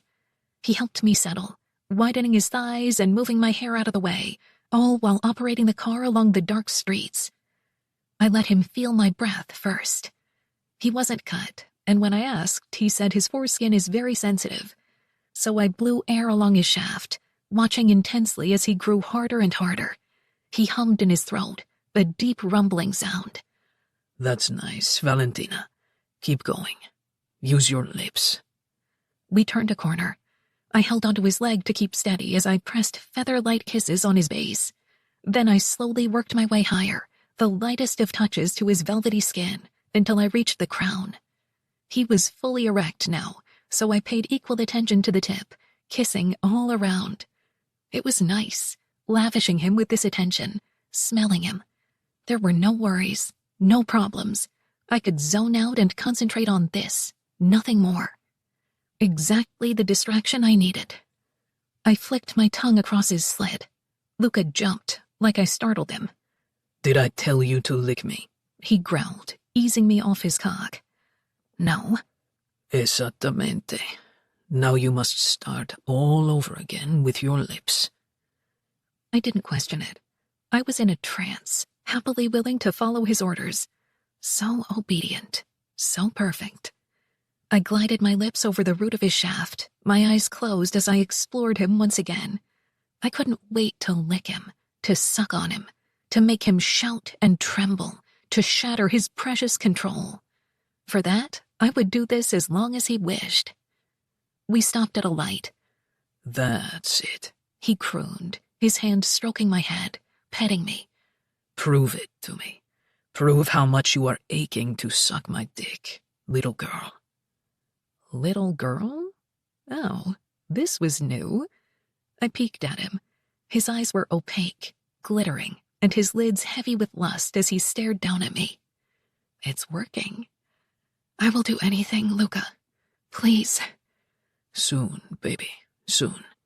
Keep going. The car began moving again, his attention back on the road. Reverently, I brushed my lips over his taut skin until I reached the crown. I badly wanted to taste him, but I kept it light, kisses all around and down the other side. I didn't use my hands, so I nuzzled him with my nose to get where I needed to go. His fingers plucked at the belt holding the front of my dress together. Then the sides were open, and he was lowering the cups of my bra to free my breasts. Cazzo madre di Dio, he muttered as he pinched my nipple. It will be a miracle if I don't crash this car. Pleasure streaked from my nipple to my clit, an electric charge that sent heat rolling through me. I panted and clutched his thigh. Oh, God. Lick, little girl. I hurried to obey his low command, thrilled with my victory. I used my tongue every way I knew how, long swipes, short flicks, to bathe his cock in my saliva. He tasted perfect, salty, with a hint of something all Luca. I returned to the slit in the crown and found a drop of fluid waiting for me. Yum, I said after I licked it up. Give me more. Merda.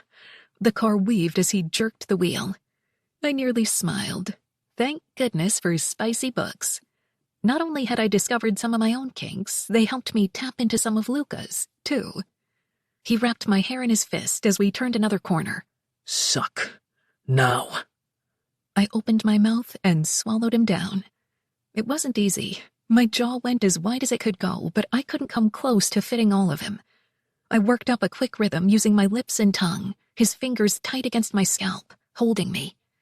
Through labored breaths, he said, Keep going. Suck hard. Show me what a dirty little girl you are, with your tits out and my cock in your mouth. I moaned in response, the words causing moisture to pool between my legs. No doubt my panties were soaked.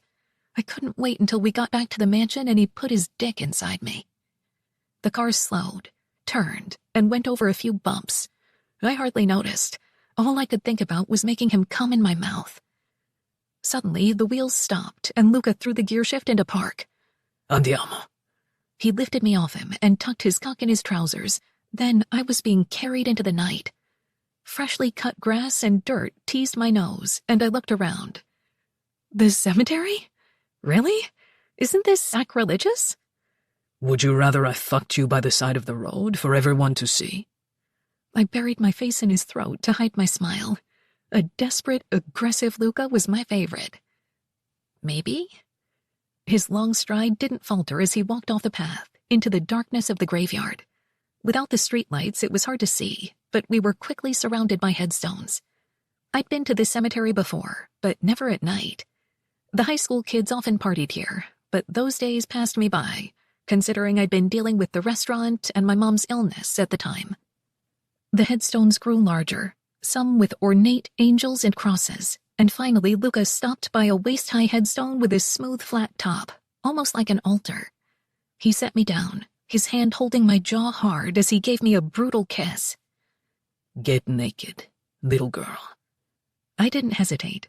I threw off my open wrap dress and kicked off my heels, leaving me in a bra and panties. The soft glow of the moon bounced off Luca's taut face, highlighting every sharp angle, his big hands clenched at his sides. He made no move to disrobe, just watched as I unclasped my bra and tossed it to the ground. I shimmied out of my panties and stood before him bare in the warm summer air. This, he breathed. This is how you should be fucked. Naked, in the moonlight. A pagan sacrifice. I shivered under the weight of his stare. Are you also going to get naked? He reached into his briefs and pulled out his cock, stroked it once. Lie down on the stone. Offer yourself to me. I rushed to do as he asked. The stone was cold and unforgiving on my back, my calves dangling off the end, and goosebumps broke out all over my skin. The night sky stretched out above me, a blanket of tiny stars winking down. Such obedience, Luca murmured as he drew closer. His hand swept up my thigh and over my stomach. You like when I tell you what to do, no? Yes, Luca. He cupped a breast and squeezed. I arched at the pressure, seeking more. Instead of giving it to me, he released me, then slapped my breast. I gasped, the sting sending sparks between my legs. He did it again, and I moaned shamelessly. Before I recovered, he pinched my nipple between his fingers, hard. I threw my head back, pain radiating throughout my body. When he released me, heat replaced the pain and shot directly to my clit. I had to bite my lip to keep from shouting. There is no one to hear you, little girl. His voice was dark and coaxing, the devil offering up wicked temptation. And I will keep going until you scream for me. Capisce? Oh, God. My eyelids fluttered closed as he squeezed my other nipple. I panted through the bright agony. Just when I thought I couldn't take any more, he released me, and I nearly levitated off the stone as pleasure chased away the pain. Sounds emerged from my throat, uncontrollable whimpers and moans that floated up to the heavens. He smoothed his palm down my sternum, over my stomach, until he reached my mound. Now I will pinch you here, and it will hurt like hell. But the reward will be worth it. Te lo prometto. Ready? No, Luca, wait. You will do this for me. Take a deep breath. Before I'd finished inhaling, his fingers latched onto my clit and pressed hard. The tender flesh squeezed painfully in his strong grip. Shit, I hissed. Ow, fuck! I tried to twist away, my nails scratching the stone, but he held me down with his other hand. Stay still. Another few seconds. You can do it. No, please. God, Luca! Breathe, Valentina. His low command penetrated my haze, and somehow I endured another second. Then it was over.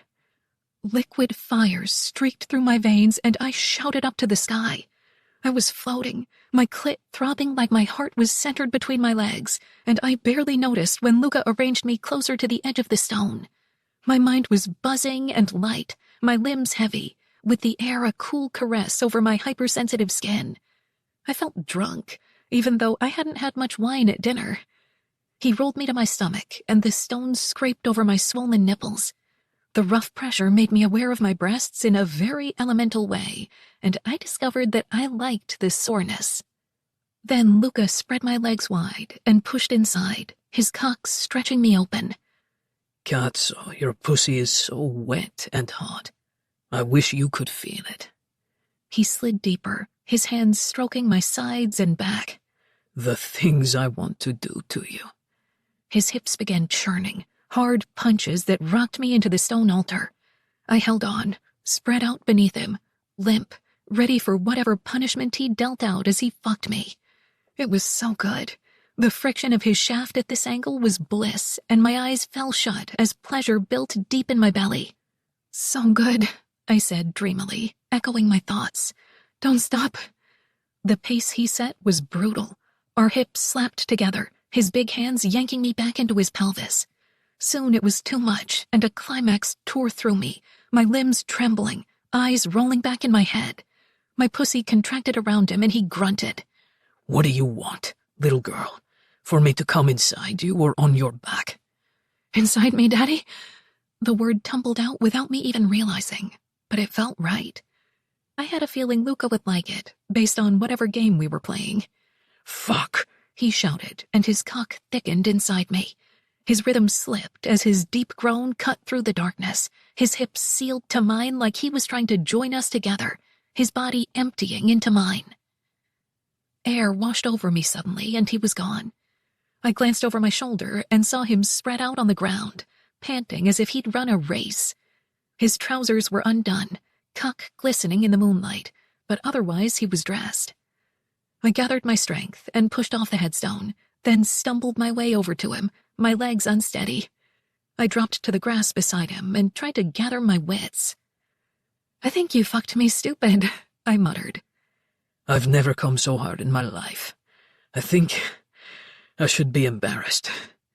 Rolling my head, I studied his face. His brow was wrinkled. Why? Because we had sex in a cemetery? No, of course not. I'm not superstitious. If the dead are angry with me, they will need to get in line. I pressed my lips together to keep from laughing. What else would he be embarrassed? Oh. Now I was grinning. "You liked it when I called you Daddy." He winced. Why did you say it to me? "I suspected you might like it. After all, you were calling me little girl." His hand reached for me. Come here. I want to make sure you are okay. I scooted closer. "I'm fine." I will see for myself. He rose up on one elbow and leaned over me. His fingers skimmed my right nipple, then the left. Sore? A little. A good sore, though. Humming, he bent and pressed a soft kiss to each taut bud. And here? Moving lower, he inspected my clit. Did I hurt you? No.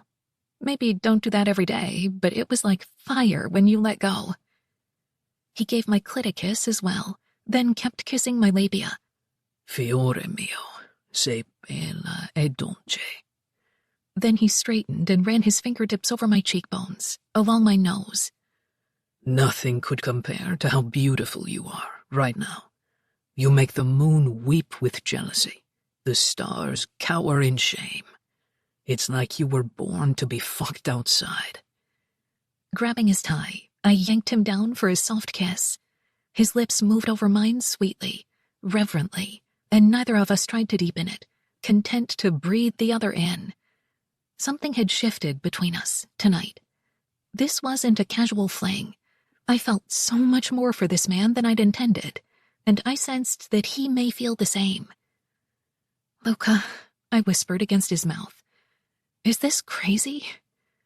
Silent, he dragged his thumb across my bottom lip, a gentle sweep back and forth. Warm, adoring eyes stared down at me, a dark, fathomless gaze that sucked me in and held me captive. I never wanted to look away. Without warning, he pushed up and held out his hand. Come, I want to fuck you again at home. Chapter 25. Luca. I woke slowly, my head struggling to free itself from the grip of a nightmare.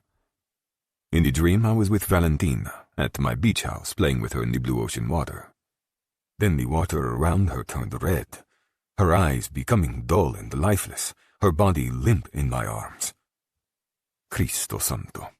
I didn't have nightmares often, thankfully, but when I did, they were never about the woman in my life. What in God's name had brought this on? Opening my eyes, I stretched my arms. Last night was fun. After the cemetery, Val had been insatiable until around 2 o'clock, when we both fell into an exhausted sleep. I came twice, her 5. My dick was worn out today, not even showing signs of morning wood. I peeked over at her.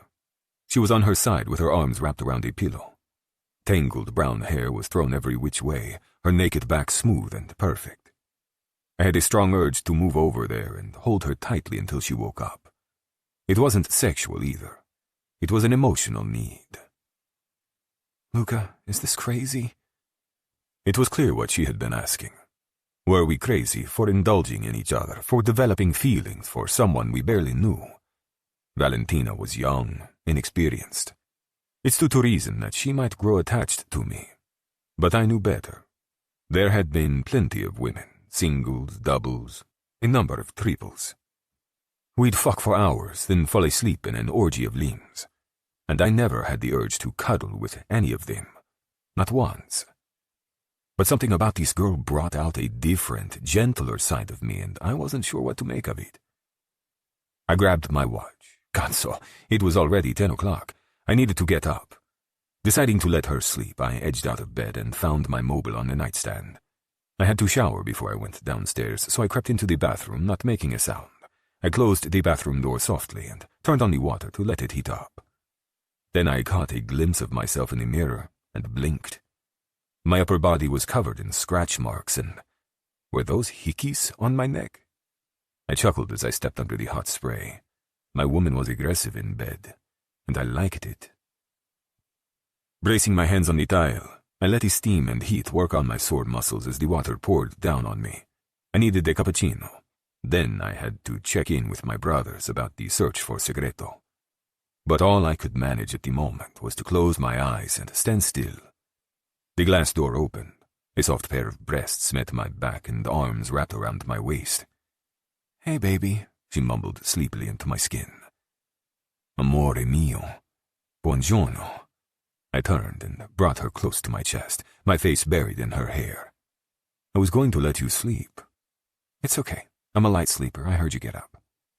A long minute passed, and I relaxed, letting my mind go blank. She felt so good, the weight of her teeth resting on me, her soft skin slippery and warm. My cock began to respond, thickening with every beat of my heart, pulsing, and before long, I was half hard. When I reached down to adjust myself, she mumbled, "There's no way I can handle you fucking me today. In fact, I might need to sit in a saltwater bath later." "I can't keep from getting hard when your naked body is clinging to mine." I cupped her teeth and massaged the plump flesh with my fingers. "Ignore it. I'm not sure I have the energy to fuck you right now anyway." "Last night was fun." She nuzzled her face into my throat. "Didn't you think so?" "It was very fun." Her lips nibbled my jaw. "Maybe tonight we can have more fun." I smiled and squeezed her ass in my hands. "You'd better believe it, Piccolina." She eased away from me and gasped. "Oh my God, your chest, your arms, oh shit, did I do that?" Her gaze finally landed on my throat, and she instantly covered her mouth with her hand. "No, no, no." Then she rubbed the skin of my throat like she was trying to wipe it clean. "I gave you hickeys." I took her wrist. "It's okay, don't worry." "This is so embarrassing." Her expression dropped. "Everyone will tease you. They'll think I'm immature, a silly teenager." "Stop." I took her face in my hands and kissed her mouth softly. "Every man who sees them will be jealous, amore. And if it makes you feel better, I promise to hurt whoever dares to comment." "Well, damn. I don't want that either." She put her hands together between us. "Please, can we just stay in bed all day? We'll hide out in your bedroom and order our meals in." I chuckled and let her go. Benettis don't hide, and I have too much to do today. "So do I, unfortunately. Ugh. I'll never be able to look your brothers in the eye." She put some body wash in her palms. "At least let me wash the scrapes." I put my arms out at my sides, and she rubbed the soap onto my chest, her hands working over my skin, gliding and skimming and paying extra attention to the scrapes. "Do they sting?" "No," I said. "And even if they did, I wouldn't stop you right now."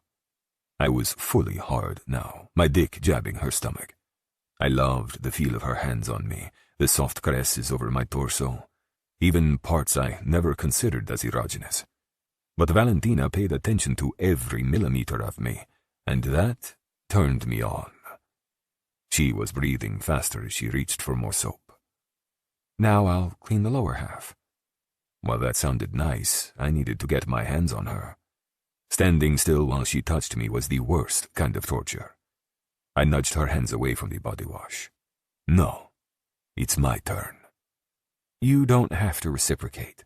"I know. I want to." I rubbed my hands together and knelt on the hard shower floor, water cascading around me. "Give me your foot." Bracing herself on the wall, she lifted her foot and I began cleaning it up, top and bottom, between every toe. She had pretty feet, with painted nails and soft skin. They were inexplicably sexy. Propping her heel on my thigh, I started to massage her feet. I swept my slick hands along the instep and dug my thumbs into the underside. Back and forth, gently pressing. "Holy shit," she breathed, her free hand gripping the top of my head. "You have no idea how good that feels after wearing heels all night." I could only imagine. I kept at it, applying pressure to release the tension in her muscles, tugging on her toes to loosen them up, pushing on the ball and the heel. Then I placed that foot on the ground, picked up the other one, and started all over again. She moaned and swayed on her feet. "You're killing me." I was certainly in more pain at the moment. My erection throbbed, each heartbeat echoing in my groin. Why was I so desperate for her? I came twice last night, so it made no sense. When would this fever abate? When I finished with her feet, I washed her legs. Her calves were bunched, so I worked out the knots until she slumped against the tile.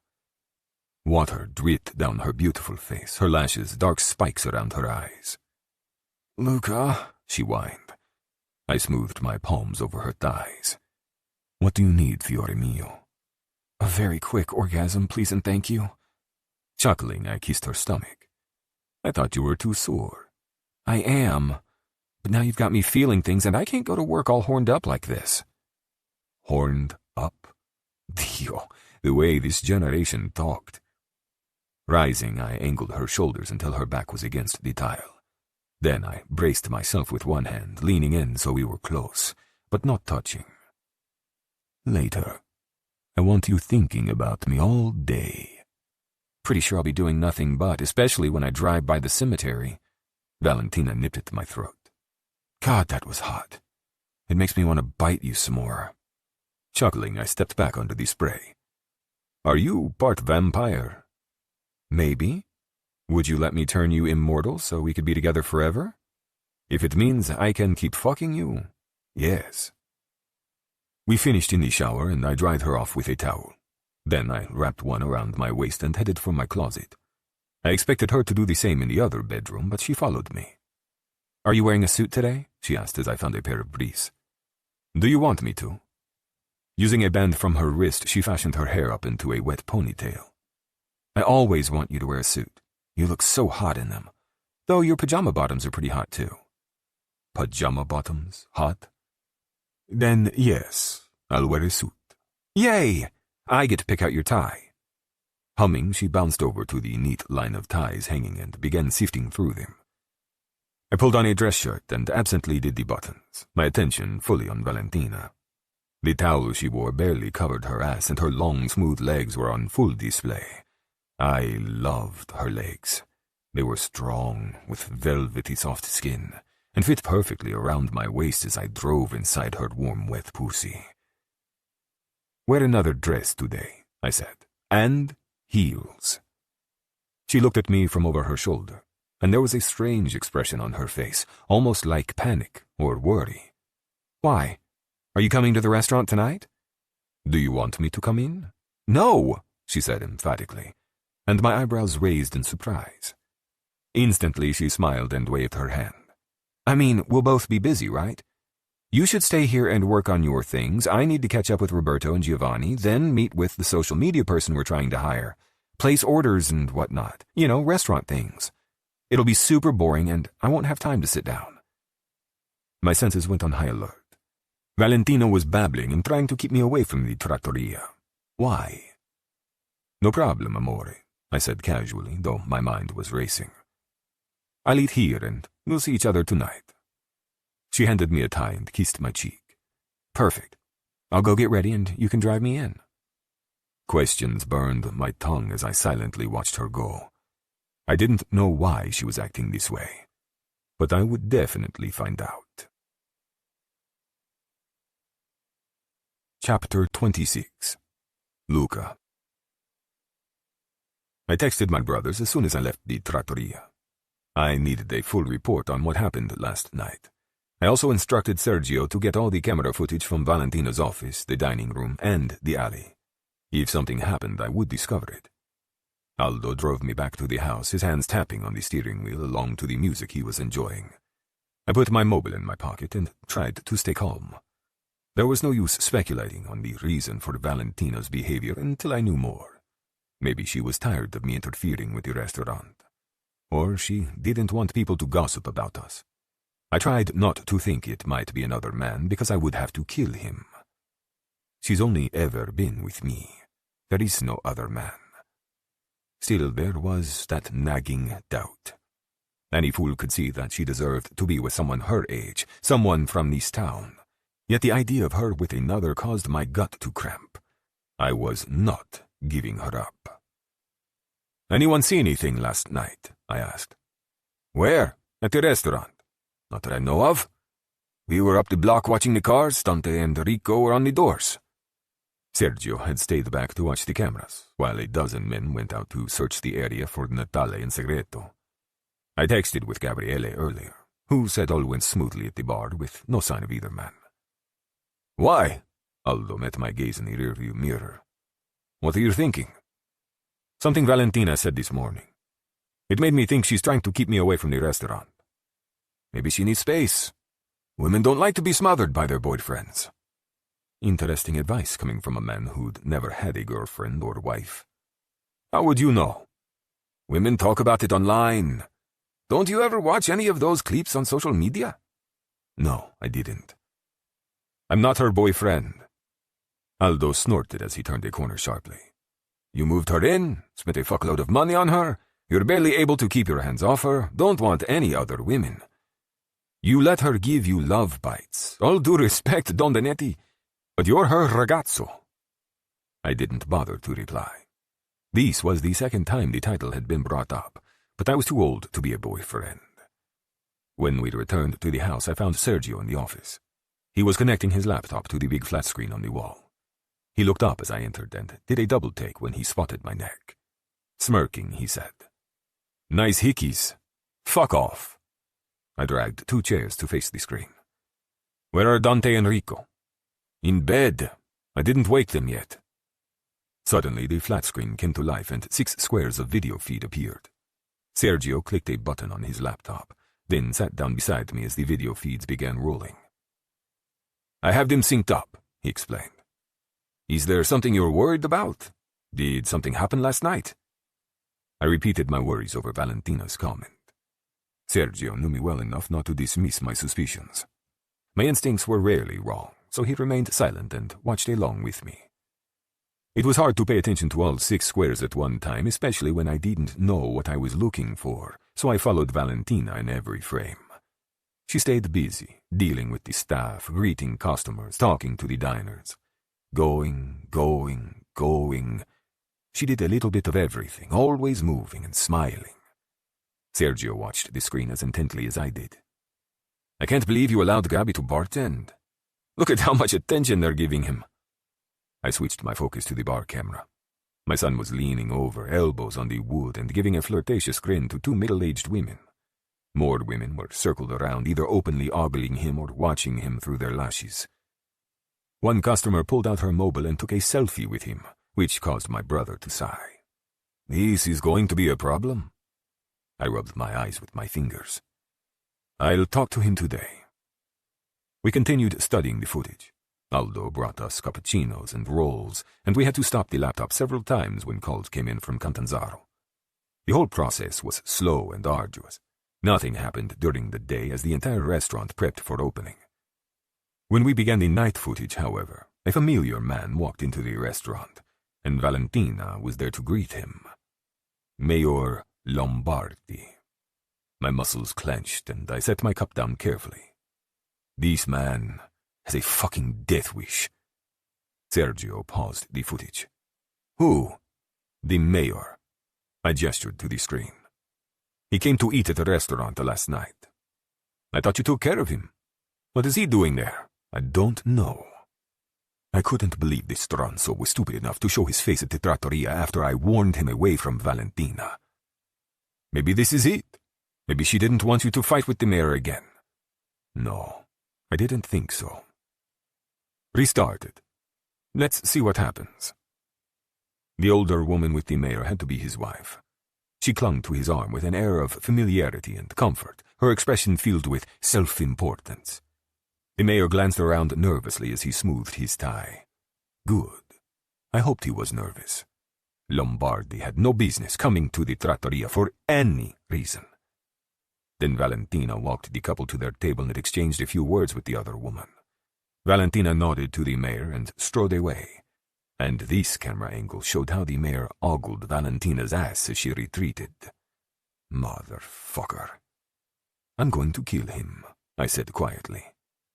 "How did he get a reservation? Roberto is usually very thorough." This was not Roberto's fault. I hadn't said anything about barring the mayor, unfortunately. I had obviously given Lombardi far more intelligence than the man actually possessed. We continued to watch the footage.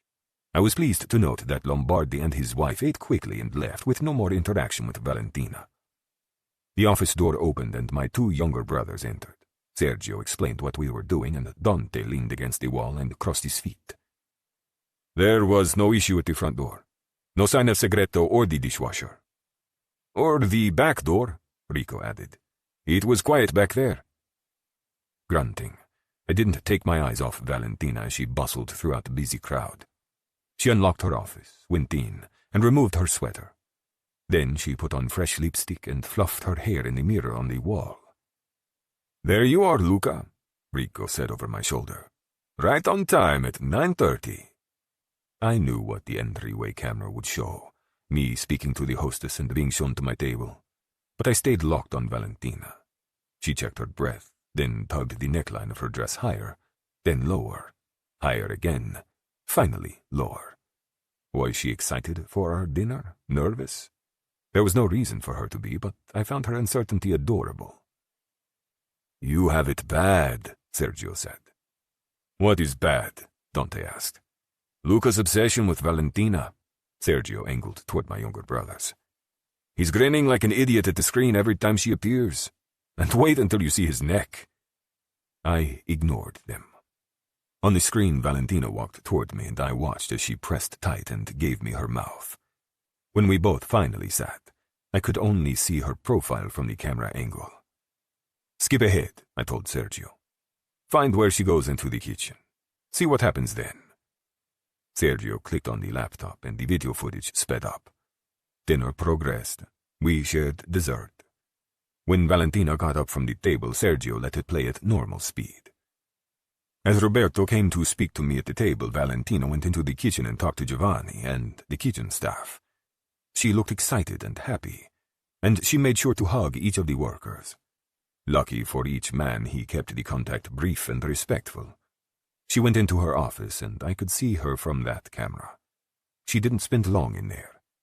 It all seemed very routine until she left the office and re-entered the kitchen. At the same time, one of the line cooks came in the back door. I remember that guy, Rico said. He was out taking cigarette breaks all night. On the screen, the line cook spoke to Valentina and hooked a thumb over his shoulder to indicate the alley. I straightened in my seat, the nape of my neck itching once again. Valentina hesitated, then her spine lifted as if she were preparing herself. I held my breath. Who was in that alley? She wouldn't be stupid enough to go out there alone, would she? Silence descended as my brothers and I watched Valentina slip out the back door into the alley. My brain short-circuited as fury filled every vein, cell, and pore inside my body. Motherfucker, I snarled, then whirled on Rico. You didn't think to mention this to me? He held up his palms. Look, I swear, I didn't see her come outside. Then explain how you missed it, stronzo. Color lit his cheeks, and he shifted on his feet. The car alarm started going off. I slapped my palm on the armrest of the chair. Porca di una puttana! It was quick, he finished. I went to shut it off and came directly back. There's no way Segreto got past me in that short amount of time. You had better fucking hope so, fratello. Sergio, enlarge it and play it, I barked. The alley camera filled the television screen. Valentina glanced around, then marched over to the dumpster. Because of the camera position, we could only see her, not whoever was behind the dumpster. But I knew. That was Segreto. Getting Valentina alone in a place where he could still hide from me. To keep from strangling my brother, I gripped the armrests and watched her. I couldn't see her face, but it was clear from her body language that she was telling Segreto off, arguing with him. Good. Then she tried to leave, and her father grabbed her arm, moving forward just enough where the side of his face was revealed to the camera for a split second. There he is, I hissed. That's Segreto, touching her. She ripped her arm out of Segreto's grip and continued arguing with him. I couldn't see her father any longer, but the two of them seemed to be going back and forth. She threw her head back as if laughing, but I doubted this was amusement. Then she marched toward the kitchen once more. Abruptly, she stopped and glanced over her shoulder. Segreto must have said something upsetting because she whirled around and started gesturing with her hands, talking back to him. She folded her arms angrily and listened to whatever her father was saying. Was he trying to warn her about me? Forbid her from seeing me? Finally, she pointed in Segreto's direction as if telling him to go away, then hurried back inside the kitchen. Once there, Valentina wasted no time in returning to our table, where she gulped wine and told me she was ready to go. The two of us walked out into the night. Sergio shut off the video. Very slowly, I turned toward Rico, the leather chair creaking beneath my weight. In any other situation, I would collect my thoughts, give my emotions time to level out before speaking, but I was too fucking angry right now. There was no reason left inside me, no grace to be given. Get out of my sight. Go back to Catanzaro immediately, fratello. Because if you stay, I'm going to beat the shit out of you. Sergio and Dante remained quiet. Both of them knew better than to intervene. Rico sighed heavily. Perdonami, Luca. Go! I roared. I dragged both hands through my hair, then rested my elbows on my knees. Cristo Santo, this was unbelievable. Segreto was right under our noses last night, and we missed him. Worse, he somehow got to my woman and upset her. Should we follow her? Sergio asked quietly. Maybe he will try to approach her again. No, he won't. She wasn't receptive to whatever he said last night. It's a waste of time for him. And by now, he knows that we've seen him. So what will he do? The answer was obvious. It was exactly what I would do if I were in Segreto's shoes. He'll try to kill me. Sergio nodded his head in understanding. You should stay here safe while we search for him. And we need to keep Valentina away from you, or else she's at risk. He won't hurt her. Last night was about warning her. He wants her to know who I am. Yet she still came to me, went home with me, let me fuck her for hours.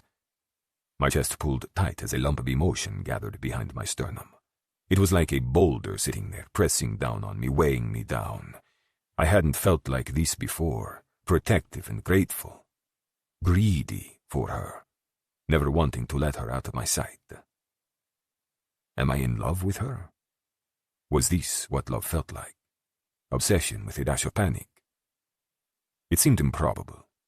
What would a man like me know about love?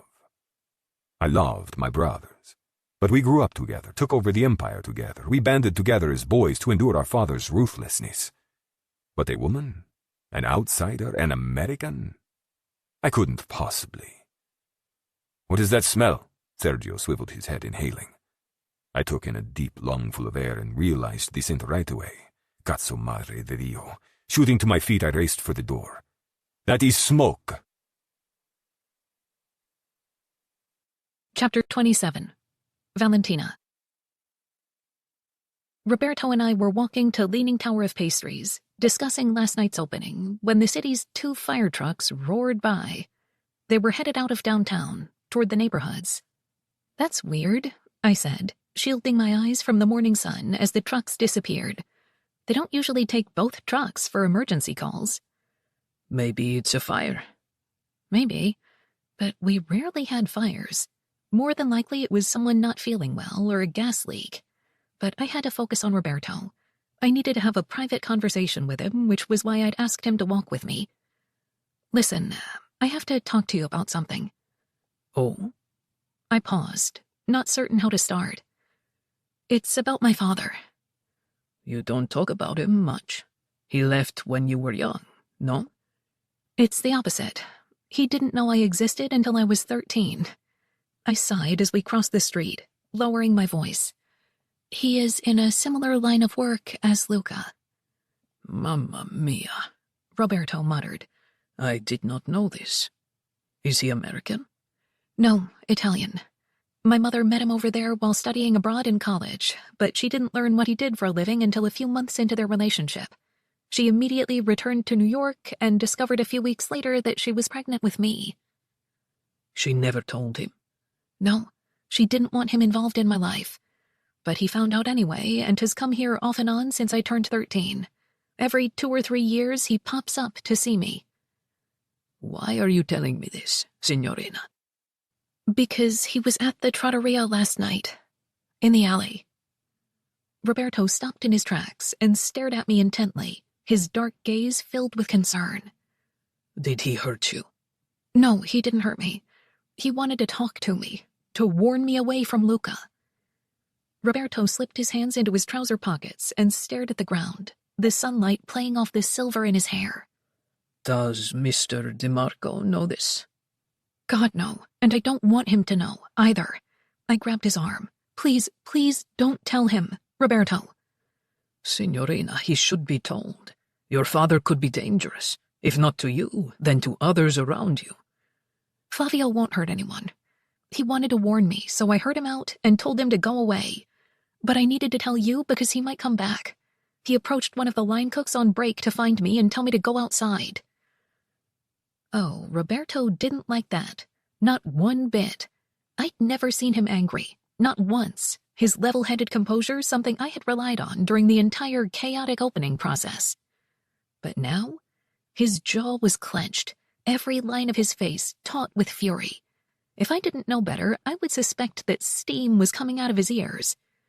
Which line cook, signorina? I'm not telling you. He doesn't deserve to be fired. Cazzata!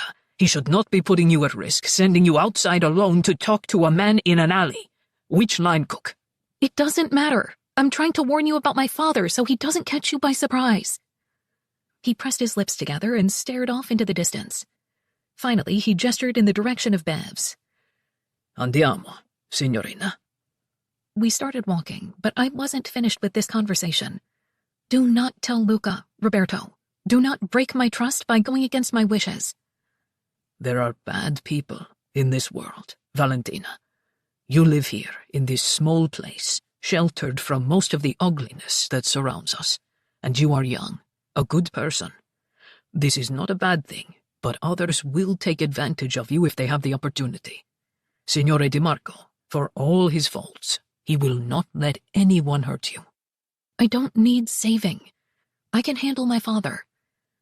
All due respect, Bella, but you cannot. It takes a lion to fight another lion, capisce? God save me from Italian patriarchy, I muttered as we approached the door of the pastry shop. I'm serious. Take this to your grave. That's an order from your boss. Roberto said nothing as we went in, his demeanor changing entirely as soon as he spotted Bev. Ciao, ragazzi, he called to the room, gaining the attention of everyone inside the cafe.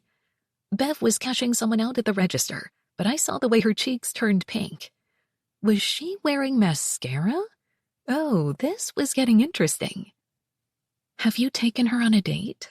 I asked Roberto under my breath as we waited in line. Do you think I should? If you like her, then yes. He stroked his jaw. I haven't been on a date in a very long time. Why not? Back home, I was working. There wasn't time for a life outside of the restaurant. I could feel myself frown as I thought about this. Roberto and I had been working constantly, him more than me, in getting the restaurant ready to reopen. I'd at least taken some time to be with Luca. When had Roberto taken time for himself? I'm giving you the weekend off, I said as we shuffled forward in line. This isn't necessary, signorina. The restaurant has barely reopened. I don't need time off. Nonsense. Saturday and Sunday, do not come in. If you do, I'll call Luca and have him send you home. He glanced over at me, surprised. You would do that to me? In a heartbeat. Sometimes it takes a lion to fight another lion. Capisce?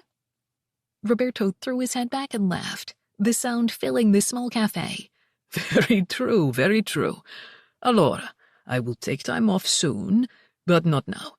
When this business with your father is concluded, okay? Don't be silly, Roberto. I'm serious about time off. Giovanni, too. I want you both to stick around, not get burned out in the first month. Roberto threw one arm around me and hugged me.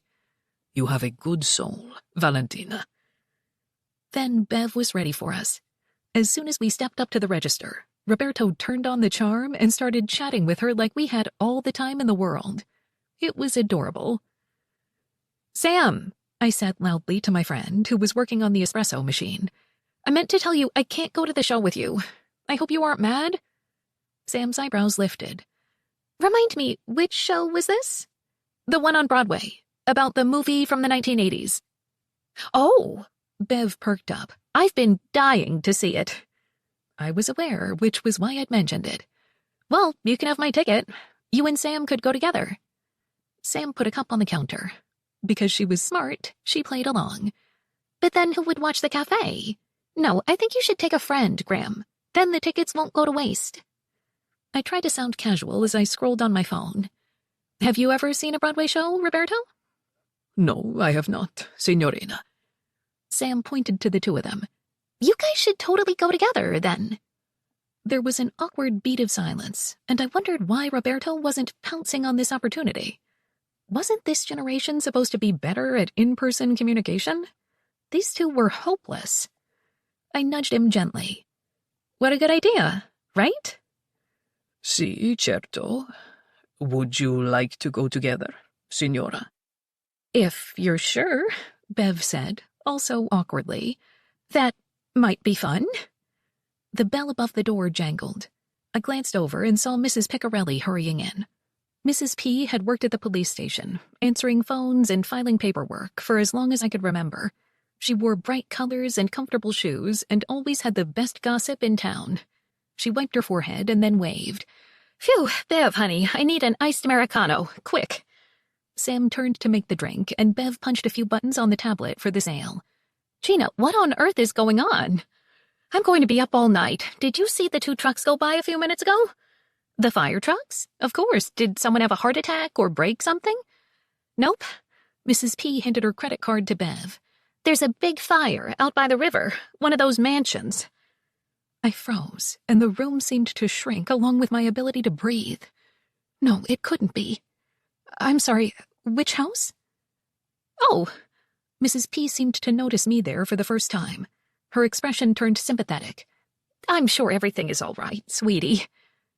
"Is it Mr. DeMarco's house?" She gently removed my fingers from her arm, which was weird. I hadn't even realized that I was holding on to her. "Well, now," she said, "I can't say as I didn't take the 911 call, but I was told it was one of those Italian men we've been seeing around town, and he reported a fire in his home." I swayed on my feet as the edges of my vision wavered. Luca. Fire. Was he okay? They sent 2 trucks. They never sent 2 trucks unless it was serious. Oh my God. Valentina.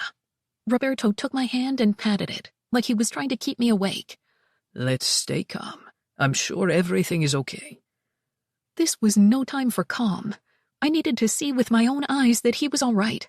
I couldn't take it if something happened to him. Did that mean... was I in love with him? It seemed crazy, falling in love with someone in such a short amount of time, but I was physically sick at the thought of losing him. Pulling away from Roberto, I started hurrying toward the door. "I have to get out there." "Val!" Someone called, but I didn't stop. I had to get my van and drive out to Luca's. "Wait." Bev was right behind me. She grabbed my shoulder and thrust a set of keys at me. "Here, take my car. It'll be faster." Roberto opened the shop door and held it for me. I'll come with you, Signorina. Bev's car was behind the store, so it took no time at all to get in and set off for Luca's. My hands were shaking as I steered, panic fueling me as I punched the gas. Roberto grabbed the doorframe with one hand and the dashboard with the other. Slow down, Signorina. He would not want you risking yourself to get to him. It was like all the worry and panic had rage babies inside me, and words began rushing from my mouth. Do not tell me what to do right now. The last thing I need is to be coddled and ordered around. He quieted, though I could feel his anxiety leaching into the car interior. But I was a safe driver. I'd been driving these roads since I was 15, even before I had a driver's license. I knew every turn, every bump, when to slow down, when to speed up. There wasn't anything I couldn't handle. Then everything went wrong. A loud pop sounded, and the tiny sedan began skidding and lurching wildly. I screamed as my fingers locked in a death grip on the steering wheel. Don't brake, Roberto yelled. It makes it worse. I couldn't see how that was possible, but I trusted him. Taking my foot off the brake, I let the car slow down on its own. I instantly discovered he was right, because the swerving stopped and it was easier to keep the car on the road. Finally, we rolled to a halt in a grassy patch off to the side. Both of us gripped the interior of the car, panting, our adrenaline racing. "What the fuck?" I wheezed. "We almost died." Roberto glanced behind us. There was something in the road. We drove over it and the tire popped. Shit. I slammed my palm into the steering wheel. Bev is going to kill me. Let's get out and see how bad it is. As soon as we got out of the car, I realized our mistake. This hadn't been an accident. Whoever placed something in the road had put it there purposely. And that person was my father. Flavio materialized out of the woods, dressed in head-to-toe camouflage, a gun pointed at Roberto. "You have got to be fucking kidding me," I said as my father eased closer. "Flavio, have you lost your mind? I could have been killed." It was only the front tires. I knew you would be okay. He gestured to me with his free hand. Come with me, Valentina. Abso-fucking-lutely not. I need to get up to... Pieces of information connected in my brain, the events of the morning coming together like the ends of a magnet. Oh my God, the fire. Please tell me you aren't responsible. Did you do all this? Why? I will explain everything later, filia mia, when you and I are safely away. Now let's go. You're crazy and dangerous. I put up my palms and tried to get in front of Roberto. I'm not going anywhere with you. Then I will kill your friend here. Is that what you want? For people to die, Valentina? Don't do it, Val, Roberto said softly. Don't believe him. Stay here. Is Luca okay? My mouth was dry, my tongue thick with worry, but I had to know. Did you kill him? He is fine. No one was hurt. There. Are you happy? The mob boss lives, for now. But I promise I will kill him and your restaurant man here if you do not follow me. Flavio aimed the gun at Roberto's leg, and there was a puff of air. Roberto went down, collapsing in a howl of pain. Holy shit! My crazy father shot Roberto. I knelt down, unsure what to do. I'd seen injuries in the kitchen, but never gunshots. Are you okay? Oh my God, Roberto, talk to me. Stings, he said from behind clenched teeth. Fuck! I straightened and discovered Flavio now standing much closer. You psycho! I can't believe you just shot him! It's nothing. A tiny scrape. But the next bullet is in his head unless you come with me. Andiamo, filia. No, Val, Roberto said from behind clenched teeth, his hand gripping his leg to stem the bleeding. Let him kill me. Don't go with him. How could I allow that? Luca, his brothers, Roberto. How many people was Flavio willing to hurt to get to me? I cared about these people, loved one of these people. I couldn't let them come to more harm because of my stubbornness, not when I had the power to save them. I inhaled deeply, then let it out slowly. Okay, I'll come. Just let me call to get Roberto help. No. In fact, give me both of your phones. He waved the gun. Toss them over on the ground. Hurry. I glanced down at Roberto, who was watching me with a defiant expression. It's okay, I told him. He won't hurt me. Give him your phone. No, signorina. Then he gasped and squeezed his eyes shut in pain. I took my phone out of my pocket. Yes, Roberto, throw over your phone. It's okay, someone will come along soon. The fireman, at the very least. I threw my phone at my father. Reluctantly, Roberto did the same. Stall him, Roberto said under his breath. Tell Luca where I went, I whispered back. Let's go, my father ordered as he slipped the two phones into his pants. This way. He gestured toward the woods. I lifted my chin and forced my feet to move. It wasn't easy. I didn't want to leave Roberto, but I knew staying was certain death for my friend. I could only hope that someone would find him soon. Then paramedics could treat his wound and end his suffering. If Panetti comes for her, I will kill him, Flavio warned over his shoulder as we reached the tree line. Tell him to stay the fuck away from my daughter. Roberto said nothing, and the forest quickly swallowed us up. It was quiet and shady, the canopy of trees concealing us from the world. Go right, My father said behind me. I have an ATV waiting not far from here. My feet crunched on the leaves and sticks as I walked forward. The trees grew denser, the air cool and musty, and a true bolt of fear went through me. Even if I managed to run away from him, I could get lost here. I wasn't the outdoorsy type. I could handle the restaurant like a champ, but my sense of direction was terrible and I had zero survival skills. Thank goodness he wouldn't hurt me. At least, I didn't think he would.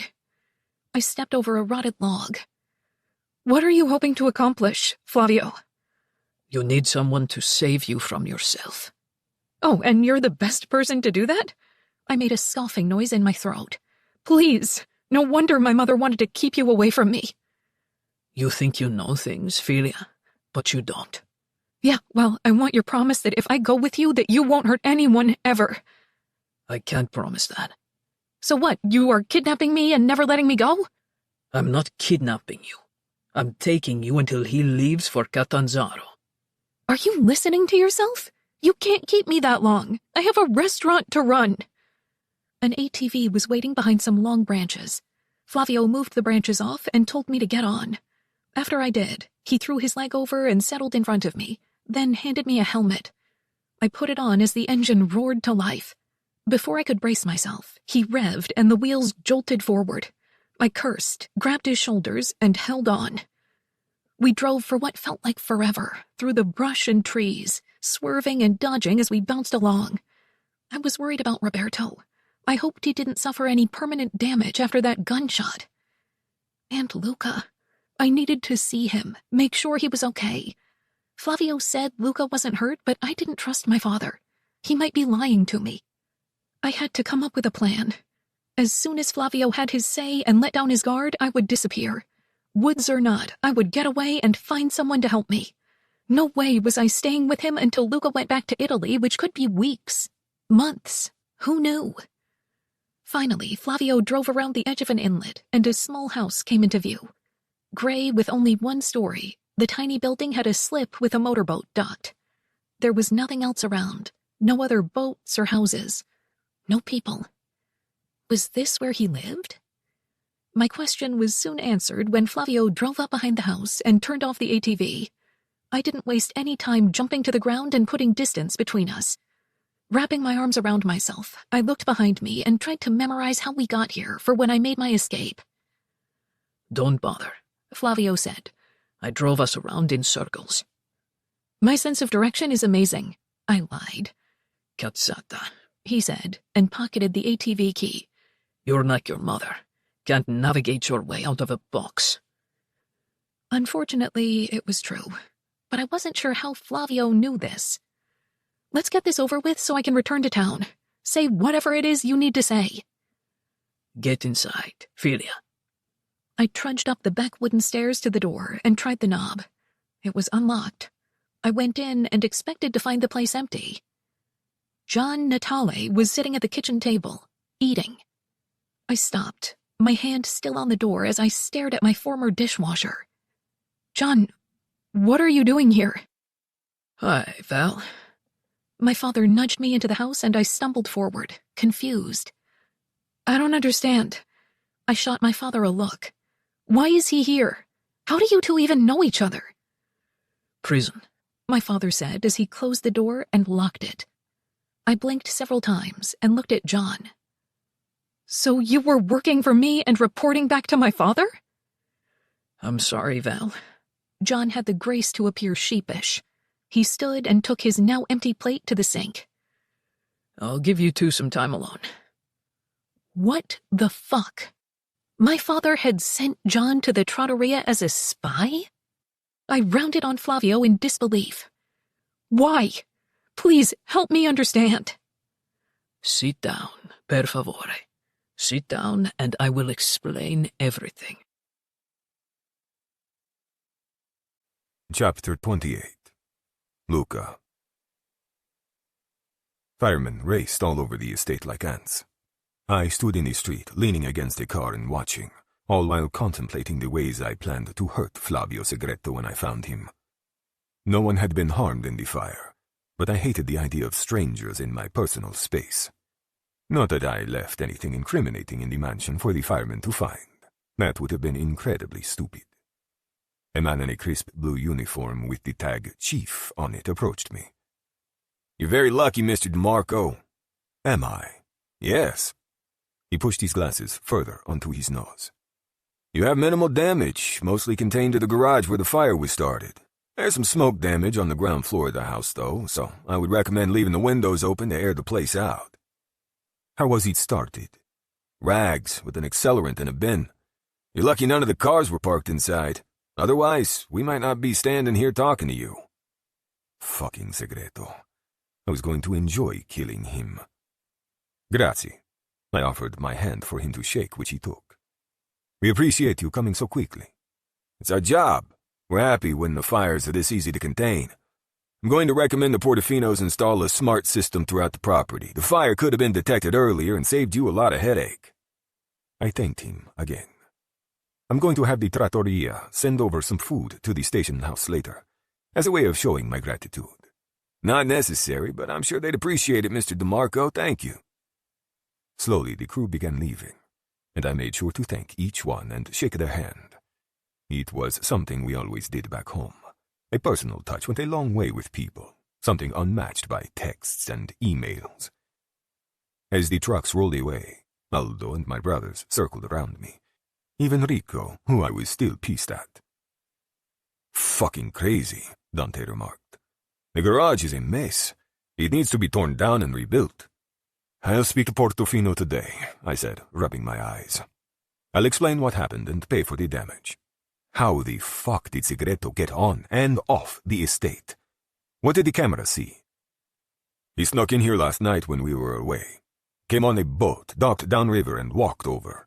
Then he set the fire on a timer so it would go off today. Guards didn't see or hear him." "Why today?" Rico asked. "Why not burn it all down last night? And it was a nuisance fire, not a giant blaze meant to hurt anyone. It doesn't make sense." A terrible feeling settled in my gut. "This was a distraction," I said, my heart beginning to pick up speed. I reached into my trouser pocket and pulled out my phone. "Call Roberto," I snapped at Sergio as I pressed the button to reach Valentina. She'd better answer. It went straight to voicemail. Merda! I tried to connect again. When that failed, I knew something was wrong. It could be nothing, but my intuition was screaming that a terrible thing had occurred. I rang her a third time and pinned Sergio with a harsh stare. "What did he say?" Sergio shook his head. "He didn't pick up, straight to voicemail." "Call Giovanni. Call the trattoria. Find out if anyone has seen him." Valentina's phone went to voicemail again. Cazzo! Disconnecting, I left my brothers and hurried toward the car. "Aldo! I'm here, Don Benetti," he said. "The fob. I'm taking the Maserati.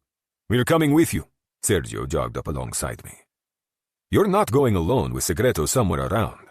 He's probably waiting for you to drive into town so he can ambush you." I couldn't argue with that logic, but I wasn't slowing down. I would leave without them if they couldn't keep up. When we reached the car, Aldo unlocked it and slid into the driver's seat. Sergio got in the back with me, talking into the mobile at his ear. "Que cazzo? Hold on." He quickly put it on speaker. "Here, Luca, listen. It's Giovanni. Don Benetti. The fire chief just called here. On the way back into town, they found Roberto on the road. There was an accident, and he's been shot in the leg." "Valentina," I croaked. "Was she with him?" "According to Roberto, Valentina's father caused the car to crash by blowing out a tire. Then he took her away on an ATV." All the air left my body in a rush. Fuck. I punched the back of the leather seat 3 times, my skin stretched tight with fear and anger. Segreto had Valentina. Had taken her away on an ATV. I was going to chop that motherfucker into tiny pieces when I found him. I punched the seat again. "Calm down," my brother said under his breath. "Do not lose your shit. We need to find her." "How badly is Roberto hurt?" I asked into the phone. "Bullet went through his calf. He'll be fine, according to the medics. Any other details? Anything else that could help us find her?" "Her father took both of their phones. Said he would kill you if you tried to follow them." I wasn't afraid of Flavio Segreto. The man was a coward, hiding out and sneaking around. I was not a coward. I dealt with my problems directly. When I killed someone, they knew exactly who was responsible before they took their last breath, and my face would be the last thing Segreto saw before he died. "Anything else?" Sergio asked Giovanni. "She reassured Roberto that her father wouldn't hurt her. Then they drove off into the woods. I told Giovanni to deliver food to the firemen today. Then we rang off. Sergio and I locked gazes. I saw the determination in his eyes, the blaze of fury and retribution, and no doubt he saw the same in mine. No one fucked with Binettis and lived. "Find the crash site and stop," I said. "We'll get out there and start searching." "They could be anywhere, Luca," Sergio gestured to the woods around us. "And Segreto knows how to hide." The boat was the key. I knew it in my bones. Segreto had traveled by boat to my estate to start the fire, and it reasoned he was living either on the river or near an inlet. "He's near the water." Sergio made a dismissive noise. "Everyone is near the water. Have you seen the length of the river? It's as bad as the woods." "Look," Aldo pointed as we turned a corner. "There's the car." A lone sedan had skidded into the grass, its two flat front tires lurching awkwardly. My stomach dropped. She must have been terrified. Two police cars were parked nearby, and a man was writing notes by the empty car. "Pull over," I said. "Let's talk to them, and then we'll begin searching." Once we stopped, I walked toward the officers. Another car with my other brothers and two guards followed, and they parked behind Aldo. When I approached the officers, I gave them a humble, non-threatening smile while letting my accent thicken. "Ciao, officers. ¿Cómo estáis?" I offered my hand, which they all accepted. "Do we know what happened here?" The older officer shook his head and rested his hands on his utility belt. "Some nut put spikes in the middle of the road, caused that car there to skid to a stop." "That is terrible," I said sympathetically. "And the people inside the car?" "We can't share those details yet," the younger officer said. "We're still looking for the suspect." "I see. May I speak to the other officer, the one making notes? I live nearby and perhaps can offer some insight." They looked skeptical, but they shrugged. "Go ahead. I think Detective Antonelli is almost finished." I thanked them, then told my brother to wait. There was no need for both of us to approach the detective and scare him off. "Signore," I said, "may I have a word?" He looked up from his notebook, his eyes weary with a dash of suspicion. "Who are you?" "I'm a man who will be very, very grateful for any information you can give me regarding what happened here." "Listen, I don't have time for this. I need to get back." "You aren't listening." I moved closer and lowered my voice. "My name is Luca DiMarco, and trust me, I am someone you should like to have on your side, detective. I'm very generous to those who help me." He rose to his full height, and I was surprised to learn he was as tall as me, young, in good shape, with a short dark beard covering his face, definitely of Italian descent. "Are you bribing me?" I shook my head and thrust my hands into pockets, trying to appear unthreatening. "I'm not that stupid. I am offering a favor, however, any time you need it in the future. As I said, I'm resourceful in ways that are maybe considered old school in this country. But I know how to get things done. Capisce?" "Ah," he sized me up. "You're the one I keep hearing about. The Italian businessman who rented the Portofino place. You're dating Val Montella." I dipped my chin in confirmation. "You have an advantage, Detective Antonelli, as I've not heard of you before." "I can't talk about an active investigation, Mr. DiMarco." "Detective, Valentina was in this car when it crashed. Her father is responsible. And he drove away with her on an ATV. I need your help in finding her." "That's the same story the other man in the car, the one who was shot, told us. It sounded pretty far-fetched, though, and there isn't any evidence of an ATV." "His name is Flavio Segreto, and he is a danger to her. The ATV was hidden in the woods. I believe he took her somewhere near the river or an inlet of some kind." Staring at the ground, he toed a rock with his shoe. "A favor, you said?" "Yes." Antonelli pulled out his mobile and unlocked it. "I know of a few inlets that are fairly remote. We used to fish out here a lot as kids. He loaded the map and zoomed in with his fingers. "This is where we are," he said, showing me his screen. "Out here," he slid over to the west and south. "There are 3 or 4 inlets." "Houses?" "Yes, a few of them." He gave me the coordinates, and I entered them into my phone. "Grazie, detective." I put a hand on my heart. "I owe you a favor. Sul mio onore." "I'm coming with you."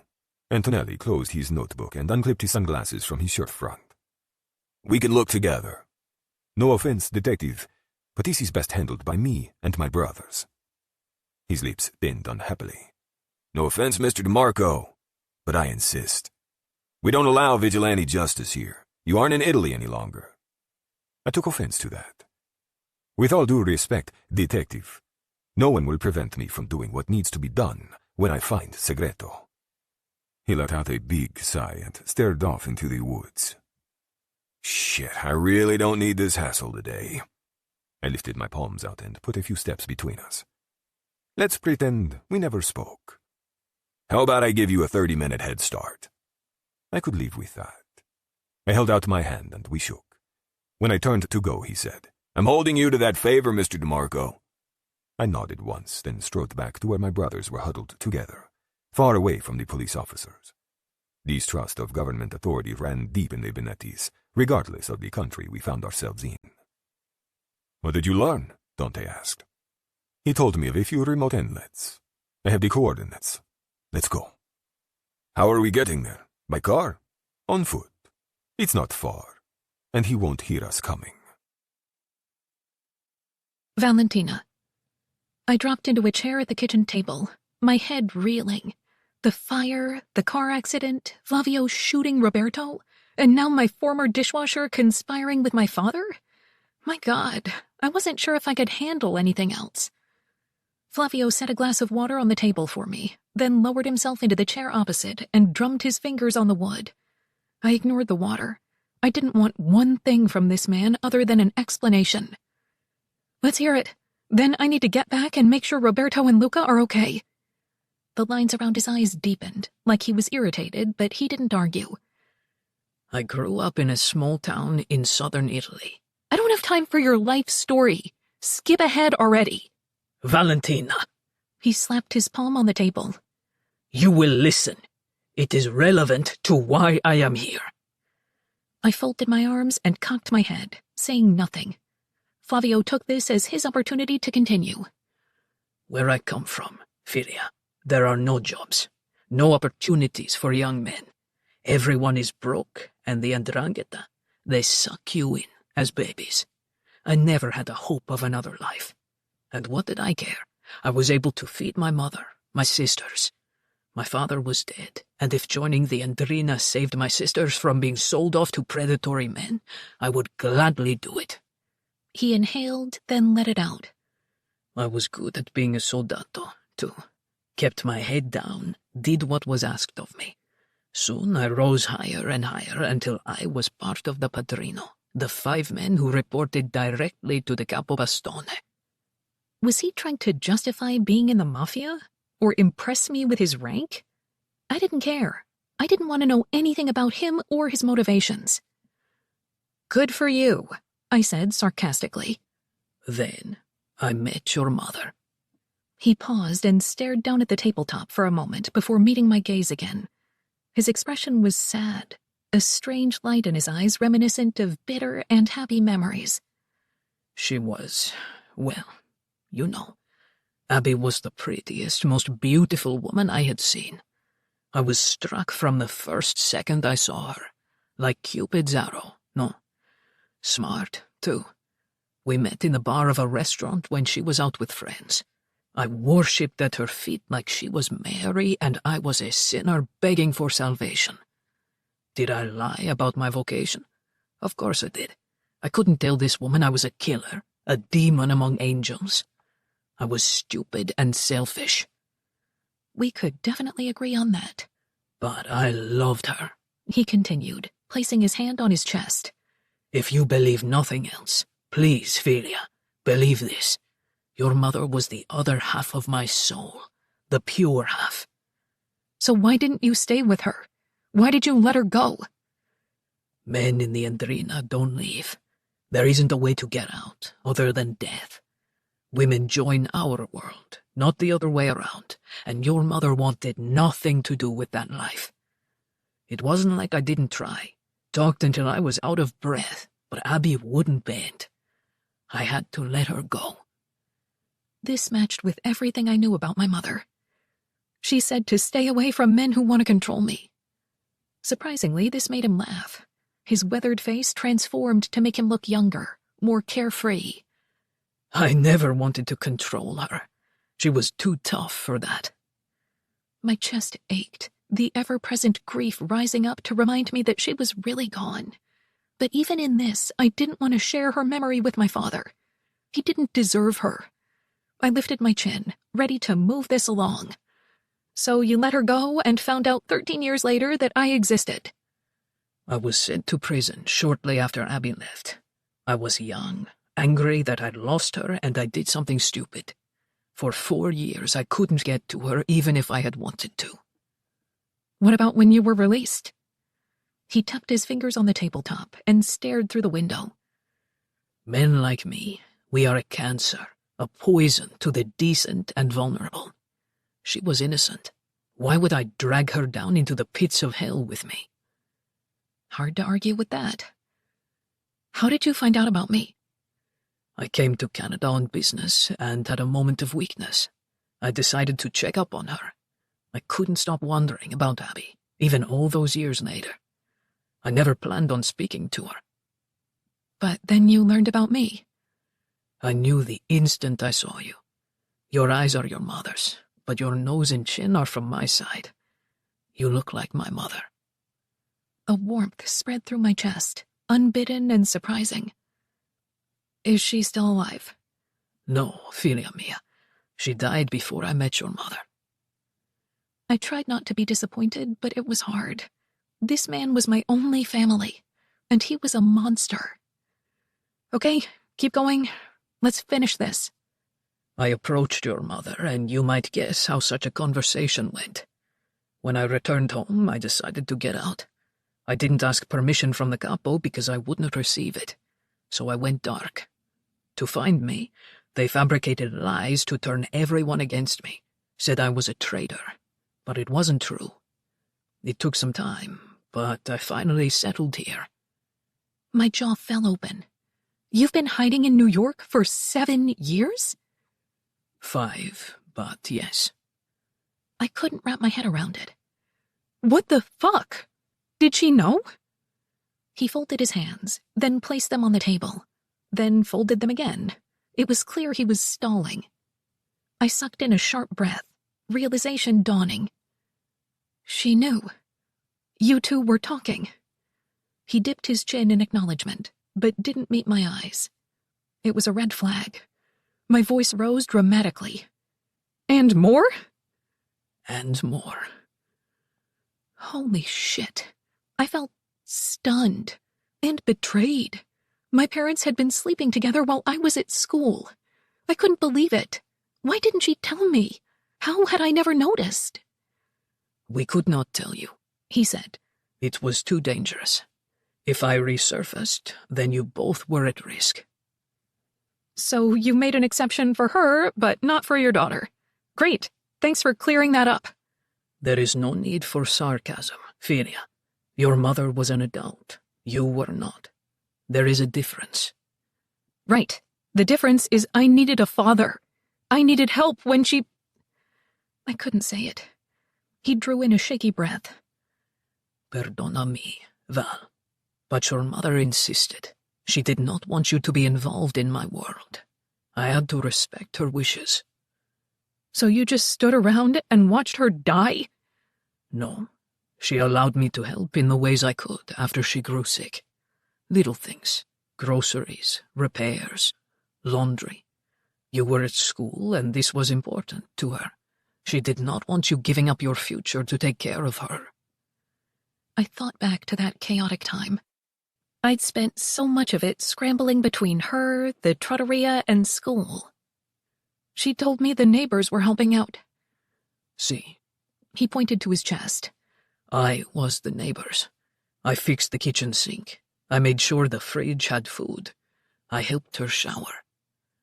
It was too much. I pushed out of my chair and began walking around the kitchen. I gave the neighbors free food for months in gratitude. They must have been so confused. But this was bigger than free meals. My head spun with what this meant. You really loved her? With all my heart. Shit. I could feel my eyes welling, the sting of oncoming tears. I want to hate you so badly right now. I know I have not been a good father to you. I never wanted you to be tainted by my past. Worse, I didn't want you to lose another parent. I thought it was better if I stayed away in case Don Rossi found me. Don Rossi? He waved his hand. It's not worth explaining, but they can't allow me to live, Val. I know too much, especially now. It's been a long time. Why would they even care? These men, they never forget. Now that they know where I am, I will need to go somewhere else to hide. I stayed here only to watch over you the past few years. I wanted to keep you away from men like Benetti. I leaned against the kitchen counter and folded my arms. He's not a terrible person. He cares about me. Dai, figlia mia. He is a violent monster, a cruel man. He only cares about himself, his family, and he will destroy your life if you let him. You're wrong. He's sweet and very gentle with me. That is how they seem at first. Once you give in, he will do whatever he wants to you. He's already moved you in. You give these men an opening and— A floorboard creaked. My father fell silent, his body going rigid. A half-second later, Luca walked into the kitchen. In his hand was a gun pointed at my father. Luca was here, and he looked terrifying. Eyes hard, muscles taut. His face was etched in granite as menace leached from every pore. This was the mob boss, the killer, the man he hid underneath the naughty words and orgasms. I hardly recognized him, even though those hickeys were definitely mine. How on earth did he find us? Luca didn't spare me a glance. He kept his attention entirely on Flavio as he snarled something in Italian. My father didn't respond, which seemed to make Luca even angrier. He said more that I didn't understand, so I snapped, "English, Luca. I want to know what you're saying." I am saying, Luca responded, that he needs to come with me and get away from you. Flavio snorted derisively. Tell her what you really said, Benetti. Tell her how you promised to slice me open and remove my organs in punishment for kidnapping her. I flinched. Had Luca really said that? Gross and unnecessary, Luca. Yet this is the man you've chosen to align yourself with, my father reminded me. Do you now see what I mean, Filia? Shut your mouth. Luca edged closer. Or I will shoot you in the face. I wasn't a huge fan of my father, but I wasn't about to let him get murdered, either. No, you're not. Put the gun down, Luca. We're having a civil conversation. He is incapable of a civil conversation, Flavio said, unhelpfully. One of Luca's brothers appeared in the doorway. Sergio said, I would shut my mouth, Segreto, if I were you. Luca has had a shitty day. We wouldn't want him to take it out on you. Luca, please. I walked over to him and placed my palm on his arm. The heat nearly scorched my skin, even through cloth, and the muscle was locked tight. Go with Sergio, Valentina, he said quietly, his gaze on Flavio. The two seemed engaged in a silent battle of wills. So you can kill my father? No, I won't do that. Now, Valentina. No way, Luca. I'm not leaving. Please, put the gun away and let's talk. There is nothing to discuss. He caused you to crash and kidnapped you. Shot Roberto, set fire to my home. For those reasons and many more, he will die today. The fire was small, Flavio said with a hand gesture. And I shot this man in a place I knew would not cause him lasting harm. It's nothing. Was my father for real right now? Justifying arson and shooting a man in the leg was not helpful. Luca's right eye began twitching, so I hurried to say, "I'm fine, though. You don't need to kill anyone today." His head turned slowly, and Luca met my eyes for the first time since he'd arrived. I could see remnants of panic there, the worry he'd been carrying, the anger over what my father had done. I put my hand on his cheek. "I'm okay, really, and you can't hurt him." He stared at me, unmoving. I wasn't sure if he was breathing. The coldness in his dark irises sent a shiver through me. "Luca, please." Slowly, muscle by muscle, he relaxed. The gun lowered to his side, and I could see some of the man I knew, the one who cuddled with me, who laughed with me, resurface. "Thank you, baby," I whispered. You are only delaying the inevitable, fiore mio. We would see about that. I grabbed Luca's free hand and shifted to face my father. "Are we done here? Because I need to go check on Roberto." My father's glance dipped to where Luca and I held hands, and his upper lip curled into a sneer. Have you asked him, Philia? Have you asked him about what I told you? About your crazy ramblings in the alley? No, I haven't. And we're leaving. Ask him. My father's voice rose. Ask him why he came to New York. Ask him why he's so focused on you. I felt Luca's body jolt next to mine, but I ignored it. You're talking about conspiracy theories, Flavio. Save it for trolling scientists on social media, okay? He knows it, my father said, indicating Luca. Look at his face. The guilt is written all over it. You think he cares for you, maybe even loves you, but he's here for me, and you are collateral damage, Valentina. The words, coming from a man whose love I'd craved all these years, hurt more than expected. Because no one could really want me for me, right? No. Flavio shot to his feet, his weathered face twisting with impatience. Per favore, Filia. I'm not letting you leave until you ask the questions, because ignorance hurts you most of all. Suddenly, it dawned on me that Luca hadn't said anything. His silence was weird, considering the man had an opinion on every situation. Why wasn't he telling Flavio to shut up, or denying the claims as untrue? Fine. Dropping Luca's hand, I angled toward him. Why New York? Why me? Was it only about my father? Chapter 29. Luca.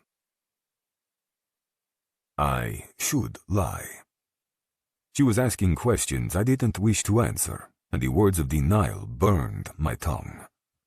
I couldn't look at her. I focused on Segreto, promising retribution with every breath. He can't even say it, Segreto said, his mouth curving into a satisfied smile. He knows, and would rather lie to you, Philia. Fuck off, I growled. I wished we could have this conversation privately in my own language, because I had all the words needed to threaten Segreto into silence. Luca, give me a straight answer. Valentina tugged on my arm. Just shut him up by telling the truth. She will find out regardless, Segreto said to me. Do you honestly think you can keep a secret forever? Maybe not. But I'd hoped to keep Valentina ignorant of everything happening with Rossi and Palmieri. You know nothing, old man. I know the Don of a powerful family does not come across the ocean, put himself and his family at risk for a simple reason.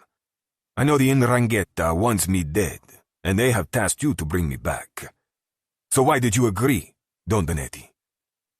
I didn't owe him explanations. My reasons were my own. But was Segreto trying to convince me he was blameless? You killed Palmieri's daughter 2 years ago. Did you believe this would go unpunished? That he wouldn't seek retribution? If so, then you are a fool. Segreto froze, his mouth parting slightly. I could see him thinking, but Valentina jumped into the silence. You killed someone's daughter? That's terrible. How could you, especially when you have a daughter of your own? Segreto still hadn't moved. When did the supposed murder take place? 2 years ago. When my mom was dying? Valentina asked her father. You said you were here taking care of her. I swear that I haven't left New York since I arrived, figlio mia. and I wouldn't have left your mother's side for anything in the world during her last months on Earth. Look, someone is lying. Her head swiveled between the two of us. Who is this Palmieri person, and what does he have to do with you, Luca? It was Segreto who answered. He's one of the top officers at the Guardia di Finanza. They oversee financial crimes in Italia, including policing the 'Ndrangheta and Cosa Nostra. Wait. Luca, are you in trouble? She asked. Is this about, money laundering? Amore, why don't you go with my brother and I'll explain later. I need to speak to your father alone. She took a step back, putting distance between us. I want to hear whatever it is you need to discuss, because it sounds like it involves me. I didn't want to do this. I much preferred speaking to Segreto alone. Looking over my shoulder, I tilted my chin at my brother. He immediately stepped forward. Val, why don't you come with me back to the mansion? Segreto was on his feet, his gun pointed at me. Touch her and Benetti dies. Valentina dragged her hands through her hair. Everyone, calm down! Luca, I want to know why you came to New York. There was no avoiding it now. I went to the table and sat down across from Segreto. Ignoring Valentina for now, I said to the other man. Rossi approached me. He said Palmieri learned you were responsible for the car bombing that claimed the life of his daughter. He wanted you found and brought back. Segreto put his hand on his heart and began talking in our language. In the silence of the night, under the light of the stars, and under the splendor of the moon, I swear on my life, on our holy chain, on the holy society from which we all came, I did not kill that man's daughter. It was a serious promise, using parts of the oath we recited when inducted. I believed him. What are you saying? Valentina asked, her voice rising. Speak in English, please. I said to Segreto. Rossi told me my cousin Niccolo had been arrested and Palmieri was willing to trade him for you. Once here, however, I suspected Niccolo wasn't in custody. And if that wasn't true, then how could I believe anything I'd been told? Rossi is a snake, Segreto said. He can't let me leave because I know who was really stealing money from the other Endrine. I rested my pistol on the table. Are you saying Rossi was stealing from the other families? Yes. Missing shipments, skimming payouts. Rossi has another family in Longobardi. He needed more money for the kid's private school, capisce? How did you discover this? Segreto waved his free hand. I was the underboss. I used to handle the books. It wasn't hard to get answers once I noticed things weren't adding up. But I kept quiet about it until you found out about your daughter and wanted to leave. I thought he would let me go. You tried to blackmail him. He nodded once in confirmation, and Valentina huffed. That was incredibly risky. Why not just disappear? Because this life never lets go, figlia mia. He stared at her for a long beat. Never forget that. Wait. Confusion marred the perfectly smooth skin of her forehead. Luca, you said you had to bring my father to Rossi. But how did you know Flavio was here when no one else did? This was the part I dreaded. Once I said it, there was no going back. I didn't know he was here. I inhaled and let it out slowly. I knew you were here. I don't understand. You were watching me in the hopes that Flavio was in the area? Not at first. Filia, Segreto snapped unkindly. He was planning on using you. He was going to take you back to Italia to lure me out of hiding. Valentina paused, and I could see her brain working. Finally, her dark eyes studied my face. Wait. Is my father telling the truth? When I remained silent, her face dropped as her body recoiled. You came here to kidnap me? This was about finding my father the entire time? Her hand shot out and she braced herself on the counter, shoulders hunching as if she were in pain. Oh my God. This wasn't real. It was exactly like he said. I didn't know what she meant, but I could guess it was something Segreto said to her. Valentina. Oh my God, Luca.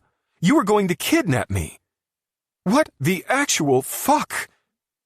She stared at me like I was a monster, a boogeyman under her bed. You're an asshole. You made me think. And then we... Oh my God! I'm the business you came to New York for. What a fucking idiot I am! Stop it, I barked. And let me explain. What was going to happen once you took me back to Italy? Were you going to let the police keep me locked up until Flavio arrived?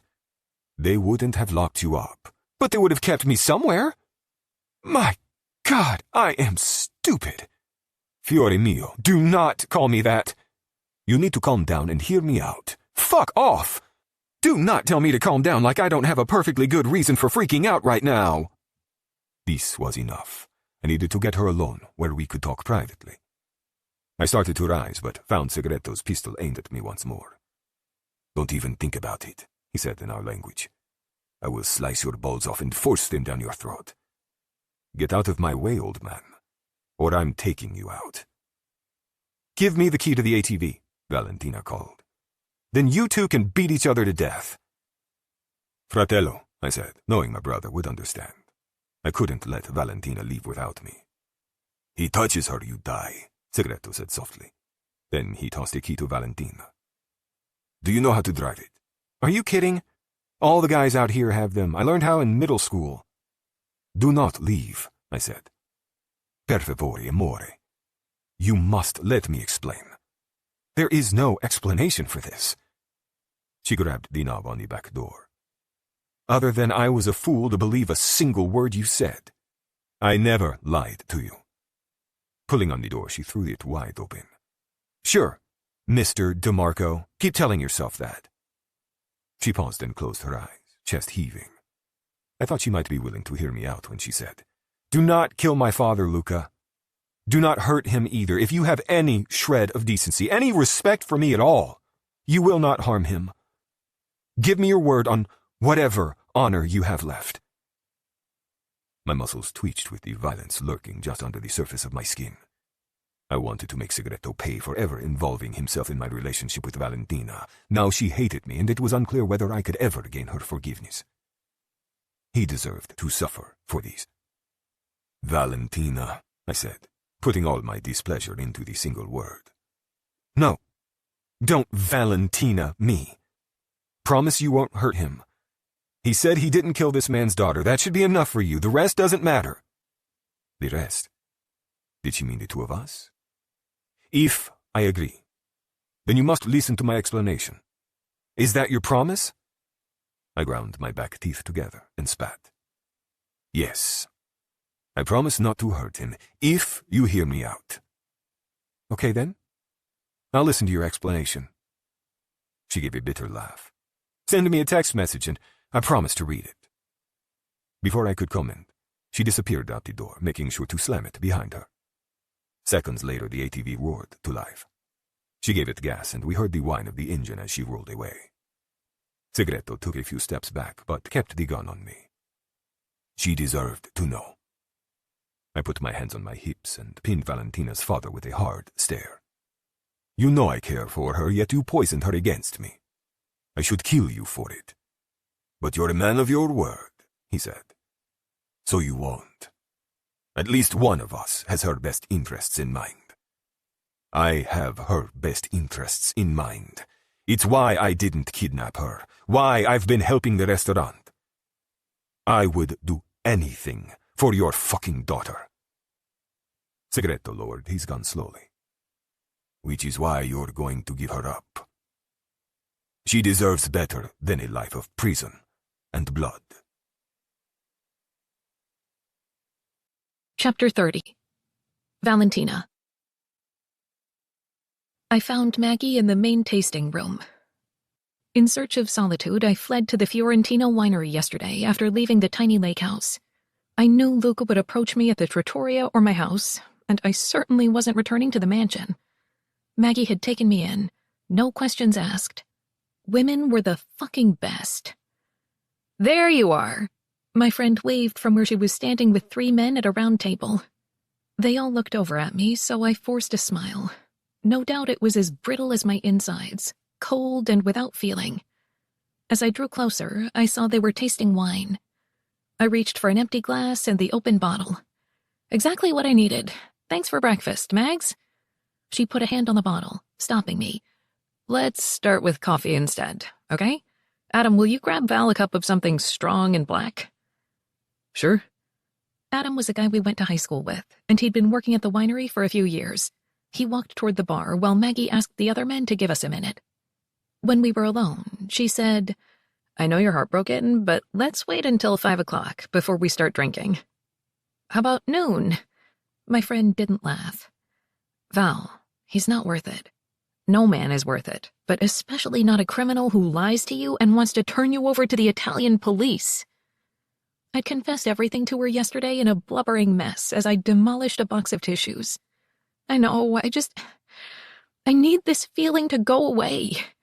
I rubbed my chest, which felt hollow and sore. I'm so tired of being sad, Mags. Maggie's expression softened as she squeezed my arm. I know, babe. This is a lot on top of the grief you've been dealing with the past few years. It hardly seems fair. Which is why I'm going to kick that Italian in the nuts if I ever see him again. I'd like to see you do that, actually.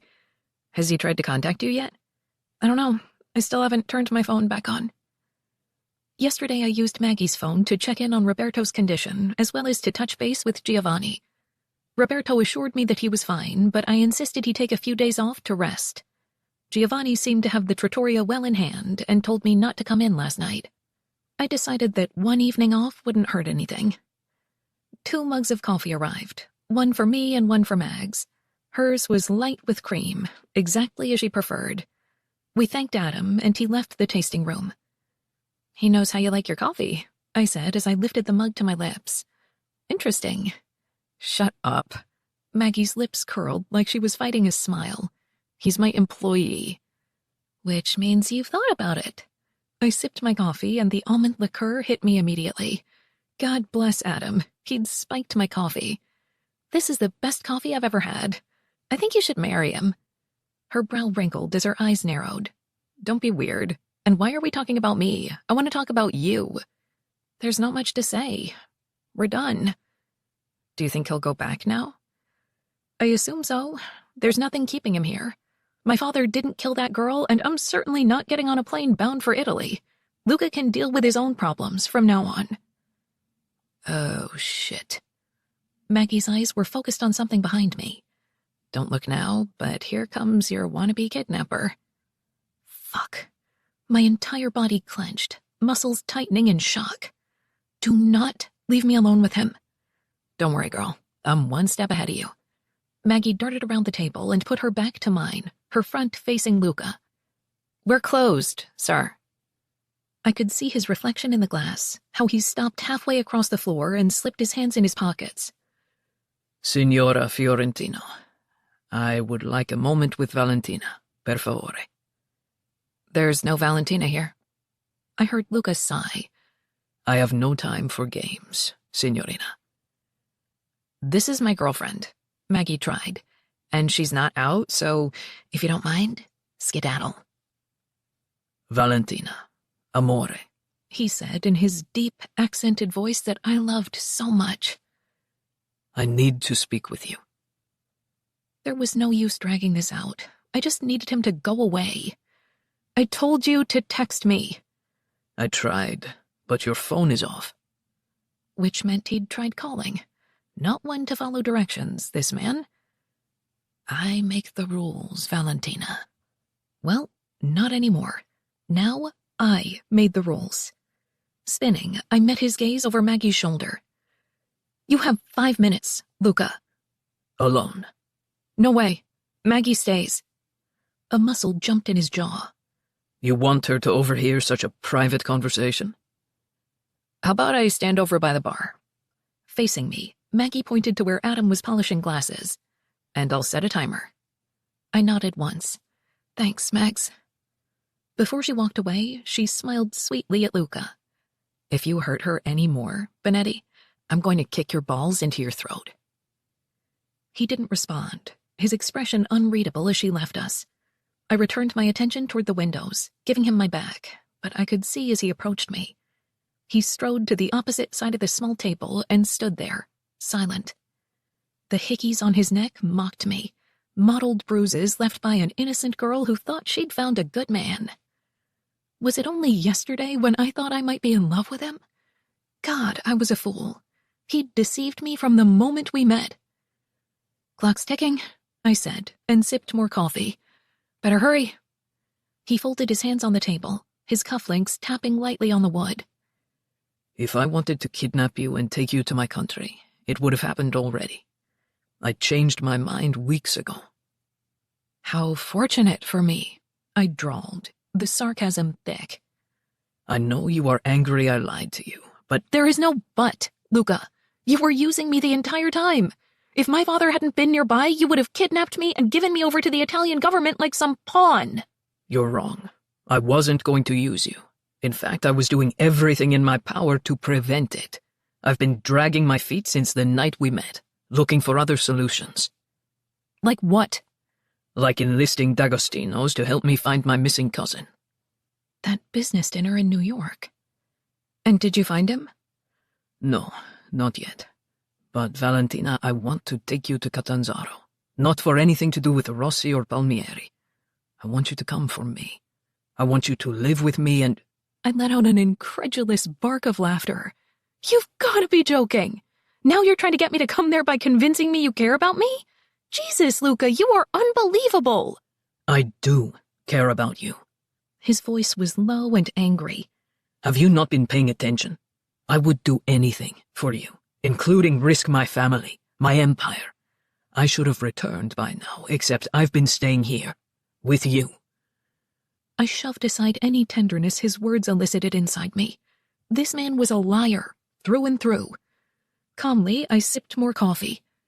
"Well, I'm not going with you to Italy, so—" I lifted my shoulders in what I hoped was a casual shrug. Why not? "First, I don't believe you aren't still trying to use me as a bargaining chip. Second, I have a life here, a restaurant, friends, my mom's house. You're asking me to sign up for blood and crime in a country I've never visited." I'm asking you to sign up for only me. I swear to protect you from the blood and crime. This is a pointless discussion because I'm not going anywhere with you. I'll never believe another word that comes out of your mouth. Valentina. He rubbed his eyes with his fingers, then dropped his hands on the table again. I was trying to find your father to make all of this go away, but I can't stay here. I must return home and deal with Rossi.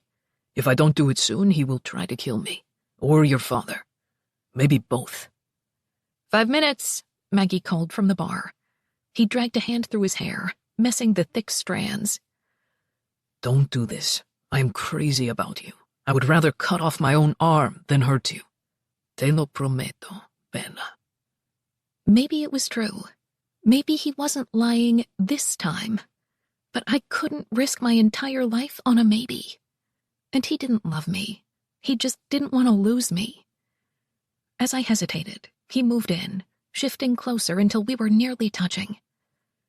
When I learned that your father took you, I nearly lost it. I've never been so scared in all my life. I promised a favor to an American police detective in exchange for information, for fuck's sake. I would have done anything to find you. He exhaled and dragged his knuckles along my cheek. His gentle touch sent a flight of butterflies loose in my chest. Softly, he said, I need you, amore. I am nothing without you. "Hands off!" Maggie yelled from across the room, and her sobering voice shook off whatever spell he was weaving on my heart and mind. Clarity returned, and I took a step back. "My answer is no, and we're done here." Luca's hand fell to the wooden tabletop. I'm leaving tonight. I hope you change your mind. But if you don't, you are always welcome in Catanzaro, even if it takes months. In the meantime, I'm leaving Gabriele here to look after you. You don't need to do that. I don't want your son spying on me for you. He is not a spy. He will keep you safe so that I don't worry. You hold my heart and my soul, fiore mio. Per sempre. Forever. When I didn't respond, he rapped his knuckles twice on the table, like an exclamation point to his words. I watched him walk toward the exit in the reflection, his proud shoulders shifting with every step.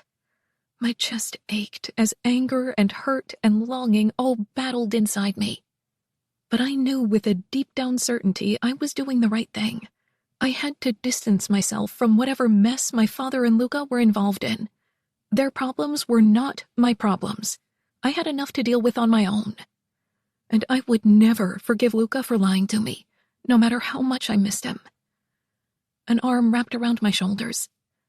"I'm proud of you," Maggie said, resting her head against mine. "For a minute there, I thought you were going to cave." "Me too," I said shakily, my eyes welling up again. God, I was so tired of crying. "Oh, don't cry, babe. We'll get through this, exactly like we've been doing for the last few years." "He wanted me to come live with him in Italy." She snorted and tightened her hold on me. "I guess we should be grateful he asked instead of kidnapping you." I let out a wobbly laugh. "Yeah, I guess. Wow, my life is fucked up."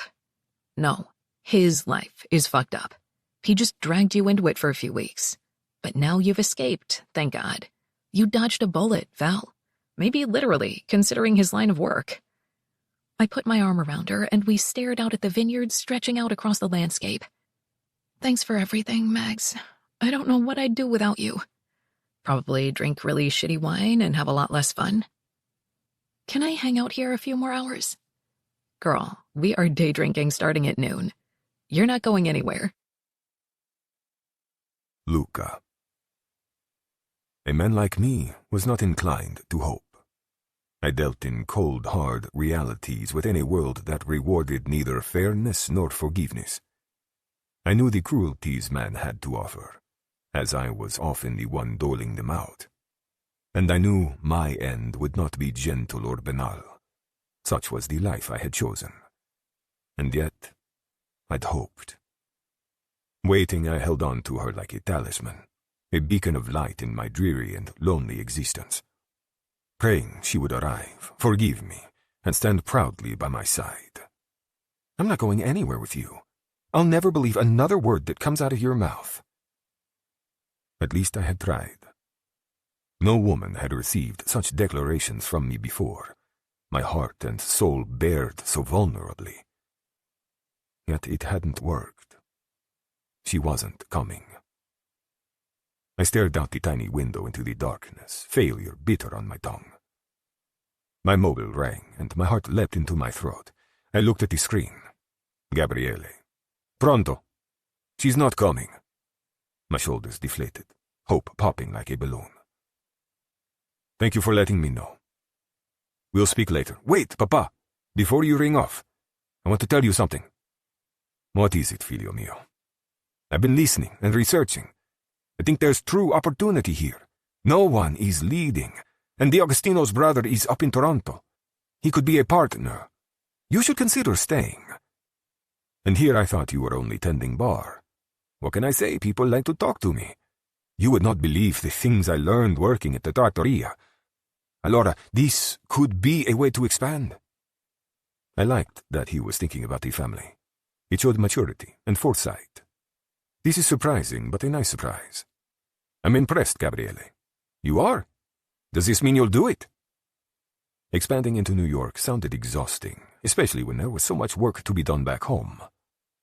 But I didn't want to crush his confidence. "I'll consider it, okay? Grazie, Papa. A presto."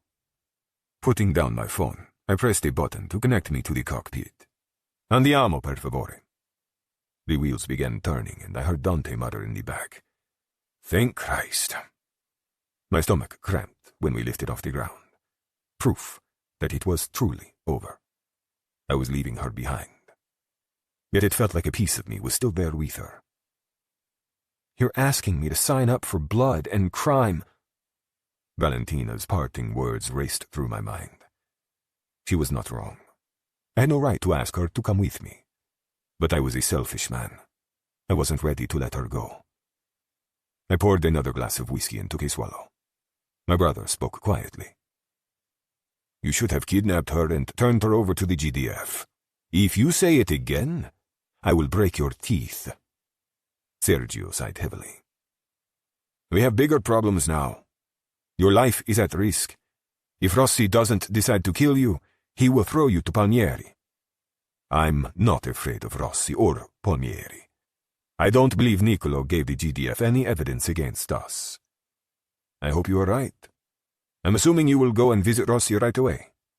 Seems foolish, if what Segretto said is true. And I was inclined to believe Valentina's father. We need to prove that Rossi is the one who ordered the hit on Palmieri's daughter. Sure, sounds easy. Someone knows. Rossi is too stupid and lazy to plan a hit himself. Sergio scrubbed his face with both hands. What a fucking mess.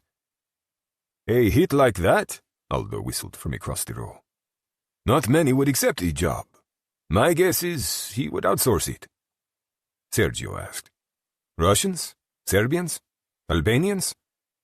I nodded and reached for the half-empty glass of whiskey in front of me.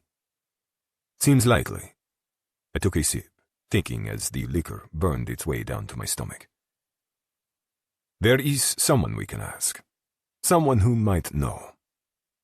Sergio helped himself to a glass of whiskey. Who? Remember Alessandro Ricci? Of course, Sergio said. Aldo let out a dismissive noise. Ricci had a rule against taking out women and kids. It wasn't him. I knew this. Almost everyone did. I was thinking of his assistant, the one who handled all the jobs. Wasn't she former Russian intelligence? Aldo asked. Yes. And if Rossi put the job out for hire, she would remember. Ah! Sergio put down his drink and took his mobile out of his pocket. When he unlocked it, I said, Do you have her number? No, Sergio answered. To get to her, you need to go through Ricci. And you aren't getting to him without going through Giulio Ravazzani. And to get to Giulio Ravazzani... He let that trail off. Fuck me. I finished the rest of my drink and set down the glass. We were lawless criminals, but we did have a code, one I tried to adhere by. Ring him. Let's get this over with. Sergio tapped on his phone quickly and handed it to me. As it rang, I stared at the sky surrounding the small plane. Pronto? It's Benetti, I told Marco Ravazzani. Is he around? Depends. We heard you were in New York. I didn't respond. If Fausto Ravazzani's consigliere thought I would explain myself to him, he was wrong. We were not equals, not even close. Marco sighed. Hold on. The line quieted, no doubt muting his end as he checked with his cousin. But I knew Fausto would pick up, if only out of curiosity. It wasn't often we spoke. Benetti, a deep voice said. This is unexpected. Ravazzini, I greeted. Ciao, come stai? I hope you and the family are well. Everything is fine here. And you? How's the food in New York? Improved now that I brought a chef over. We both chuckled, then I got to the point. I'm calling because I need to speak with your son's ragazzo. Regarding? It's not safe for me to say over the phone. I see. He's retired, capisce? I am aware, I said. We are looking for information on something that occurred a few years ago. We hoped his assistant might remember. Ah, does this have to do with why you were sent to New York? It was possible Ravazzani had learned of the GDF, Segretto, and Rossi. I saw no reason to lie. Yes, it does. If I allow it, he said slowly. And you solve this puzzle in which you found yourself. You will not forget, capisce? Meaning I would owe him. Of course. Va bene. I will have Alessio contact you shortly. Grazie. Give my best to your family. I started to hang up, but he continued speaking. You know, I went through a similar situation a few years ago with Momo. But there is an African proverb. When there is no enemy within, the enemies outside cannot hurt you. Clean your house, Benetti.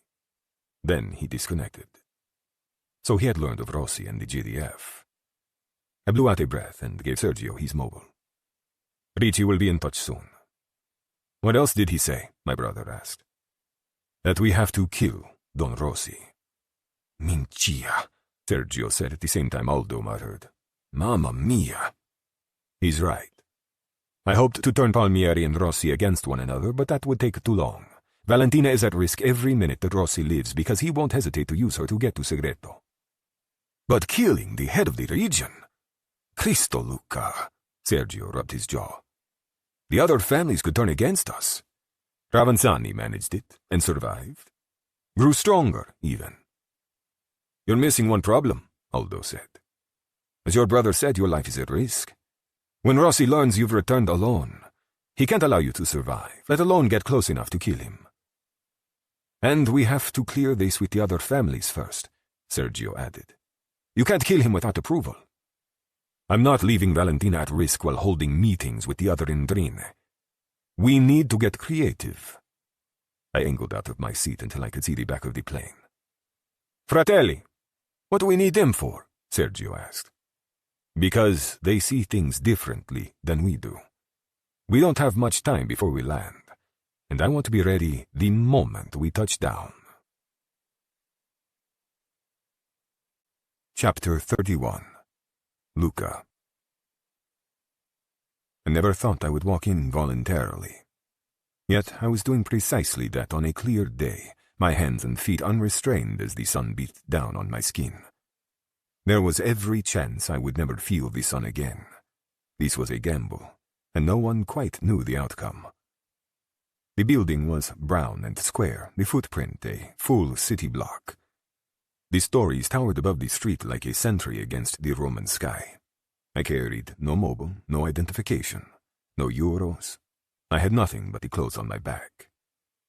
My heart beat slow and steady despite my trepidation. There was no changing my mind now. Not that I would. I pulled open the door and approached the security checkpoint. Name, and who are you here to see? The guard asked me. Luca Benetti. I'm here to see Colonnello Palmieri. The officer looked up from his computer, mouth slack. I didn't move a muscle. The cameras would have picked me up by now. No doubt some alarm was sounding amongst the officers. Sure enough, the phones began ringing at the desk. Out of the corner of my eye, I saw a dozen officers sprinting toward me. The urge to flee, ingrained since birth, was strong, but I remained still. In a blink, they were on me, shoving me into the desk and dragging my arms behind my back. Hands ran up and down my legs, my waist. They even grabbed my balls, as if I had a pistol taped to my sack. I didn't fight, didn't protest. They hauled me up and cuffed my wrists. Then they marched me through the metal detector. My belt set off the alarm, so that was quickly removed, and I was sent through once again. When I cleared, they sneered at me, telling me of my stupidity, how I'd never see daylight ever again. I'm here to see Colonnello Palmieri, I repeated loudly enough for the cameras to hear. They dragged me to an elevator and shoved me inside. Instead of going up to the offices, we went down. I wasn't surprised. They wouldn't trust me around others. It was cool below ground. Under the fluorescent lighting, rows of doors stretched along the corridor. They opened one and took me inside, where I was handcuffed to the chair, my arms stretched painfully behind me. It was pointless to complain, however. How long would he make me wait? If I were in his shoes, I wouldn't rush. I would keep the criminal miserable for as long as possible, but I suspected that many of Rossi's claims were false, including Palmieri's case against me in retaliation for his wife. If this was the case, Palmieri would be shocked and curious over my appearance today. I'd soon find out. The minutes crawled by. I tried to adjust my position, but there was no relief. Finally, my arms went numb. I counted the dots on the ceiling, a mindless task that prevented me from second-guessing myself.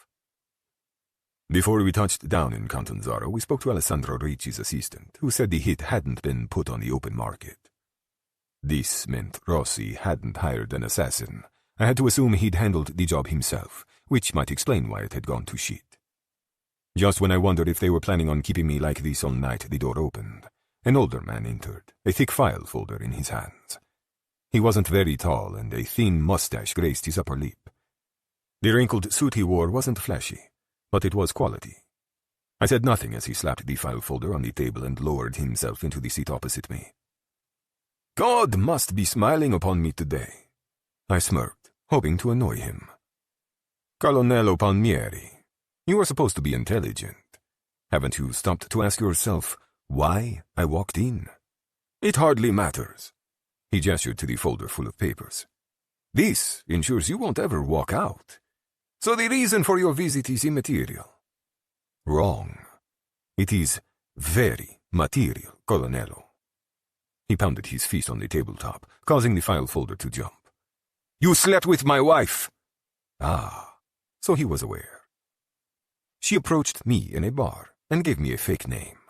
If I knew she was your wife, I would have turned her down. I don't believe you. Sighing, I rolled my lips together. Don't be stubborn. I'm not here because of your wife. Illuminate me then, Don Benetti.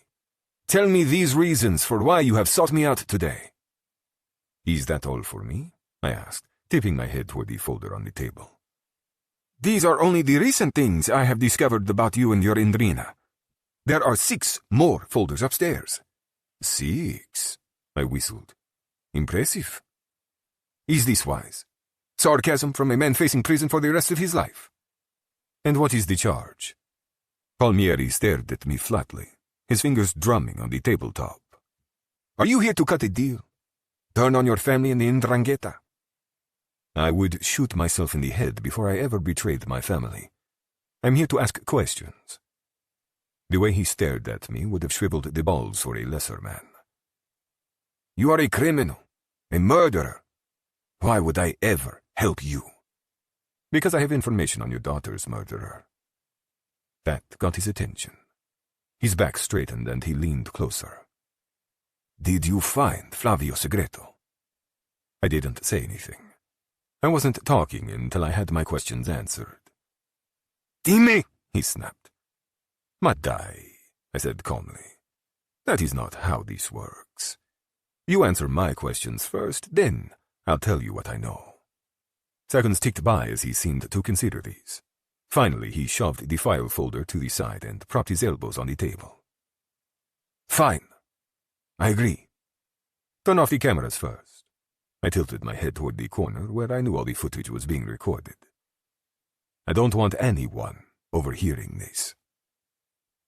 He rose and went to the door, mumbled something to a person in the hall, then came around behind my chair.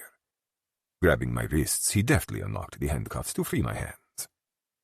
Grazie, I gritted out as blood painfully rushed back into my arms.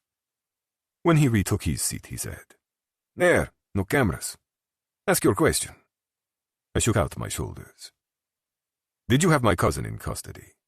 Who? Niccolo Benetti. No. Did you have him at a safe house or any other facility? How many different ways can I say no? We never had him in any capacity. I've never met him. Ah, so Rossi had lied. I had no idea where Niccolo went and why he was no longer answering his mobile, but it had nothing to do with the GDF. And Rossi would pay for using me. And, Palmieri added, if I had one of your cousins in custody, you would be in prison already. He was so smug, but Benetti's didn't rat out our family. No doubt. I've answered your question. So now you will tell me where to find Flavio Segreto. Not until I make a call first. Palmieri's eyes widened and his nostrils flared. Why should I let you use a phone, or do anything else for that matter? I met his look of incredulity with one of steel. Because that's the only way you'll find out what you need to know. Palmieri considered my demand for another moment, and then looked toward the door and held his hand to his face, as if making a telephone call. Soon the door opened and a burner phone was placed on the table. This had better be worth it, Benetti. Alone, I said, when he didn't leave. He frowned, but disappeared into the hall, the lock engaging behind him. I dialed a familiar number. Pronto? Don Rossi answered. You lied to me. I kept my voice smooth, like a snake just before it strikes. About my cousin. I don't know what you're talking about. Yes, you do. The whole thing was a setup and I don't appreciate being used. Stronzo. Are you threatening me? We are not equals, Benetti. You had better watch what you say. Fuck off. This isn't done. I disconnected, broke the phone apart, and tossed it onto the desk. A few seconds later, Palmieri returned. "I've waited long enough. Where is Segreto? I know he killed my daughter." "He didn't. Segreto has been in hiding the entire time." "Impossible. The evidence points to Segreto." I cocked my head. "Who gave you this evidence?" "It doesn't matter. I know it was Segreto. Rumor is you went to find him, so where is he?" Frustration began to build, but I squashed it. "Colonnello, Segreto did not kill your daughter. I suggest you start looking elsewhere. You say this as if you are certain, as if you know who is responsible." He tapped his fingers on the old table. "So tell me who, Benetti." I couldn't rat out Don Rossi, even if I wished, because it would break our code and bring dishonor to my family. I could possibly start a war with the other Indrine. It went against everything I'd ever promised. I can't tell you, but I can confirm Segreto is innocent. The information pointing to him was incorrect. Palmieri shot up out of his chair and began pacing, his shoulders stiff and angry. "I want a name. I want to know who slaughtered my little girl. He deserves to stand trial, and I deserve vengeance." "I understand, Colonnello, but I can't tell you any more than I already have. It would put my life and family in great danger." Whipping around, he pounded his fist on the table. "You should fear me, Benetti, because if you don't tell me, you will live to regret it." "Then we are at an impasse, because I will not say more." I pushed to my feet and pulled on my cuffs, straightening them. "Good luck, Colonnello." He moved to block my path. "Where do you think you're going?" "Home. Unless you're arresting me, but we both know you don't have cause." "I have cause," he said, motioning to the folder. "I have 10 years worth of cause." "No, you don't. Because if you did, you would have arrested me long before today." Palmieri snatched the handcuffs off the table. "Then let me make it perfectly clear. I'm arresting you unless you give me Segreto or his daughter. Then I'll ask them my own questions. It's clear the answer is there somewhere." I would die before I turned Valentina over to the GDF, and I promised her I wouldn't involve her father. We stared at one another. Palmieri's eyes were almost manic, blazing with hatred and resentment. I slipped my hands into my trouser pockets and remained calm. "Is this because I fucked your wife?" He let out a growl right before his fist connected with my cheek. I stumbled back a half step, my face now on fire. I straightened and looked down at him. Slowly my hands clenched into fists while the need for violence, for retribution, made me tremble. I spoke softly, but with deadly intent. "You will regret this." With a sneer, he lunged for the door and yanked it open. "Viene qui, per favore," he called into the corridor. "Today we place the great Don Benetti under arrest." Chapter 32. Valentina. I pushed through the back door and raced into the kitchen. I'm here, I'm sorry I'm late." The kitchen staff were at their stations, working, while Giovanni was in discussions with his sous chef. Everyone glanced up at my arrival, a sea of confused faces staring back at me. I popped my bag, my old purse, the one I'd carried for years, onto the stainless prep counter. Before I could say anything more, Roberto limped out from inside the office. "Ciao, signorina. Did you need something?" "I'm here for the meeting." I gathered my hair and dragged it into a messy bun on the top of my head. "I'm so glad you all waited for me before starting."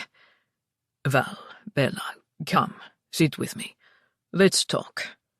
I glanced around the kitchen, but everyone was already back at work to prep for tonight's dinner service. Roberto tugged on my arm and led me into the dining room. He held out a chair for me, so I lowered myself down and put my purse on the floor. After he sat, I said, "What's going on? Was the meeting canceled?" "The meeting was 3 hours ago." I jolted in my chair. "No, that can't be right." Leaning down, I fished my cell out of my purse and opened my calendar app. No, I'm sure I had the time as... Shit. I missed the meeting. My calendar showed the right time, but I hadn't double-checked, instead relying on my memory, which was spotty at best these days. Ever since Luca left, in fact. Damn. I tossed my phone back in my purse and lowered my head into my hands. What in the world is wrong with me? Bella, He said gently, as if about to break bad news. you don't need to push yourself so hard. Take some time off. I do not need to take time off. There is nothing wrong with me. Except for heartbreak, but I'd get over that soon. I had to. I'm fine. You are not fine. You have lost 2 people who are very important to you. Luca and my father. Flavio left town the second Luca did, saying it wasn't safe for him here. He promised to contact me from a burner phone every now and again, but he wouldn't tell me where he was going. But that loss was nothing compared to Luca's betrayal. I shook my head. Like I said, I'm fine. I need to be here, helping to run things. We can manage for a few days. You could stay with your friend Maggie, or... Roberto, I'm not going to disappear and sulk. I need to keep busy. I'm sorry I missed the meeting, but I can't sit around at home and feel sorry for myself. You are very stubborn. Yes, I know. You're the one who should be taking time off. Your leg isn't even healed yet. He waved his hand in that elegant Italian fashion. It's nothing. A scratch. Now who's lying? Ciao, Val! A deep voice called from across the room. Gabby came out from the back with a beer keg on his shoulder. He looked so much like a younger version of Luca that it physically hurt to look at him. I'd been avoiding him, actually. Partly because of Gabby's resemblance, but mainly because I didn't know what to say. Your dad's a dick, and he lied to me, and oh, did you know he was planning to kidnap me? Gabby set the keg on the ground and straightened. Come stai? You missed the meeting. Ugh, yes, I know. The day got away from me, somehow. His mouth twisted in a sympathetic smile. Roberto's phone buzzed, so he got up from the table. Perdonami, signorina. I was left alone at the table, feeling like a failure. A failure at love, a failure at work. Wow, I was really crushing life this week. It has to get better. It had to. I couldn't eat or sleep. I could barely focus. All I wanted was to stay in bed and watch cooking shows on my phone. When would this terrible ache leave my chest? You hold my heart and my soul, fiore mio. Per sempre. Maybe, but he didn't love me. He wanted to sleep with me, maybe keep me around as a mistress for a few weeks. But he'd lied to me, and I would never believe another word he said. Come, Gabby said, waving me over to the bar. Sit, Bella. Keep me company while I work. Roberto wasn't returning, so I got up and went to the bar. When I was settled, Gabby poured me a glass of juice. Drink that. It'll help. I doubt it, but thank you. I sipped the juice and blinked in surprise. I thought this was orange juice. Bergamot juice, popular in Italia. Do you like it? It's good. Tart. Not as sweet as orange juice. I keep it around to impress the ladies, he said with a wink. I toyed with the glass and peeked up at him through my lashes. You don't have to stay, you know. I don't need to be babysat. Or spied on, whichever the case may be. I'm not going anywhere. I like it here. Gabby, come on. I tapped my fingernail against the glass. You could be back home, doing more than cutting limes and lemons. My father asked me to stay and look after you.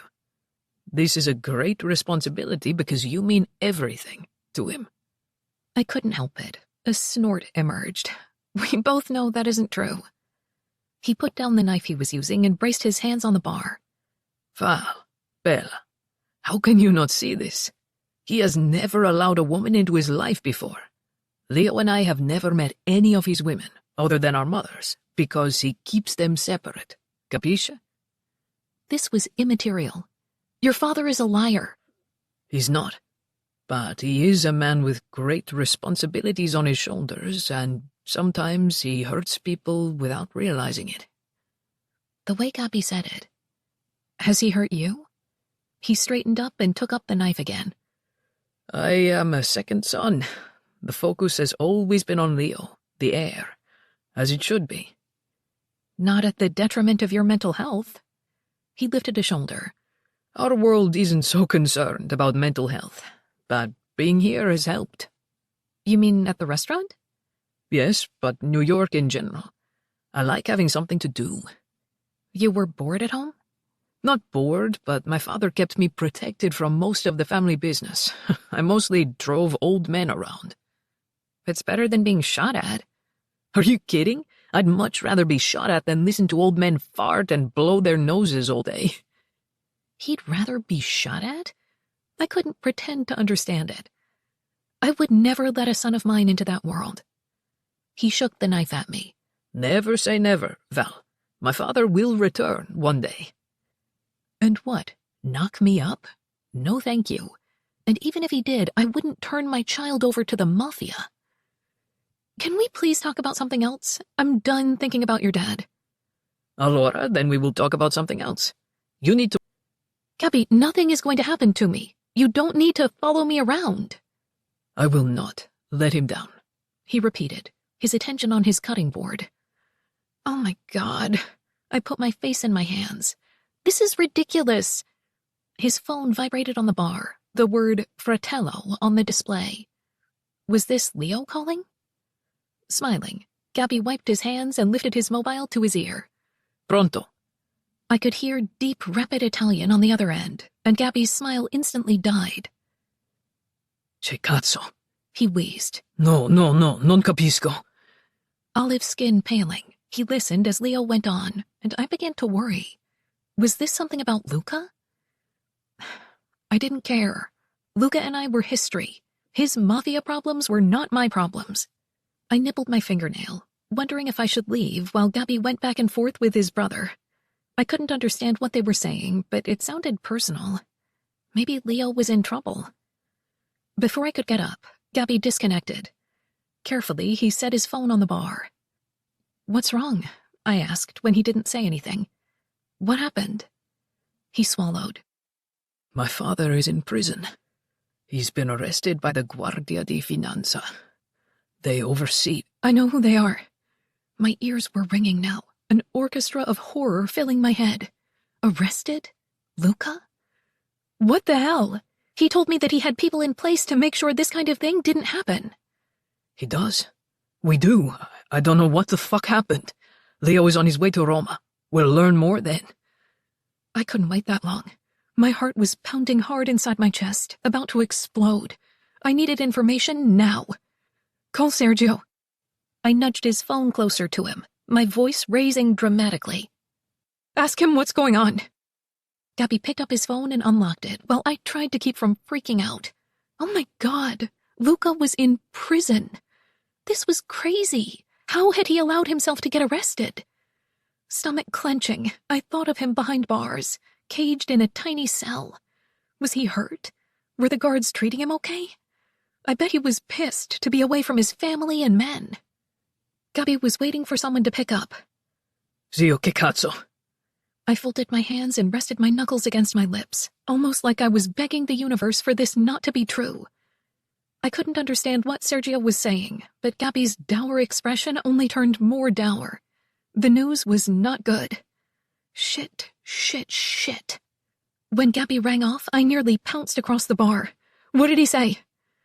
My father walked into the GDF headquarters and was arrested. He walked in?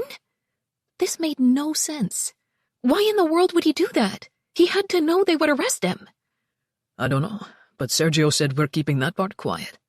As far as everyone knows, the GDF arrested Luca. This had to be a pride thing. To admit you'd walked directly into your own arrest was humiliating. Now what? Does Sergio have the lawyers working on getting Luca out? Gabby put his elbows on the bar and leaned over, his forehead resting on his arms. No, he hasn't spoken to the lawyers yet. So Luca wants to stay in prison?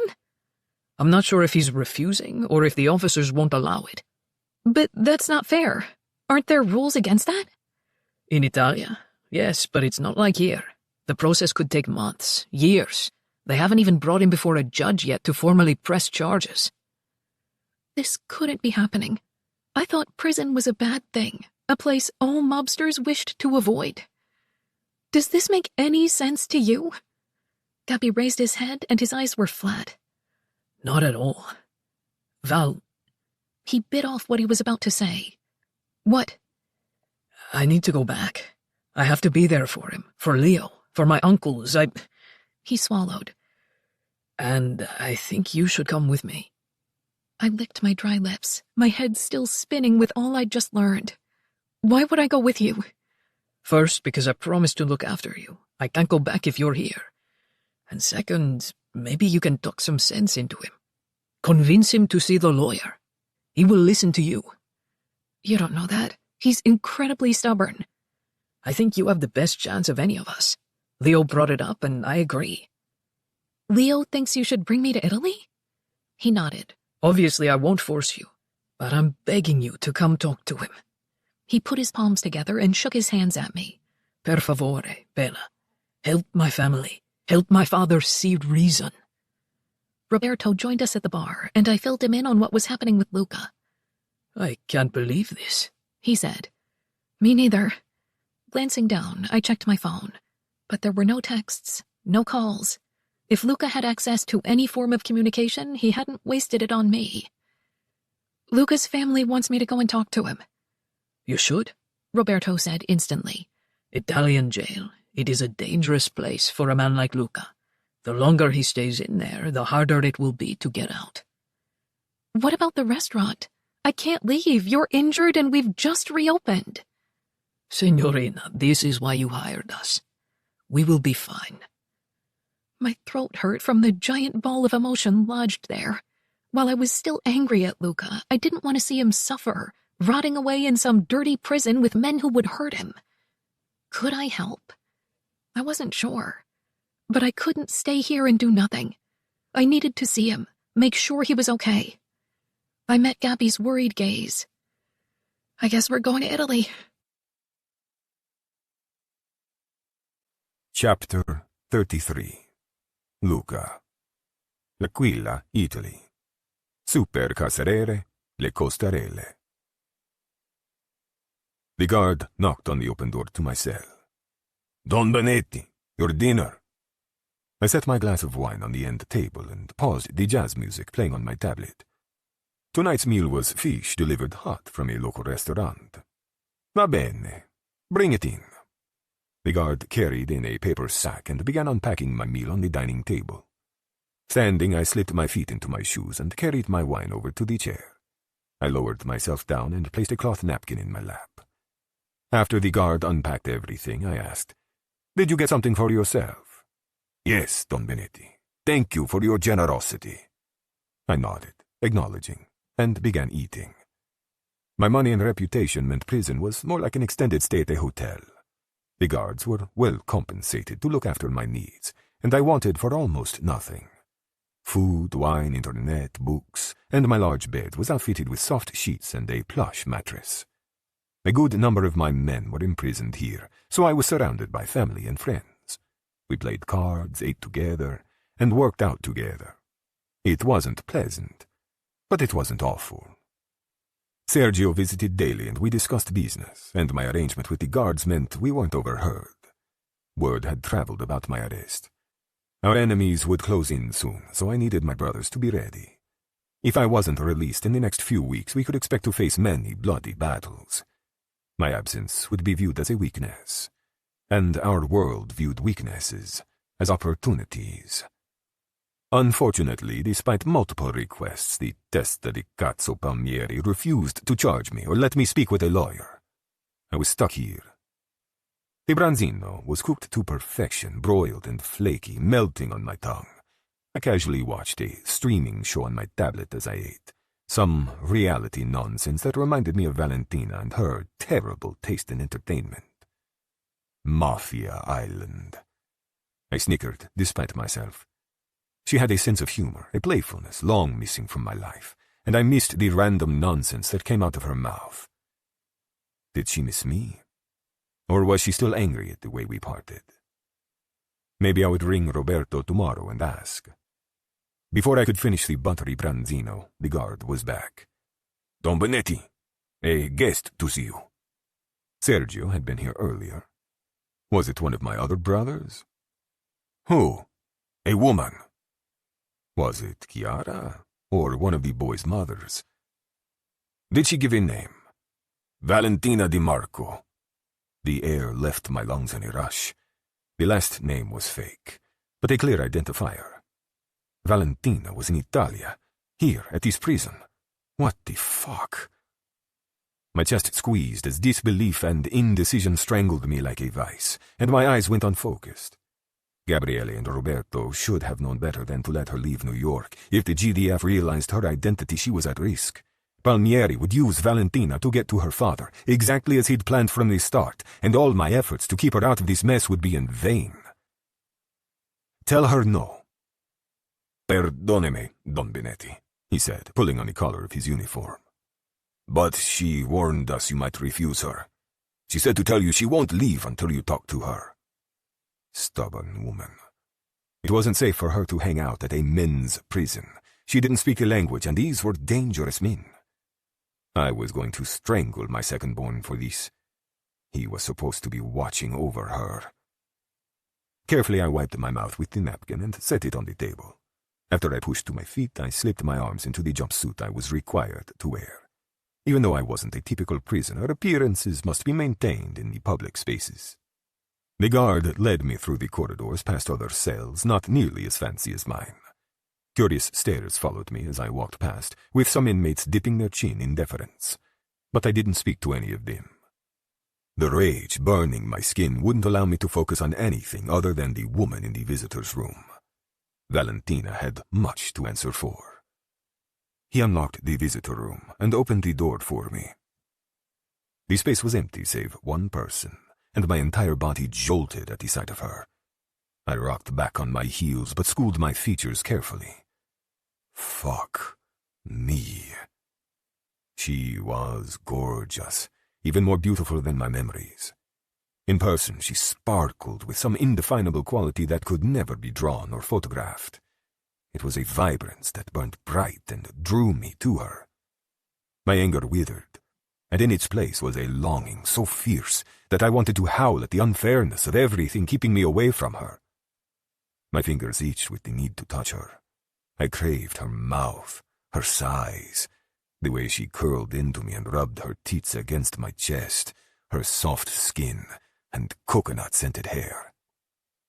But I couldn't have any of that. I didn't know if we were being observed or not. As a precaution, I couldn't give them an idea of how much this woman meant to me. I couldn't let her become a target. "You asshole!" she started when I didn't move or speak. I cocked my head and gave her a bland look. "Do I know you?" Her lips parted as her brows flew up. "Really, Luca? Is that how you're going to play this?" Rubbing my jaw, I pretended to think. "Allora, are you the woman from that club in New York City? The one who gave me a blowjob in the men's toilet?" The air in the room turned frosty, like a negotiation gone bad. "No," she said, the single word dripping with snark. "I'm the one who gave you the blowjob in your car." As if I could ever forget. My smile was part grin, part leer. "Ah, va bene. That was nice, no? I've been bragging of your skills to the other prisoners." I could see her thinking, wondering what was happening and why I was acting this way, but I couldn't let up. I needed her to leave. Leaning against the wall, I propped one foot on the plaster. "Did my brother hire you to pay me a conjugal visit? Because I would not turn one down, Bella." The skin of her neck turned red and her nostrils flared. "I want answers from you." She put her arms on the table and lowered her voice to a whisper. "You walked into the GDF headquarters? Are you insane?" Madre di Dio. She had to stop asking questions. "That is not how this works." I pushed off from the wall and approached her slowly, my fingers unbuttoning my jumpsuit. "Would you like to get on your knees, or should I fuck you from behind on the table?" "Stop it." She shot to her feet. "Why are you acting like this? What else did you expect when you followed me from New York? It's obvious you are gagging for my dick, just like you were there." "You know what? Fuck off!" She strode to the metal door leading out of the visiting room. "You can rot in here for all I care." She raised her hand to pound on the door, but I was on her in a flash. I caged her in, pressing her flat to the unforgiving metal door. Then I put my mouth to her ear and kept my voice soft. You should not be here. It is dangerous and foolish. Valentina inhaled sharply. But no, fiore mio. Get the fuck out of here and go back home. Then I stumbled away from the door like she'd shot me away. This is your last chance, bambina. I'll fuck you so good. I'll make you scream so all the other prisoners can hear you. Thankfully, she heeded my warning. She slapped her palm on the metal. I'm finished! Hey, let me out! Don't go so fast, I crooned. We can have fun. Maybe one or two of the guards can join us. They would love your big. The metal door opened and the guard returned. Signorina? Valentina glanced over her shoulder at me, her gaze lingering on my face. I watched her lick her lips. Then she looked away. I'm ready to go. He held the door open for her, and Valentina disappeared. My soul withered when the metal door closed with a loud snap.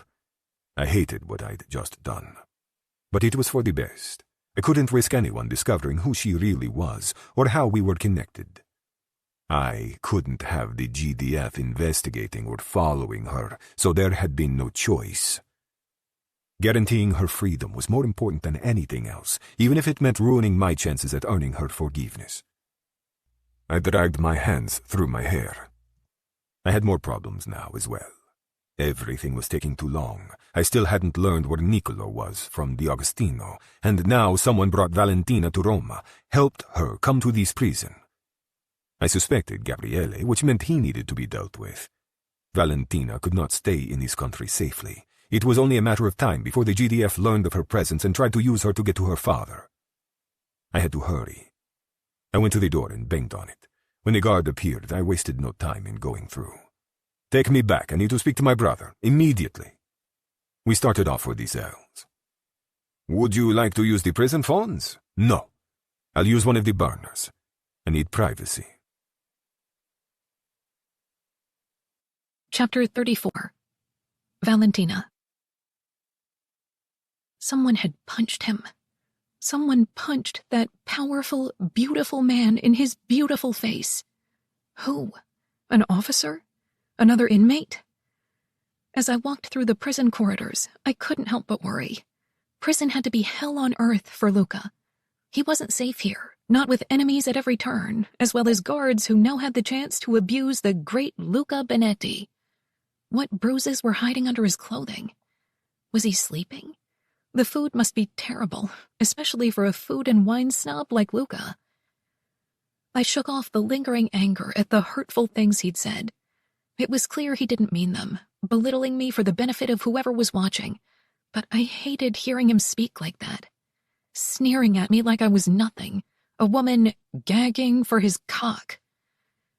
He preferred for me to go away, but after seeing that bruise on his cheek, not a chance. On the plane earlier, I researched famous mafia bosses who were put into prison. Some were killed by other prisoners, while the rest grew old and died behind bars. None were found innocent, and none were released. It was a grim sentence.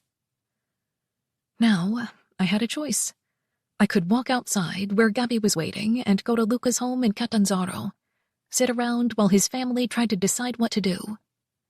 But sitting around wasn't really my style. I needed to do something. Luca's arrest was connected to the GDF and my father, the blackmail over the officer's murdered daughter.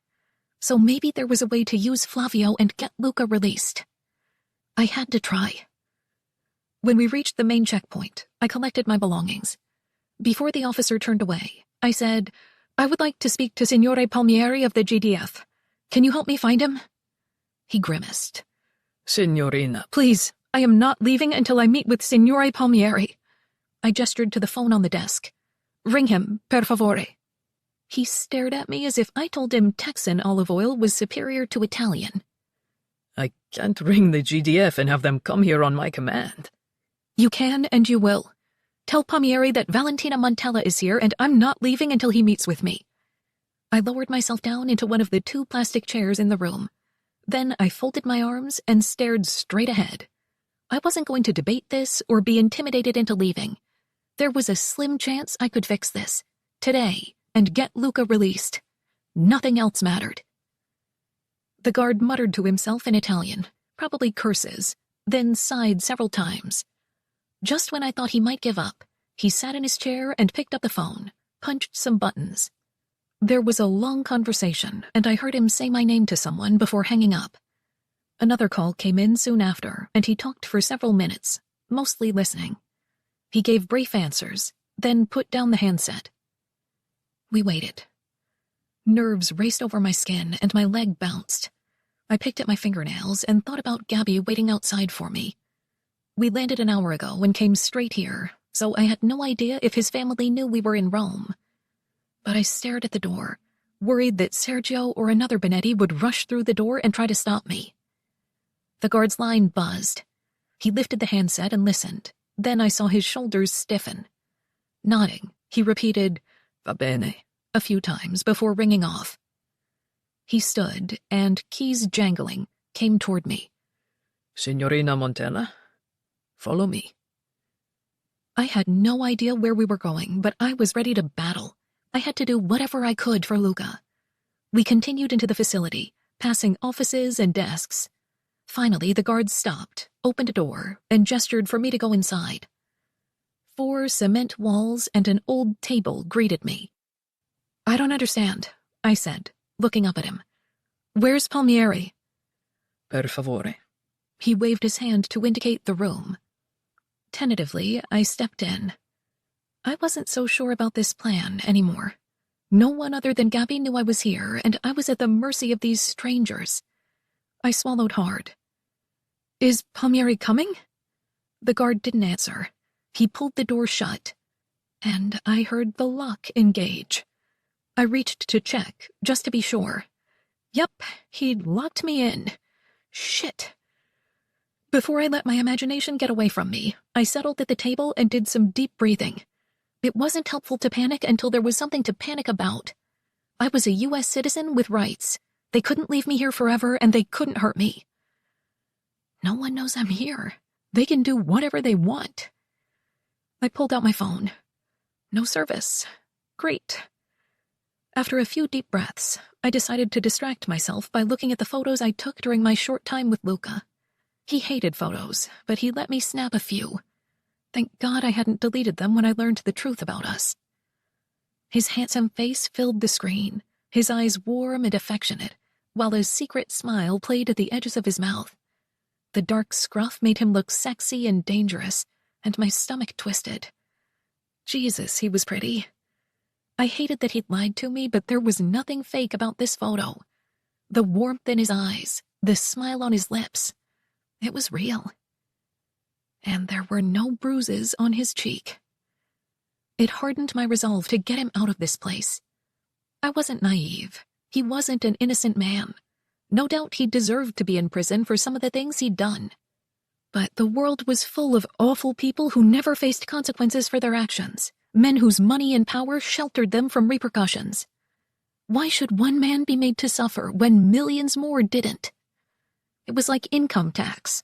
A large number of people got away with hardly paying, while the rest of us gave away so much. How on earth was that fair? You're rationalizing because you love him. I shoved those thoughts aside and scrolled through more photos. The wait dragged on so long that I put my phone down, concerned for my battery. I walked around, examined the room. I didn't see a camera, but I would bet anything there was one somewhere. I checked the time again. Finally, the door opened. A man entered, his expression flat and unhappy. Signorina. Then he spoke a stream of rapid Italian that sounded angry. I put up my palms. "Do you speak English?" Of course. Do you? Ah, now his attitude made sense. He didn't believe me. "Signore Palmieri?" When he nodded once, I continued. "I am Valentina Montella from New York. My father is Flavio Segreto.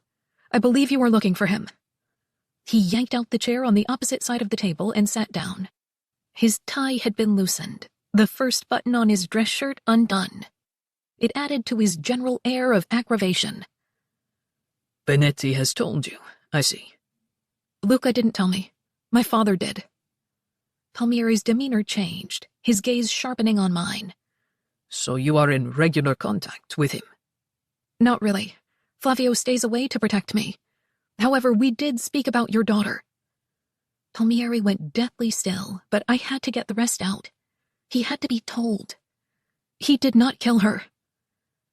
Perdonami, signorina, but the evidence suggests otherwise. Evidence provided by whom? Because someone is lying to you. Don't you want to know why? And what evidence do you have that your father is innocent? I drew in a deep breath. At the time your daughter was killed, my mother was dying of cancer. Without my knowledge, my father was looking after her as she grew sicker and sicker. He loved her. There is no way he would have accepted a job that sent him away from her during that time. You can't be sure of that. I am 100% sure. I believe him, and you can look at his passport and her death certificate. He didn't leave New York. Someone else killed your daughter. His fingertips drummed on the wooden table as he examined my face, intently, as if searching for weaknesses. The approach was intimidating, and I suspected many criminals had confessed because of it. I tried to remain calm. I had the truth on my side. And did your father have a guess as to who might be responsible? I'll tell you, but I want your word that you'll release Signore Benetti. He laughed, but it was a dry and humorless sound. Never would I agree to something so foolish. Then I won't tell you what my father said. You are in a prison in a strange country. Do you honestly believe you have any leverage at the moment? Yes, I do. You want something from me, and I want something from you. You are very sure of yourself. He leaned back, his jacket falling slightly open to reveal the pistol he wore. Maybe I will keep you here. Force your father to come and speak with me in person. My mouth dried out at the threat, so I licked my lips. It won't do any good. He won't come. And besides, he's not responsible for your daughter's death. You're wasting your time pursuing him for it. The air in the room turned oppressive as the seconds dragged on, Palmieri's stare like black orbs of resentment. You are asking for one of the country's most dangerous criminals to be released. Do you know how long we've tried to arrest Benetti? You haven't charged him with a crime, though, which makes me think you know you can't. You don't have a charge that will stick. Maybe our legal system works differently here than in your country. It doesn't, not when it comes to due process. I looked it up. Maybe I will arrest you for interfering in an investigation, and you may learn our procedures yourself. I threw up my hands in frustration. Stop threatening me. If you want to find out what I know, then promise to release Luca. Palmieri smoothed his mustache carefully. If you tell me what I wish to hear, I will allow Signore Benetti's lawyers to be brought in today. This seemed like a good compromise. I have your word? Si, signorina. I'll give you my word. Flavio believes someone named Rossi is responsible for your daughter's death, and he's trying to make my father the scapegoat for it. If that's true, then why target a man who hasn't lived in this country for almost a decade? Why not choose someone else, someone more convenient? Rossi has been searching for my father since he left. My father knew Rossi was stealing from the mafia and made the mistake of trying to use the information to gain his freedom. Rossi is a common name here. You have no other information? Investigating men in this country is your job, not mine. I'm sure there is a man by that name here who is already on your radar. Palmieri stared at the wall, unmoving. I wondered what he was thinking, if he knew this man named Rossi and had been watching him. I hoped so, because I didn't want him backing out on our deal. I needed Luca released. The man across from me stood and straightened his tie. Unless there is more, you are free to go. I rose and clasped my hands. Don't forget your promise to let Luca's lawyers get him out today. I never promised to release Benetti today, but I did agree to let his lawyers in to visit. Good. Then it's only a matter of time until he's freed. Don't be so sure, signorina. Now at the door, Palmieri paused. He had the chance to stop it, capisce? I asked him to turn you over or face arrest. Can you guess which option he chose? My mouth parted on a shocked breath. What on earth? Luca had allowed them to arrest him rather than turn me over? We weren't dating or sleeping together any longer. Why not save himself from prison by letting Palmieri interview me? This made no sense. I swear to protect you from the blood and crime. Palmieri held the door open, regaining my attention. Come, I'll walk you to the front. Grazie, I said, and went by him into the hallway. We began walking together, my shoes rapping loudly on the worn tile. Your Italian needs work, he said, but I suppose you will have plenty of time to perfect it here, no? Did he mean now, as I waited for Luca's release? Not sure how much I can learn in a few days, but we'll see. A few days? He made a dismissive sound in his throat. Signorina, if you think Benetti will ever let you return to New York, you are fooling yourself. This life, his life, swallows women whole. I had no response. He was wrong. I wasn't staying here, no matter what Luca wanted. We were through. He stopped at the exit door and snapped at the men to open up. A buzzer sounded, and Palmieri pushed it open. Arrivederci, Signorina Montella. I started to leave, then paused. My deepest sympathies on the loss of your daughter, Signore. He didn't react, so I hurried out, hoping I'd done enough. My uncles are losing their minds. I closed the car door and reached for the seatbelt. Why? Luca called them and was very, very angry. Gabby checked the mirrors and pulled into traffic away from the prison. They want us in Catanzaro right away. Are you in trouble for bringing me here? I think we are both in trouble, Val. I was worried for Gabby, but not for me. I don't care. We did the right thing by coming. How did it go? Did you talk sense into my father? No. He acted very strangely, like he didn't know me, like I was just some girl he hooked up with in New York. But when he could, he whispered that it was dangerous for me to be here. But you said we did the right thing. We did. I met with Palmieri. That was what took so long. Gabby's mouth fell open. Che cazzo? You talked to the GDF? Do you know how bad that is? I don't care. I reached into my purse and dug out a granola bar. My nerves had been too frayed to eat earlier, and I was starving. If telling Palmieri what I know could get Luca released, then I'll gladly do it. I'm not bound by any weird code about talking to the police. Mamma mia, no wonder my uncles are upset. We didn't talk much from then on. Gabby sped along the Italian freeways as we headed south. We stopped a few times for restrooms and snacks, but otherwise kept driving toward Luca's family. I tried not to worry. I hadn't done anything wrong. Finally, we turned off the main road and drove up into the hills. It was pretty scenery, with rolling peaks and valleys, old farmhouses. The sun was shining, and sheep grazed out in the fields. So this is what the Italian countryside looks like. It's very quaint. Boring, Gabby said. My father also has a house in town, as does my mother, but this is where Leo and I live. It's safer for us out here. Was it hard growing up away from your mother? I see her all the time, so no.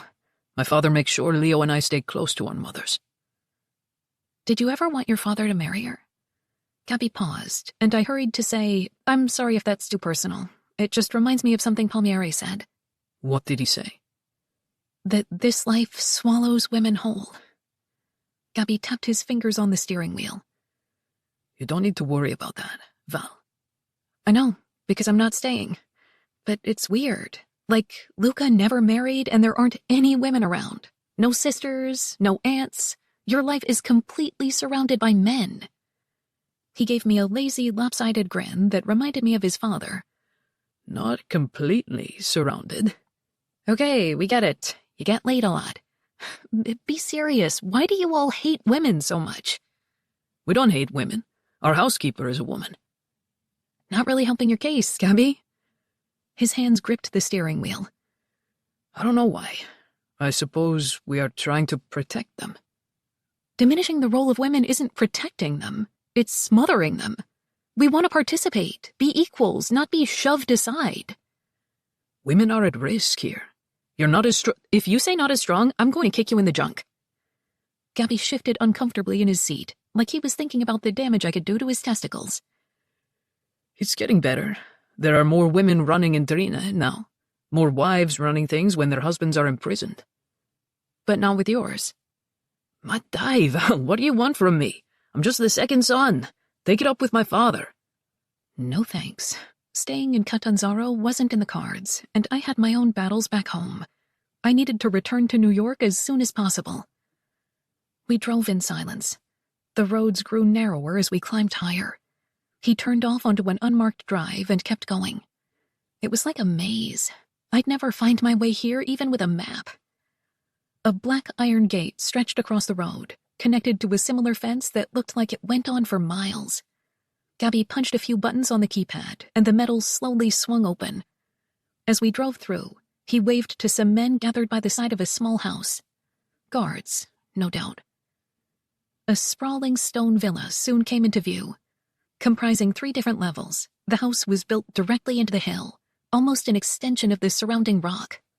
Green plants and trees surrounded the perimeter and paths, lined the edge of the roof.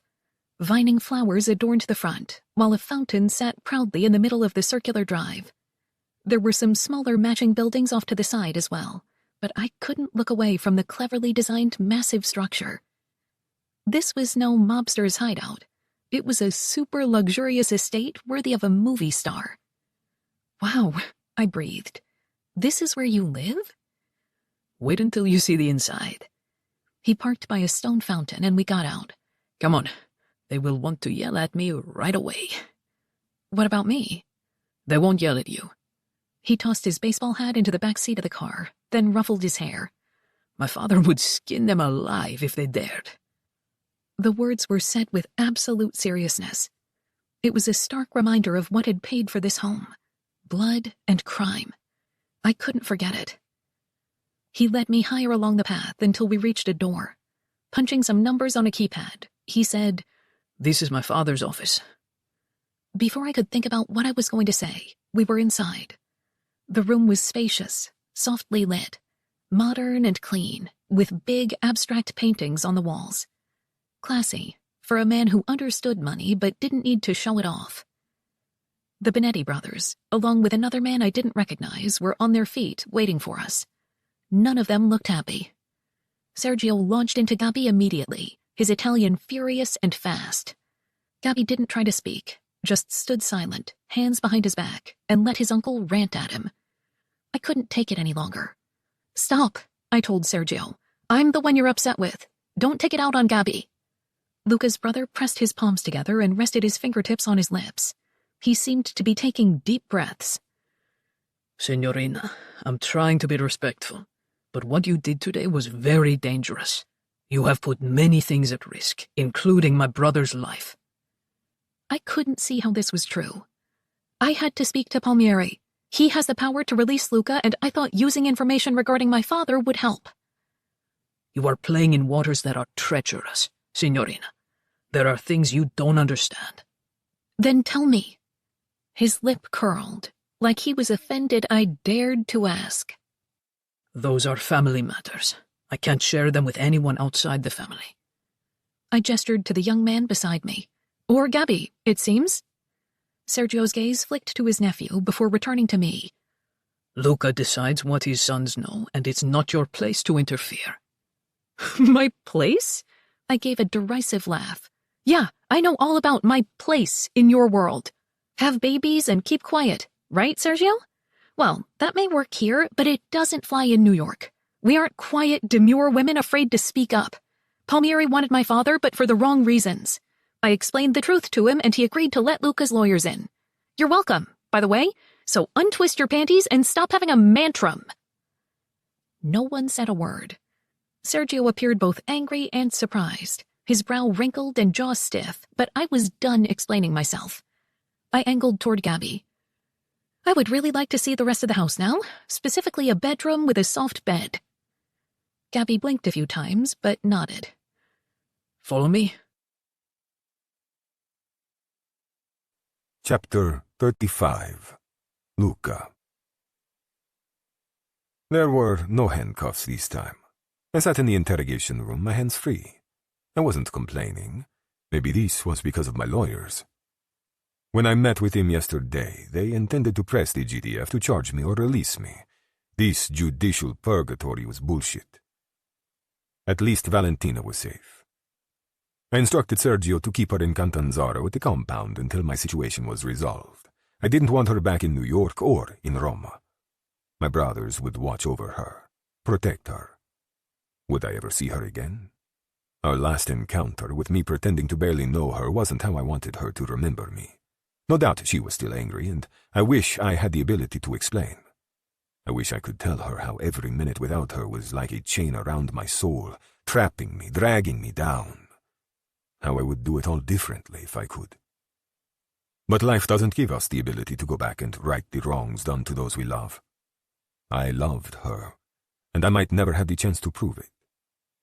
The door flew open. Palmieri walked through, his suit again rumpled, the circles under his eyes considerably worse.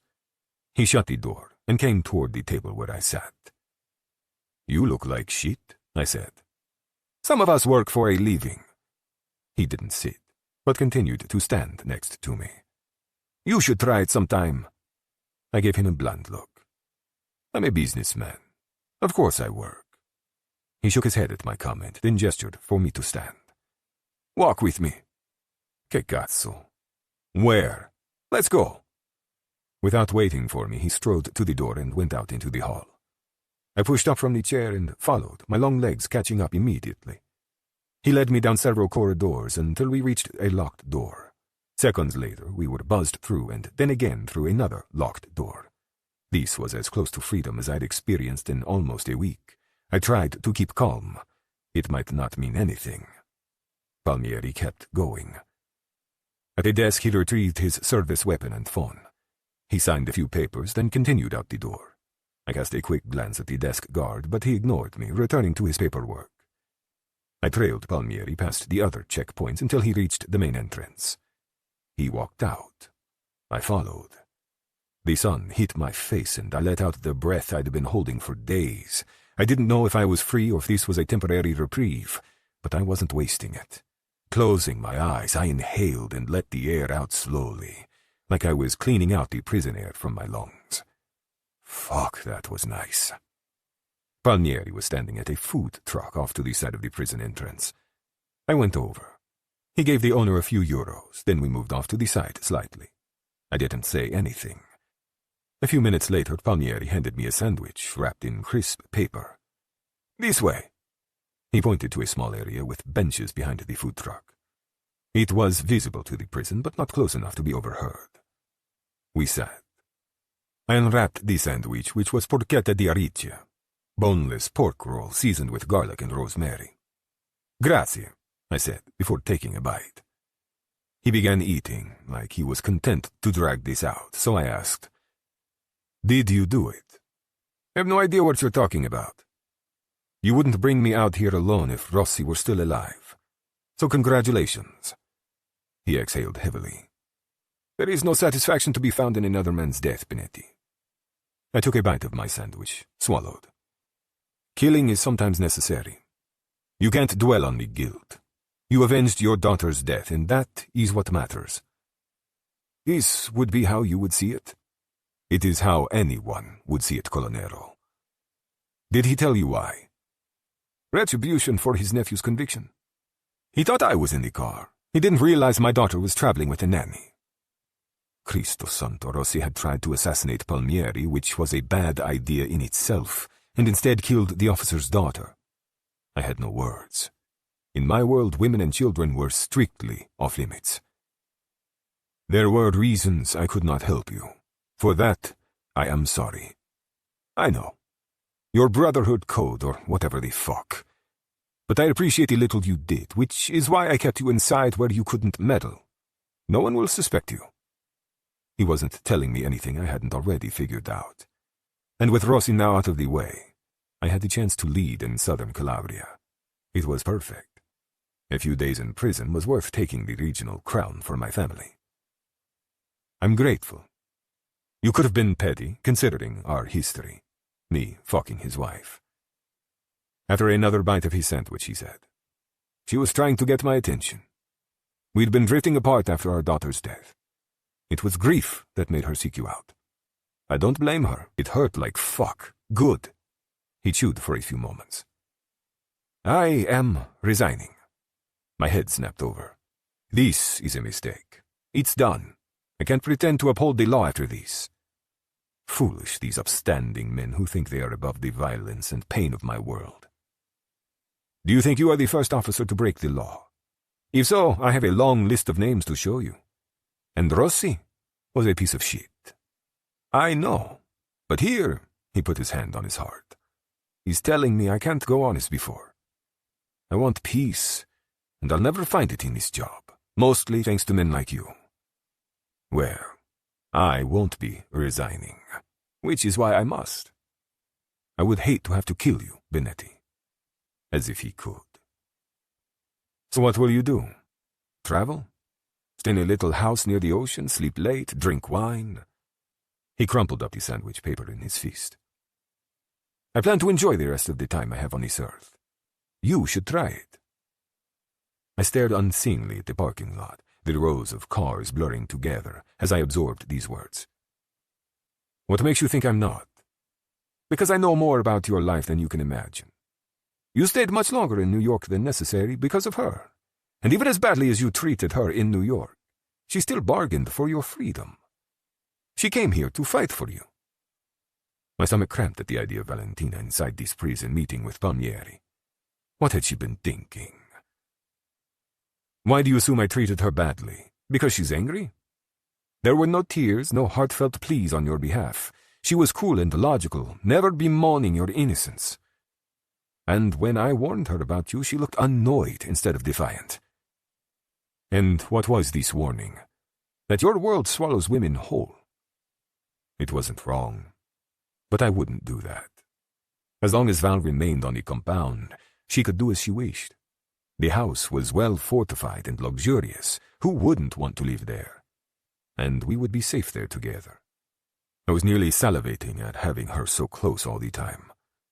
Fucking on my bed, in my office, out by the pool, in the woods. There was no limit to the places I would have her on my estate. I stood and brushed the crumbs from my chest. You don't know what you're talking about. Rising, he chuckled, but it was dry. Yeah, sure. You'd probably fuck it up anyway. Men like us aren't meant for relationships. He started toward the bin and tossed the paper in it. Have a nice life, Benetti. Valentina. Italians knew how to live well. Sitting on the warm stone, I dangled my feet in the cool water of Luca's infinity pool. The view from up here was spectacular. The countryside stretched out around and below the house, with the sea sparkling in the distance. Hot pink outdoor chaises edged the pool in front of reflective glass windows, while flowers and plants lined the terrace.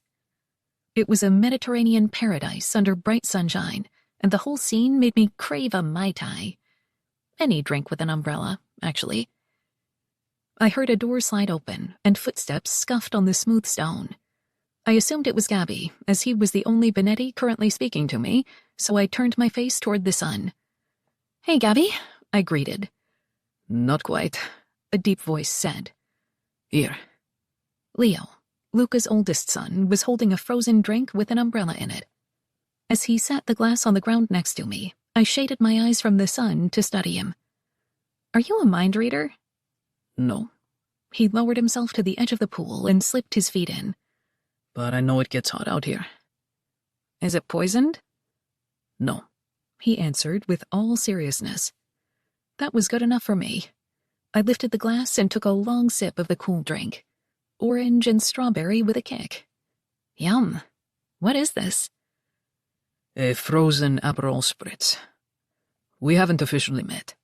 I'm Leo. He put his hand out and we shook. I could see the resemblance in his eyes, but he wasn't a mini Luca like Gabby. Leo's face was thinner, more angular. His hair was lighter as well. "It's nice to meet you." Tell me, why would I poison you? "Because you and your family are still pissed at me for meeting with Colonel Palmieri yesterday?" I hadn't been invited to dinner last night. Instead, Gabby brought food and we ate together in my room. The uncles hadn't tried to stop me from wandering around today, though no one would answer me about when I could return to New York. I'm sorry for the way my uncles reacted, but we aren't all pissed. I'm grateful for your help. You are? Yes, even though my father doesn't want you mixed up in all of this. He called yesterday and yelled at Sergio for a long time. I'm already mixed up in this. I have been since the moment your father arrived in the States. And I don't care if it made Luca mad. I had the ability to help him, so I did. You are brave, Signorina. Not many go against my father's wishes. Your father's wishes don't mean shit to me right now. I was still angry and hurt, and being in his house, surrounded by his things, wasn't making me feel better. But you care about him. Worse, I think I love him. I sipped more of the frozen drink. It doesn't matter. I'm returning to New York as soon as possible. You don't plan to stay? This life swallows women whole. I shuddered at the words. I had my own life in New York, a business, friends, my mother's things. I refused to get lured in by pink deck chairs and frozen cocktails. No, I don't. This is too bad, Leo said, swirling his feet through the water. It's obvious my father cares about you. I've never heard him so mad and worried before. It doesn't bother you? What, that he cares about someone? Someone who isn't your mother. Someone not much older than you. Someone who isn't Italian. None of that bothers you? Leo took a beat, his expression thoughtful. I could already tell he was the complete opposite of his brother, who said whatever was on his mind. Leo seemed more careful than Gabby. His personality was definitely closer to Luca's. Finally, Leo said, First, my mother is happy with her husband. He's a good man and takes care of her. I never had any dreams of my parents getting together. Second, I don't care about your age if you make Luca happy. And why would I care that you're American? I think American girls are hot. You sound like Gabby, I said with a laugh. Pretty sure he got more phone numbers in New York than his phone can hold. I believe it. My brother said he enjoyed working at your restaurant. He paused. He also says our father is in love with you. You hold my heart and my soul, fiore mio, per sempre. A lump settled in my throat. If only that were true. You didn't lie to the people you loved, trick them and use them. Even if that was how our relationship started, with his plans to use me to find my father, Luca had plenty of chances to come clean. Yet he kept lying, kept watching for my father, ready to pounce. I took a deep breath and let it out slowly, my feet gliding through the cool water. It doesn't matter. New York is my home. Your father lives here.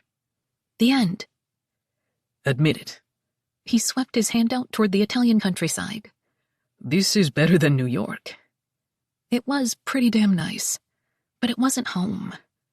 Oh, and then there was the fact that I wasn't ready to be a mafia girlfriend. You haven't seen the Hudson Valley, I said, especially in the fall when the leaves change color. It's so beautiful you want to cry.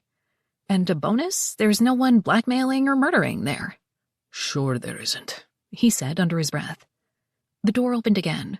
Before I could see who it was, there were voices yelling in Italian. Leo straightened and immediately lifted his feet out of the pool. What's happening? I asked as he dried off his legs with one of the beach towels. Is something wrong? My father is here.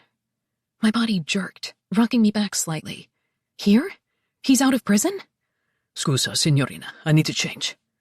Leo disappeared inside the house, and I frowned. He'd been wearing a t-shirt and shorts, like me. Did Luca insist that his oldest son dress up every day? I sipped my frozen Aperol spritz and pushed those thoughts aside. Leo's clothing was something else I didn't understand about Luca's life and probably never would.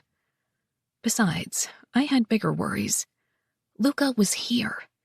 I hadn't expected to see him again, at least not so soon. What was I going to say to him? Worse, what was he going to say to me? My chest expanded with a strange sensation that I suspected was both anticipation and dread. Was I going to hug him or kick him in the balls? I wasn't ready, and I wanted to go home. I wasn't his mistress or his girlfriend. I was just the woman he'd manipulated for his own ends. Luca was everything my mother warned me about, yet I'd gone along with him willingly, too naive to question what was happening. I swirled my legs in the water and finished the drink. Being heartbroken sucked. I needed this feeling to go away. I needed to forget about Luca and bury myself in work at the trattoria. Maybe we should add a frozen Aperol Spritz to the menu. Would you like to swim? The sound of his deep voice sent a deluge of longing through me, a flood of memories I wished I could forget. I blinked, but didn't look over. No. He lowered himself to the stone beside me and began rolling the cuffs of his trousers. I peeked at his hands, the movements sure and swift. I loved those hands. I missed those hands. He dipped his legs into the water one at a time. Why not? I'm sure there is an extra suit somewhere. This isn't a vacation, Luca. I want to go home. Forgive me. I saw the empty cocktail glass and thought otherwise. My mouth flattened as I ground my back teeth together. You're a dick. I started to get up, but he grabbed my arm. Wait, per favore, He heaved a heavy sigh. Please, listen. I have much to say. I'm sorry, Valentina, for everything. I never should have used you to find your father. It's not that. It's that you kept using me even after we started sleeping together. I know, and I'm sorry, amore. I kicked my feet and watched the ripples in the water. Why not tell me, then? Why go on letting me think it was real? Because it was real. Leaning over, he put his forehead against my temple. My soul aches for you. I am like the dirt surrounding us, dry and lifeless, and you are the water bringing me back to life. Fiore mio, my beautiful flower. You make everything better. You make me better. I am nothing without you. Tears spilled over my lashes, tracking down my cheeks. I wiped them, but they kept coming. God, Luca. Luca wrapped an arm around me and brought me closer. Don't cry, Bella. I know I've hurt you. Let me make it up to you. I'm not sure you can. Even if I were willing to forgive you, what would be the point? The point is to be together. He kissed the top of my head, then pressed his face into my hair. Ti amo, Valentina. The words were like a punch to the gut. I'd wanted to hear them for so long, but it no longer mattered. He was an Italian mob boss with a giant rock house and pink pool chairs. I lived in a tiny town where we didn't lock our houses at night. For God's sake, I scrubbed toilets and bought clothes from mobile apps. There wasn't a way in hell this added up. I have never said those words to a woman in my life, he continued softly, because I never found one who I wished to marry before. My chest cracked, the pain ripping through me. God, when would this agony stop? Don't. I can't. Marry me. Stay here with me. Let me make you happy every single day with orgasms and purses and chicken parm. Babies, whatever you desire, amore mio. I need you by my side. Luca, I said shakily. I hadn't expected this from him, and I had no defenses in place against his onslaught. I can't stay here. I have a life, a business. I'm not cut out to be a mafia wife, sequestered up here in the hills with nothing to do all day. His body stiffened against mine, and his arm dropped from my shoulder. This is where I live, the land on which generations of Don Benettis have lived. It isn't safe for me to stay anywhere else. You lived in Paisano, I couldn't help but point out. For a short time, yes, but I can't permanently run an empire there. I rubbed at the tears, trying to stem their descent. We were quiet for several minutes, both of us unmoving. You are asking me to give it up, he said softly. Which I cannot do. I'm not asking that. I know you won't. It's not a question of whether I will or won't. I'm telling you I can't. Only death passes on the title to another. So that was that. There wasn't more to discuss, really. We both knew where the other stood. No doubt it seemed unreasonable to him that I refused to move here. After all, the estate was gorgeous, and I'd want for nothing. But I couldn't leave Paisano. I'd lost my mother too recently. Her house and restaurant, my only ties to her. I wasn't looking for a fresh start on the other side of the globe. Do you love me? He asked. I didn't know how to answer. Telling him the truth only made things worse. Yet I couldn't keep it from him. He deserved to know. I think I fell in love with you the night you made me dinner. He cupped my neck and angled me toward him. His gaze was soft but troubled as he studied me. Valentina, I promise to give you the world, if you let me. The knot in my stomach twisted, my insides squeezing with misery. I liked problems with easy solutions, but there was no solution here. We were just two people who lived in different places and couldn't make it work. I fought back the tears threatening to start again as I put my hand on his jaw. I don't want the world. I have everything I need back home, except for one thing. And he can't stay there. Please, I am begging you to reconsider. Stay and see if you like it. He wasn't listening. This wasn't a pair of boots to try on and return if they didn't fit. This was moving across the globe and leaving everything I knew behind. I couldn't do it. I can't. My answer won't change, and we are delaying the inevitable. I leaned in and pressed a gentle kiss to his cheek. And unless you're planning to hold me hostage here forever, then you have to let me go. He swallowed loudly, then eased out of my reach. With a graceful push, he stood and adjusted the cuffs of his trousers, not caring that water soaked through the cloth. Allora, he said softly. I'll have Gabby fly you home. Without a backward glance, Luca strode to the sliding door and disappeared inside the house. Chapter 36. Luca. I lost track of how long I'd been running. The ache in my chest was unbearable, and exercise was the only way I could think to ease it. Though it was 2 o'clock in the morning, I couldn't sleep. I also couldn't eat. If I started drinking instead to dull my senses, I might not ever stop. She was gone. I'd given her everything, and she didn't want it, didn't want me. I had to get over her and accept it. Unless you're planning to hold me hostage here forever, then you have to let me go. I wiped away the sweat streaming down my face. Part of me had considered keeping her here.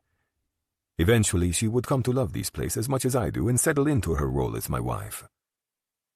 But I couldn't do it.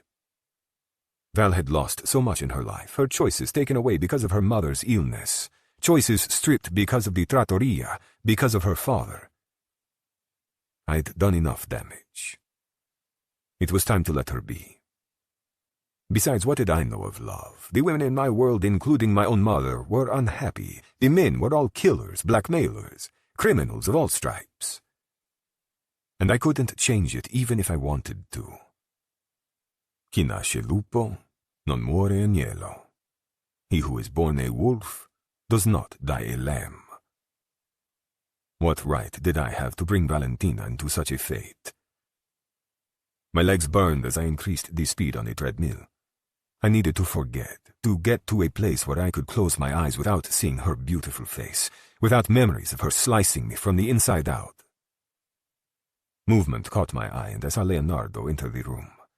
Clad in only a pair of long shorts, my oldest son walked over to the treadmill, a frown on his face, but he said nothing as he approached. My lungs were too busy forcing in air, so I could only watch as Leo bent and ripped the machine's cord out of the wall. The treadmill died. I gripped the handrails and tried not to fall over. "Che cazzo," I wheezed. "You're scaring everyone. Go to bed, Papa. I'm the boss. Don't give a fuck." Leo folded his arms across his chest. "Are you trying to kill yourself? Is that it? Because I won't let you.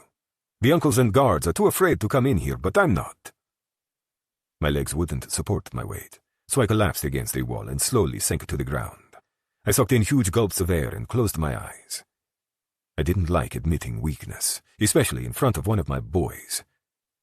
But the words tumbled out in my exhaustion. I just need to sleep. I heard him move around. Then the door to the tiny refrigerator opened and closed. "Here."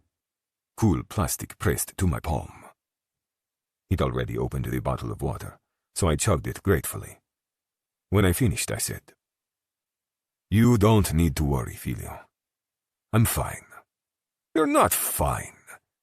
Lowering himself next to me, he rested his forearms on his bent knees. You're very much not fine. Respectfully. I hadn't seen much of my brothers this past week, and most of the household staff had started avoiding me. Not even finally learning where Niccolo was from D'Agostino had given me the focus I needed. Maybe resolving that mess when Niccolo returned would snap me out of it. Allora, I will be fine, I said. I'm too wired to sleep from being in a different time zone and in prison. In time, I will adjust. I don't think it has anything to do with jet lag or prison, Papa.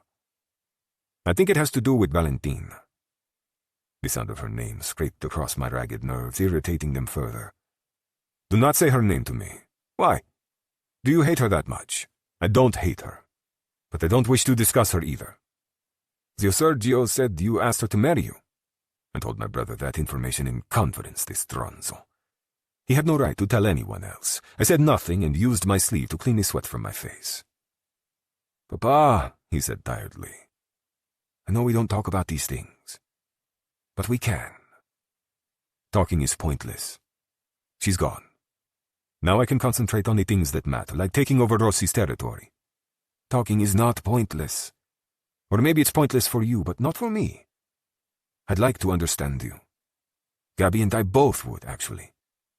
What is there to understand? I've kept you close, helped raise you both for your entire lives. We talk all the time. But you don't tell us anything important. We learn more from Zio Dante than you, our own father.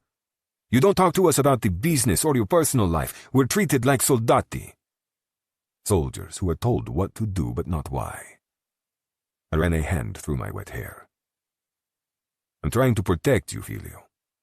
You have years to learn what you need to know to lead the Indrina. I want you to enjoy your life while you can. Is that what Nonna did with you? I grimaced. My father taught me brutality and responsibility from a young age.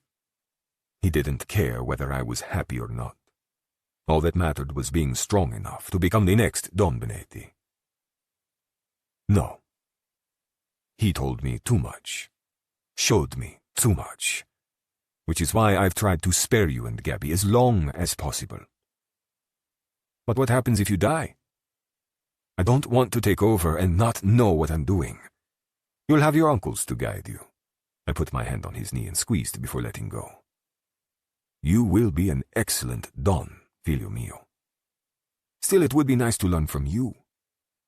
I've tried so hard to prove that I'm ready, but it's like you're keeping me at a distance, and I know Gabby feels the same. It's why he acts out.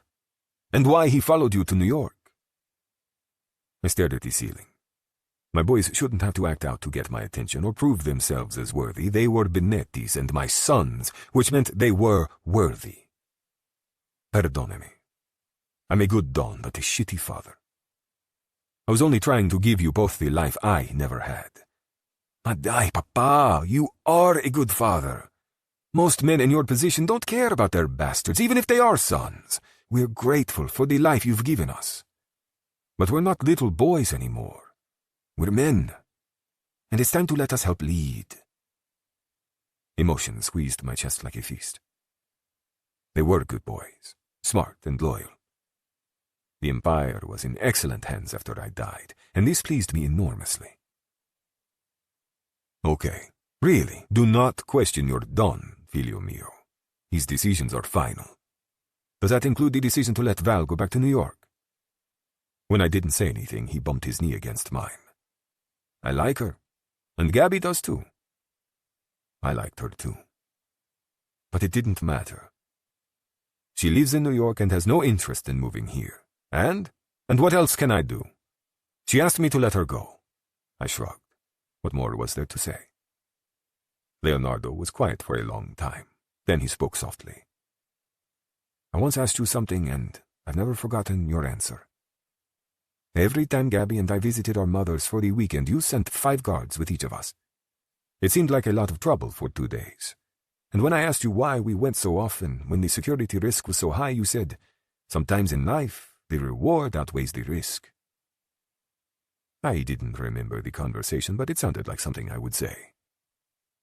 I wanted you both to remain close to your mothers. No good comes from taking little boys away from the person who gave them life. Papa, this also applies to you. Go after her. Reap your reward. His advice irritated me. Hadn't he been listening? She doesn't want to move to Catanzaro, and I can't force her. So live there. My head snapped over and I scowled at him. You know this is impossible. Even if I wanted to turn everything over to you, I can't.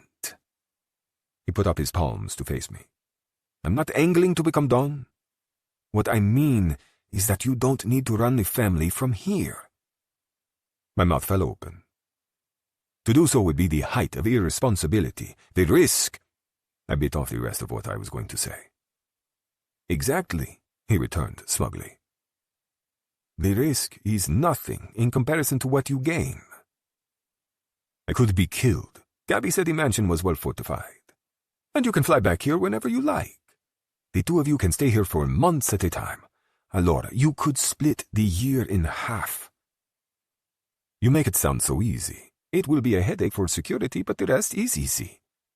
This isn't Nonna's day without computers and mobile phones. Our business is international, and so is technology. I rubbed my jaw and straightened my legs. Why are you pushing this so hard? Because I'd like to see you happy. And maybe if you're happy in your own relationship, maybe you'll let me marry Bianca. Stai zitto, I snapped, telling him to shut up. No talk of marriage, especially to a girl I haven't chosen. He grinned, not repentant in the least.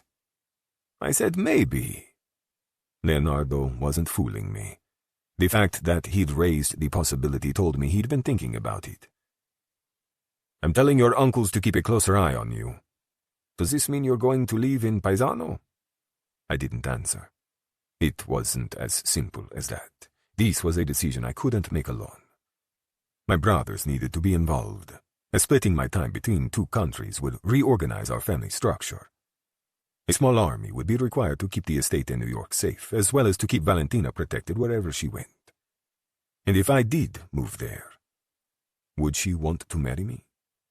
She was so young, her whole life ahead of her, and my world was death and destruction. It hardly seemed fair. I have everything I need back home, except for one thing. Leonardo took the empty water bottle from my hand and replaced it with a fresh one. Gabby also said there is opportunity there. The locals are weak and a mess, and Vito D'Agostino is in Toronto.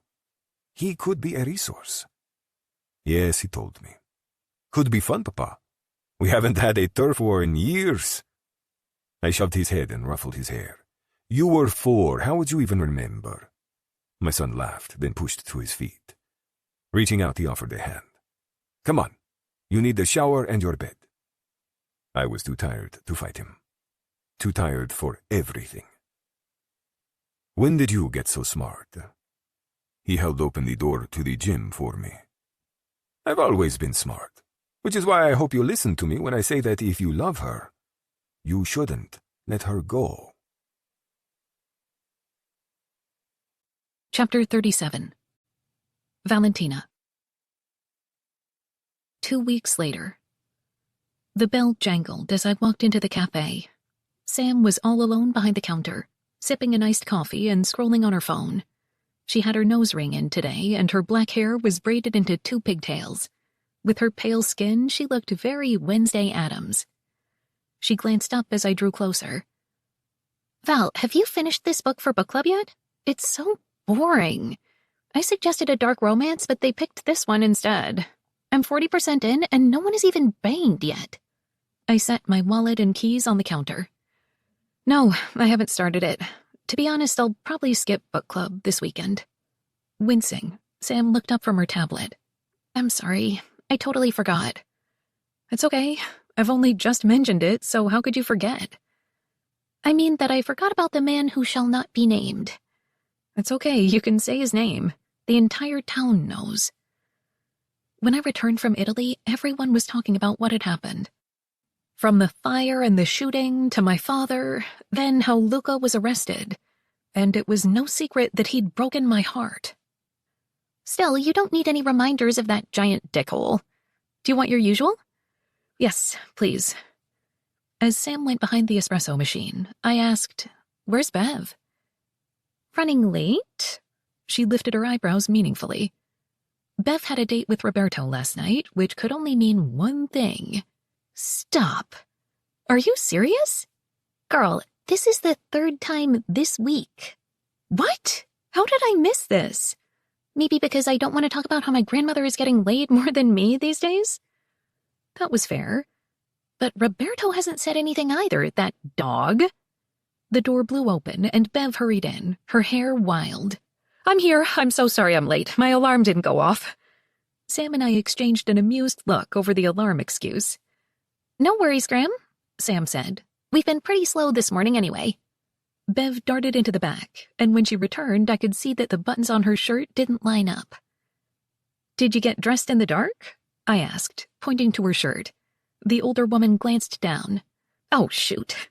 She quickly refastened the buttons correctly. Mercury must be in retrograde right now. I just cannot keep up. I pressed my lips together, trying not to laugh, as Sam rolled her eyes. Yep, it's Mercury, all right. What did I miss? Bev's head swiveled between the two of us as she wrapped an apron around her waist. Not much, Sam said as she sprayed whipped cream on my iced coffee. We're still not mentioning you-know-who, and Val isn't sure if she's going to book club. Oh, Val, honey. Bev grabbed my wrist and squeezed. Just give it time. I know you probably don't want advice, but my mother used to say men are like the bus. If you miss one, another is coming along right behind it. None of them were like Luca, though. Every man I knew paled in comparison. The pressure behind my sternum increased, making it hard to breathe. I missed him so badly. I couldn't allow myself to cry anymore, though. This had been my choice. Thanks, Bev. I'll keep that in mind. I still think you should have moved to Italy, Sam said. Move to Italy? Bev's eyebrows climbed. He asked you to move there? Only Sam and Maggie knew of my final conversation with Luca. Well, now Bev knew, too. Yes, he asked me to marry him and move there. Sam put my drink on the counter. Sorry, Val. I have a big mouth. You turned him down? Bev waved away my attempt to pay for my drink. Tell me why. Isn't it obvious? Not to me. Bev looked at her granddaughter. Do you understand it? Sam shook her head. Not even a little. A man like that, rich and handsome, who wants to marry me and take me to an estate in Italy? Y'all would definitely never see the likes of me ever again. Hello, I interrupted. I have a business here, a life, friends, my mother's house. I can't just up and go. Bev's smile was soft as she reached for my hand. She started walking around the counter. Come with me. I want to show you something. Bev, I have to get to the restaurant. No, you don't, she said, leading me toward the far wall. Roberto wasn't even dressed when I left. You have time. I didn't comment, though it took all my self-control not to bring up Mercury again. We stopped in front of a row of familiar photographs. Each one was of the Leaning Tower of Pisa from a different angle. I knew them well. Your mother took these photos for me, Bev said, when she was studying over there and met your father. Yes, I remember. I love them. After her death, I spent a long time looking at these photos, imagining her standing in front of the famous landmark. Bev reached to take a frame off the wall. Have you ever read what she wrote on the back? My muscles locked in surprise. She wrote on the photos? Just this one. And I think it might help you to see it. The photo was clipped into the frame. It took Bev some maneuvering, but she finally got it out. Here. She handed me the large photo, and I flipped it over. Sure enough, there was my mother's elegant script. Bev, what a time this was. I wish you had been able to visit. Next time, no excuses. Life is short, and there is too much joy to experience in the world. We shouldn't let anything hold us back. Enjoy the pictures. Love, Abby. I couldn't speak, my heartbeat rushing in my ears. Life is too short. If she'd only known. There weren't any more trips because I'd been born 8 months later. Then she died 16 years after that. We shouldn't let anything hold us back. Tears stung my eyelids. She'd been so determined, so fierce, independent and strong, and she'd raised me to be the same. So what happened? Why was I afraid of leaving this town? Every day, I regret not taking that trip, Bev said gently. But I convinced myself the cafe wouldn't survive if I closed down or let someone else run it for 2 weeks. I was more worried about money than happiness. And that's part of what's wrong with our culture. We value all the wrong things. It's not money, I whispered. The trattoria is her legacy, just like her house and garden. The peeling wallpaper and expired boxes of pudding I can't stand to throw away. She's still here, and I'm afraid to let her go. Bev pulled me into her warm body. She smelled like vanilla. Honey, you aren't letting your mother go. Those are just things. Your mother will always be with you, no matter where you are. I knew this in theory, but it was still hard to accept. You think I should move to Italy? I think you should put yourself first, for a change. Do what makes you happy. Taking in a deep breath, I pulled away and dabbed at my eyes with my fingertips. I didn't want to ruin my mascara. I'll think about it. Good. Now go get your drink before it melts and Sam starts yelling. We both knew Sam was pretty chill, but I returned the photo to Bev and went to the counter. Chuck, the only realtor in town, was paying for his coffee as I gathered my keys, wallet, and drink. We knew each other from high school. Hey, Val, he said. Hi, Chuck. How are you? Never better. He slipped $2 into the cafe's tip jar. Sam leaned against the counter. Chuck was saying the Portofino mansion has sold. I nearly dropped my iced coffee. Images of espressos on the terrace and long showers assaulted me, picking out ties and cuddling and purses and sex. Lots and lots of sex. Luca's former house sold? Now someone else bought that tacky house. God, the universe hated me. They were both staring at me oddly. I blurted, "Congrats on the commission, Chuck. See you around." And I got the hell out of there before I started crying again. Chapter 38. Valentina. Book club was in full swing. Nearly every single man in town was packed into the Trattoria's bar, hungry gazes watching the women in the corner. Instead of drinking with my friends, though, I poured drinks for customers and helped behind the bar. It kept me busy, as well as prevented my friends from grilling me about Luca. The new bartender, Quincy, who Anne Marie's son, didn't know a Manhattan from a Long Island iced tea, but I couldn't complain. Quincy had stepped in after Gabby returned to Italy to go be a mafia prince. I missed Gabby, but he and I texted regularly. He sounded busy, but happy. He never mentioned his father, and I never asked. Had Luca started sleeping with his mistress again? The thought caused my empty stomach to turn over, so I popped an olive in my mouth and looked around. Roberto hovered near the front, even though I told him to go home ages ago. There was no reason for both of us to be here, and I'd closed down after my friends left. Giovanni's team was almost done with dinner service, and then we'd only have the bar to worry about. A few minutes later, I made change for a beer. When I turned, Maggie was at the bar, frowning at me. I gave the customer his money. Thanks, Carl. Let me know when you need a refill.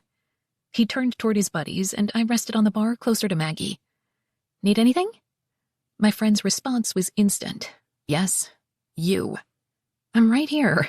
Val, goddammit, this is pissing me off. Come sit with us. I don't want to. They're all looking at me with sad, pitying eyes. The second I sit down, they'll want to hear what happened. Honestly, I don't have the energy. It's only because they care about you, and I'll tell them not to raise the topic of Luca Benetti tonight. I promise. She put her hand over her heart. Maybe later. Let me help Quincy a little longer, okay? Maggie pointed at me. I'm coming back in 30 minutes, and I won't take no for an answer. But if you refuse, I will tell Carl about the crush you had on him in 7th grade and how you used to walk by his house every day after school even though he wasn't on your way. At all. Horrified, I watched Carl spin at the sound of his name. What? Nothing, I said at the same time Maggie said, "Oh, hey, Carl." Were you guys talking about me? He appeared adorably confused. I don't know. Maggie raised an eyebrow in my direction. Were we? You are the worst. To Carl, I said, "Ignore her. She's stuck in middle school." Carl rejoined his friends, and I waved Maggie away. Get lost, Fiorentino. A few minutes later, the computer froze and needed to be rebooted. I was standing with my back to the bar, entering in the information to restart the computer, when I noticed everything had gone quiet. I glanced into the mirror to see what was going on. I jerked in surprise, and my elbow bumped the computer. No, this couldn't be. Was I imagining him? Luca. Luca was here, at the bar. A now empty bar. What the hell? Why was he here? A loud ringing echoed in my ears as I faced him. He looked good. His hair was a little longer, and the bruise on his cheek was almost non-existent. A few days' worth of scruff graced his jaw, gray whiskers dotted in among the dark brown. His intense stare was locked on my face, and my tongue felt thick as I blurted, "What are you doing here?" Ordering a drink. I heard this place has a good wine selection. I don't understand. A Valpolicella, I think. I needed time to think, so with a shaking hand, I poured him a glass of the red wine. Should I start a tab, or did you want to cash out? A tab. I'm going to be here a lot. I stared, unsure what to say. Then I noticed everyone staring at us, the room as silent as a tomb. I jerked my thumb toward the kitchen. Come with me. I didn't wait to see if he followed. I walked out from the bar and went through the swinging door. The usual hustle and bustle greeted me, the familiar sounds of a professional kitchen during service. When I reached my office, I heard Giovanni greeting Luca like an old friend. They chatted in Italian, but I unlocked the door and went inside, pacing back and forth as I tried to figure out why Luca was here. We'd said everything that needed to be said in Catanzaro. Maybe he was here on business? Finally, the knob turned, and he strode inside, all masculine grace and leashed power in his dark navy suit. I recognized the tie as one I'd chosen for him all those days ago. Tell me what's going on. One eyebrow quirked. Isn't it obvious? No, not to me. Are you in town for business? Sort of. He set the wineglass on a file cabinet. I'm moving here. My stomach dropped at the same time as my jaw. What? You're kidding. Not permanently. I'll set up here, then go back and forth to Catanzaro. Moving here. My brain tripped over these words. It made no sense. Why? For you. I want to marry you, and you want to live here. I hoped we could compromise. We'll split our time between Paesano and Catanzaro. Needing to ground myself in reality, I gripped the edge of the desk. Was this really happening? Isn't that dangerous for you? Yes, and for you. But I brought a small army with me to keep us safe. And so, what, you'll vacation here while I work? Not vacation. I'll work, too. His smile grew, and there was something devious in the depths of his eyes, like he had plans in the works. I didn't care about those plans. Not yet. I still couldn't believe he was serious. You bought the Portofino mansion. He nodded once. You heard. Good. Of course I heard. No one can keep a secret in this town. Roberto can. Oh my God, no wonder he was hanging around tonight. He knew you were coming. Luca reached inside his coat pocket and took out a small box. My heart leapt into my throat as he flipped open the box and took out a ring. I saw a flash of white, but I was concentrating on his face, not his hands. Luca met my eyes, his expression serious.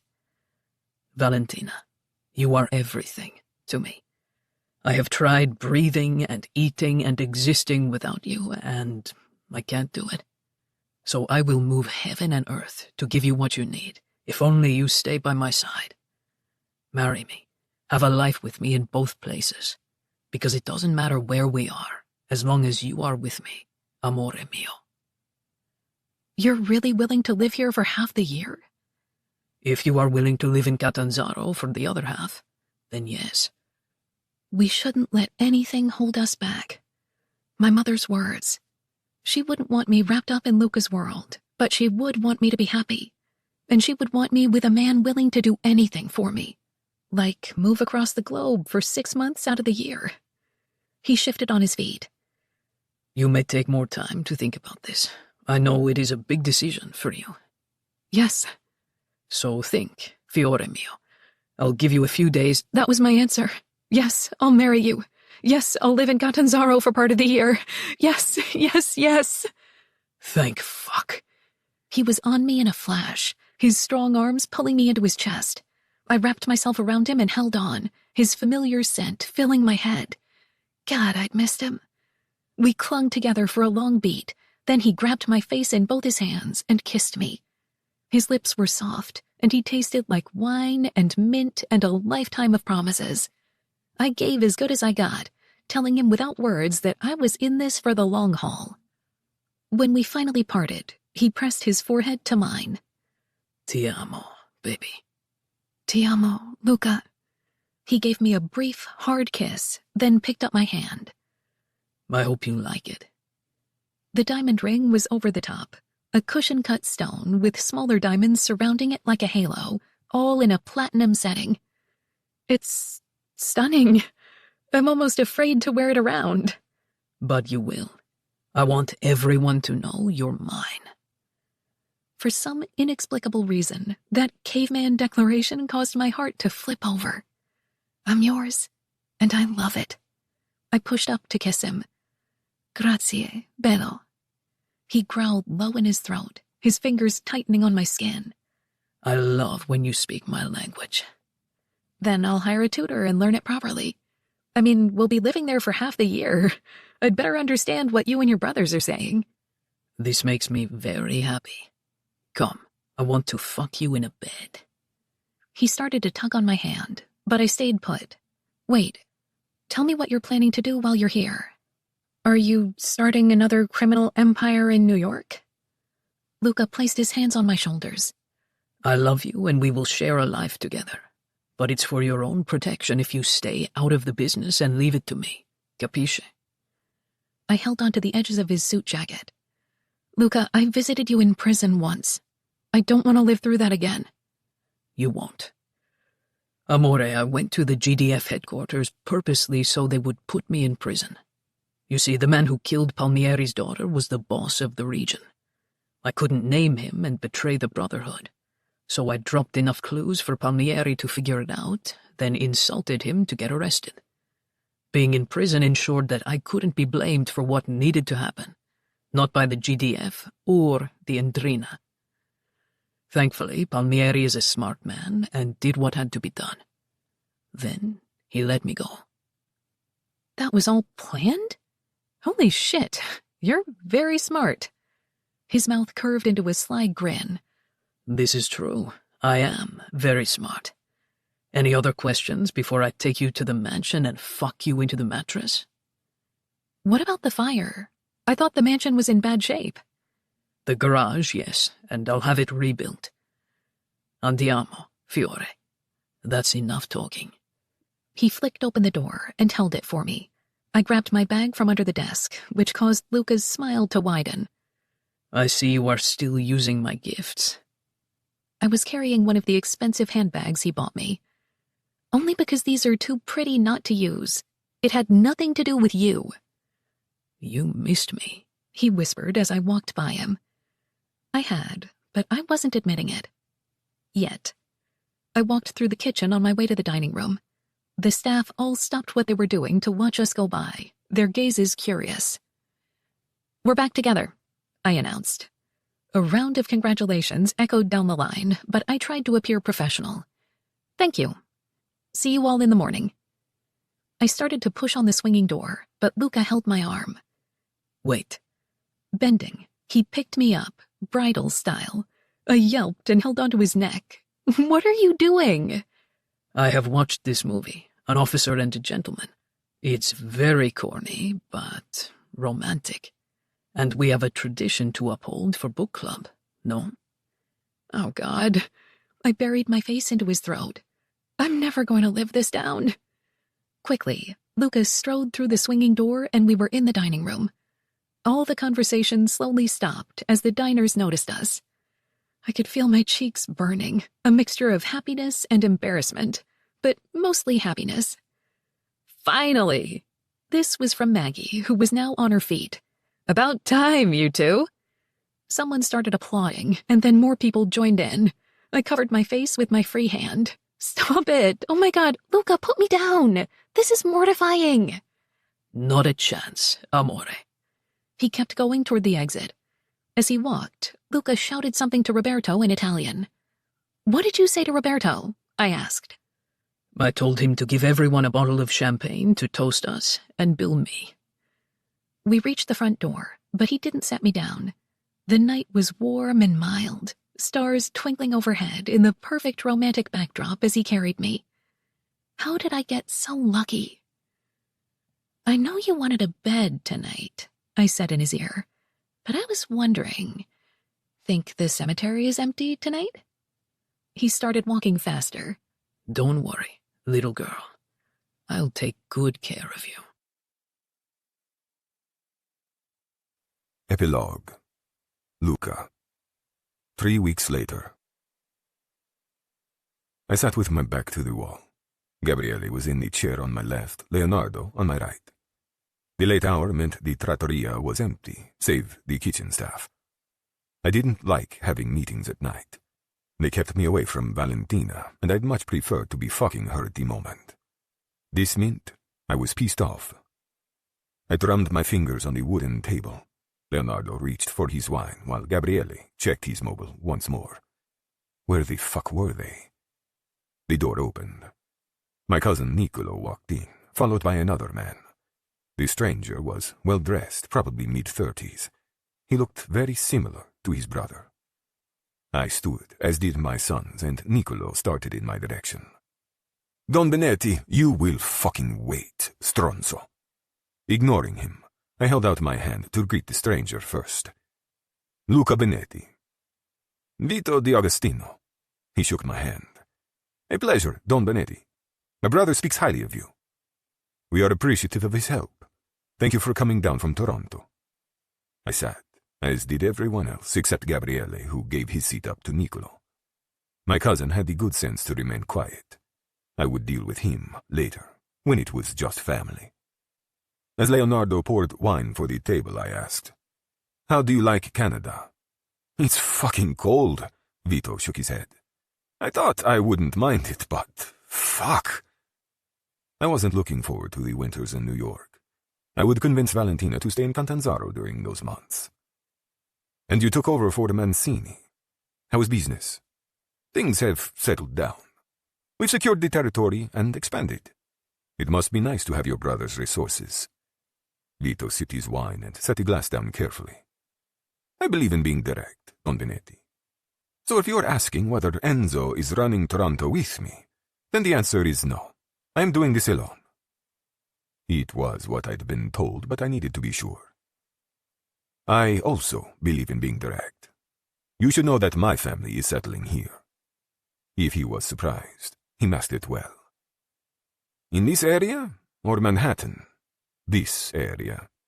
I will go back and forth to Catanzaro, but my brother Dante would reside here permanently, as will my son. I indicated Gabriele. I'm assuming this has something to do with the woman you brought to meet my brother. I dipped my chin in acknowledgement.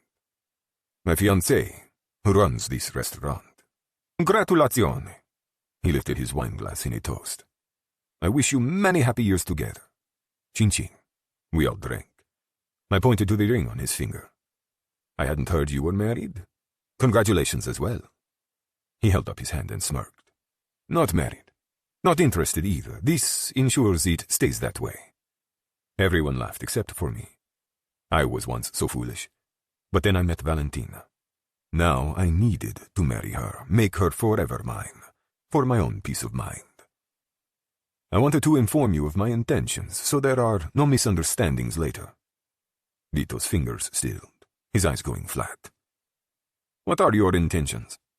There is a casino an hour away, poorly run. We plan to start there, then expand as necessary. How are you finding the MCs? Some motorcycle clubs in North America dabbled in trafficking. Stupid, and a pain in the ass. Good. That meant they would be easy to eliminate here. I want to establish a trade with you. The chemicals for crystal in exchange for South American coke. We'll use drones, boats, when necessary.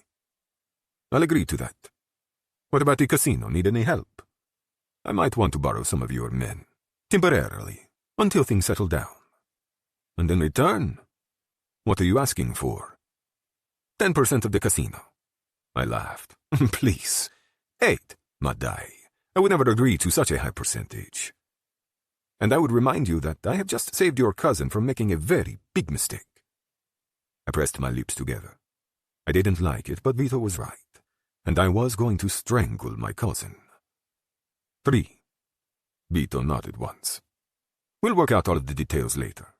Who should we talk to, Dante? I'll be here at least until the holidays. How quickly can you get your men here? Next week? Va bene. I rose and buttoned my suit coat. Where are you staying? I prefer to return to Toronto immediately. Smart of him. I shook his hand once more. My thanks for your help with my cousin. Good luck, he returned. And I hope you change the name of this town. It's fucking stupid. He departed, 3 of his men behind him, and I lowered myself into the chair once more. Sit your fucking ass down, Niccolo. Luca, forgive me, Gabriele smacked the back of Niccolo's head. That's Don Benetti, stronzo.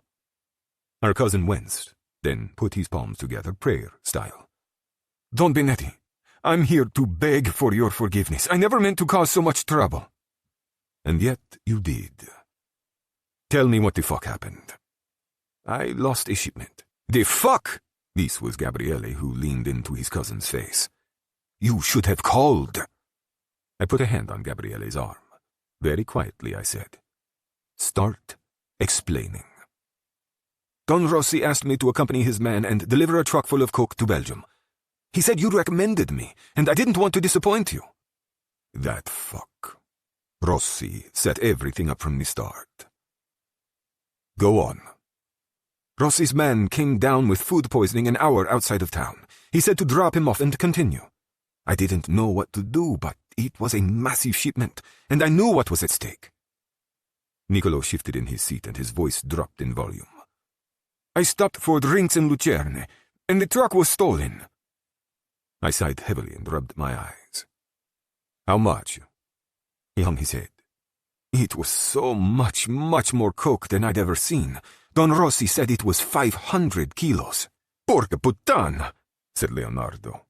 That's more than 38 million euros. I know. He put his face in his hands. That is why I tried to make it right. That was stupid of you, I said. You should have contacted someone immediately. I did, Don Benetti, I swear, exclaimed Niccolo. I called Don Rossi first. He said not to bother you because you were leaving for New York on urgent business and he would fill you in.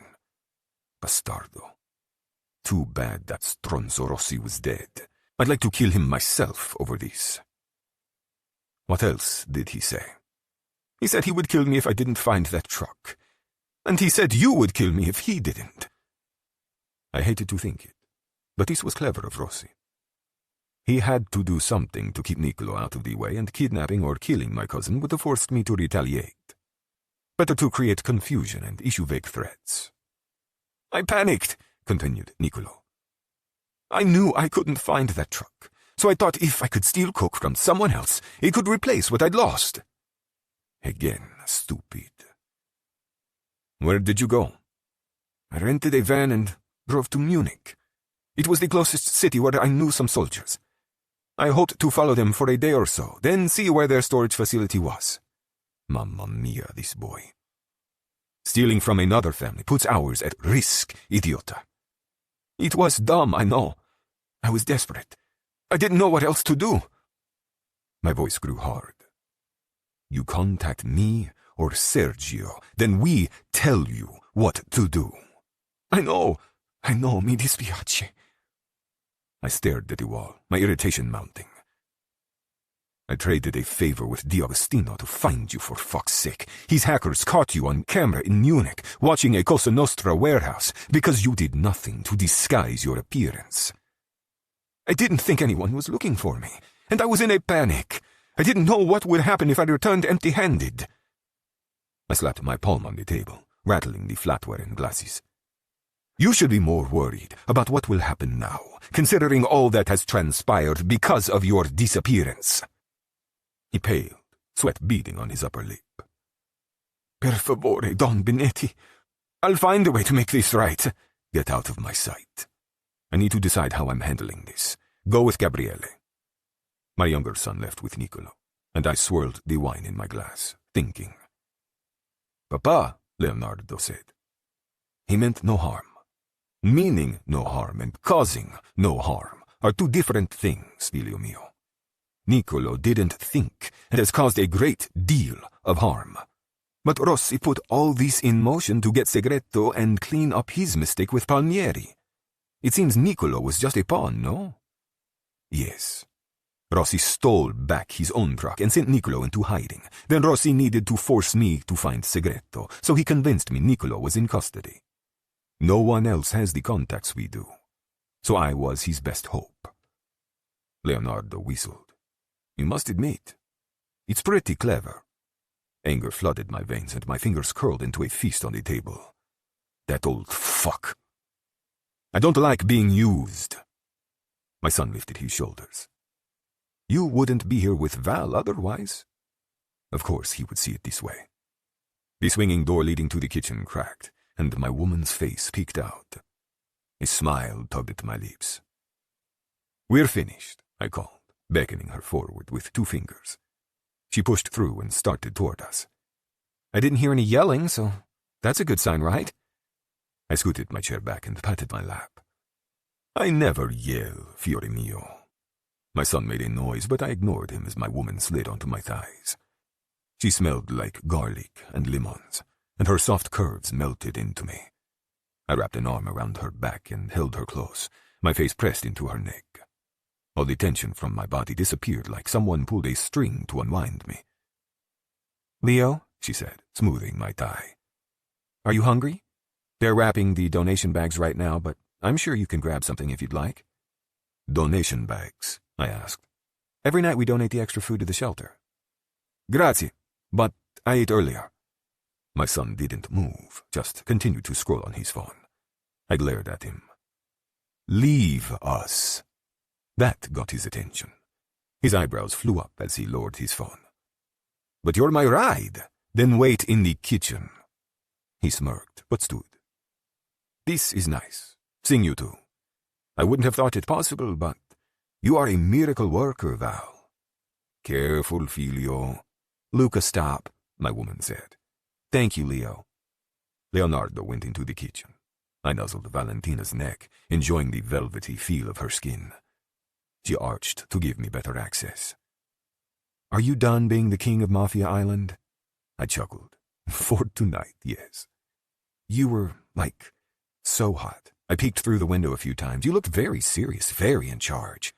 Amore, I am always in charge. Because you make the rules. That is right. I pulled her closer. And do you know what I want most right now? To go home and fuck all night long? No. She leaned away to see my face, her brow lowered in confusion. No? I shook my head. I want to fuck you, shower and get in our robes, then lie in bed and eat sundaes with you. Her smile sent a flutter straight through my heart. And watch reality TV? I heaved a dramatic sigh. If we must. She kissed me sweetly. You are the best fiancé, Luca Benetti. And after next week, I'll be the best husband. I nibbled at her lips, which she allowed, then froze. Wait, next week? Yes, I'm tired of waiting. I placed her on the ground, stood, then slapped her ass. I want you as my wife. No, this is crazy. I haven't even thought about our wedding. I grabbed her ponytail and held her tight, tilting her face toward mine. Then plan it, amore, because it's happening next week. What about Flavio? I might... She paused to nibble her lip. I knew what she was about to say. Based on our recent discussions, I knew she was worried about having Flavio around. I took her hand and led her to the door. Valentina, if you want him to walk you down the aisle, then do it. I am not a fan of your father's after he shot Roberto, set a fire in my home, and kidnapped you. But I won't stop you from having him present at your wedding. I don't even know where to find him. I do. Leaning my head back, I shouted, Filio, andiamo! Leonardo and Aldo came out of the trattoria's kitchen, each of them holding a sandwich. Papa, my son called. Do you want a sandwich? No. Then I put my mouth near my woman's ear. I have plenty to eat at home.